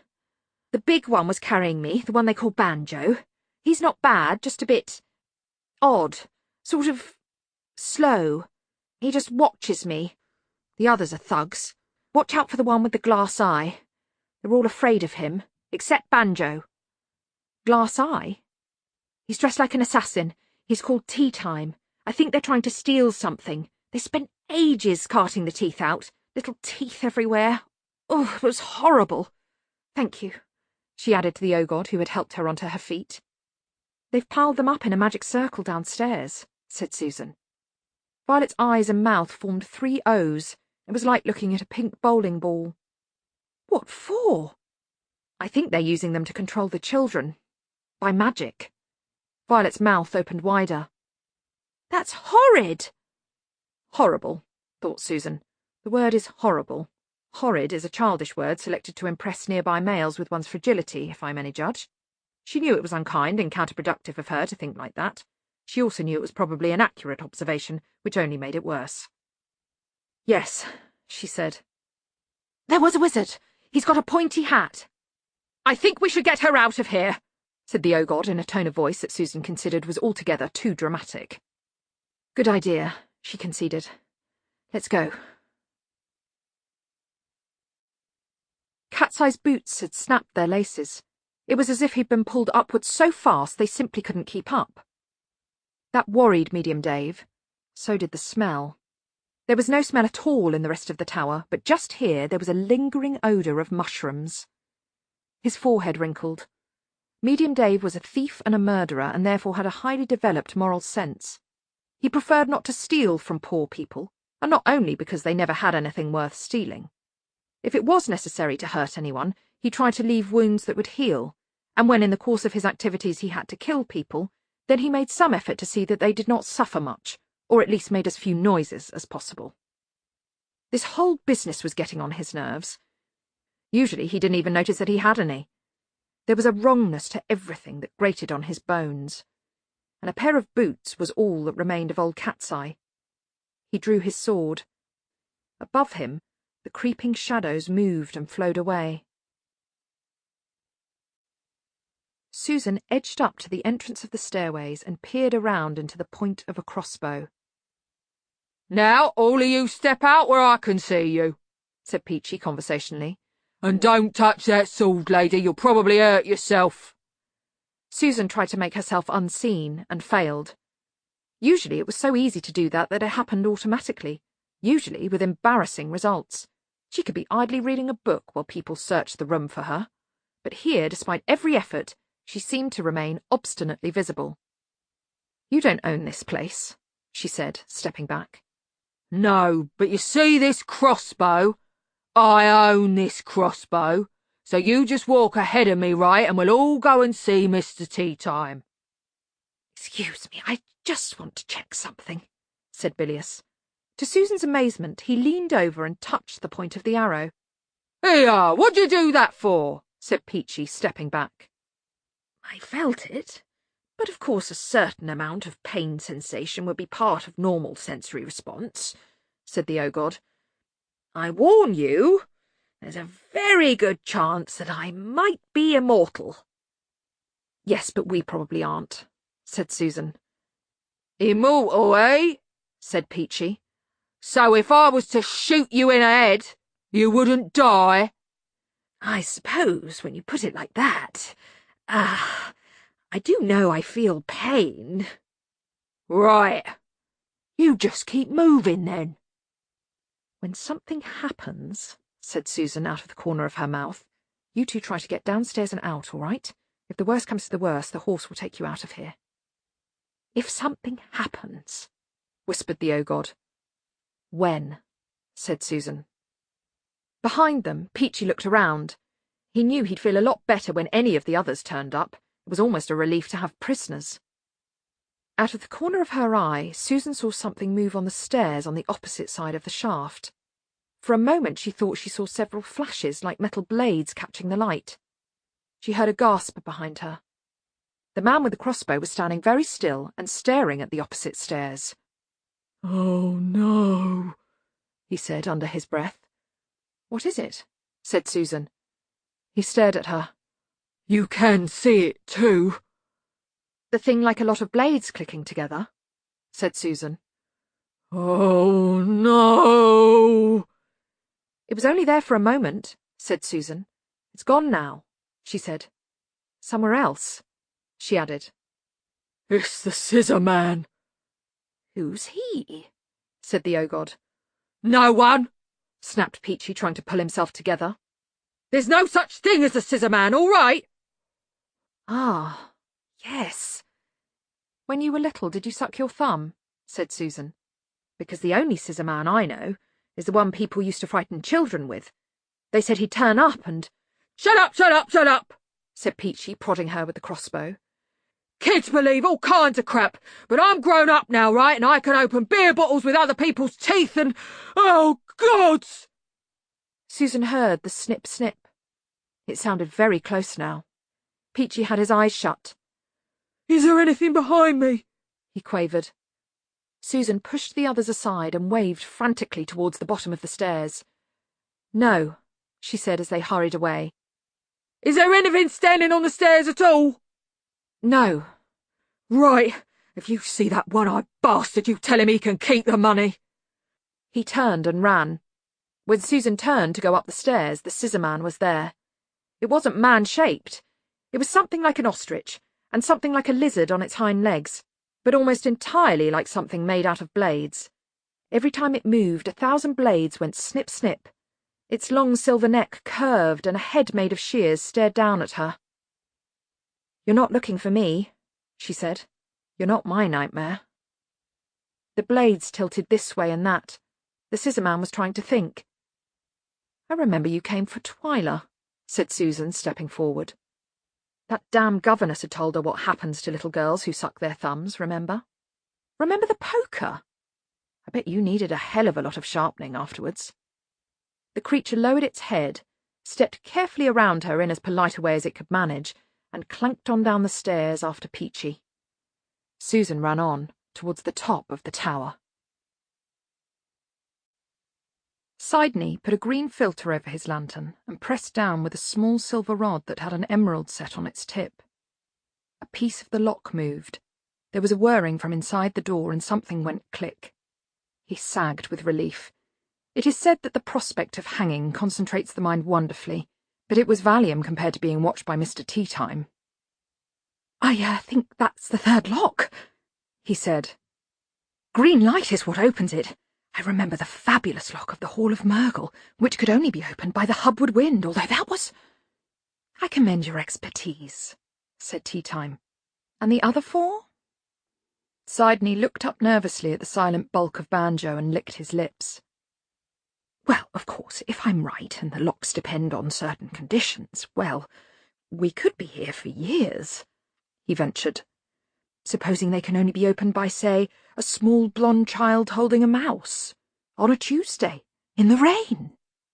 "You can find out what the nature of the spell is?" said Teatime. Yes, of course, yes." Sidney waved his hands urgently. "That's how I worked out this one. Reverse thaumaturgy. Yes, certainly. In time." "We have lots of time," said Teatime. "Perhaps a little more time than that," Sidney quavered. "The processes are very, very, very difficult." "Oh dear. If it's too much for you, you've only got to say," said Teatime. "No," Sidney yipped and then managed to get some self-control. No, I can, I'm sure I shall work them out soon." "Jolly good," said Teatime. The student wizard looked down. A wisp of vapour oozed from the crack between the doors. "Do you know what's in here, Mr. Teatime?" "No." "Ah, right." Sidney stared mournfully at the 4th lock. It was amazing how much you remembered when someone like Teatime was around. He gave him a nervous look. "There's not going to be any more violent deaths, are there?" he said. "I just can't stand the sight of violent deaths." Teatime put a comforting arm around his shoulders. "Don't worry," he said. "I'm on your side. A violent death is the last thing that'll happen to you." "Mr. Teatime?" He turned. Medium Dave stepped onto the landing. "Someone else is in the tower," he said. "They've got cat's eye. I don't know how. I've got Peachy watching the stairs and I ain't sure where Chicken Wire is." Teatime looked back to Sidney, who started prodding at the 4th lock again in a feverish attempt not to die. "Why are you telling me? I thought I was paying you big strong men a lot of money to deal with this sort of thing." Medium Dave's lips framed some words, but when he spoke he said, "All right, but what are we up against here? Eh? Old man trouble, or the bogeyman, or what?" Teatime sighed. "Some of the Tooth Fairy's employees, I assume," he said. "Not if they're like the ones that were here," said Medium Dave. "They were just civilians. Looks like the ground opened and swallowed Cat's Eye up." He thought about this. "I mean the ceiling," he corrected himself. A horrible image had just passed across his underused imagination. Tea-Time walked across to the stairwell and looked down. Far below, the pile of teeth looked like a white circle. "And the girl's gone," said Medium Dave. "Really? I thought I said she should be killed." Medium Dave hesitated. The boys had been brought up by Ma Lillywhite to be respectful to women as delicate and fragile creatures, and were soundly thrashed if disrespectful tendencies were perceived by Ma's incredibly sensitive radar. And it was truly incredibly sensitive. Ma could hear what you were doing 3 rooms away, a terrible thing for a growing lad. That sort of thing leaves a mark. Ma Lillywhite certainly could. As for the others, they had no objections in practice to the disposal of anyone who got between them and large sums of money, but there was a general unspoken resentment at being told by Tea-Time to kill someone just because he had no further use for them. It wasn't that it was unprofessional. Only assassins thought like that. It was just that there were things you did do and things you didn't do. And this was one of the things you didn't do. We thought, well, you never know. "She wasn't necessary," said Tea-Time. "Few people are." Sidney thumbed hurriedly through his notebooks. "Anyway, the place is a maze," Medium Dave said. "Sadly, this is so," said Tea-Time. "But I am sure they will be able to find us. It's probably too much to hope that they intend something heroic." Violet and the Ogod hurried down the stairs. "Do you know how to get back?" said Violet. "Don't you? I think there's a kind of soft place. If you walk at it knowing it's there, you go through." "You know where it is?" "No, I've never been here before. They had a bag on my head when we came. All I ever did was take the teeth from under the pillows." Violet started to sob. "You just get this list and about 5 minutes training, and they even dock you 10 pence a week for the ladder, and I know I made that mistake with little William Reuben, but they should have said, you're supposed to take any teeth you—" "Mistake?" said Bilious, trying to get her to hurry. "Just because he slept with his head under the pillow, but they give you the pliers anyway, and no one told me that you shouldn't." She certainly did have a pleasant voice, Bilious told himself. It was just that in a funny way it grated, too. It was like listening to a talking flute. "I think we'd just better get outside," he said. "In case they hear us," he hinted. "What sort of godding do you do?" said Violet. This and that. Bilious tried to think through the pounding headache. And then he had one of those ideas, the kind that only sound good after a lot of alcohol. Someone else may have drunk the drinks, but he managed to snag the idea. "I'm actually self-employed," he said as brightly as he could manage. "How can you be a self-employed god?" Well, you see, if any other god wants, perhaps, a holiday or something, I cover for them. Yes, that's what I do." Unwisely, in the circumstances, he let his inventiveness impress him. "Oh, yes, I'm very busy. Rushed off my feet. They're always employing me. You've no idea. They don't think twice about pushing off for a month as a big white bull or a swan or something, and it's always, 'Oh, Bilious, old chap, just take care of things while I'm away, will you? Answer the prayers,' and so on. I hardly get a minute to myself, but of course you can't turn down work these days." Violet was round-eyed with fascination. "And are you covering for anyone right now?" she asked. Yes, the god of hangovers, actually." "A god of hangovers? How awful!" Bilious looked down at his stained and wretched toga. "I suppose it is," he mumbled. "You're not very good at it." "You don't have to tell me." "You're more cut out to be one of the important gods," said Violet admiringly. "I can just see you as Io or Fate or one of those." Bilious stared at her with his mouth open. "I could tell at once you weren't right," she went on. "Not for some horrible little god. You could even be Offler with calves like yours." "Could I? I mean, oh, yes, sometimes. Of course, I have to wear fangs." And then someone was holding a sword to his throat. "What's this?" said Chicken Wire. "Lover's Lane?" You leave him alone, you! Shouted Violet. He's a god! You'll be really sorry! Bilious swallowed, but very gently. It was a sharp sword. A god, eh? Said Chickenwire. What of? Bilious tried to swallow again. Oh, bit of this, bit of that, he mumbled. Cool, said Chickenwire. Well, I'm impressed. I can see I'm going to have to be dead careful here, eh? Don't want you smiting me with thunderbolts, do I? Puts a crimp in the day, that sort of thing. Bilious didn't dare move his head, but out of the corner of his eye he was sure he could see shadows moving very fast across the walls. Dear me, out of thunderbolts, are we? Chickenwire sneered. Well, you know, I've never. There was a creak. Chickenwire's face was a few inches from Bilious. The Ogod saw his expression change. The man's eyes rolled, his lips said, "Ner." Bilious risked stepping back. Chickenwire's sword didn't move. He stood there, trembling slightly, like a man who wants to turn round to see what's behind him, but doesn't dare to in case he does. As far as Bilious was concerned, it had just been a creak. He looked up at the thing on the landing above. "Who put that there?" said Violet. It was just a wardrobe. Dark oak, a bit of fancy woodwork glued on in an effort to disguise the undisguisable fact that it was just an upright box. It was a wardrobe. "You didn't, try to cast a thunderbolt and go on a few letters too many," she went on. "Huh?" said Bilious, looking from the stricken man to the wardrobe. It was so ordinary, it was odd.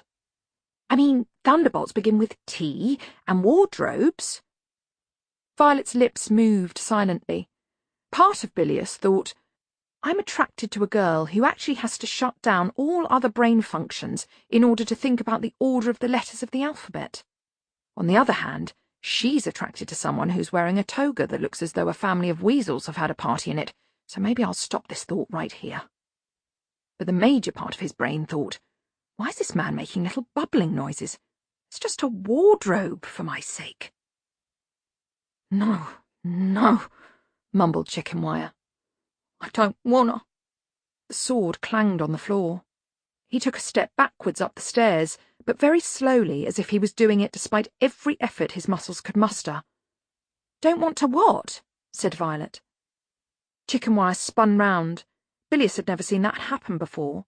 People turn round quickly, yes, but Chickenwire just revolved, as if some giant hand had been placed on his head and twisted 180 degrees. No, Chickenwire whined. No. He tottered up the steps. You gotta help me, he whispered. What's the matter? Said Bilious. It's just a wardrobe, isn't it? It's for putting all your old clothes in so that there's no room for your new clothes. The doors of the wardrobe swung open. Chickenwire managed to thrust out his arms and grab the sides, and for a moment he stood quite still. Then he was pulled into the wardrobe in one sudden movement, and the doors slammed shut. The little brass key turned in the lock with a click. We ought to get him out, said the Ogod, running up the steps. Why? Violet demanded. They are not very nice people. I know that one. When he brought me food, he made suggestive comments.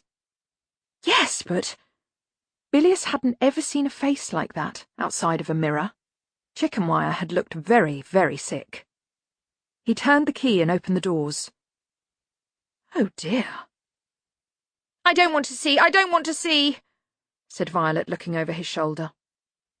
Bilious reached down and picked up a pair of boots that stood neatly in the middle of the wardrobe's floor. Then he put them back carefully and walked around the wardrobe. It was plywood. The words, Dratley & Sons, Phaedra Road, Ankh-Morpork, were stamped in one corner in faded ink. Is it magic? Said Violet nervously. I don't know if something magic has the maker's name on it, said Bilious. There are magic wardrobes, said Violet nervously. If you go into them, you come out in a magic land. Bilious looked at the boots again. Yes, he said. I think I must tell you something, said Death. Yes, I think you should, said Ridcully. I've got little devils running round the place eating socks and pencils. Earlier tonight we sobered up someone who thinks he's a god of hangovers, and half my wizards are trying to cheer up the cheerful fairy. We thought something must have happened to the Hogfather. We were right, right? Hex was right, Arch-Chancellor. Ponder corrected him. Hex. What is Hex? Hex thinks, that is, calculates, that there's been a big change in the nature of belief today, said Ponder. He felt, he did not know why, that death was probably not in favour of unliving things that thought. Mr. Hex was remarkably astute. The Hogfather has been... Death paused. There is no sensible human word. Dead, in a way, but not exactly. A god cannot be killed, never completely killed. He has been, shall we say, severely reduced. Ye gods, said Ridcully. Who'd want to kill off the old boy? He has enemies. What did he do? Miss a chimney? Every living thing has enemies. What? Everything? Yes, everything. Powerful enemies. But they have gone too far this time. Now they are using people. Who are? Those who think the universe should be a lot of rocks moving in curves. Have you ever heard of the auditors? I suppose the bursar may have done. Not auditors of money. Auditors of reality. They think of life as a stain on the universe. A pestilence. Messy. Getting in the way. In the way of what? The efficient running of the universe.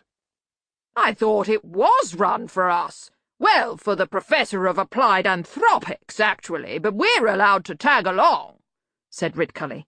He scratched his chin. And I could certainly run a marvellous university here if only we didn't have to have these damned students underfoot all the time. Quite so. They want to get rid of us? They want you to be less... Damn, I've forgotten the word. Untruthful? The Hogfather is a symbol of this... Death snapped his fingers, causing echoes to bounce off the walls, and added, Wistful lying? Untruthful? said Ridcully. Me? I'm as honest as the day is long. Yes, what is it this time? Ponder had tugged at his robe, and now he whispered something in his ear. Ridcully cleared his throat. I am reminded that this is in fact the shortest day of the year, he said. However, this does not undermine the point that I just made, although I thank my colleague for his invaluable support and constant readiness to correct minor, if not downright trivial errors. I am a remarkably truthful man, sir. Things said at university council meetings don't count. I mean, humanity in general. The act of telling the universe it is other than it is. You've got me there, said Ridcully. Anyway, why are you doing the job? Someone must. It is vitally important. They must be seen and believed. Before dawn, there must be enough belief in the Hogfather. Why? said Ridcully. So that the sun will come up. The two wizards gawped at him. I seldom joke, said Death. At which point there was a scream of horror. That sounded like the bursar, said Ridcully. And he's been doing so well up to now. The reason for the bursar's scream lay on the floor of his bedroom. It was a man. He was dead. No one alive had that kind of expression. Some of the other wizards had got there first. Ridcully pushed his way through the crowd. Ye gods, he said. What a face! He looks as though he died of fright. What happened? Well, said the Dean, As far as I can tell, the bursar opened his wardrobe and found the man inside. Really? I wouldn't have said the poor old bursar was all that frightening. No, Arch-Chancellor, the corpse fell out on him. The bursar was standing in the corner, wearing his old familiar expression of good-humoured concussion. "You're all right, old fellow," said Ridcully. "What's 11% of 1,276? 140.36, said the bursar promptly. Ah, right as rain, said Ridcully cheerfully. I don't see why, said the chair of indefinite studies. Just because he can do things with numbers doesn't mean everything else is fine. Doesn't need to be, said Ridcully. Numbers is what he has to do. The poor chap might be slightly yo-yo, but I've been reading about it. He's one of these idiot servants. Savants, said the Dean patiently. The word is savants, Ridcully. Whatever. Those chaps who can tell you what day of the week the 1st of Groon was 100 years ago. Tuesday, said the bursar. But can't tie their bootlaces, said Ridcully. What was a corpse doing in his wardrobe? And no one is to say not a lot, or anything tasteless like that. Haven't had a corpse in a wardrobe since that business with Arch-Chancellor Buckleby. We all warned Buckleby that the lock was too stiff, said the Dean. Just out of interest, why was the bursar fiddling with his wardrobe at this time of night? Said Ridcully. The wizards looked sheepish. We were playing sardines, Arch-Chancellor, said the Dean. What's that? It's like hide-and-seek, but when you find someone you have to squeeze in with them, said the Dean. I just want to be clear about this, said Ridcully. My senior wizards have spent the evening playing hide-and-seek. Oh, not the whole evening, said the chair of indefinite studies. We played Grandmother's Footsteps and I Spy for quite a while until the senior wrangler made a scene just because we wouldn't let him spell chandelier with an S. Party games, you fellows. The Dean sidled closer. It's Miss Smith, he mumbled. When we don't join in, she bursts into tears. Who's Miss Smith? The cheerful fairy, said the lecturer in recent runes glumly. If you don't say yes to everything, her lip wobbles like a plate of jelly. It's unbearable. I just joined in to stop her weeping, said the Dean. It's amazing how one woman can be so soggy. If we're not cheerful, she bursts into tears, said the chair of indefinite studies. The senior wrangler's doing some juggling for her at the moment. But he can't juggle. I think that's cheering her up a bit. What you're telling me, then, is that my wizards are prancing around playing children's games just to cheer up some dejected fairy. Yes. I thought you had to clap your hands and say you believed in 'em, said Ridcully. Correct me if I'm wrong. That's just for the little shiny ones, said the lecturer in recent runes. Not for the ones in saggy cardigans with half a dozen hankies stuffed up their sleeves. Ridcully looked at the corpse again. Anyone know who he is? Looks a bit of a ruffian to me. And where's his boots, may I ask? The Dean took a small glass cube from his pocket and ran it over the corpse. Quite a large thalmic reading, gentlemen, he said. I think he got here by magic. He rummaged in the man's pockets and pulled out a handful of small white things.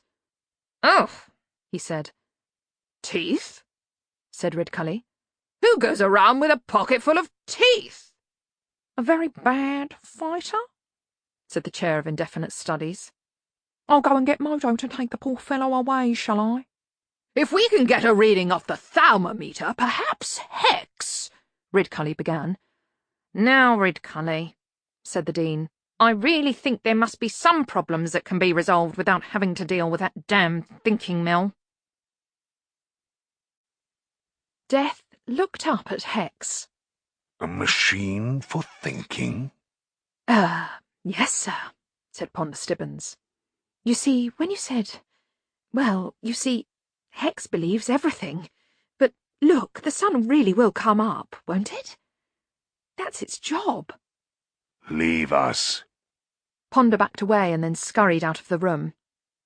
The ants flowed along their tubes, cogwheels spun. The big wheel with the sheep's skulls on it creaked around slowly. A mouse squeaked somewhere in the works. Well, said Death. After a while, the pen began to write. Big red lever time. Query. no. They say you are a thinker. Extend logically the result of the human race ceasing to believe in the Hogfather. Will the sun come up? Answer. It took several minutes. The wheels spun, the ants ran, the mouse squeaked. An egg timer came down on a spring. It bounced aimlessly for a while and then jerked back up again. Hex wrote, The sun will not come up. Correct. How may this be prevented? Answer. Regular and consistent belief. Good. I have a task for you, thinking engine. Yes, I am preparing an area of write-only memory. What is that? You would say, to know in your bones. Good. Here is your instruction. Believe in the Hogfather. Yes. Do you believe? Answer. Yes.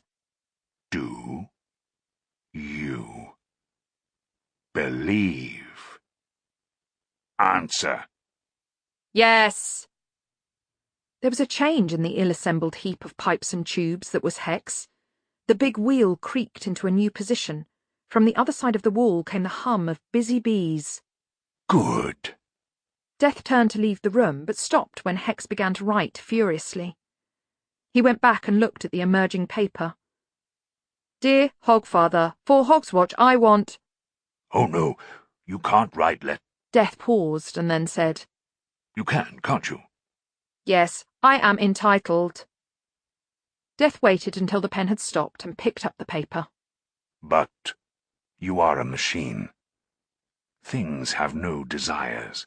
A doorknob wants nothing, even though it is a complex machine. All things strive, You have a point. said Death. He thought of tiny red petals in the black depths and read to the end of the list.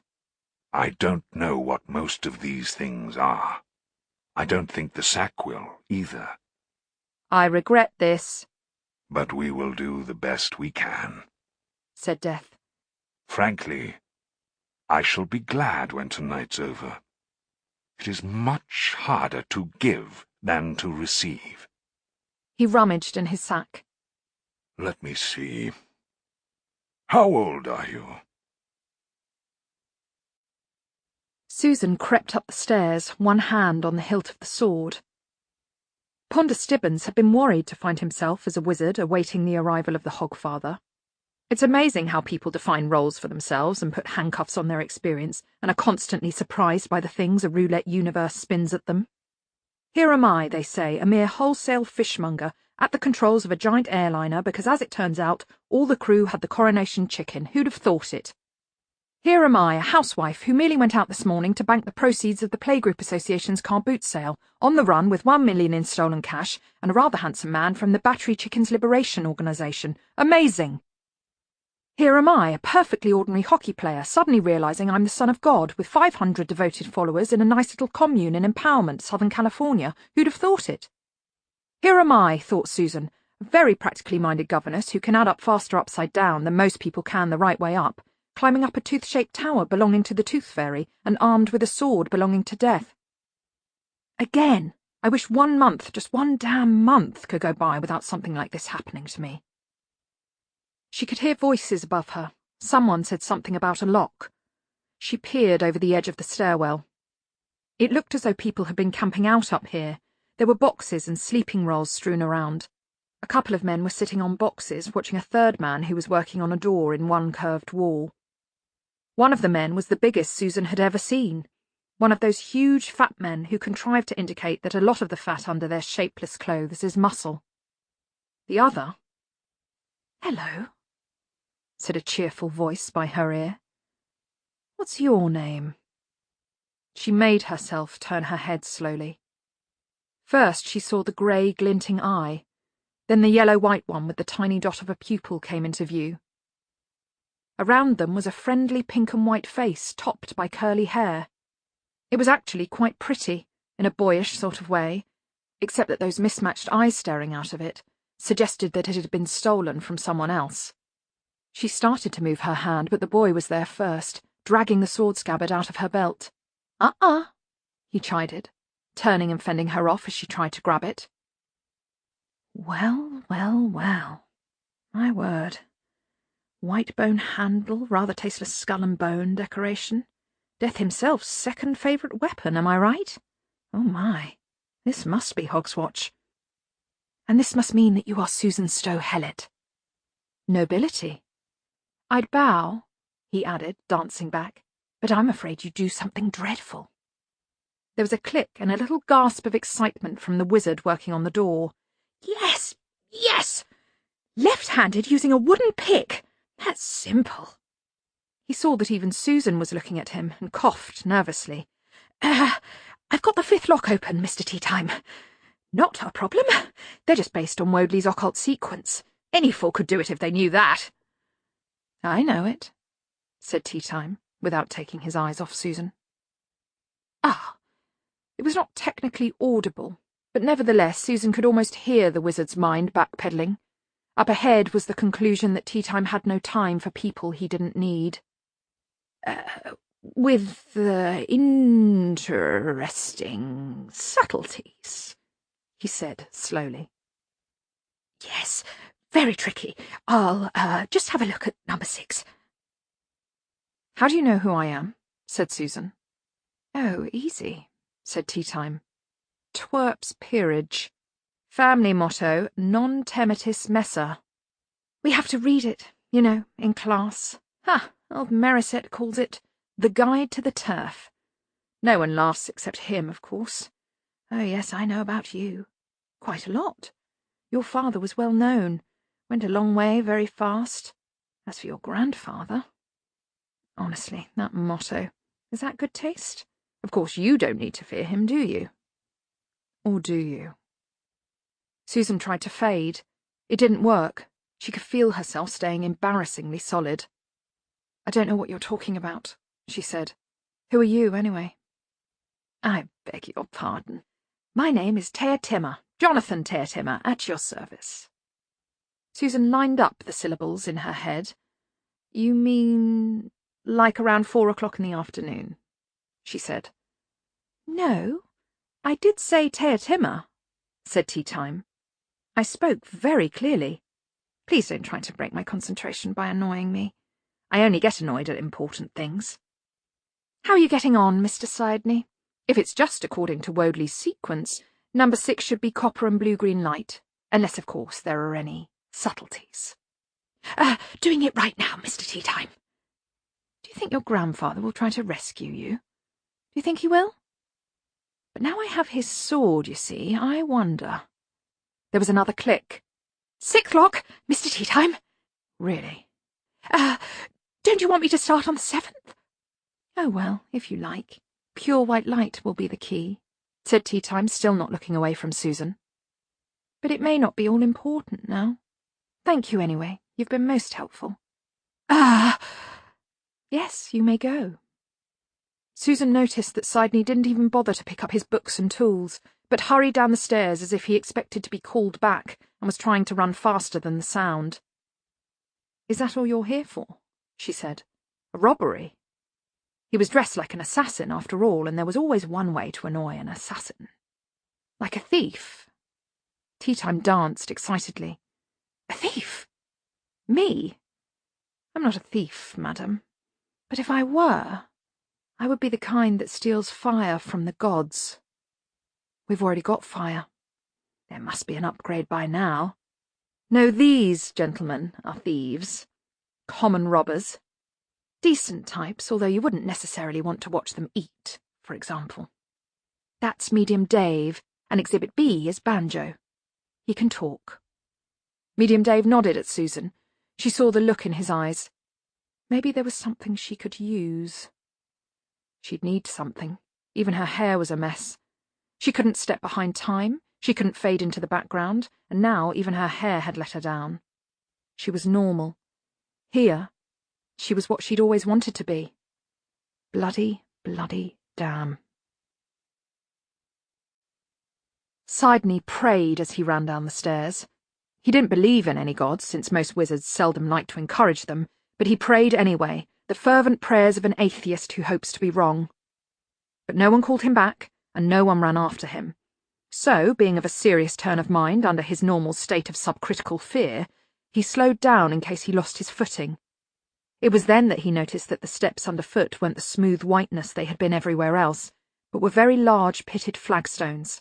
And the light had changed, and then they weren't stairs anymore, and he staggered as he encountered flat ground where steps should have been.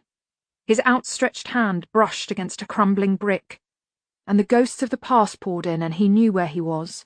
He was in the yard of Gamma Wimbleston's dame school. His mother wanted him to learn his letters and be a wizard, but she also thought that long curls on a 5-year-old boy looked very smart. This was the hunting ground of Ronnie Jenks.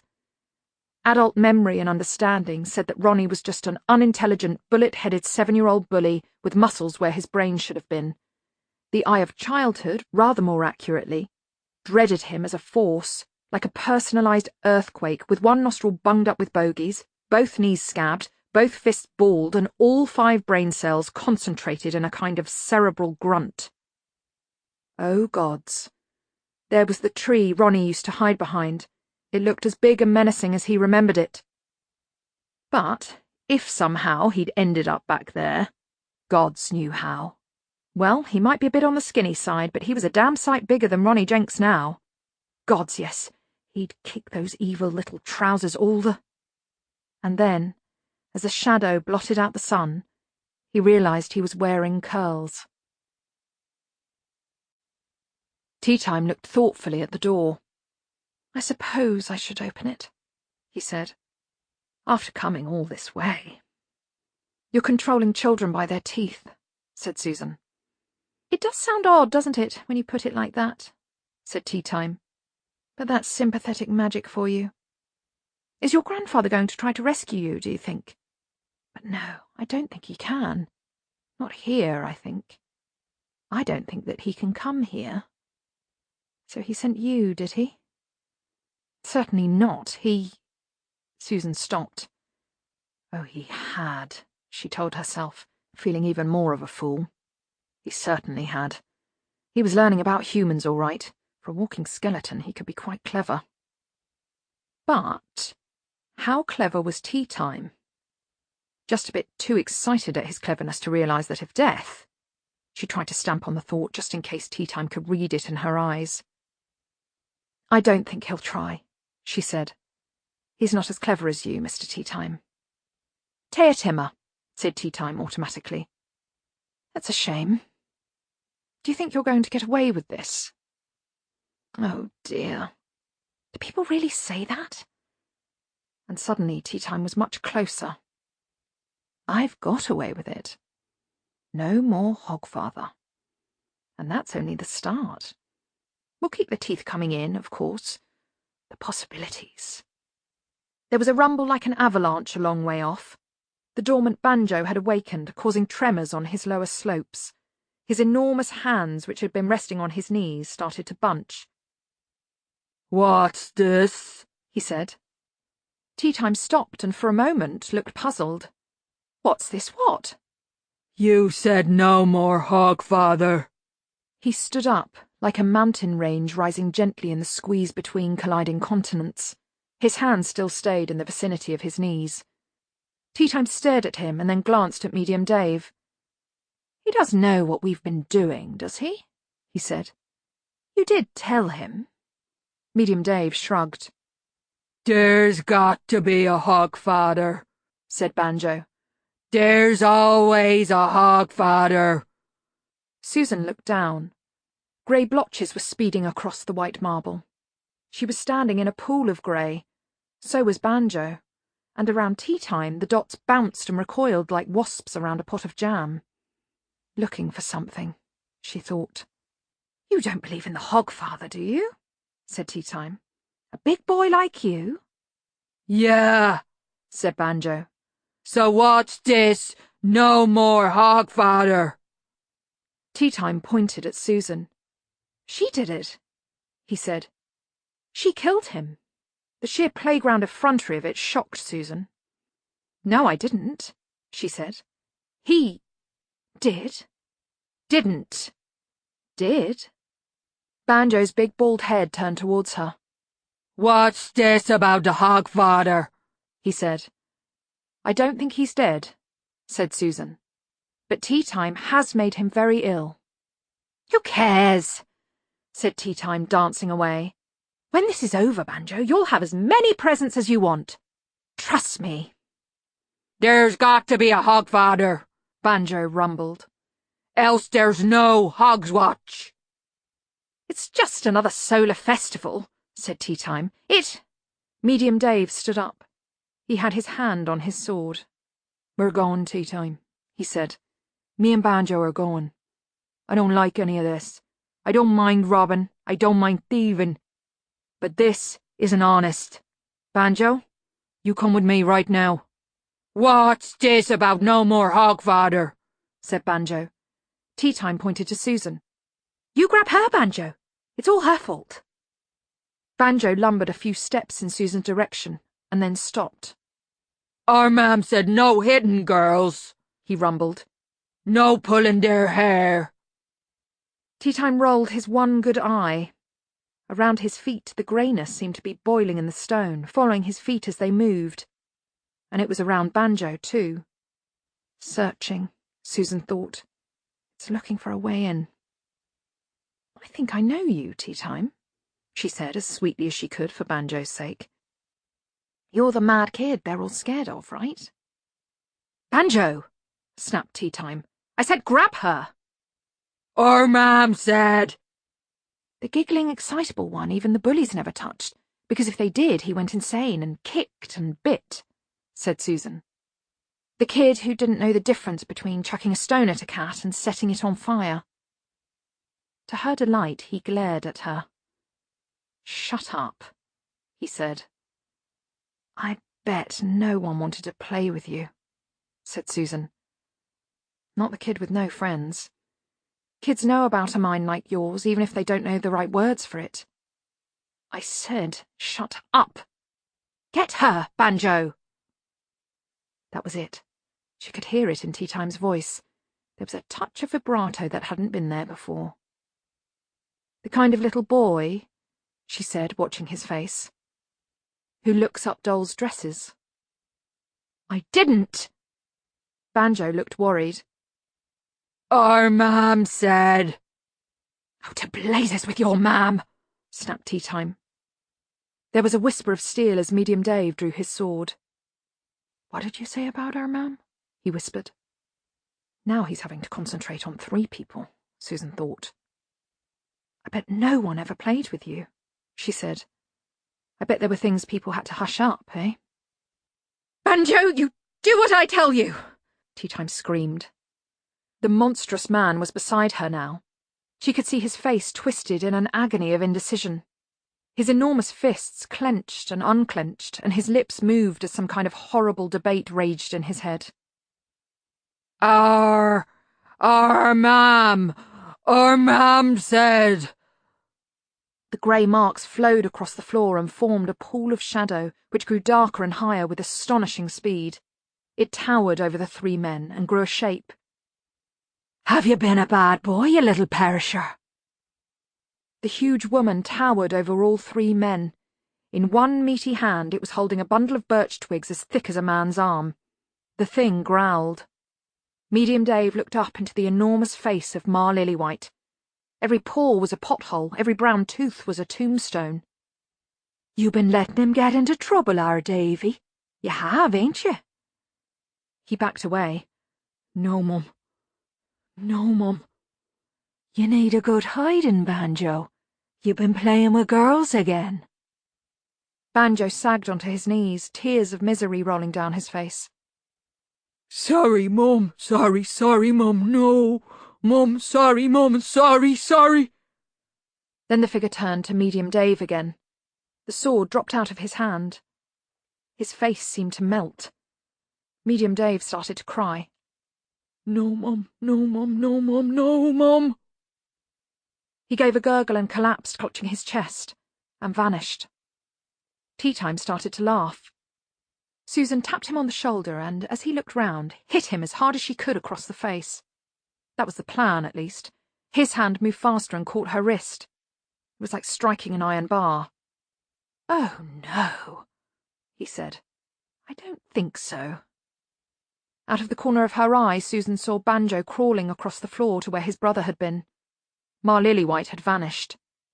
"This place gets into your head, doesn't it?" Tea Time said. "It pokes around to find out how to deal with you. Well, I'm in touch with my inner child." He reached out with his other hand and grabbed her hair, pulling her head down. Susan screamed. "And it's much more fun," he whispered.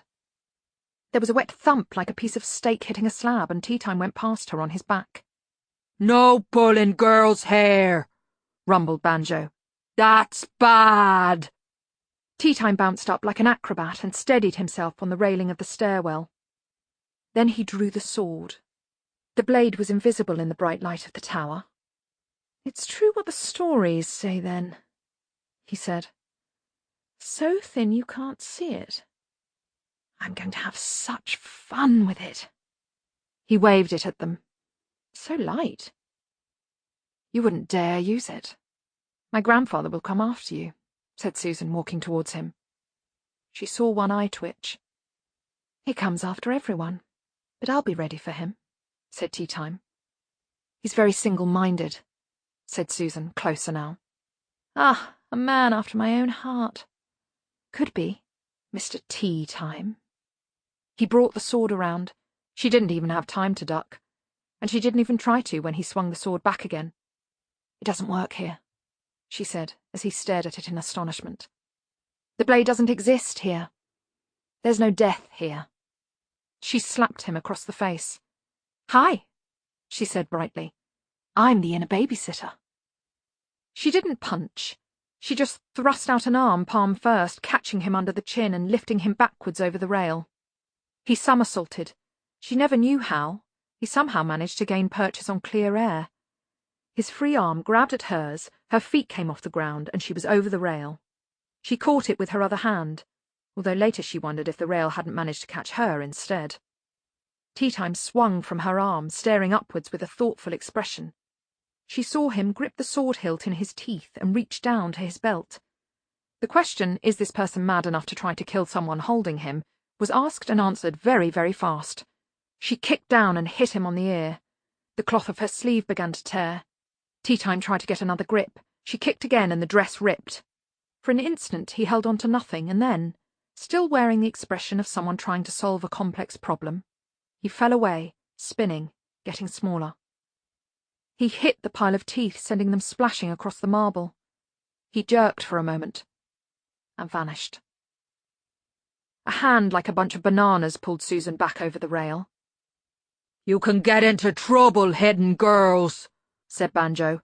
"No playing with girls." There was a click behind them. The doors had swung open. Cold white mist rolled out across the floor. "Our mam," said Banjo, trying to work things out. "Our mam was here." "Yes," said Susan. "But it weren't our mam, 'cause they buried our mam." "Yes." "We watched 'em filling the grave and everything." "Yes," said Susan, and added to herself, "I bet you did." "And where's our Davy gone?" Somewhere else, Banjo." "Somewhere nice," said the huge man hesitantly. Susan grasped with relief the opportunity to tell the truth, or at least not definitely lie. "It could be," she said. "Better'n here." "You never know. Some people would say the odds are in favour." Banjo turned his pink piggy eyes on her. For a moment, a 35-year-old man looked out through the pink clouds of a 5-year-old face. "That's good," he said. he'll be able to see our mom again. This much conversation seemed to exhaust him. He sagged. I want to go home, he said. She stared at his big stained face, shrugged hopelessly, pulled a handkerchief out of her pocket and held it up to his mouth. Spit, she commanded. He obeyed. She dabbed the handkerchief over the worst parts and then tucked it into his hand. Have a good blow, she suggested, and then carefully leaned out of range until the echoes of the blast had died away. You can keep the hanky. Please, she added, meaning it wholeheartedly. Now tuck your shirt in. Yes, miss. Now, go downstairs and sweep all the teeth out of the circle. Can you do that? Banjo nodded. What can you do? Susan prompted. Banjo concentrated. Sweep all the teeth out of the circle, miss. Good. Off you go. Susan watched him plod off and then looked at the white doorway. She was sure the wizard had only got as far as the 6th lock. The room beyond the door was entirely white, and the mist that swirled at knee level deadened even the sound of her footsteps. All there was a bed. It was a large 4-poster, old and dusty. She thought it was unoccupied, and then she saw the figure lying among the mounds of pillows. It looked very much like a frail old lady in a mob cap. The old woman turned her head and smiled at Susan. Hello, my dear. Susan couldn't remember a grandmother. Her father's mother had died when she was young, and the other side of the family, well, she'd never had a grandmother. But this was the sort she'd have wanted. The kind, the nasty realistic side of her mind said that hardly ever existed. Susan thought she heard a child laugh, and another one. Somewhere almost out of hearing, children were at play. It was always a pleasant, lulling sound, always provided, of course, you couldn't hear the actual words. No, said Susan. Sorry, dear, said the old lady. You're not the Tooth Fairy. Oh, no, there was even a damn patchwork quilt. Oh, I am, dear. Oh, Grandma, what big teeth you have. Good grief, you've even got a shawl, oh dear. I don't understand, lovey. You forgot the rocking chair, said Susan. I always thought there'd be a rocking chair. There was a pop behind her and then a dying creak-creak. She didn't even turn round. If you've included a kitten playing with a ball of wool, it'll go very hard with you, she said sternly, and picked up the candlestick by the bed. It seemed heavy enough. I don't think you're real, she said levelly. There's not a little old woman in a shawl running this place. You're out of my head. That's how you defend yourself. You poke around in people's heads and find the things that work. She swung the candlestick. It passed through the figure in the bed. See, she said, you're not even real. Oh, I am real, dear, said the old woman as her outline changed. The candlestick wasn't. Susan looked down at the new shape. Nope, she said. It's horrible, but it doesn't frighten me. No, nor does that. It changed again, and again. No, nor does my father. Good grief, you're scraping the bottom of the barrel, aren't you? I like spiders. Snakes don't worry me. Dogs, no. Rats are fine. I like rats. Sorry, is anyone frightened of that? She grabbed at the thing, and this time the shape stayed. It looked like a small, wizened monkey, but with big, deep eyes, under a brow overhanging like a balcony. Its hair was grey and lank. It struggled weakly in her grasp and wheezed. I don't frighten easily, said Susan, but you'd be amazed at how angry I can become. The creature hung limp. It muttered. She let it down again. You're a bogeyman, aren't you? She said. It collapsed in a heap when she took her hand away. Not the, it said. What do you mean, the? Said Susan. The bogeyman, said the bogeyman, and she saw how rangy it was, how white and grey streaked its hair, how the skin was stretched over the bones. The first bogeyman. I do remember when the land was different. Ice, many times of ice, and the, what do you call them? The creature wheezed.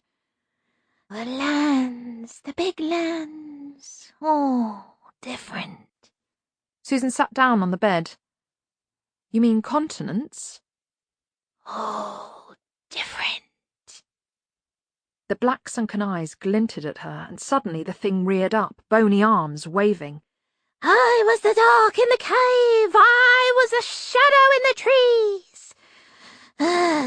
You've heard about the primal scream.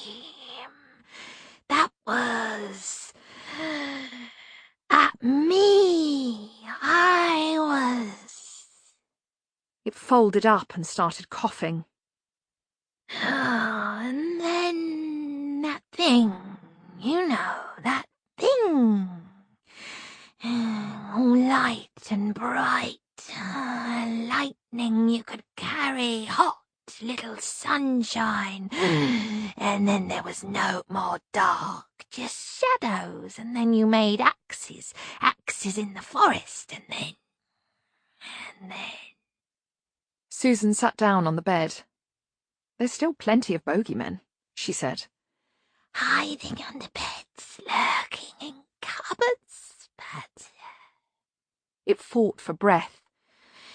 If you had seen me in the old days when they came down into the deep caves to draw their hunting pictures, I could roar in their heads so that their stomachs dropped out of their bottoms. All the old skills are dying out, said Susan gravely. Others came later. They never knew that first fine terror. All they knew.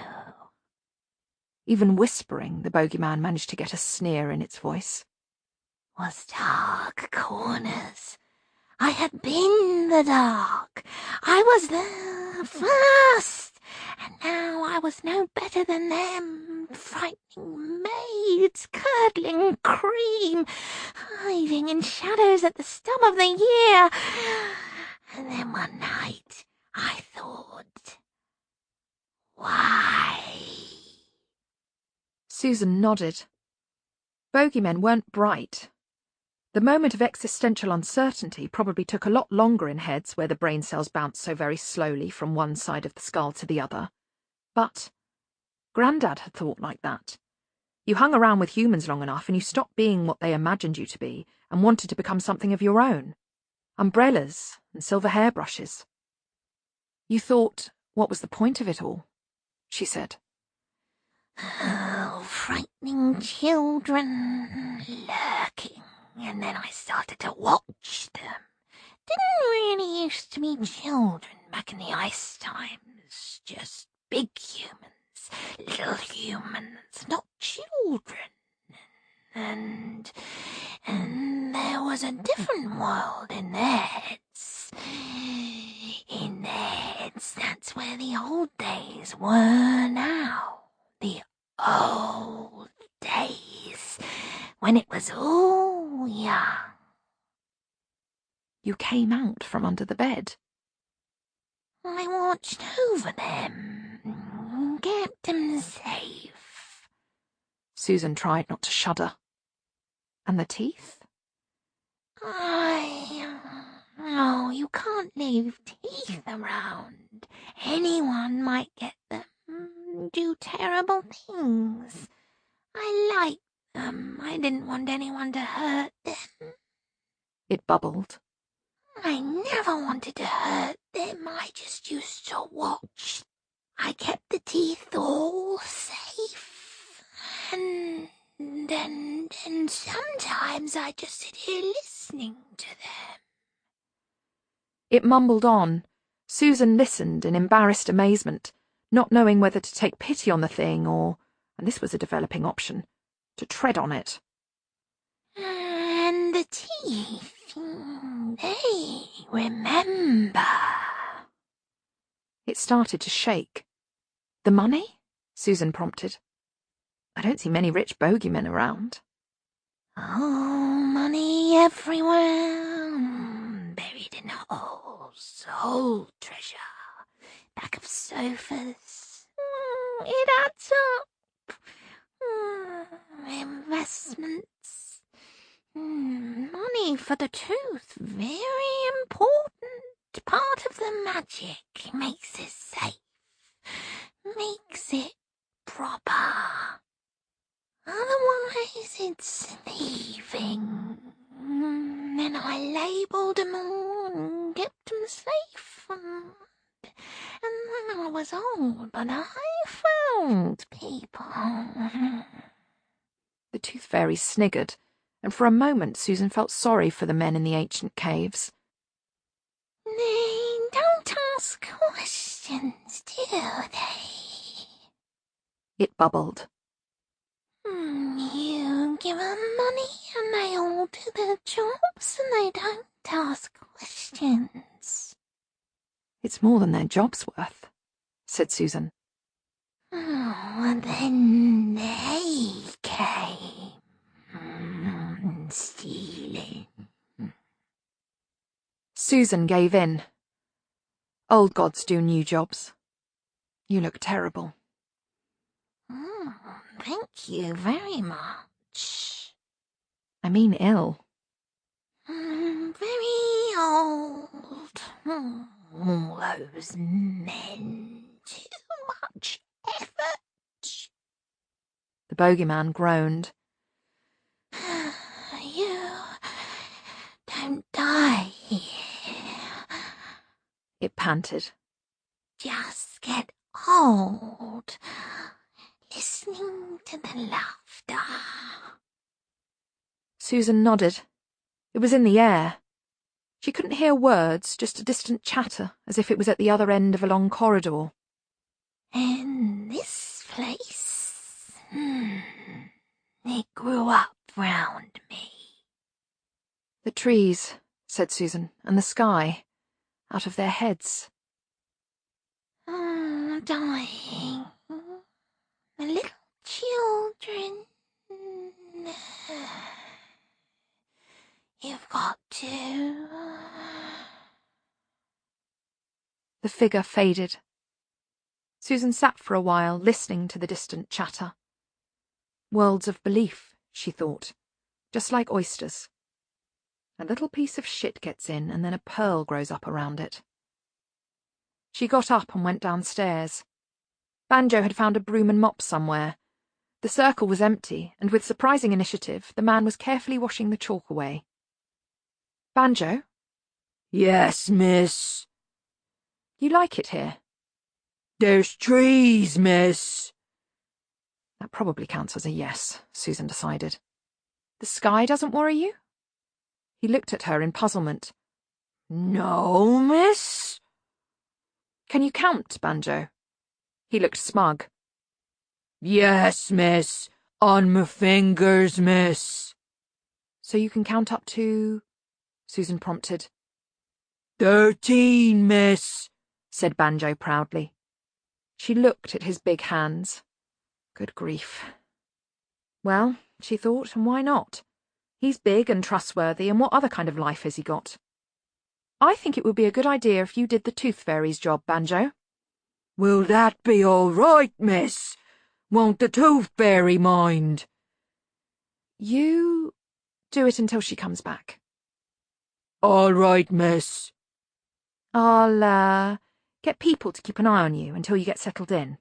I think food comes in on the cart. You're not to let people cheat you. She looked at his hands and then up and up the lower slopes until she saw the peak of Mount Banjo and added, Not that I think they'll try, mind you. Yes, miss. I will keep things tidy, miss. Oh. The big pink face looked at her. Yes, Banjo? Can I have a puppy, miss? I had a kitten once, miss, but our mum drowned it 'cause it was dirty. Susan's memory threw up a name. A puppy called Spot? Yes, miss. Spot, miss. I think it'll turn up quite soon, Banjo. He seemed to take this entirely on trust. Thank you, miss. And now I've got to go. Right, miss. She looked back up the tower. Death's Land might be dark, but when you were there, you never thought anything bad was going to happen to you. You were beyond the places where it could. But here... When you were grown up, you only feared, well, logical things. Poverty, illness, being found out. At least you weren't mad with terror because of something under the stairs. The world wasn't full of arbitrary light and shade. The wonderful world of childhood? Well, it wasn't a cut-down version of the adult one, that was certain. It was more like the adult one written in big, heavy letters. Everything was... more. More everything.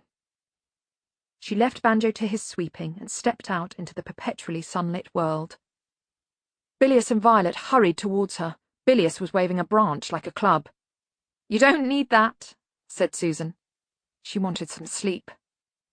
"We talked about it and we thought we ought to come back and help," said Bilious. "Ah, democratic courage," said Susan. "Well, they're all gone. To wherever they go." Bilious lowered the branch, thankfully. "It wasn't that, he began. "Look, you two can make yourselves useful," said Susan. "There's a mess in there. Go and help Banjo." "Banjo?" "He's more or less running the place now." Violet laughed. "But he's in charge," said Susan wearily. all right," said Bilious.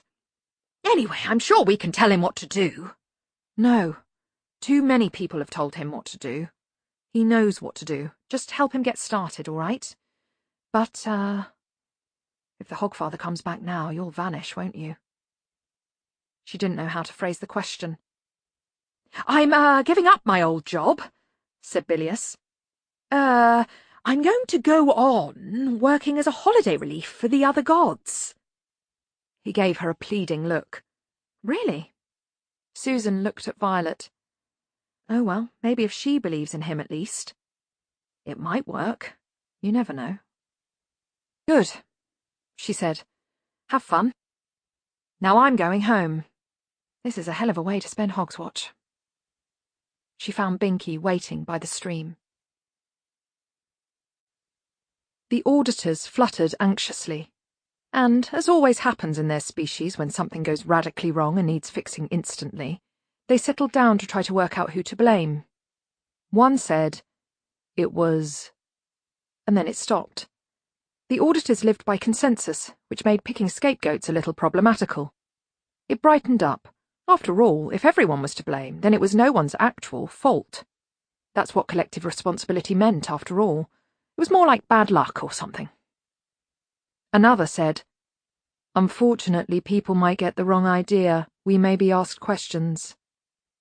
One said, "What about Death? He interfered after all." One said, not exactly." One said, "Oh, come on, he got the girl involved." One said, no, she got herself involved." One said, "Yes, but he told her." One said, "No, he didn't. In fact, he specifically did not tell." It paused and then said, "Damn." One said, "On the other hand..." The robes turned towards it. "Yes." One said, "There's no actual evidence.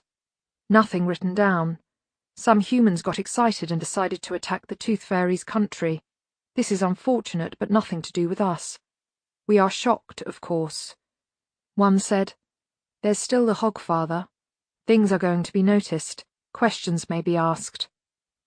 They hovered for a while, unspeaking. Eventually one said, "We may have to take..."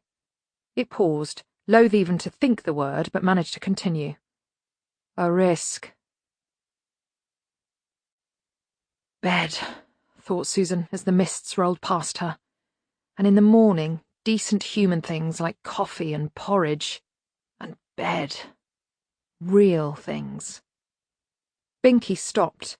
She stared at his ears for a moment and then urged him forward. He whinnied and didn't budge. A skeletal hand had grabbed his bridle. Death materialized. "It is not over. More must be done. They torment him still." Susan sagged. "What is? Who are?" "Move forward. I will steer."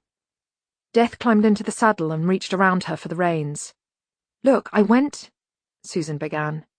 Yes, I know. The control of belief, said Death as the horse moved forward again. Only a very simple mind could think of that. Magic's so old, it's hardly magic. What a simple way to make millions of children cease to believe in the Hogfather. "And what were you doing?" Susan demanded. I, too, have done what I set out to do. I have kept a space. 1,000,000 carpets with sooty boot marks, millions of filled stockings, all those roofs with runner marks on them. Disbelief will find it hard going in the face of that. Albert says he never wants to drink another sherry for days. The Hogfather will have something to come back to, at least. "What have I got to do now?"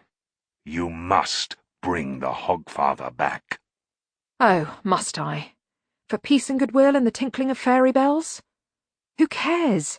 He's just some fat old clown who makes people feel smug at Hogswatch. I've been through all this for some old man who prowls around kids' bedrooms." No, so that the sun will rise. "What has astronomy got to do with the Hogfather?" Old gods do new jobs. The senior wrangler wasn't attending the feast. He got one of the maids to bring a tray up to his rooms, where he was entertaining and doing all those things a man does when he finds himself unexpectedly tete-a-tete with the opposite sex, like trying to shine his boots on his trousers and clean his fingernails with his other fingernails. "A little more wine, Gwendolen? It's hardly alcoholic," he said, leaning over her. "I don't mind if I do, Mr. Wrangler." "Oh, call me Horace, please, and perhaps a little something for your chicken." "I'm afraid she seems to have wandered off somewhere," said the cheerful fairy. "I'm afraid I'm rather dull company." She blew her nose noisily. "Oh, I certainly wouldn't say that," said the senior wrangler. He wished he'd had time to tidy up his rooms a bit, or at least get some of the more embarrassing bits of laundry off the stuffed rhinoceros. "Everyone's been so kind," said the cheerful fairy, dabbing at her streaming eyes. "Who was the skinny one that kept making the funny faces for me?" "That was the bursar. Why don't you—" "He seemed very cheerful, anyway." "It's the dried frog pills. He eats them by the handful," said the senior wrangler dismissively. "I say, why don't—" "Oh dear, I hope they're not addictive." "I'm sure he wouldn't keep on eating them if they were addictive," said the senior wrangler. "Now, why don't you have another glass of wine and then— and then—" A happy thought struck him. "And then perhaps I could show you Arch-Chancellor Bowell's Remembrance. It's got a very interesting ceiling. My word, yes." "That would be very nice," said the cheerful fairy. "Would it cheer me up, do you think?" "Oh, it would," said the senior wrangler. "Definitely. Good. So I'll just go and I'll—" He pointed vaguely in the direction of his dressing room while hopping from one foot to the other. "I'll just go and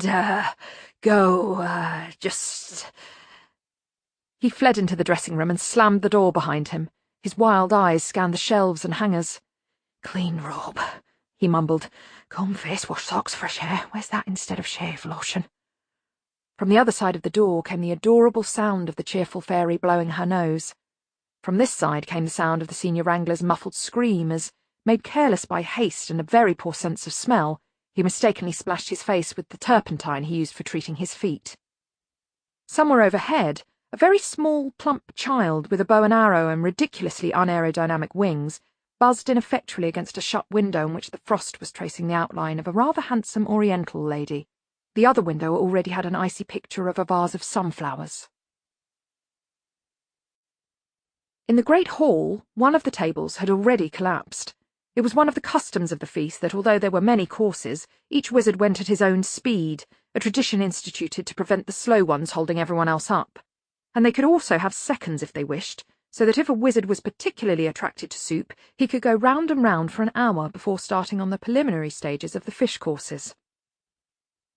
How you feeling now, old chap? Said the Dean, who was sitting next to the bursar. Back on the dried frog pills? No, I'm not too bad, said the bursar. It was, of course, rather a shock when... That's a shame, because here's your Hogswatch present, said the Dean, passing over a small box. It rattled. You can open it now, if you like. Oh, well, how nice. It's from me, said the Dean. What a lovely... I bought it with my own money, you know, said the Dean, waving a turkey leg airily. The wrapping paper is very nice. More than $1, I might add. My goodness. The bursar pulled off the last of the wrapping paper. It's a box for keeping dried frog pills in, see? It's got dried frog pills on it, see? The bursar shook it. Oh, how nice, he said weakly. It's got some pills in it already. How thoughtful. They will come in handy. Yes, said the Dean. I took them off your dressing table. After all, I was down $1 as it was. The bursar nodded gratefully and put the little box neatly beside his plate. They'd actually allowed him knives this evening. They'd actually allowed him to eat other things than those things that could only be scraped up with a wooden spoon.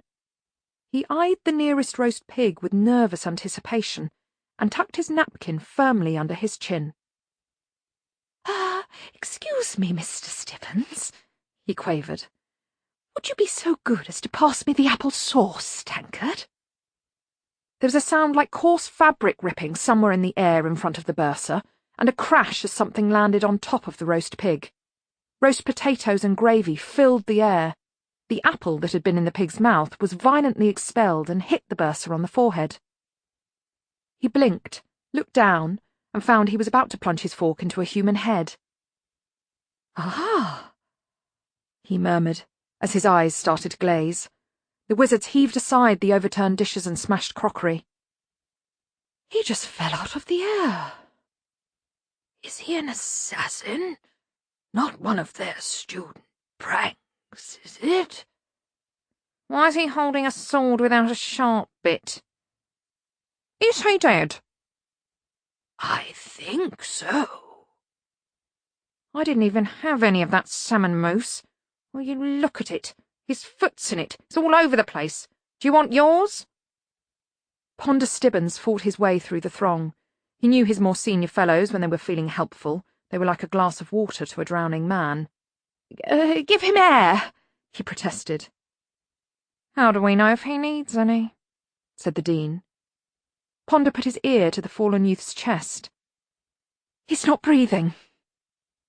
Breathing spell, muttered the Chair of Indefinite Studies. Spalt's forthright respirator, perhaps. I think I've got it written down somewhere. Ridcully reached through the wizards and pulled out the black-clad man by a leg. He held him upside down in his big hand and thumped him heavily on the back.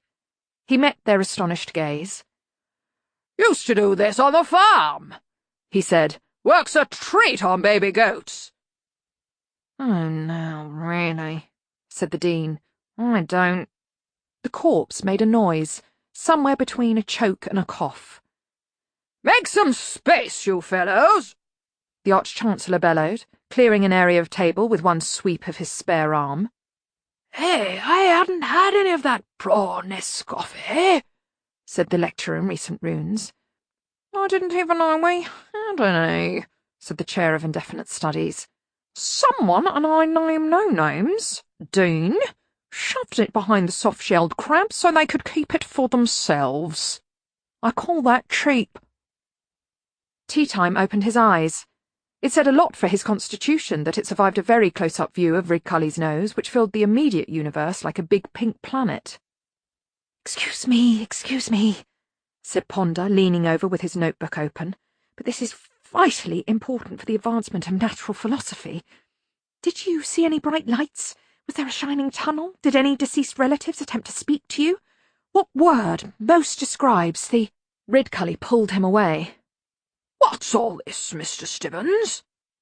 I really should talk to him, sir. He's had a near-death experience. We all have. It's called living," said the Arch-Chancellor shortly. "Pour the poor lad a glass of spirits and put that damn pencil away." "Ah, this must be Unseen University," said Tea Time. "And you are all wizards." "Now just you lie still," said Ridcully, but Tea Time had already risen on his elbows. "There was a sword," he muttered. "Oh, it's fallen on the floor," said the Dean, reaching down. "But it looks as though it's— Did I do that?" The wizards looked at the large curved slice of table falling away. Something had cut through everything. Wood, cloth, plates, cutlery, food. The Dean swore that a candle flame that had been in the path of the unseen blade was only half a flame for a moment, until the wick realised that this was no way to behave. The Dean raised his hand. The other wizards scattered. "Looks like a thin blue line in the air," he said wonderingly. "Excuse me, sir," said Tea Time, taking it from him. "I really must be off." He ran from the hall. "You won't get far," said the lecturer in recent runes. "The main doors are locked in accordance with Arch-Chancellor Spode's rules." "Won't get far holding a sword that appears to be able to cut through anything," said Ridcully to the sound of falling wood. "I wonder what all that was about," said the Chair of Indefinite Studies, and then turned his attention to the remains of the feast. "Anyway, at least this joint's been nicely carved." "Bah! Bah! Bah!" They all turned. The bursar was holding his hand in front of him. The cut surface of a fork gleamed at the wizards. "Nice to know his new present will come in handy," said the Dean. "It's the thought that counts." Under the table, the blue hen of happiness relieved itself on the bursar's foot. There are enemies, said Death as Binky galloped through icy mountains. "They're all dead." other enemies. You may as well know this. Down in the deepest kingdoms of the sea, where there is no light, there lives a type of creature with no brain, and no eyes, and no mouth. It does nothing but live, put forth petals of perfect crimson where none are there to see. It is nothing, except a tiny yes in the night. And yet, it has enemies that bear on it a vicious, unbending malice, who wish not only for its tiny life to be over, but also that it had never existed. Are you with me so far? Well, yes, but... Good. Now, imagine what they think of humanity. Susan was shocked. She had never heard her grandfather speak in anything other than calm tones. Now there was a cutting edge in his words. "What are they?" she said. We must hurry. There is not much time. "I thought you always had time. I mean, whatever it is you want to stop, you can go back in time and meddle. You've done it before." This time, it is others who are doing it, and they have no right. "What others?" They have no name. Call them the Auditors. They run the universe. They see to it that gravity works and the atoms spin, or whatever it is atoms do. And they hate life. "Why?" It is irregular. It was never supposed to happen. They like stones, moving in curves, and they hate humans most of all. Death sighed. In many ways. They lack a sense of humor. "Why the hog—" It is the things you believe which make you human. Good things and bad things. It's all the same. The mists parted. Sharp peaks were around them, lit by the glow of the snow. These look like the mountains where the Castle of Bones was, she said. They are, Said Death. in a sense. He has gone back to a place he knows, an early place. Binky cantered low over the snow. And what are we looking for? Said Susan. You will know when you see it. Snow, trees, could I have a clue? What are we here for? I told you. To ensure that the sun comes up. Of course the sun will come up. No. There's no magic that will stop the sun coming up. I wish I was as clever as you. Susan stared down out of sheer annoyance and saw something below. Small dark shapes moved across the whiteness, running as if they were in pursuit of something. There's some sort of chase, she conceded. I can see some sort of animals, but I can't see what they're after. Then she saw movement in the snow, a blurred, dark shape dodging and skidding and never clear. Binky dropped until his hooves grazed the tops of the pine trees which bent in his wake. A rumble followed him across the forest, dragging broken branches and a smoke of snow behind it. Now they were lower, she could see the hunters clearly. They were large dogs. Their quarry was indistinct, dodging among snowdrifts, keeping to the cover of snow-laden bushes. A drift exploded. Something big and long and blue-black rose through the flying snow like a sounding wail. It's a pig. A boar. They drive it towards the cliff. They're desperate now. She could hear the panting of the creature. The dogs made no sound at all. Blood streamed onto the snow from the wounds they had already managed to inflict. This boar, said Susan. It's... Yes. They want to kill the Not kill. He knows how to die. Oh, yes. In this shape, he knows how to die. He's had a lot of experience. No. They want to take away his real life. Take away his soul. Take away everything. They must not be allowed to bring him down. Well, stop them.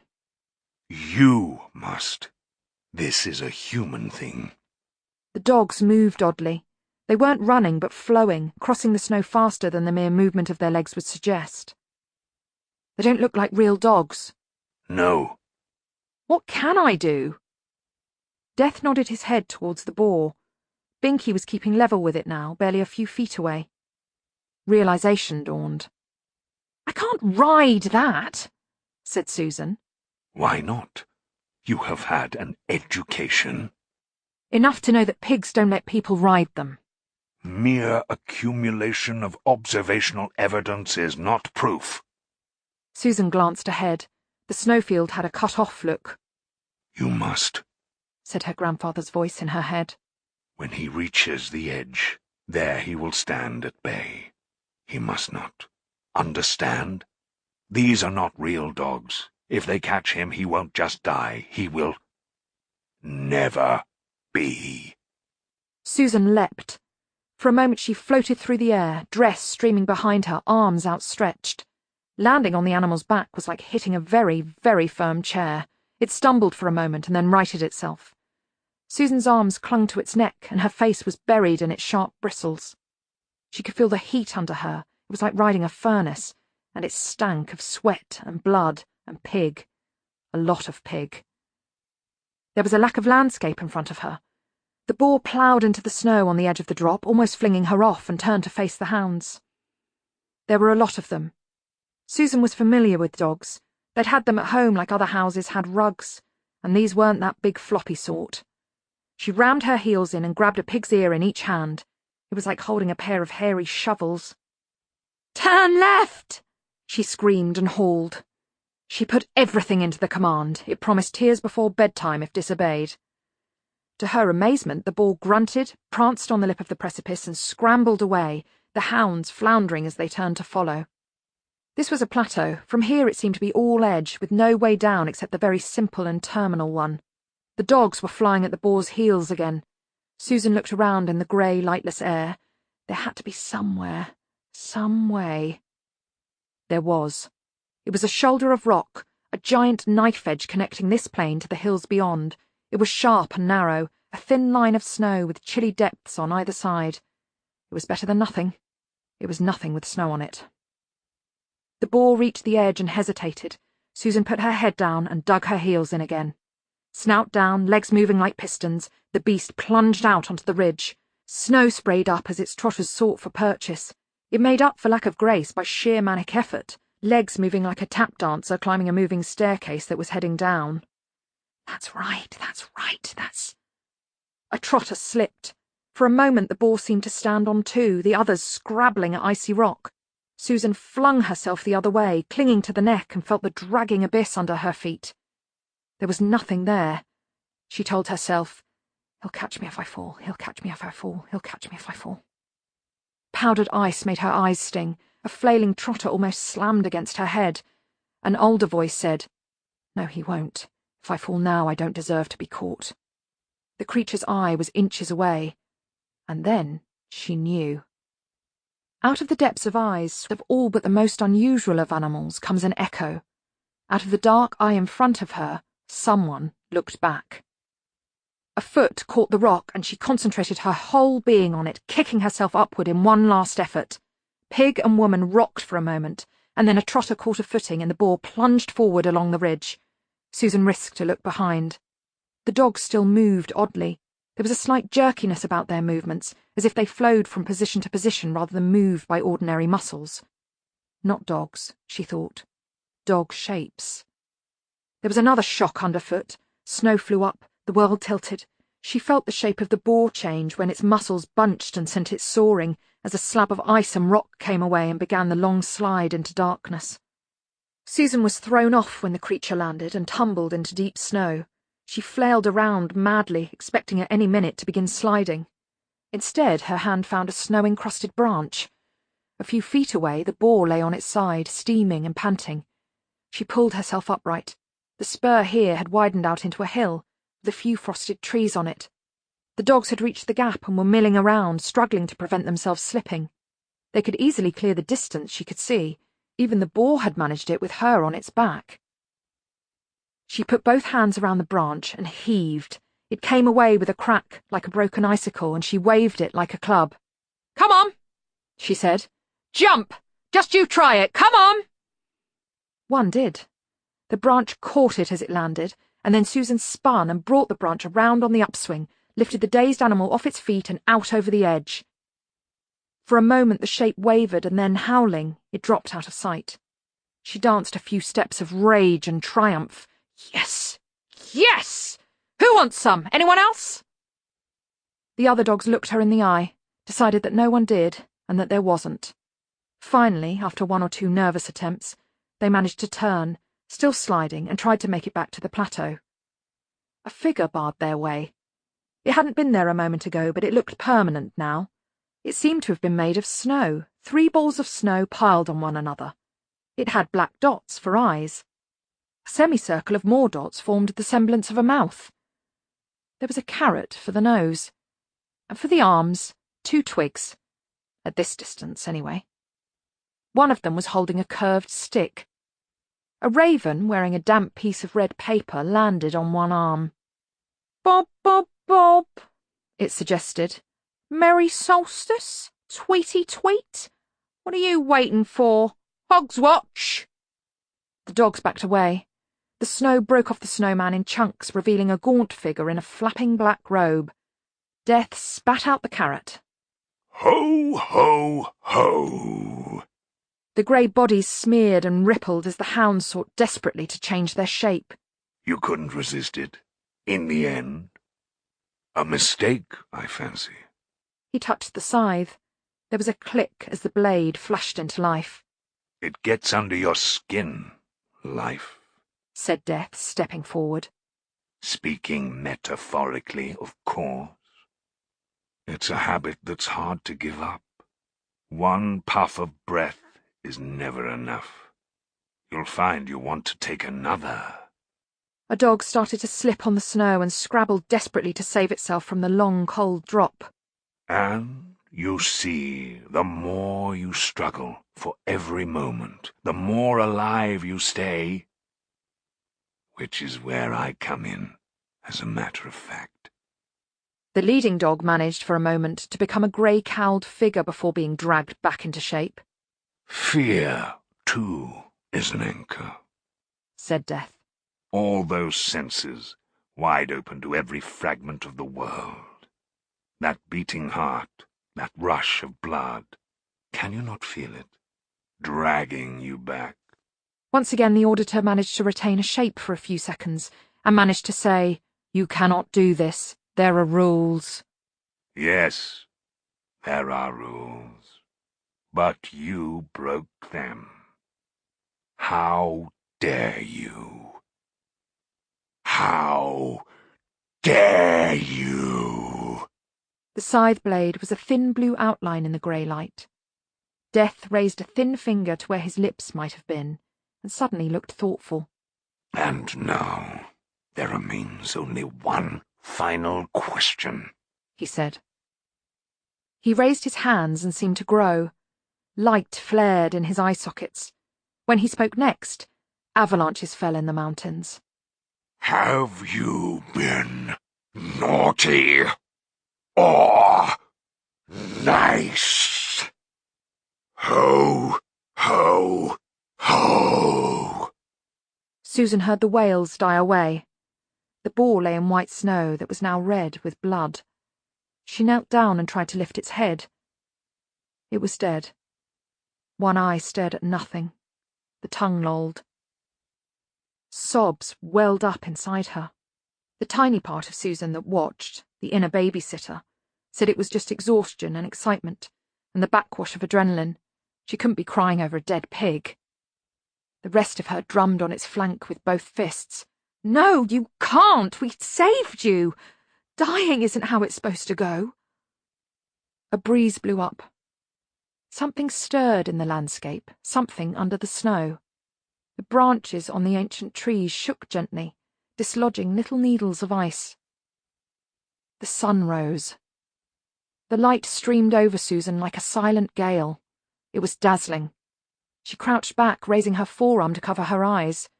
The great red ball turned frost to fire along the winter branches. Gold light slammed into the mountain peaks, making every one a blinding, silent volcano. It rolled onward, gushing into the valleys and thundering up the slopes, unstoppable. There was a groan. A man lay in the snow where the boar had been. He was naked except for an animal skin loincloth. His hair was long and had been woven into a thick plait down his back, so matted with blood and grease that it looked like felt, and he was bleeding everywhere the hounds had caught him. Susan watched for a moment, and then, thinking with something other than her head, methodically tore some strips from her petticoat to bandage the more unpleasant wounds. Capability, said the small part of her mind. A rational head in emergencies. Rational something, anyway. It's probably some kind of character flaw. The man was tattooed. Blue walls and spirals haunted his skin under the blood. He opened his eyes and stared at the sky. "Can you get up?" His gaze flicked to her. He tried moving and then fell back. Eventually she managed to pull the man up into a sitting position. He swayed as she put one of his arms across her shoulders and then heaved him to his feet. She did her best to ignore the stink, which had an almost physical force. Downhill seemed the best option. Even if his brain wasn't working yet, his feet seemed to get the idea. They lurched down through the freezing woods, the snow glowing orange in the risen sun. Cold blue gloom lurked in hollows like little cups of winter. Beside her, the tattooed man made a gurgling sound. He slipped out of her grasp and landed on his knees in the snow, clutching at his throat and choking. His breath sounded like a saw. "What now? What's the matter? What's the matter?" He rolled his eyes at her and pawed at his throat again. Something stuck. She slapped him as hard as she could on the back, but now he was on his hands and knees, fighting for breath. She put her hands under his shoulders and pulled him upright, and put her arms around his waist. Oh, God, how was it supposed to go? She'd gone to classes about it. Now, didn't you have to bunch up one fist and then put the other hand around it and then pull up and in like this? The man coughed and something bounced off a tree and landed in the snow. She knelt down to have a look. It was a small black bean. A bird trilled, high on a branch. She looked up. A wren bobbed at her and fluttered to another twig. When she looked back, the man was different. He had clothes now, heavy furs with a fur hood and fur boots. He was supporting himself on a stone-tipped spear and looked a lot stronger. Something hurried through the wood, barely visible except by its shadow. For a moment she glimpsed a white hare before it sprang away on a new path. She looked back. Now the furs had gone and the man looked older, although he had the same eyes. He was wearing thick white robes and looked very much like a priest. When a bird called again, she didn't look away, and she realized that she'd been mistaken in thinking that the man changed like the turning of pages. All the images were there at once, and many others too. What you saw depended on how you looked. Yes, it's a good job I'm cool and totally used to this sort of thing, she thought. Otherwise I'd be rather worried. Now they were at the edge of the forest. A little way off, 4 huge boars stood and steamed in front of a sledge that looked as if it had been put together out of crudely trimmed trees. There were faces in the blackened wood, possibly carved by stone, possibly carved by rain and wind. The Hogfather climbed aboard and sat down. He put on weight in the last few yards, and now it was almost impossible to see anything other than the huge, red-robed man, ice crystals settling here and there on the cloth. Only in the occasional sparkle of frost was there a hint of hair or tusk. He shifted on the seat and then reached down to extricate a false beard, which he held up questioningly. "Sorry," said a voice behind Susan. "That was mine." The Hogfather nodded at Death as one craftsman to another, and then at Susan. She wasn't sure if she was being thanked. It was more a gesture of recognition, of acknowledgement that something that needed doing had indeed been done. But it wasn't thanks. Then he shook the reins and clicked his teeth, and the sledge slid away. They watched it go. "I remember hearing," said Susan distantly, "that the idea of the Hogfather wearing a red and white outfit was invented quite recently." "No, it was remembered." Now the Hogfather was a red dot on the other side of the valley. "Well, that about wraps it up for this dress," said Susan.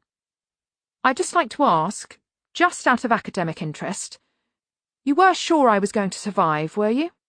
I was quite confident.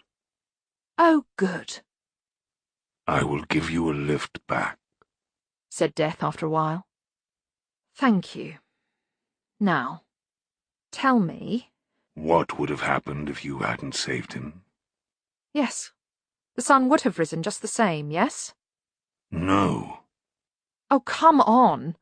You can't expect me to believe that. It's an astronomical fact.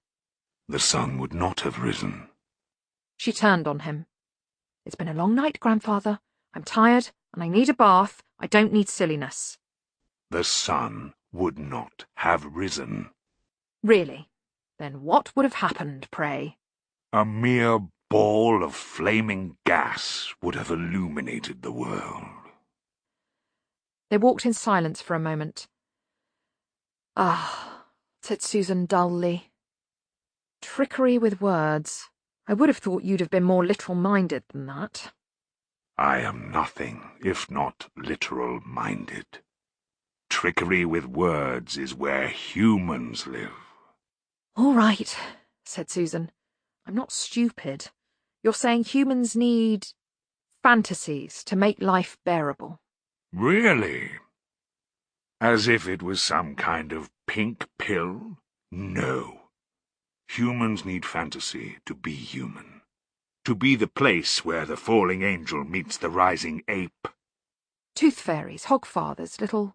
Yes. As practice, you have to start out learning to believe the little lies. So we can believe the big ones? Yes. Justice, mercy, duty, that sort of thing. They're not the same at all. You think so? Then take the universe and grind it down to the finest powder and sieve it through the finest sieve, and then show me one atom of justice, one molecule of mercy, and yet... Death waved a hand. And yet you act as if there is some ideal order in the world, as if there is some some rightness in the universe by which it may be judged. Yes, but people have got to believe that, or what's the point? My point exactly. She tried to assemble her thoughts. There is a place where two galaxies have been colliding for 1,000,000 years. Said Death, apropos of nothing. Don't try to tell me that's right. Yes, but people don't think about that, said Susan. Somewhere there was a bed. Correct. Stars explode, worlds collide. There's hardly anywhere in the universe where humans can live without being frozen or fried. And yet you believe that a bed is a normal thing. It is the most amazing talent. Talent? Oh, yes. A very special kind of stupidity. You think the whole universe is inside your heads. You make us sound mad, said Susan. A nice warm bed.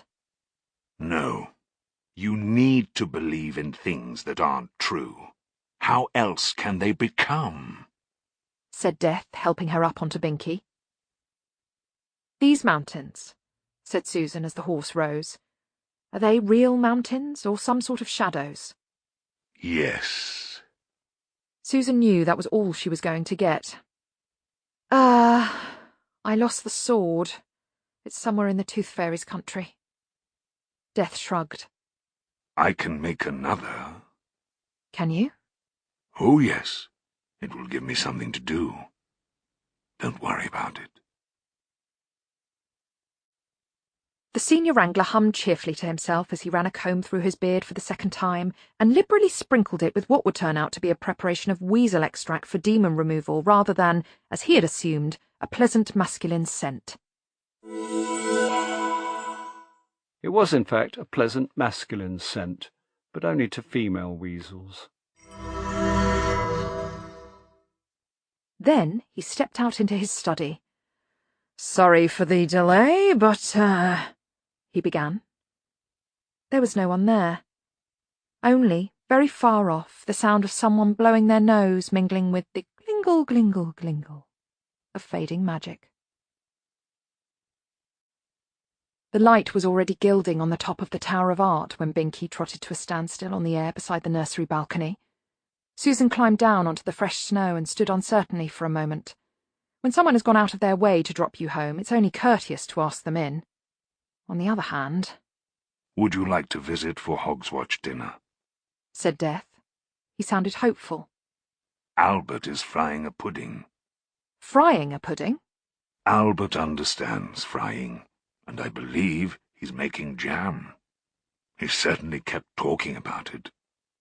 They're really expecting me here, said Susan. The Gators do a lot of entertaining. His business friends. Probably the whole day will be, I'll more or less have to look after the children. Someone should. Would you like a drink before you go? Said Susan, giving in. A cup of cocoa would be appropriate in the circumstances. Right. There's biscuits in the tin on the mantelpiece. Susan headed with relief into the tiny kitchen. Death sat down in the creaking wicker chair, buried his feet in the rug, and looked around with interest.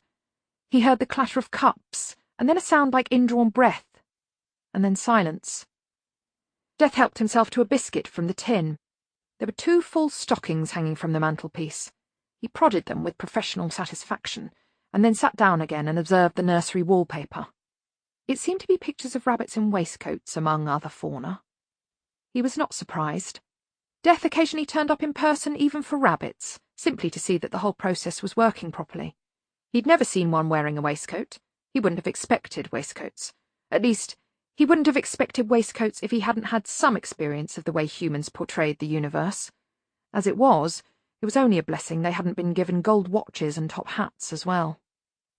Humans liked dancing pigs, too, and lambs in hats. As far as Death was aware, the sole reason for any human association with pigs and lambs was as a prelude to chops and sausages. Quite why they should dress up for children's wallpaper as well was a mystery. Hello, little folk, this is what you're going to eat. He felt that if only he could find the key to it, he'd know a lot more about human beings. His gaze travelled to the door. Susan's governess coat and hat were hanging on it. The coat was grey, and so was the hat. Grey and round and dull. Death didn't know many things about the human psyche, but he did know protective coloration when he saw it. Dullness. Only humans could have invented it. What imaginations they had. The door opened. To his horror, Death saw a small child of unidentifiable sex come out of the bedroom, amble sleepily across the floor and unhook the stockings from the mantelpiece. It was halfway back before it noticed him, and then it simply stopped and regarded him thoughtfully. He knew that young children could see him, because they hadn't yet developed that convenient and selective blindness that comes with the intimation of personal mortality. He felt a little embarrassed. Susan's got a poker, you know, it said, as if anxious to be helpful. Well, well, indeed. My goodness me. I thought all of you knew that now. Last week she picked a bogey up by its nose. Death tried to imagine this. He felt sure he'd heard the sentence wrong, but it didn't sound a whole lot better, however he rearranged the words. I'll give Gawain his stocking and then I'll come and watch, said the child. It padded out. Susan? Death said, calling in reinforcements. Susan backed out of the kitchen, a black kettle in her hand. There was a figure behind her. In the half-light the sword gleamed blue along its blade, its glitter reflected off one glass eye. Well, well, said Tea-Time quietly, glancing at Death. Now this is unexpected. A family affair? The sword hummed back and forth. I wonder, said Tea-Time, is it possible to kill Death? This must be a very special sword, and it certainly works here. He raised a hand to his mouth for a moment and gave a little chuckle. And of course it might well not be regarded as murder. Possibly it is a civic act. It would be, as they say, the big one. Stand up, sir. You may have some personal knowledge about your vulnerability, but I'm pretty certain that Susan here would quite definitely die. So I'd rather you didn't try any last-minute stuff. I am last-minute stuff, said Death, standing up. Tea-Time circled around carefully, the sword's tip making little curves in the air. From the next room came the sound of someone trying to blow a whistle quietly. Susan glanced at her grandfather. I don't remember them asking for anything that made a noise, she said. Oh, there has to be something in the stocking that makes a noise, said Death. Otherwise, what is 4:30 a.m. for? There are children, said Tea-Time. Oh, yes, of course. Call them. Certainly not. It will be instructive, said Tea-Time. Educational. And when your adversary is Death, you cannot help but be the good guy. He pointed the sword at Susan. I said, call them. Susan glanced hopefully at her grandfather. He nodded. For a moment she thought she saw the glow in one eye socket flicker off and on. Death's equivalent of a wink. He's got a plan. He can stop time. He can do anything. He's got a plan. Gawain! Twyla! The muffled noises stopped in the next room. There was a padding of feet, and two solemn faces appeared around the door. Ah, come in, curly-haired tots, said Tea-Time genially. Gawain gave him a steely stare. His next mistake, thought Susan. If he'd called them little bastards, he'd have them bang on his side. But they know when you're sending them up. I've caught this bogeyman, said Tea-Time. What shall we do with him, eh? The two faces turned to Death. Twyla put her thumb in her mouth. It's only a skeleton, said Gawain critically. Susan opened her mouth, and the sword swung towards her. She shut it again. Yes, a nasty, creepy, horrible skeleton, said Tea-Time. Scary, eh? There was a very faint pop as Twyla took her thumb out of her mouth. He's eating a bittit, she said. Biscuit, Susan corrected automatically. She started to swing the kettle in an absent-minded way. A creepy, bony man in a black robe, said Tea Time, aware that things weren't going in quite the right direction. He spun round to face Susan. You're fidgeting with that kettle, he said, so I expect you're thinking of doing something creative. Put it down, please. Slowly. Susan knelt down gently and put the kettle on the hearth. Huh, that's not very creepy, it's just bones, said Gawain dismissively. And anyway, Willie the groom down at the stables has promised me a real horse skull, and anyway, I'm going to make a hat out of it like General Tacitus had when he wanted to frighten people. And anyway, it's just standing there, it's not even making woo-woo noises. And anyway, you're creepy, your eye's weird. Really? Then let's see how creepy I can be, said Tea Time. Blue fire crackled along the sword as he raised it. Susan closed her hand over the poker. Tea Time saw her start to turn. He stepped behind Death, sword raised. Susan threw the poker overarm. It made a ripping noise as it shot through the air and trailed sparks. It hit Death's robe and vanished. He blinked. Tea Time smiled at Susan. He turned and peered dreamily at the sword in his hand. It fell out of his fingers. Death turned and caught it by the handle as it tumbled and turned its fall into an upward curve. Tea Time looked down at the poker in his chest as he folded up. Oh, no, he said. It couldn't have gone through you. There are so many ribs and things. There was another pop as Twyla extracted her thumb and said, It only kills monsters. Stop time now, commanded Susan. Death snapped his fingers. The room took on the greyish-purple of stationary time. The clock paused its ticking. You winked at me. I thought you had a plan. Indeed. Oh, yes. I planned to see what you would do. Just that? You are very resourceful. And, of course, you have had an education. What? I did add the sparkly stars and the noise, though. I thought they would be appropriate. And if I hadn't done anything? I dare say I would have thought of something at the last minute. That was the last minute. There is always time for another last minute. The children had to watch that. Educational. The world will teach them about monsters soon enough. Let them remember there's always the poker. But they saw he's human. I think they had a very good idea of what he was. Death prodded the fallen Tea Time with his foot. Stop playing dead, Mr. Teatime. The ghost of the assassin sprang up like a jack-in-the-box, all slightly crazed smiles. You got it right. Of course. Tea Time began to fade. I'll take the body, said Death. That will prevent inconvenient questions. What did he do it all for? Said Susan. I mean, why? Money? Power?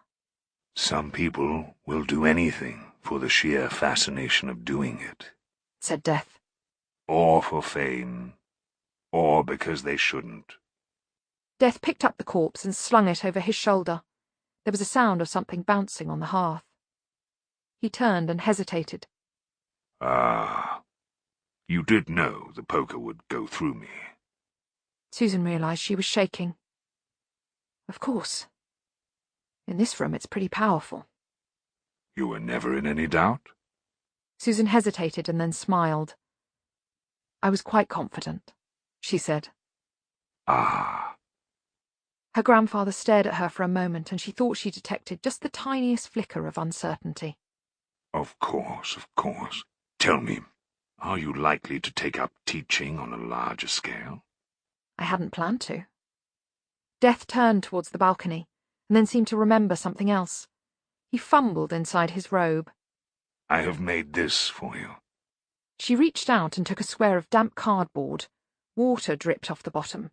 Somewhere in the middle, a few brown feathers seemed to have been glued on. Thank you. What is it? Albert said there ought to be snow on it, but it appears to have melted, said Death. It is, of course, a Hogswatch card. Oh, There should have been a robin on it as well, but I had considerable difficulty in getting it to stay on. Ah. It was not at all cooperative. Really? It did not seem to get into the Hogswatch spirit at all. Oh, good. Grandad? Yes? Why? I mean, why did you do all this? He stood quite still for a moment, as if he was trying out sentences in his mind. I think it's something to do with harvests, he said at last. Yes, that's right. And because humans are so interesting that they have even invented dullness. Quite astonishing. Oh. Well then, happy Hogswatch. Yes. Happy Hogswatch. Death paused again at the window. And good night, children. Everywhere. The raven fluttered down onto a log covered in snow. Its prosthetic red breast had been torn and fluttered uselessly behind it. Not so much as a lift home, it muttered. Look at this, will you? Snow and frozen wastes everywhere. I couldn't fly another damn inch. I could starve to death here, you know. Ha! People are going on about recycling the whole time, but you just try a bit of practical ecology and they just don't want to know. Ha! I bet a robin would have a lift home. Oh, yes. Squeak, said the Death of Rats sympathetically and sniffed. The raven watched the small hooded figure scrabble at the snow. So I'll just freeze to death here, shall I? It said gloomily. A pathetic bundle of feathers with my little feet curled up with the cold. It's not even as if I'm going to make anyone a good meal, and let me tell you, it's a disgrace to die thin in my species. It became aware that under the snow was a rather grubbier whiteness.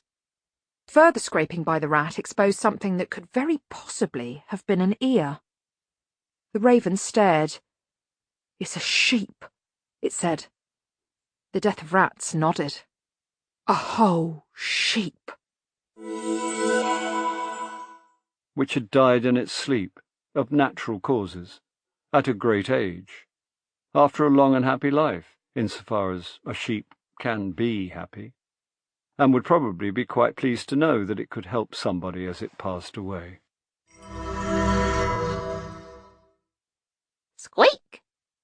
Oh, well, said the raven, hopping forward with its eyes spinning.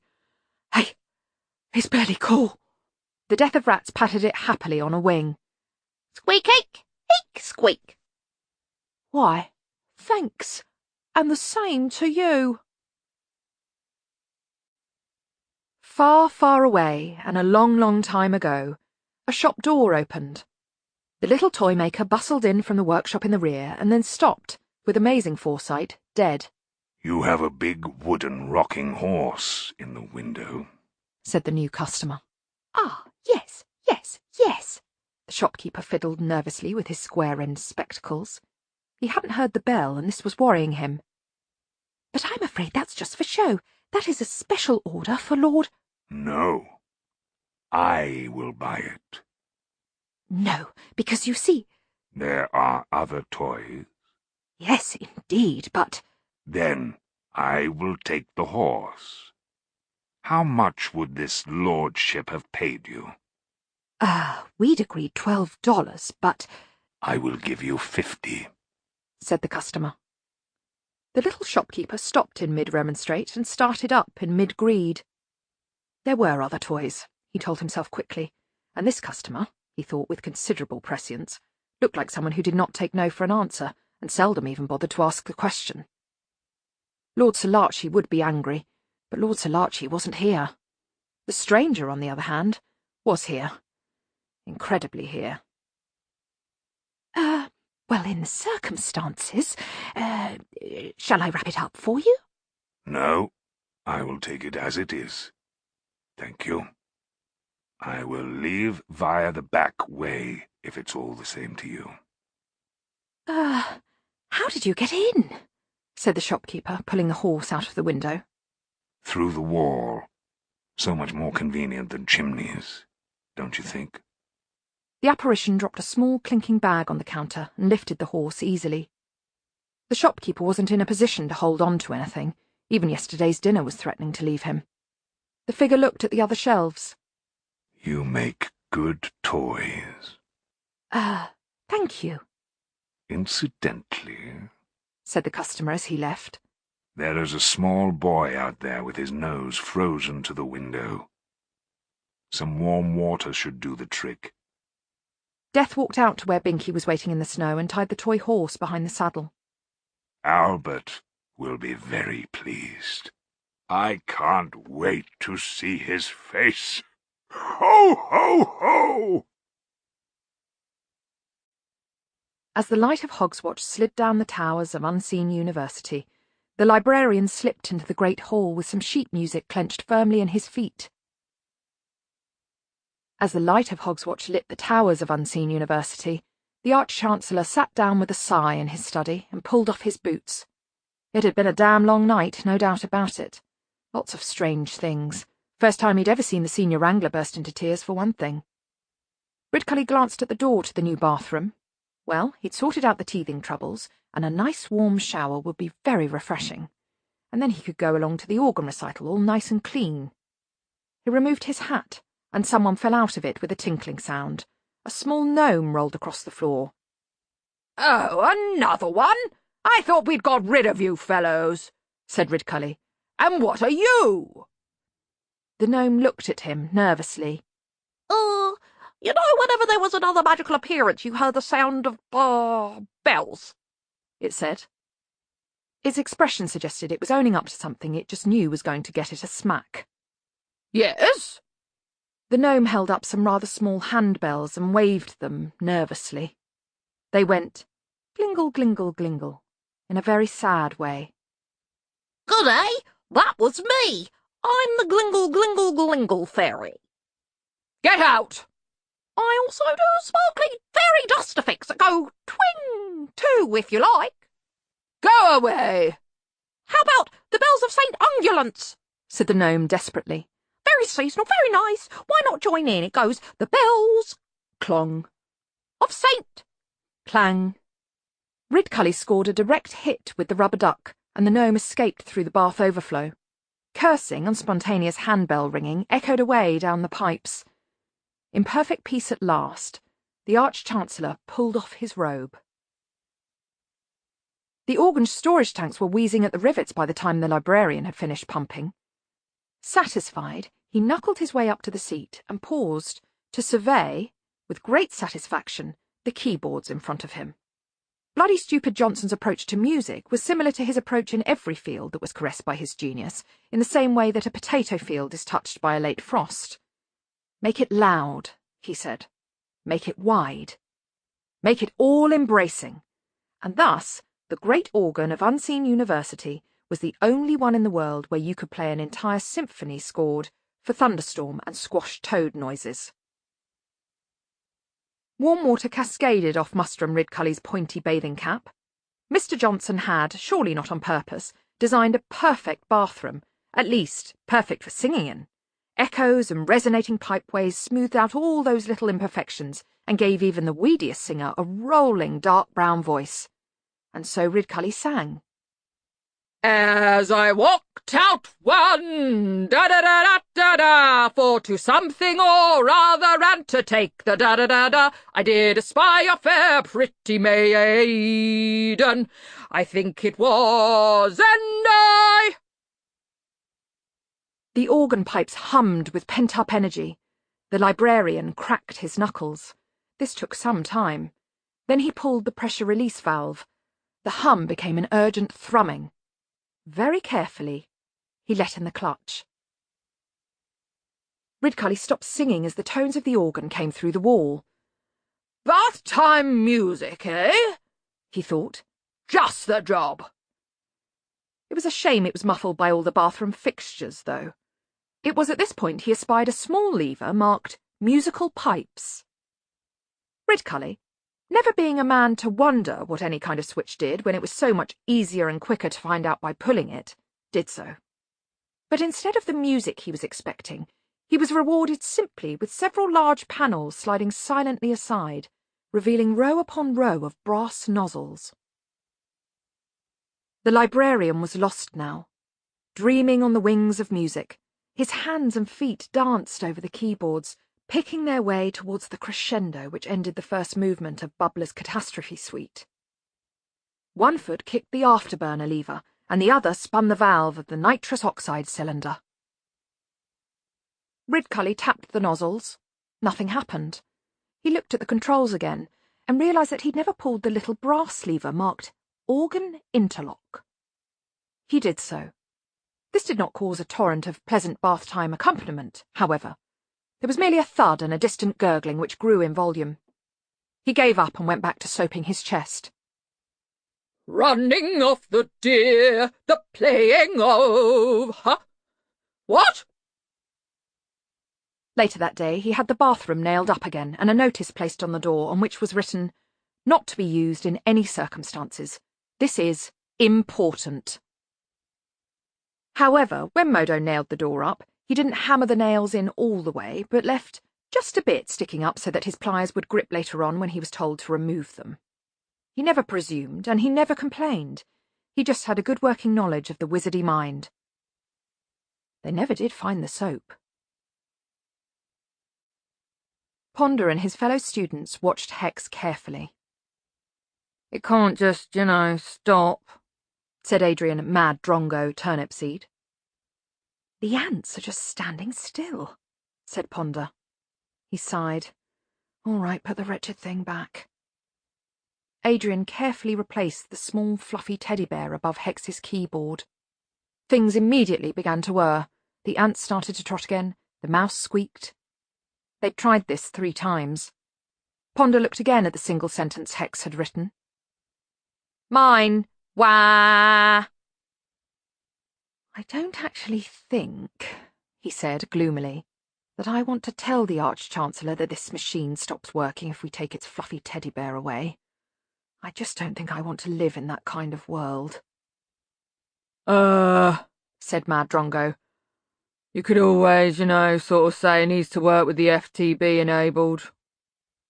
"You think that's better?" said Ponder reluctantly. It wasn't as if it was even a very realistic interpretation of a bear.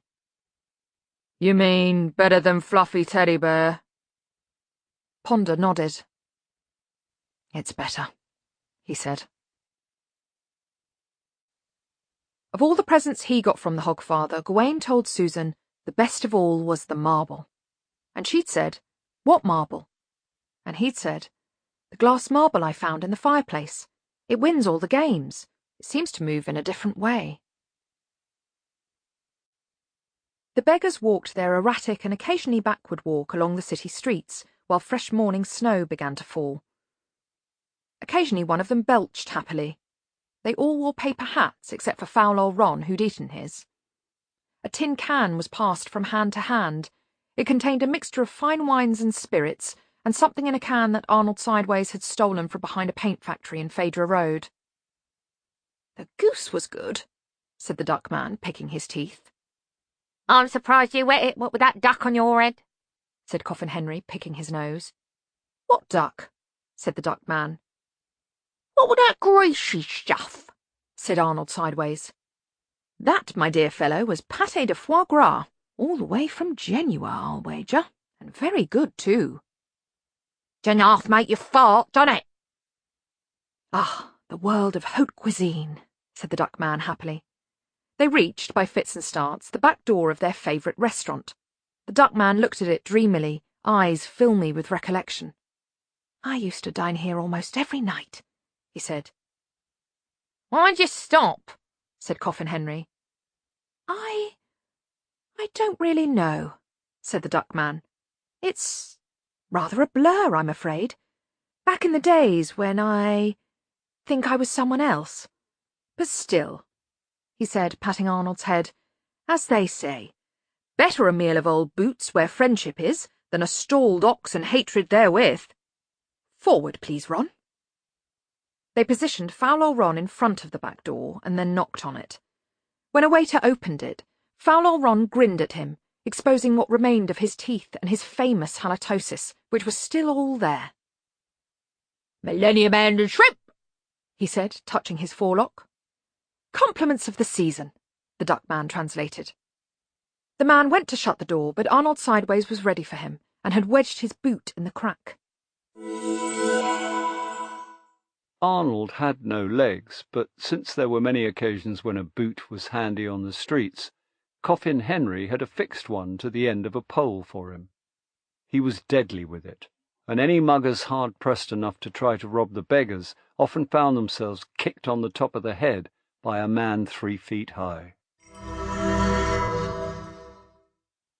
"We thought you might like us to come round at lunchtime and sing a merry Hogswatch glee for your customers," said the Duckman. Beside him, Coffin Henry began one of his volcanic bouts of coughing, which even sounded green. No charge, of course. "It being Hogswatch," said Arnold. The beggars, despite being too disreputable even to belong to the Beggars' Guild, lived quite well by their own low standards. This was generally by careful application of the certainty principle. People would give them all sorts of things if they were certain to go away. A few minutes later they wandered off again, pushing a happy Arnold who was surrounded by hastily wrapped packages. "People can be so kind," said the Duckman. "Millennium Man and shrimp." Arnold started to investigate the charitable donations as they manoeuvred his trolley through the slush and drifts. "Tastes sort of familiar," he said. "Familiar like what?" "Like mud and old boots. Gone, that's posh scrub, that is. Yeah. Arnold chewed for a while. You don't think we've become posh all of a sudden? Dunno, you posh, Ron?" "Bugger it. Yep, sounds posh to me." The snow began to settle gently on the River Ank. "Still, Happy New Year, Arnold." "Happy New Year, Duckman, and your duck." "What duck?" "Happy New Year, Henry." "Happy New Year, Ron." "Bugger 'em. And God bless us everyone," said Arnold Sideways. The curtain of snow hid them from view. "Which God?" "Dunno, what have you got?"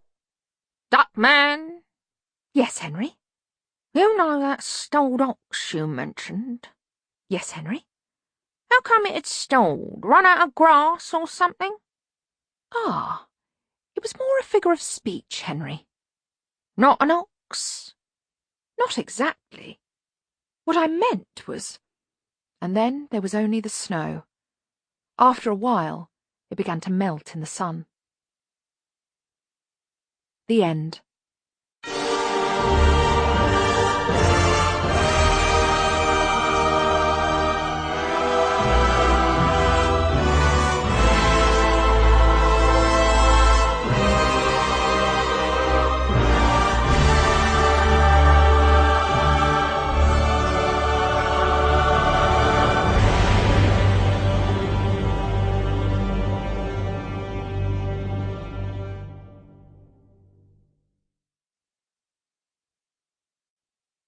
We hope you have enjoyed this Penguin audio production of Hogfather by Terry Pratchett, read by Sian Clifford with Bill Nye and Peter Serafinowicz. It was produced by Neil Gardner for Labrick Audio, and the post-production was by Steve Croft. The music was composed by James Hannigan. The executive producer was Alice Toomey. Copyright and recording, Penguin Audio 2021. Text copyright, Terry and Lynn Pratchett, 1996. Discworld is a trademark registered by Terry Pratchett. All rights reserved.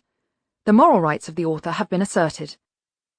For more Penguin audio productions, visit us at penguin.co.uk/audio. Thanks for listening. Audible hopes you've enjoyed this program.